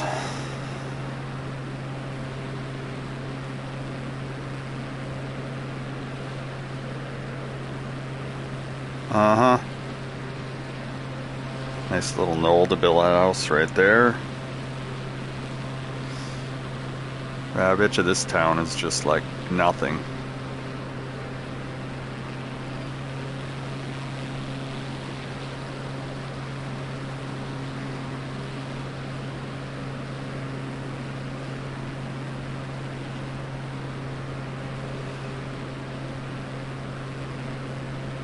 Yeah, this is... I don't even know how to describe this. This reminds me of like Ramsey in 1980.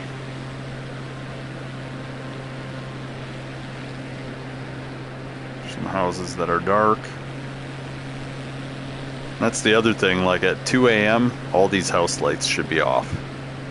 Everybody's sleeping. We'll see if that happens. Well, we'll see if that happens by 9 p.m. because some of these houses are already dark. They got all their shit turned off.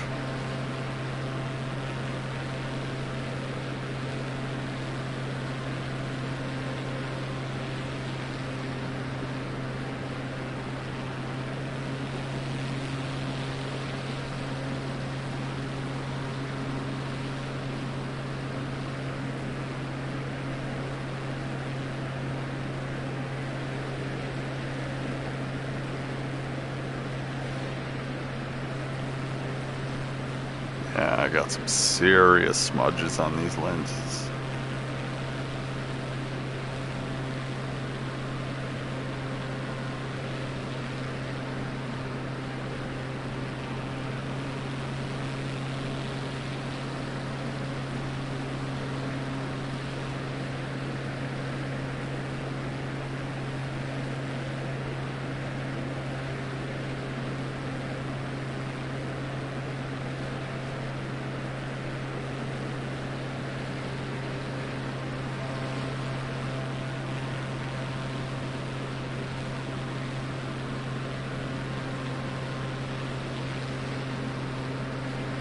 Yeah, that nebula is just way up there.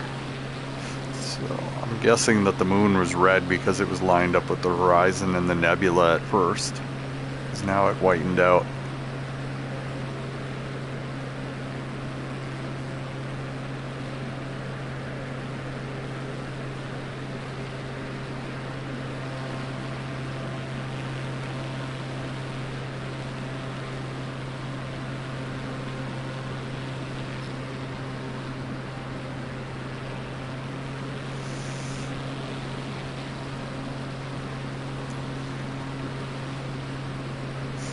We've still got live time, live traffic, and live weather. So we should be able to see all of that shit.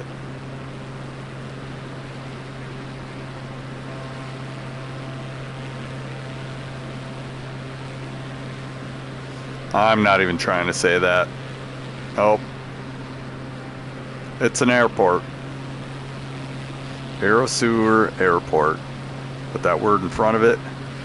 Pulverizaciones.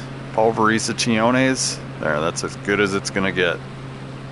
And we got a windmill farm. I hate the windmills.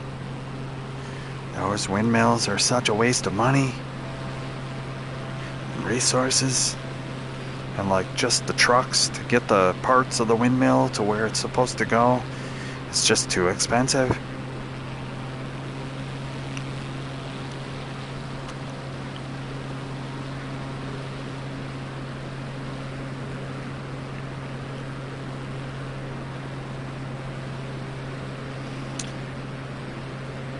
Yeah, this reminds me, oh, there's a nice little racetrack formatting. Look at that. Look at that fucking track. That's cool, man. There's a little track there. Watch. That's Interlagos. I'd laugh so hard. I'd be like, what? Interlagos. We're gonna go on a racetrack hunt. Because, Daytona, bro, doesn't look like shit in this game. When I went and visited Daytona the other day in the Icon A5, I was like, bro, this doesn't look like special at all. Like, maybe I should have went at night to see what it looks like with all the lights on, but during the day, it didn't even really feel like I was at a racetrack. There's another track right there. Some more roads through the woods. Notice all the roads are still dirt. They don't do a lot of tar and concrete down here. Look at that. All dirt.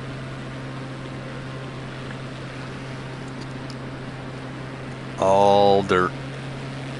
They got a large population and these roads are all dirt.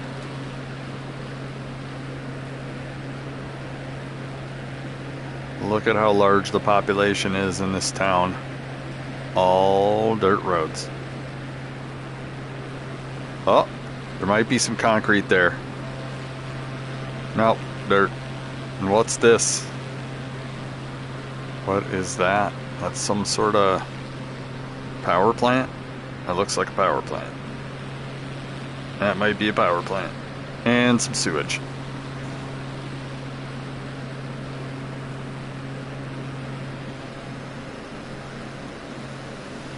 Necochea and Coquin, Balneario Costa Bonita.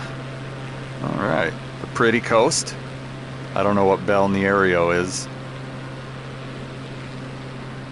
but that's beautiful coast.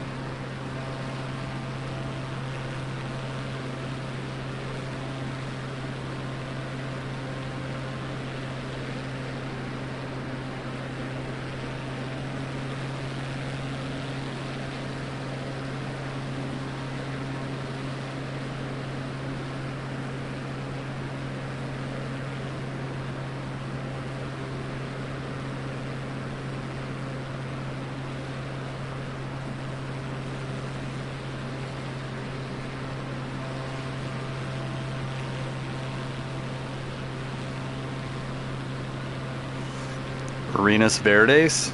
So what is that? Green arena?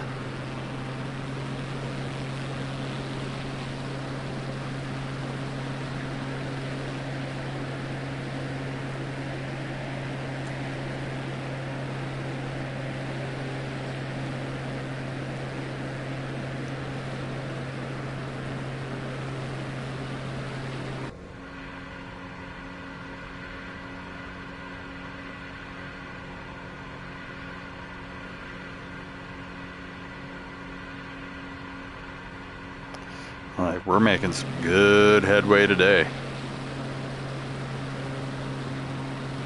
I don't know, it seemed like it just took forever to go south down that other side. And this one's just cranking along.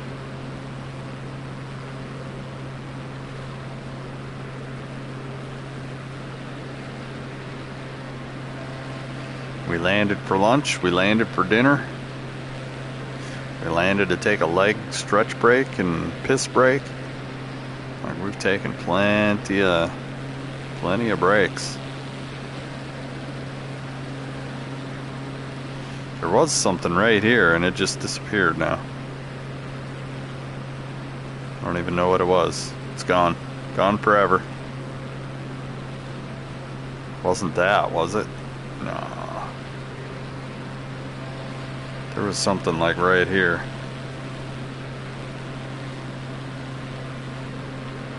My shit's bugging, bro.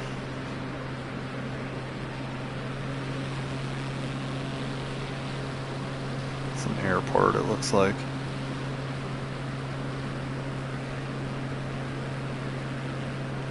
Get some speed.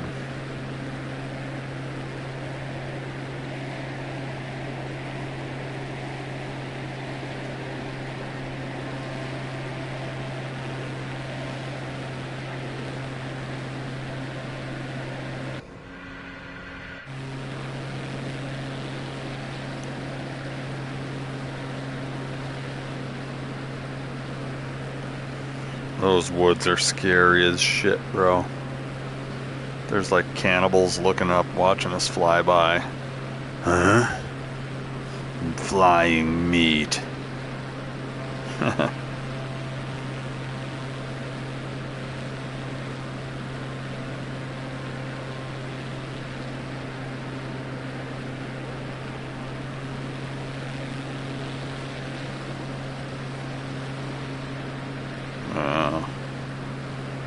There are people down here that are living in absolute third world conditions, and then others, luxury.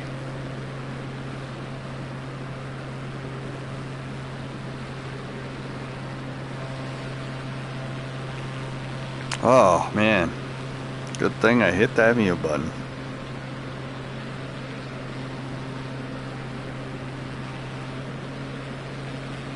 Oh, there's an airport that's kind of bugged out.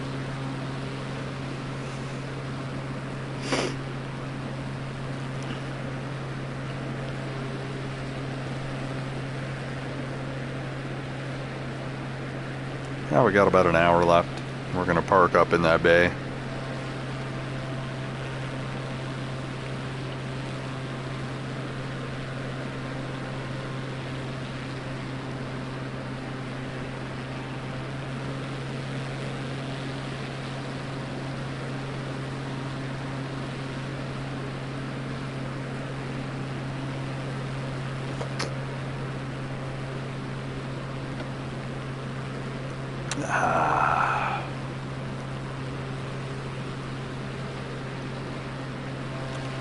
We're getting some woods.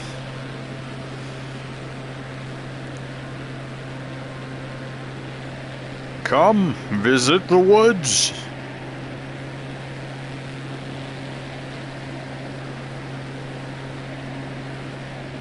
Let's visit the woods.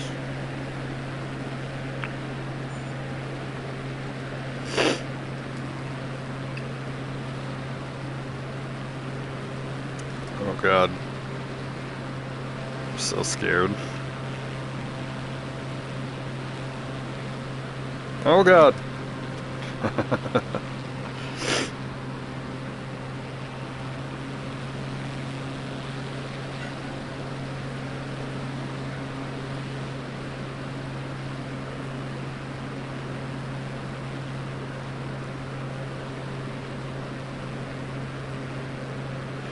Visit the woods.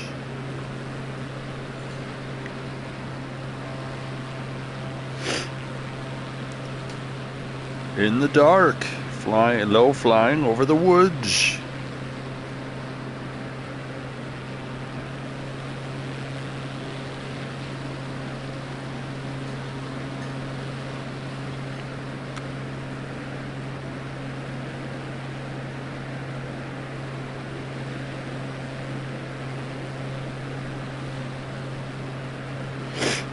This is pretty crazy.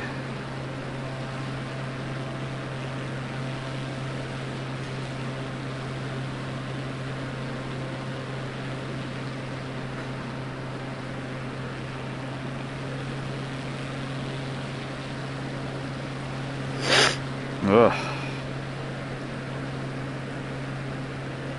The lone singular tree. So we haven't seen a single boat yet. We haven't even, like, I think we saw a plane on here when we first loaded in, and that plane is gone now. So I think that there's something that's crashing the AIS system. Visit the woods.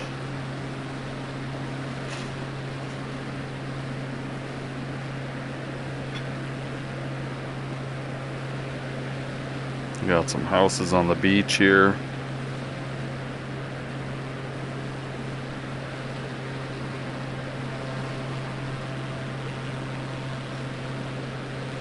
Oh, that tree's kind of high. Oh, there we go.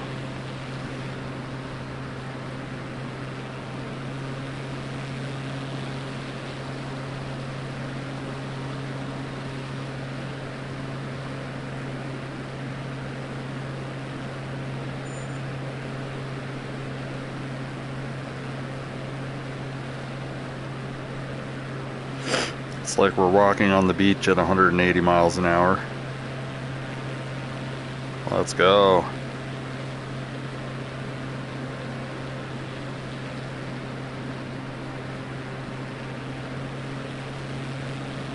We're really walking on the beach now.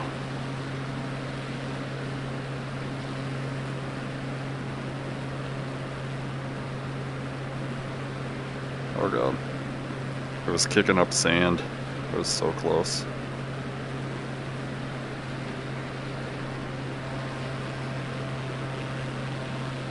Random apartment building on the beach. Yeah, okay. Random apartment building. That's believable.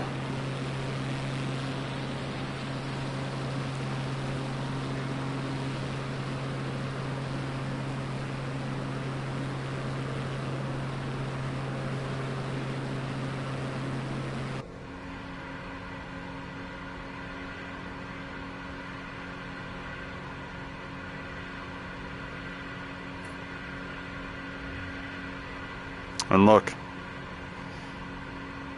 my altimeter is broken.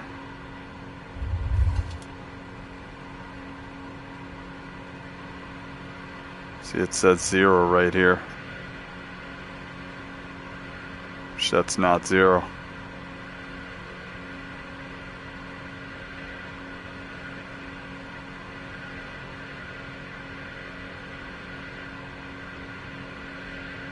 So how do we fix that, huh?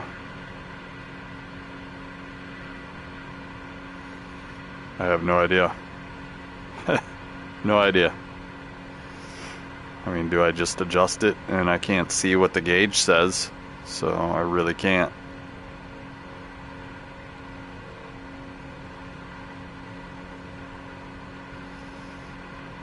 Unless there's another gauge that tells me what to adjust it to. I don't know. I don't know.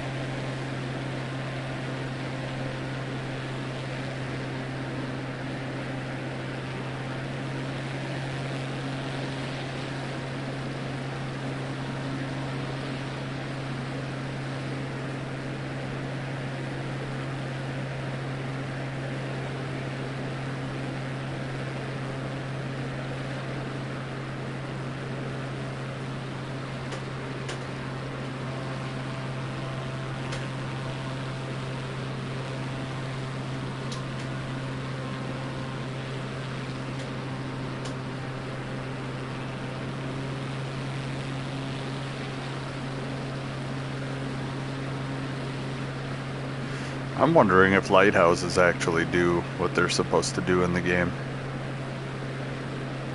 I have questions.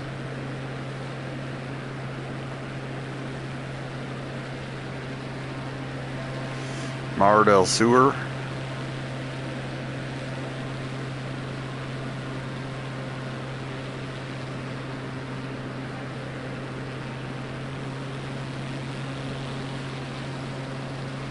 Still all dirt roads in town. Huge town, all dirt roads.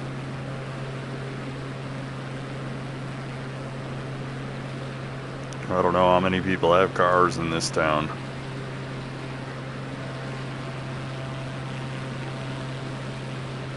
Oddly enough, I don't see too many cars in that town. So why do we even have roads? Oxen cart, donkey carts. I don't know.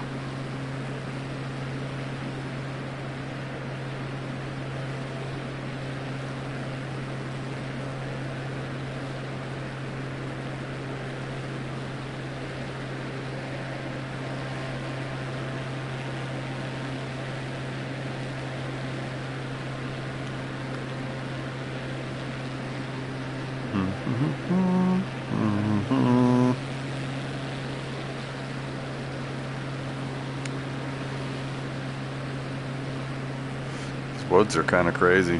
They just pop up little knolls of trees here and there.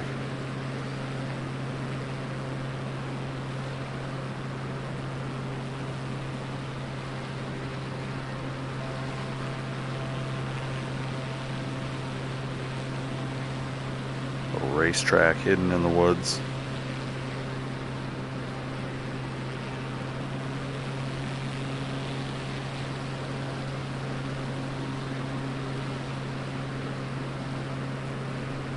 Miramar, huh?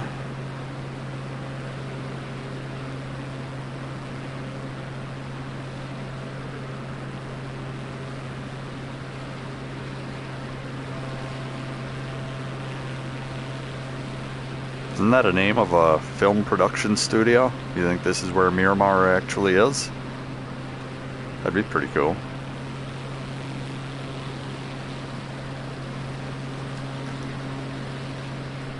Paraje Santa Irene. I don't know. Miramar Airport, Miramar Town.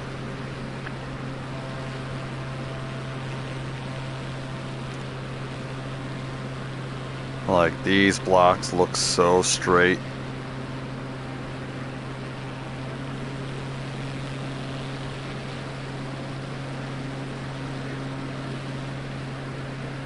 Like, this is,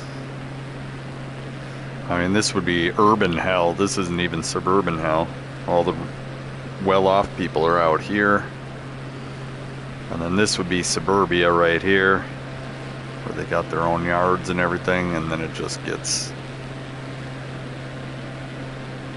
this is insane. Still dirt roads.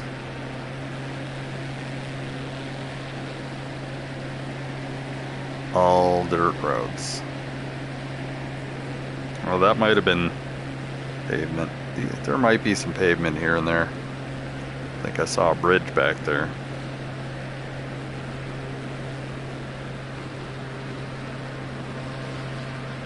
Yeah, there's some bridges here and there. So there might be some pavement here. Like this road might be pavement. This one right here.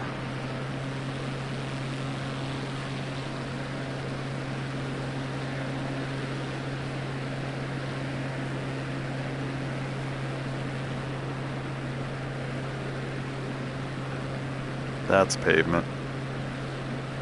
I can see cars. We see cars. Yeah, cars, man.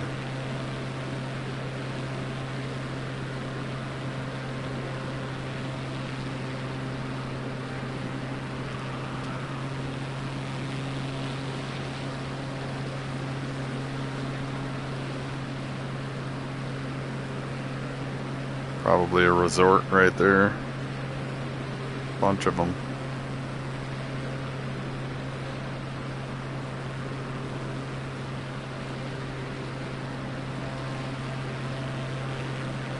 Still looking for boats.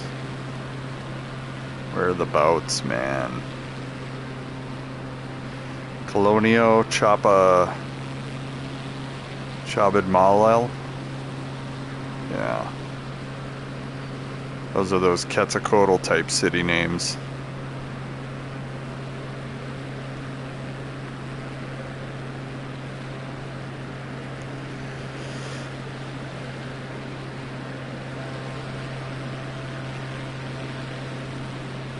That ocean water is just dead. Smooth as fuck.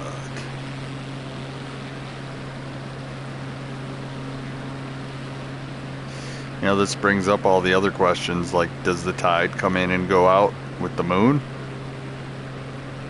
Like right now, obviously the water is attracted to the moon. So when the moon is on the other side, does the tide go high? Or how does that work?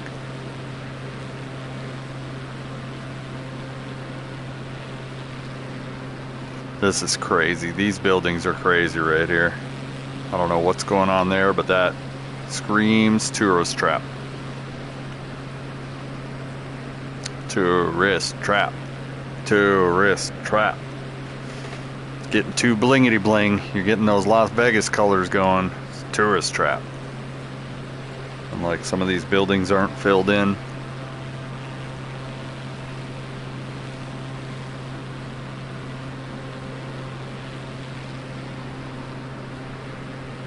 Crazy, man.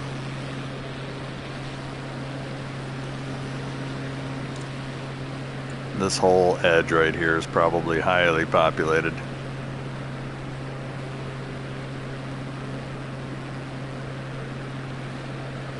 We got this main road right here.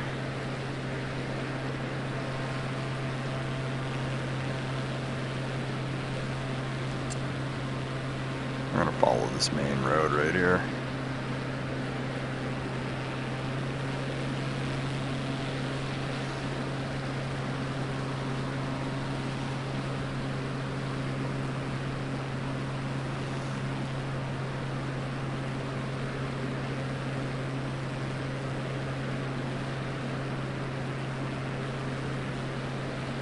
We've had the game loaded up for 10 hours now, so the cache probably needs to be emptied.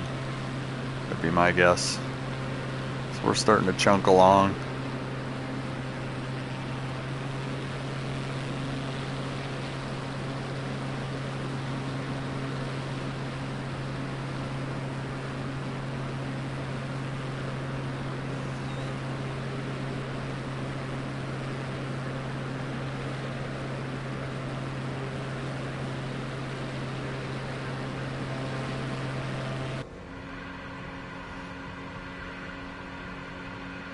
See, when we're in cockpit view, we can definitely get way down here.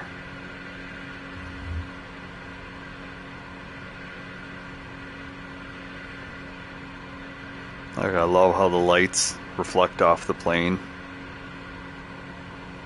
It's so crazy. Got some serious woods here.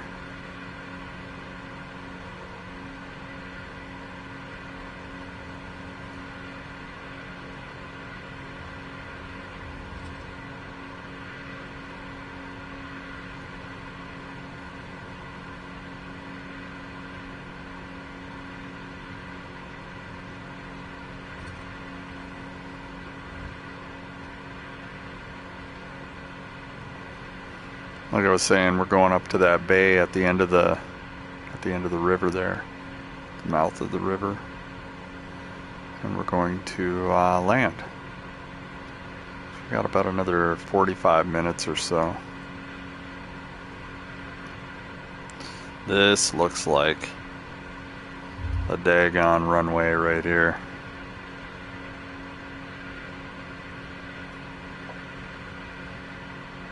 Can't believe that it isn't.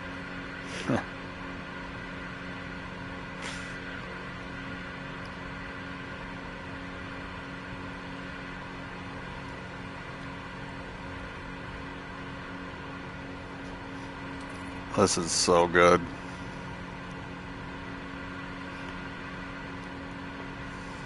Just the fact that I can hang out in another country at below 100 feet, even though my altimeter says 0.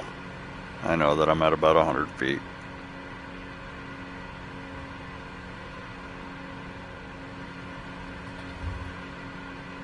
I'm following this road right here.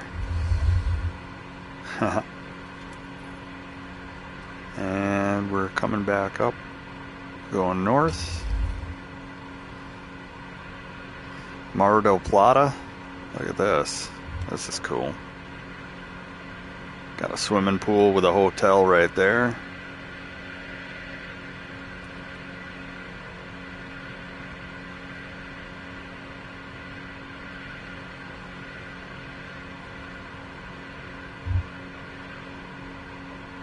Got a bunch of hotels up on the waterfront here. This is a definite tourist trap.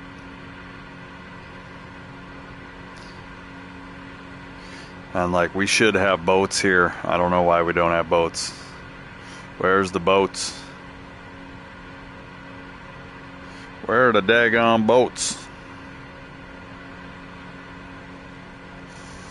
And like, this town has some serious buildings. They got some skyscrapers here. That's a big town. I got a couple racetracks there, running tracks, I don't know.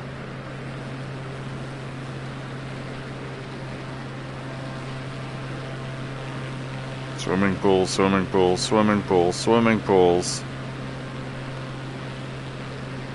Like, look at that, some serious skyscrapers. These are the first skyscrapers we've seen in weeks on this run.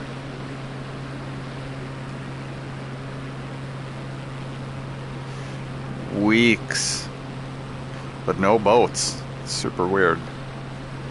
It's like everybody's cut off their internet. Not Singapore, motherfucker.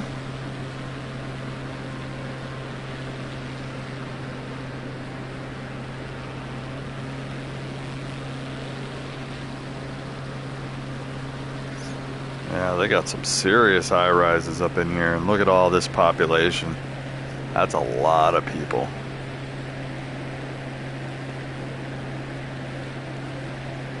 pools. Look at all these roads. 4 roads. Boil down to 3 roads. Boil back up to 4 roads. 4 roads along the ocean. Look at that shit. That's so crazy. Why do they have 2 roads going each direction? Oh, it's 2 lanes. Okay. So the lanes were separated into 4 lanes. 2 lanes each direction, but they weren't together. Like you couldn't switch lanes. See this? It's 2 separate lanes. That's crazy. I wonder if that allows them to dynamically change, like 3 lanes going one direction and 1 lane going the other direction during rush hour traffic scenarios, or what?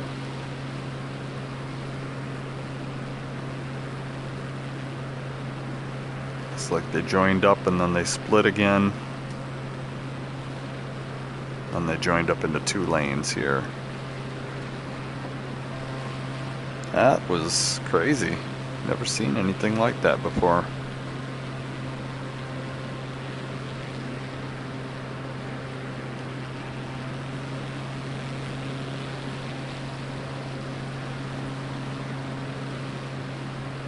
Santa Clara del Mar.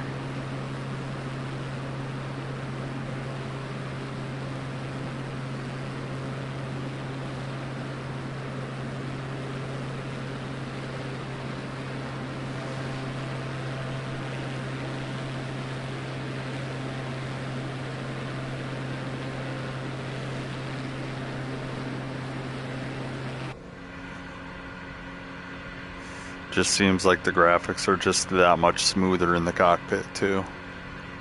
Even though when you look out the side it's kind of janked. When you look out the front it looks good.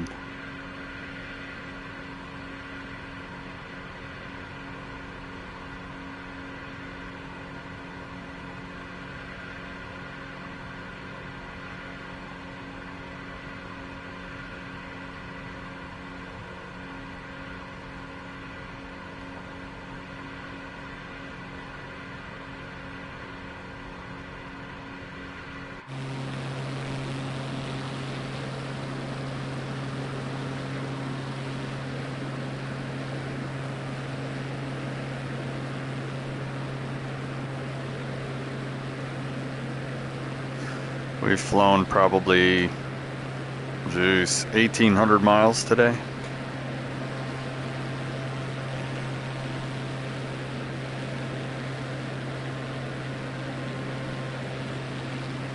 Whoa, that building popped up. Mar de Cobo.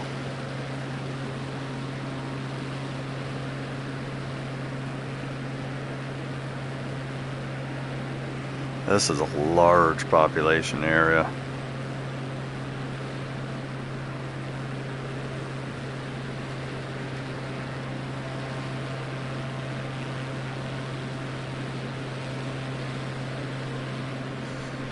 You can see it's kind of backed off a little bit. Population's starting to back off a little bit. We're getting into suburbia. This is like the rich area. Before you hit farmland, we got another town. So that was okay. Interesting.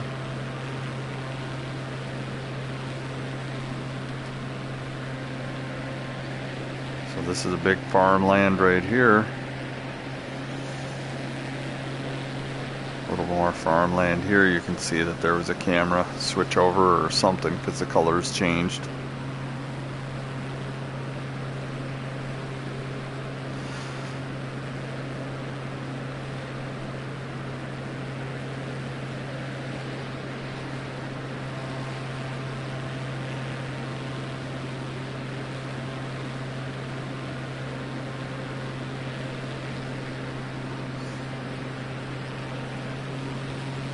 This is like suburbia.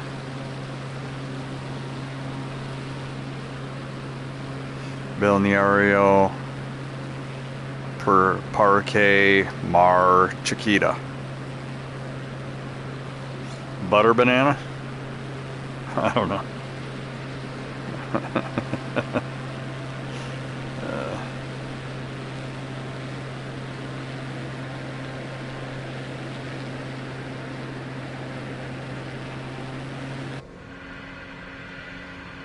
This is super bright for being, 10 o'clock at night. For me, it's like 8 o'clock. This is insane. Ow! Dog's head out the window.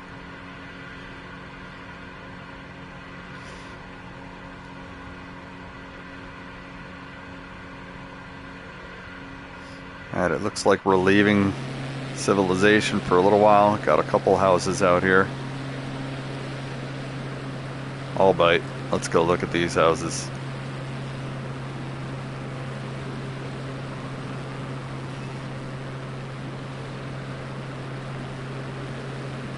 Okay, so that looks like some sort of a hotel or a resort. What's this one?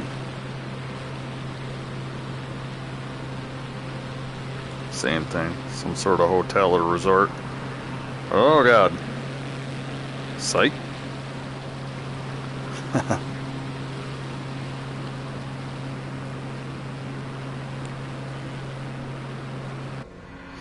Alright, we just left civilization. There's no lighting. That's all moonlight. We are flying by the moonlight right now. We're just following this coast up to the river mouth here, and we're gonna land and chill out.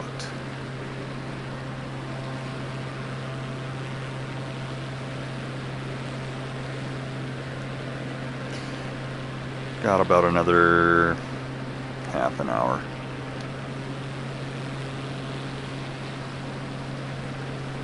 And then next week, it looks like we'll be getting into some forested areas. That'll be nice.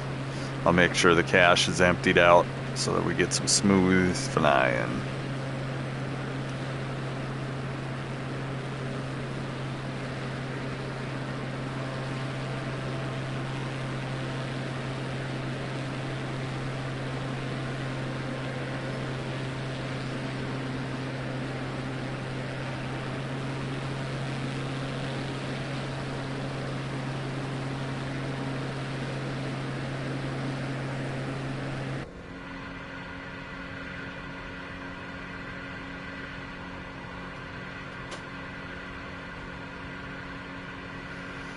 Like, I know my altimeter is set wrong, and there's nothing I can really do about that. Maybe this will reset it, but I don't know. Maybe. No, it's still zeroing out when I hit about 100 feet.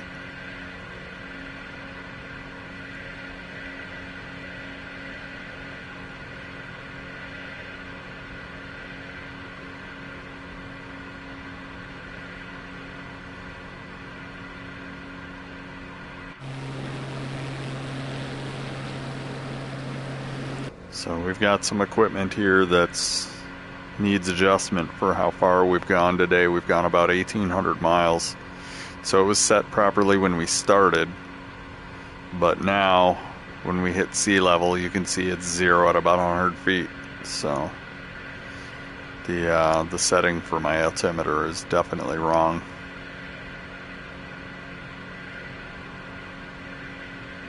The only way we'd really be able to fix that is by landing, measuring the HG at sea level, and then setting the HG to that. See, I got a setting right here. And I'm not sure which way that we want to do it.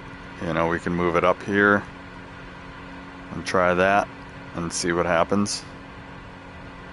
See, now it went way up.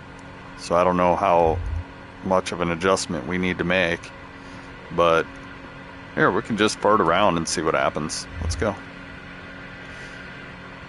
Put the flaps out. Hopefully there's no ground sticking out of the water, and we'll just land and we'll reset our altimeter and we'll figure it out. We'll use the power of our brains. We still have our vert meter.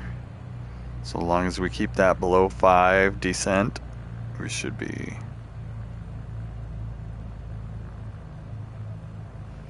able to land. See, and you can see the altimeter is way off still, because there's no way we're 400 feet in the air right now. No way. Or I just accidentally set it correctly, but I doubt it. There's no way I got that lucky. So we're landing at about 200. Look at that. Put the flaps in. And now we're at 0. We can all agree we're at 0, right? So the altimeter is set wrong. Oh. That one. We need to dial it back just a little bit.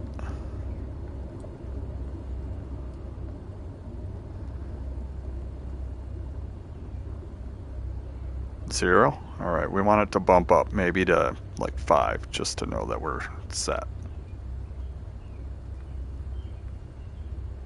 Okay, you see how it's up just a little bit?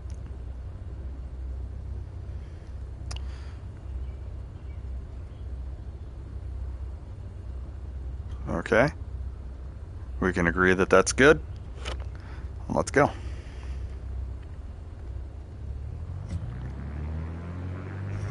Alright, rudder's up. We're not even going to flap out of this. We're just going to take back off.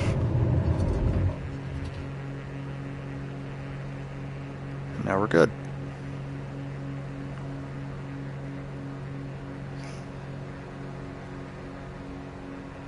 It's set plus or minus like 20 feet. I'm good with that.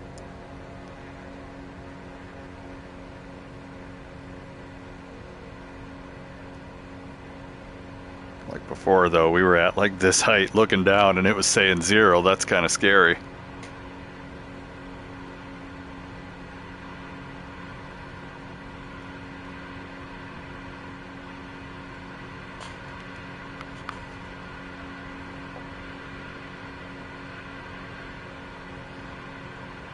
So there we go, we're set.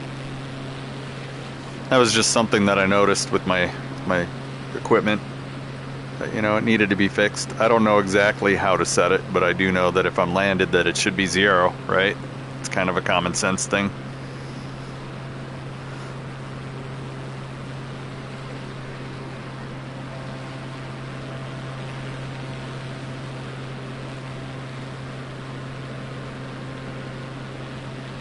Especially when we're like, you know, obviously in the ocean. Now there's other things that can happen. You know, there's a full moon. So right now the tide might be pulled that way. And then when the moon goes that way, the tide will pull this way and the water might come up a few feet. But I don't think that'll affect the altimeter to where you're crashing into things. Like if you're below 50 feet, you should be doing less than 5 vertical, you know. Like you should be sliding in.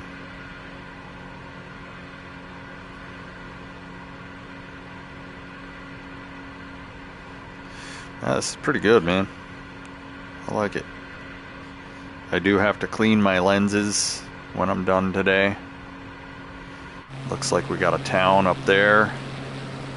That's probably the... Oh yeah, that's probably the whole area that I'm looking for. We'll probably flop up in that town. Pretty easy to remember that it's the place between the deserts and the forest. Mouth of the... big ass mouth of the river right there. Shouldn't be hard to find.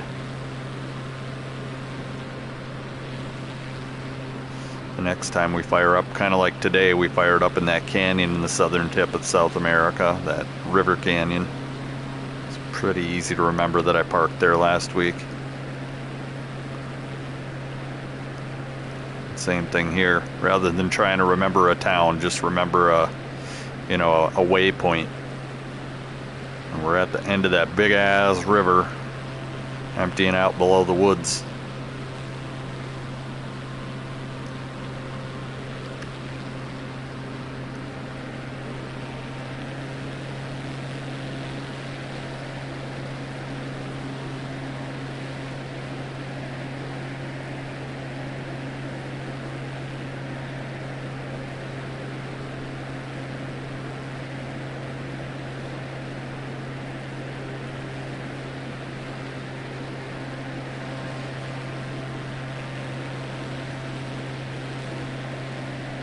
I'm still just absolutely fucking astonished that we're flying by the moonlight again.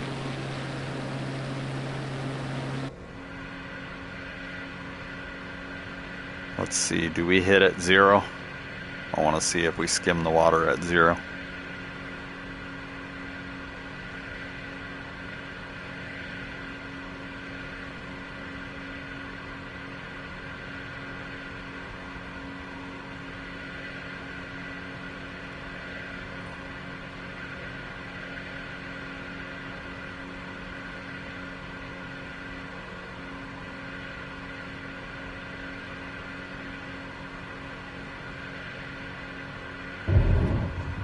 A little above 0 still, so, but it's close enough for me. It's better than it was. I was saying 0 at 100 feet, which that's actually better than saying 100 feet at 0. You know?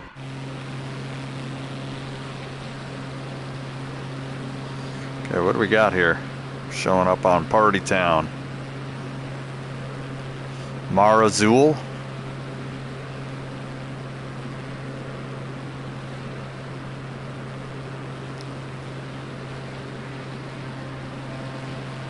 So, Azul, is that blue?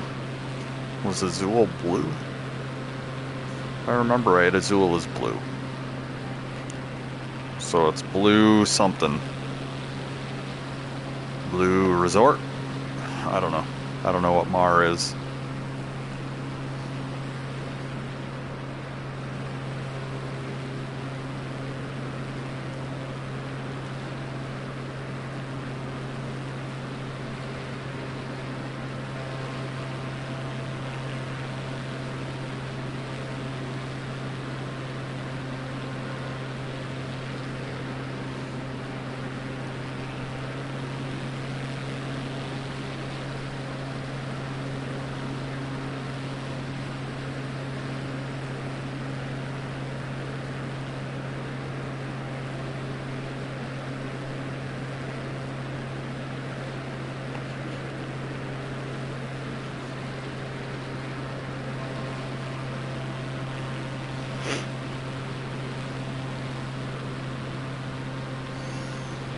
Mar de las Pampas? Pampas. It's Pampas.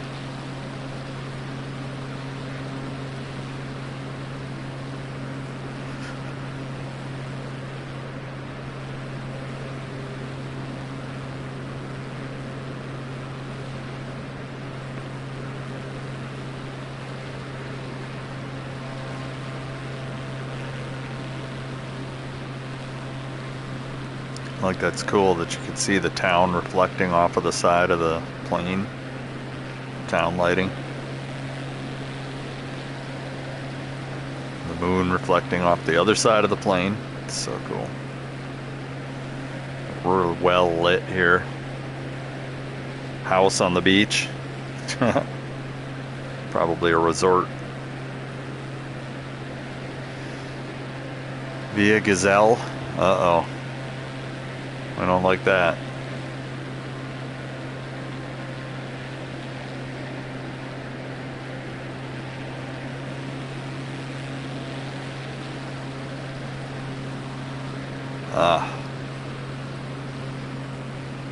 Via Gazelle Airport.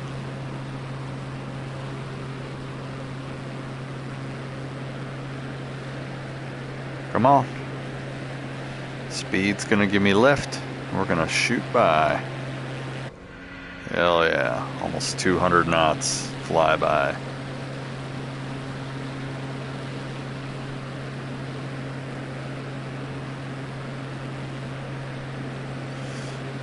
random houses on the beach. It's a pretty highly populated area here. Hell yeah.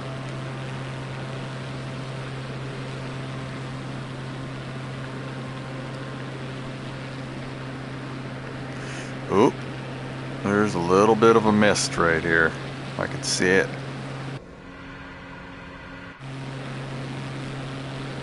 I don't know if that's smog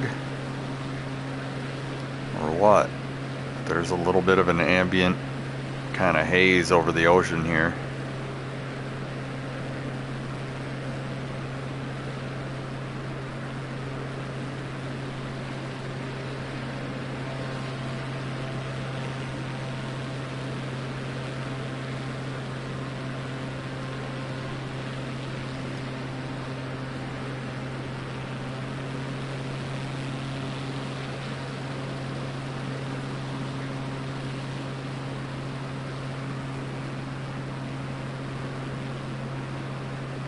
There, we're coming up towards that corner.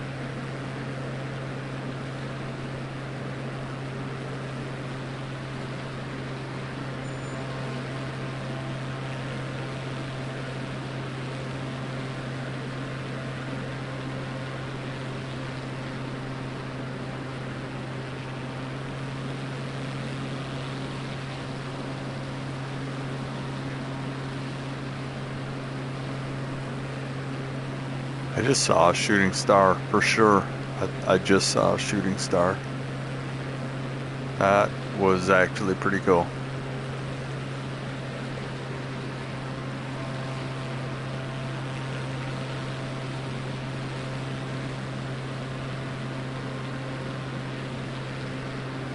Ooh, malaria, Del Mar. That doesn't sound good.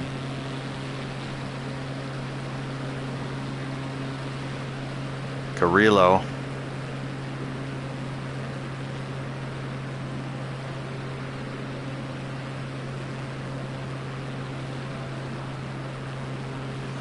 Ostende.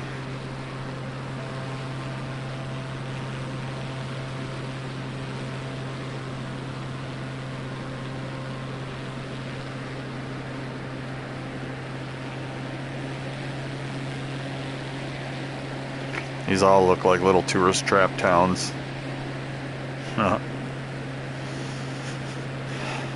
Pinamar. Pinamar.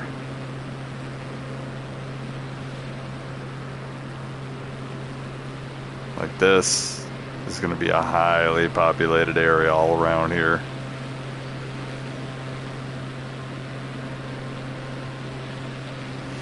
Not quite skyscraper place though.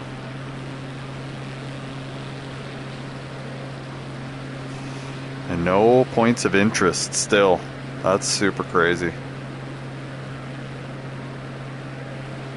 Where's the points of interest?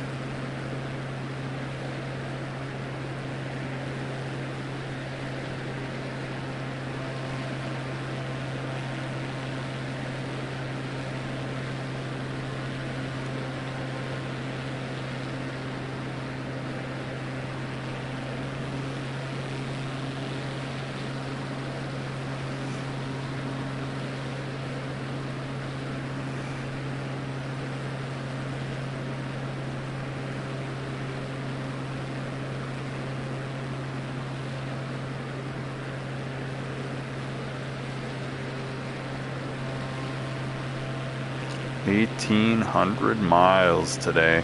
I wonder how much is in my cash right now. I bet you that motherfucker's 500 some gigabytes. It's probably full as shit.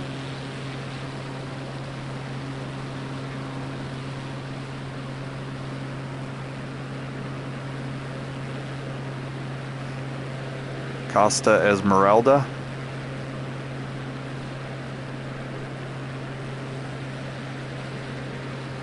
The Emerald Coast.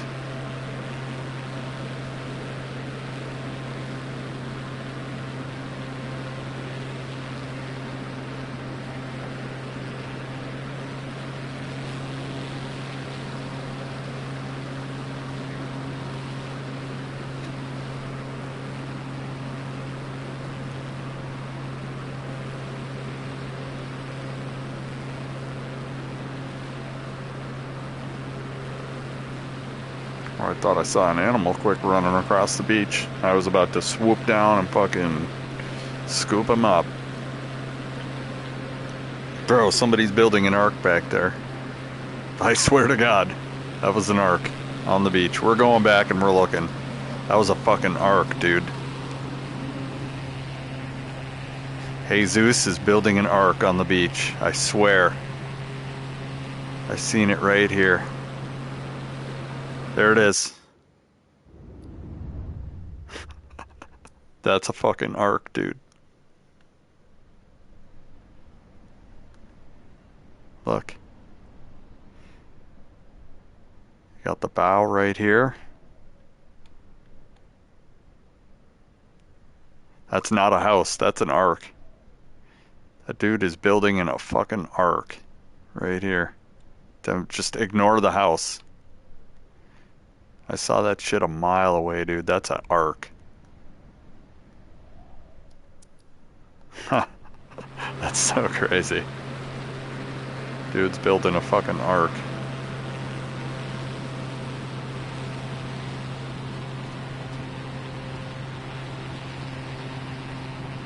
We're gonna do another flyby. Here we go. Another flyby. Just to make sure I'm not crazy. Look, that's a boat, bro. That is a boat. Nobody makes their yard that shape. That's a boat.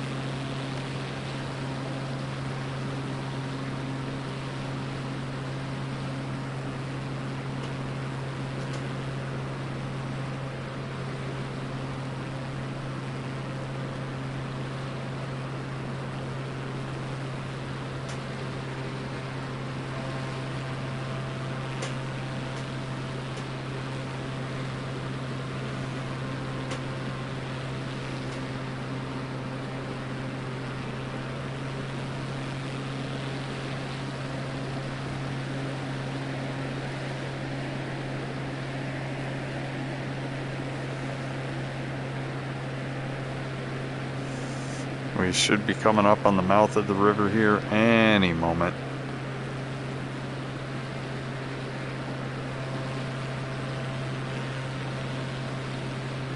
We just took a couple sightseeing opportunities. Found an ark. Somebody is building an ark on the beachfront next to the ocean. What a life. Looks like there's water over there too.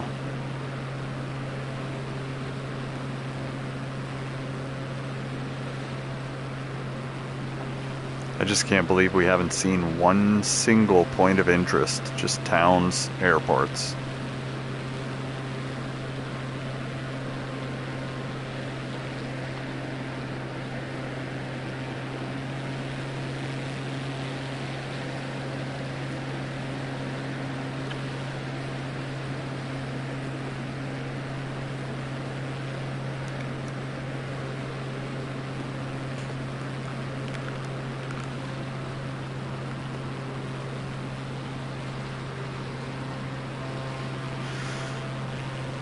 Punta Medanos.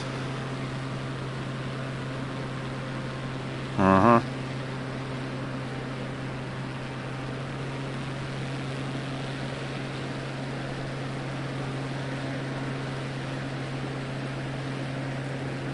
Still can't believe that we're flying under the light of the moon. Oh, this is bright. This is real bright.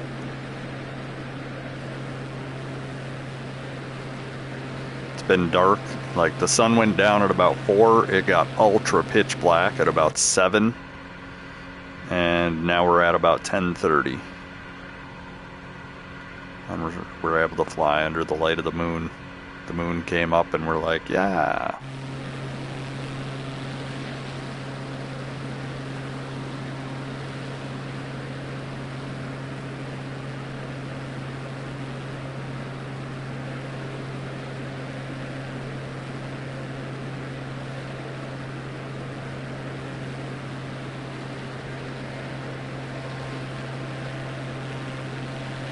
I think we're getting up on the bay right now.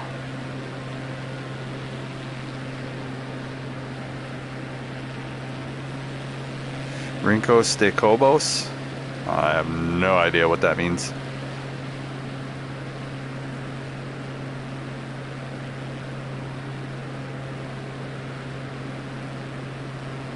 Some of these look like they got some serious colors coming out of their house.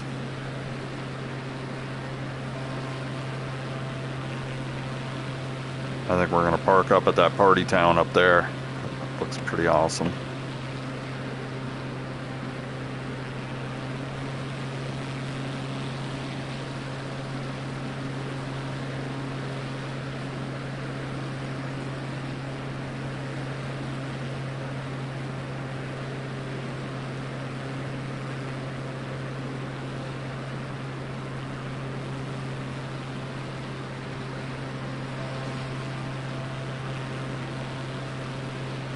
Unless we want to try to cross this bay. That looks like it's probably another hour trying to cross that bay. Like that bay is huge.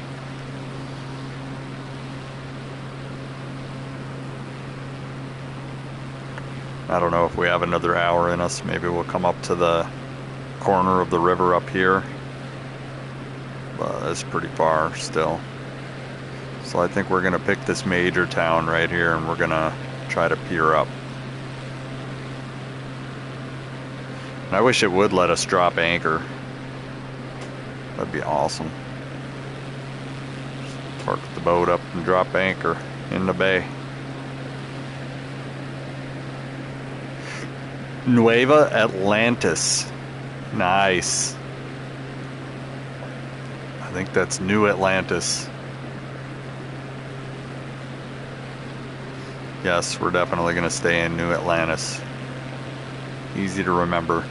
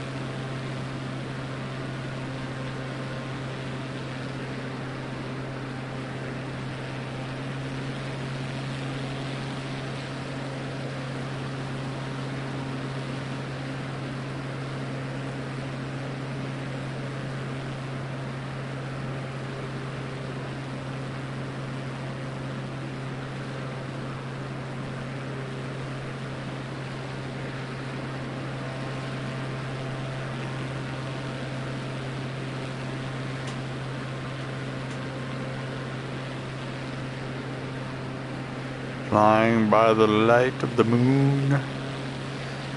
That's crazy how they like have trees all the way up to the beach here. That's pretty crazy.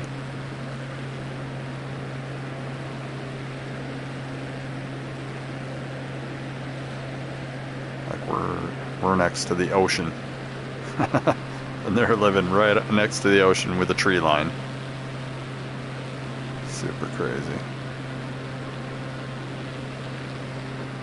So we got Mar de Ayo. Oh, we already passed Nueva Atlantis by a mile. Actually, we passed it by 2.5 miles. So we'll keep going for a little while. It's pretty cool. You can see that there's a little bit of smoke coming off of the coast. If I move this way, you can see that the smoke is hanging over the water. That's pretty cool.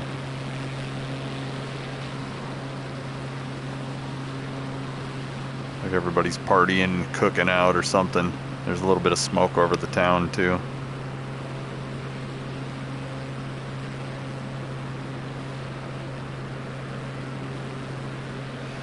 Okay, I see a little bay coming up here. I feel like we got a bigger town coming, that's why I'm keeping going. Because you can just see that the whole skyline is lit up there. And there are a lot of points. So, La Lucia del Mar. Aguas Verdes. That's blue water, right? No, green water. That's green water.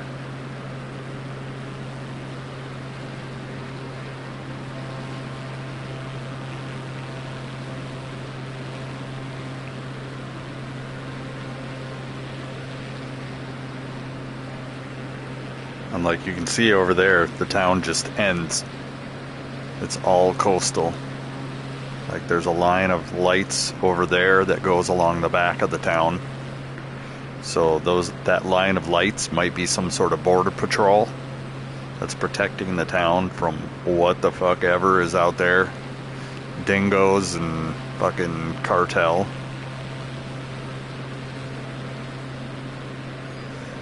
It's like you can clearly see a line of lights on the back of the village, and there's just open woods right here. Why isn't anybody building houses there, huh? I don't know. I bet you that guy knows, and I bet you that guy knows. And they ain't trying to deal with that. Costa del Este.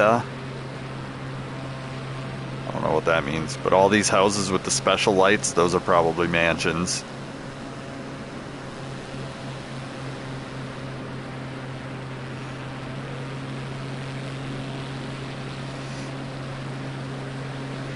Santa Teresita. Uh-oh. We're getting into the saints. When they start talking about saints, you know that there's cartel. Just lock it in. When you start getting into areas that are like Santa Teresita. Oh, and look right behind it, Santa Teresita Airport. Right there. Mar del Tuyo. Costa Chica. Yeah, anything Santa, bro. You know there's cartel involved.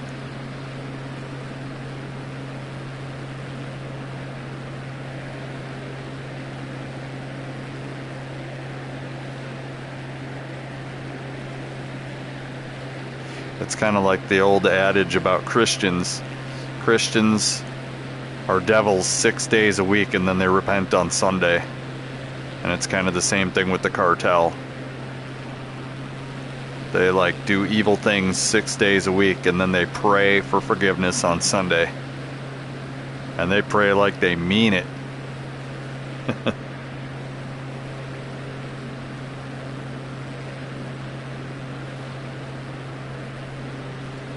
This is pretty cool. Bunch of coastal high-rise resorts.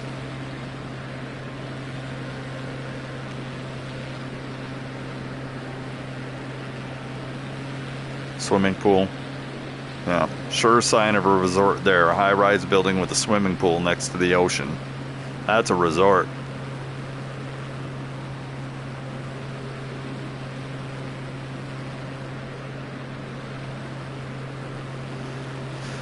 Costa Chica, Las Toninas. This is kind of interesting. Oh, radio tower.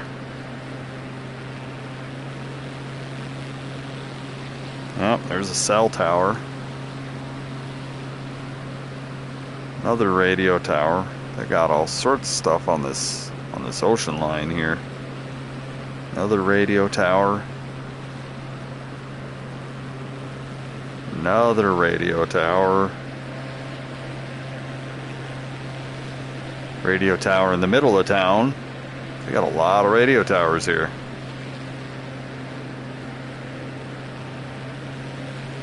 Another little radio tower. This is like a ham radio town. They got radio towers all over the place in there. That's cool.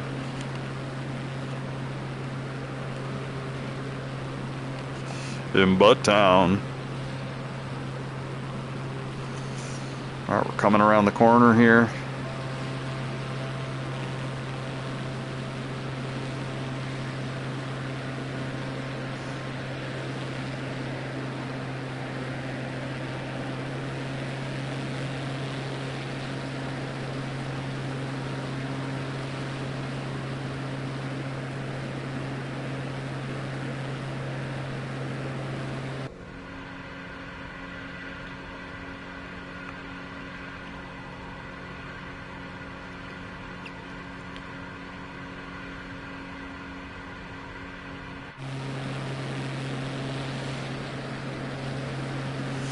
San Clemente del Toyo.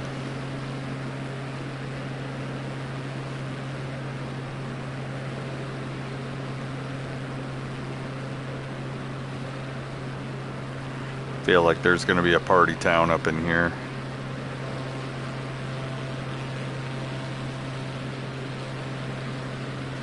And this is like frontier suburbs right here.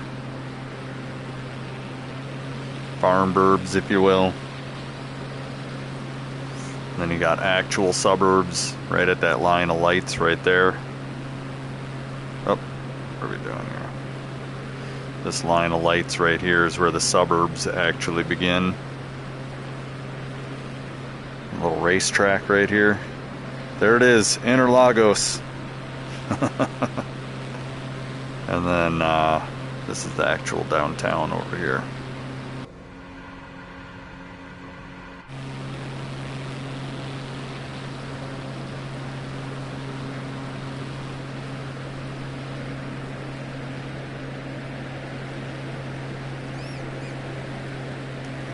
Do some swooping.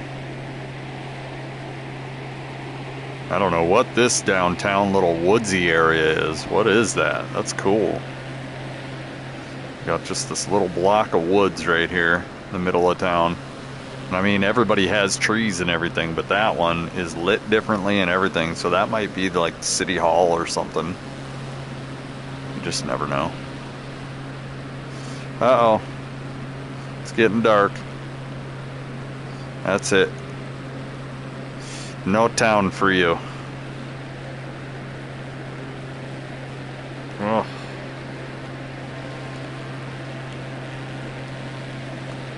Yeah, that's it. That's the end of that area.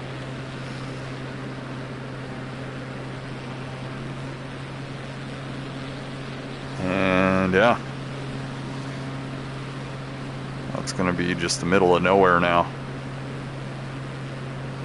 We're probably going to fly across this bay. We might just land in this bay. We pretty much got out of the town areas. We saw about all the excitement we're going to see.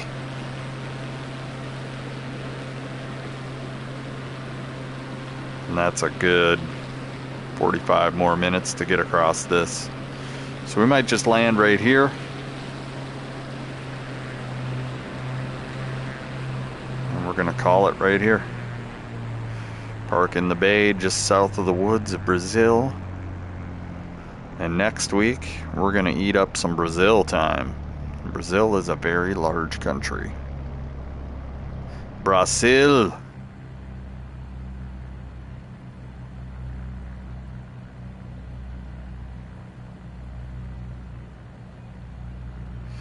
All right, we gotta rain it up. Rain it up.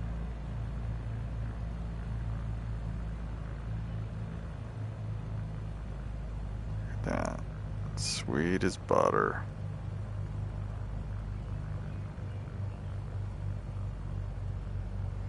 Sweet as butter. Put the flaps in.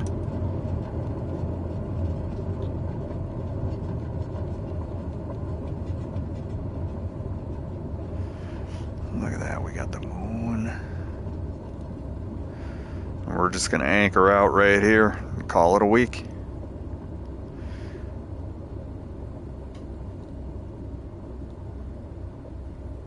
Pa. Sha.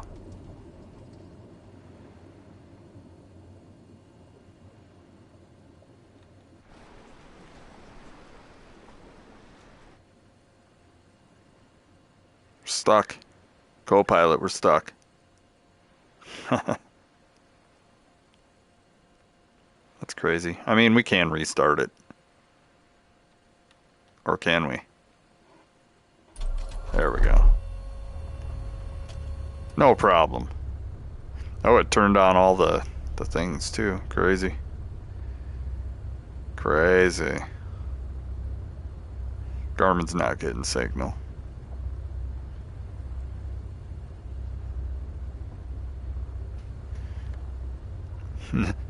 Press any key to know you're fucked. That's pretty much what the Garmin's saying.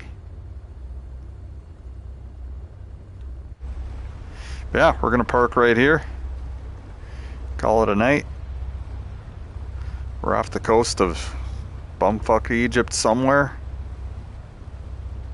And we will be back next week to continue from where we're at right here.